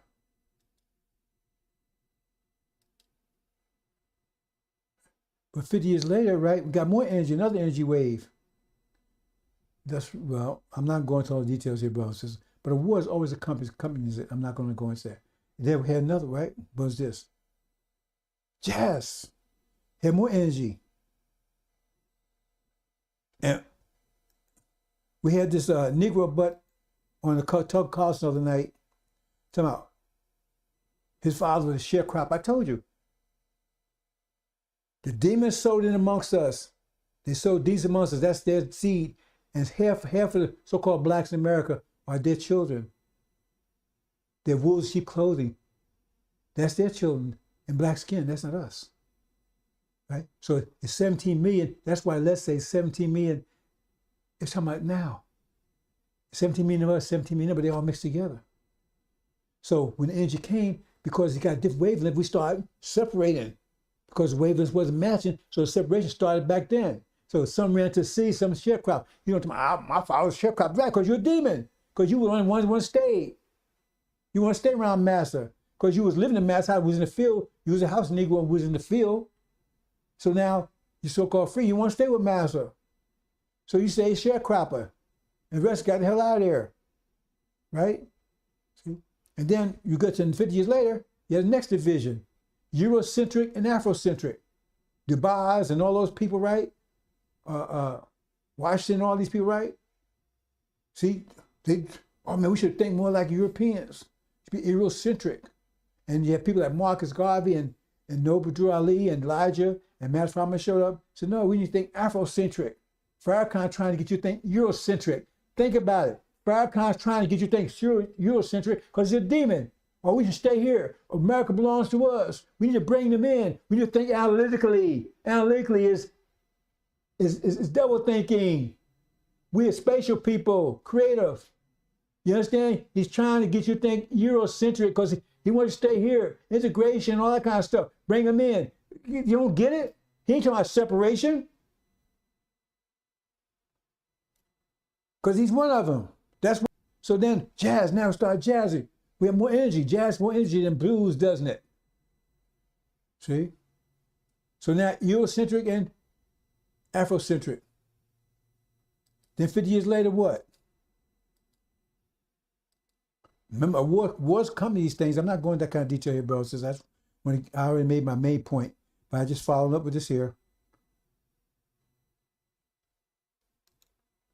This one here, bro. Sisters. And then, 50s, 60s, 1860s, 100 years, right? Motown, that was more energetic. Disco, rap, all Welcome that, right? Much more to energy. the INJIL Radio. See, but then you have another division. Integration, separation. And we get close to the mass. I don't get away from masses, see? Great separation. And when they got what they wanted, they ran to suburbs, left you in the ghetto.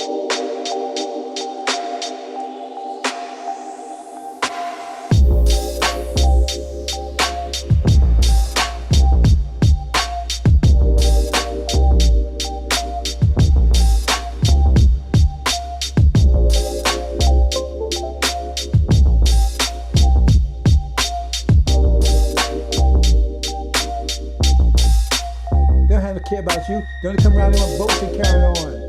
They're still in Master's house. In Congress, the Senate, or White House, they're still in Master's house. They want to be what matters. They don't come here to get the votes and carry on. They don't care about you. You understand? More energy now. I'll say it loud, black and proud. See? More energy.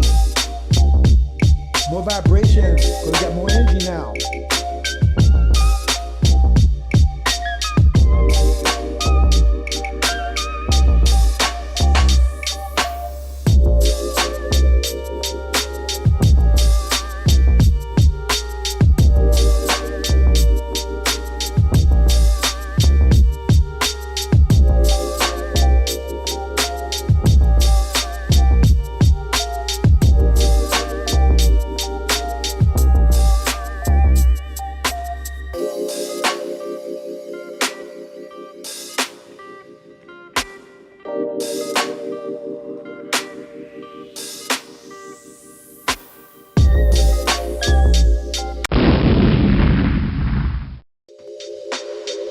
Welcome to the INJIL Radio.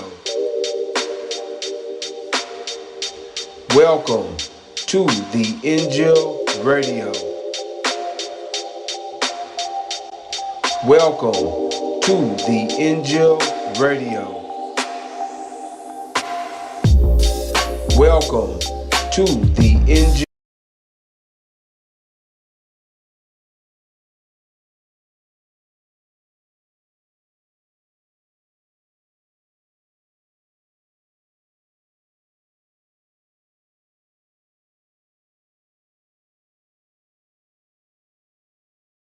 INJIL Radio.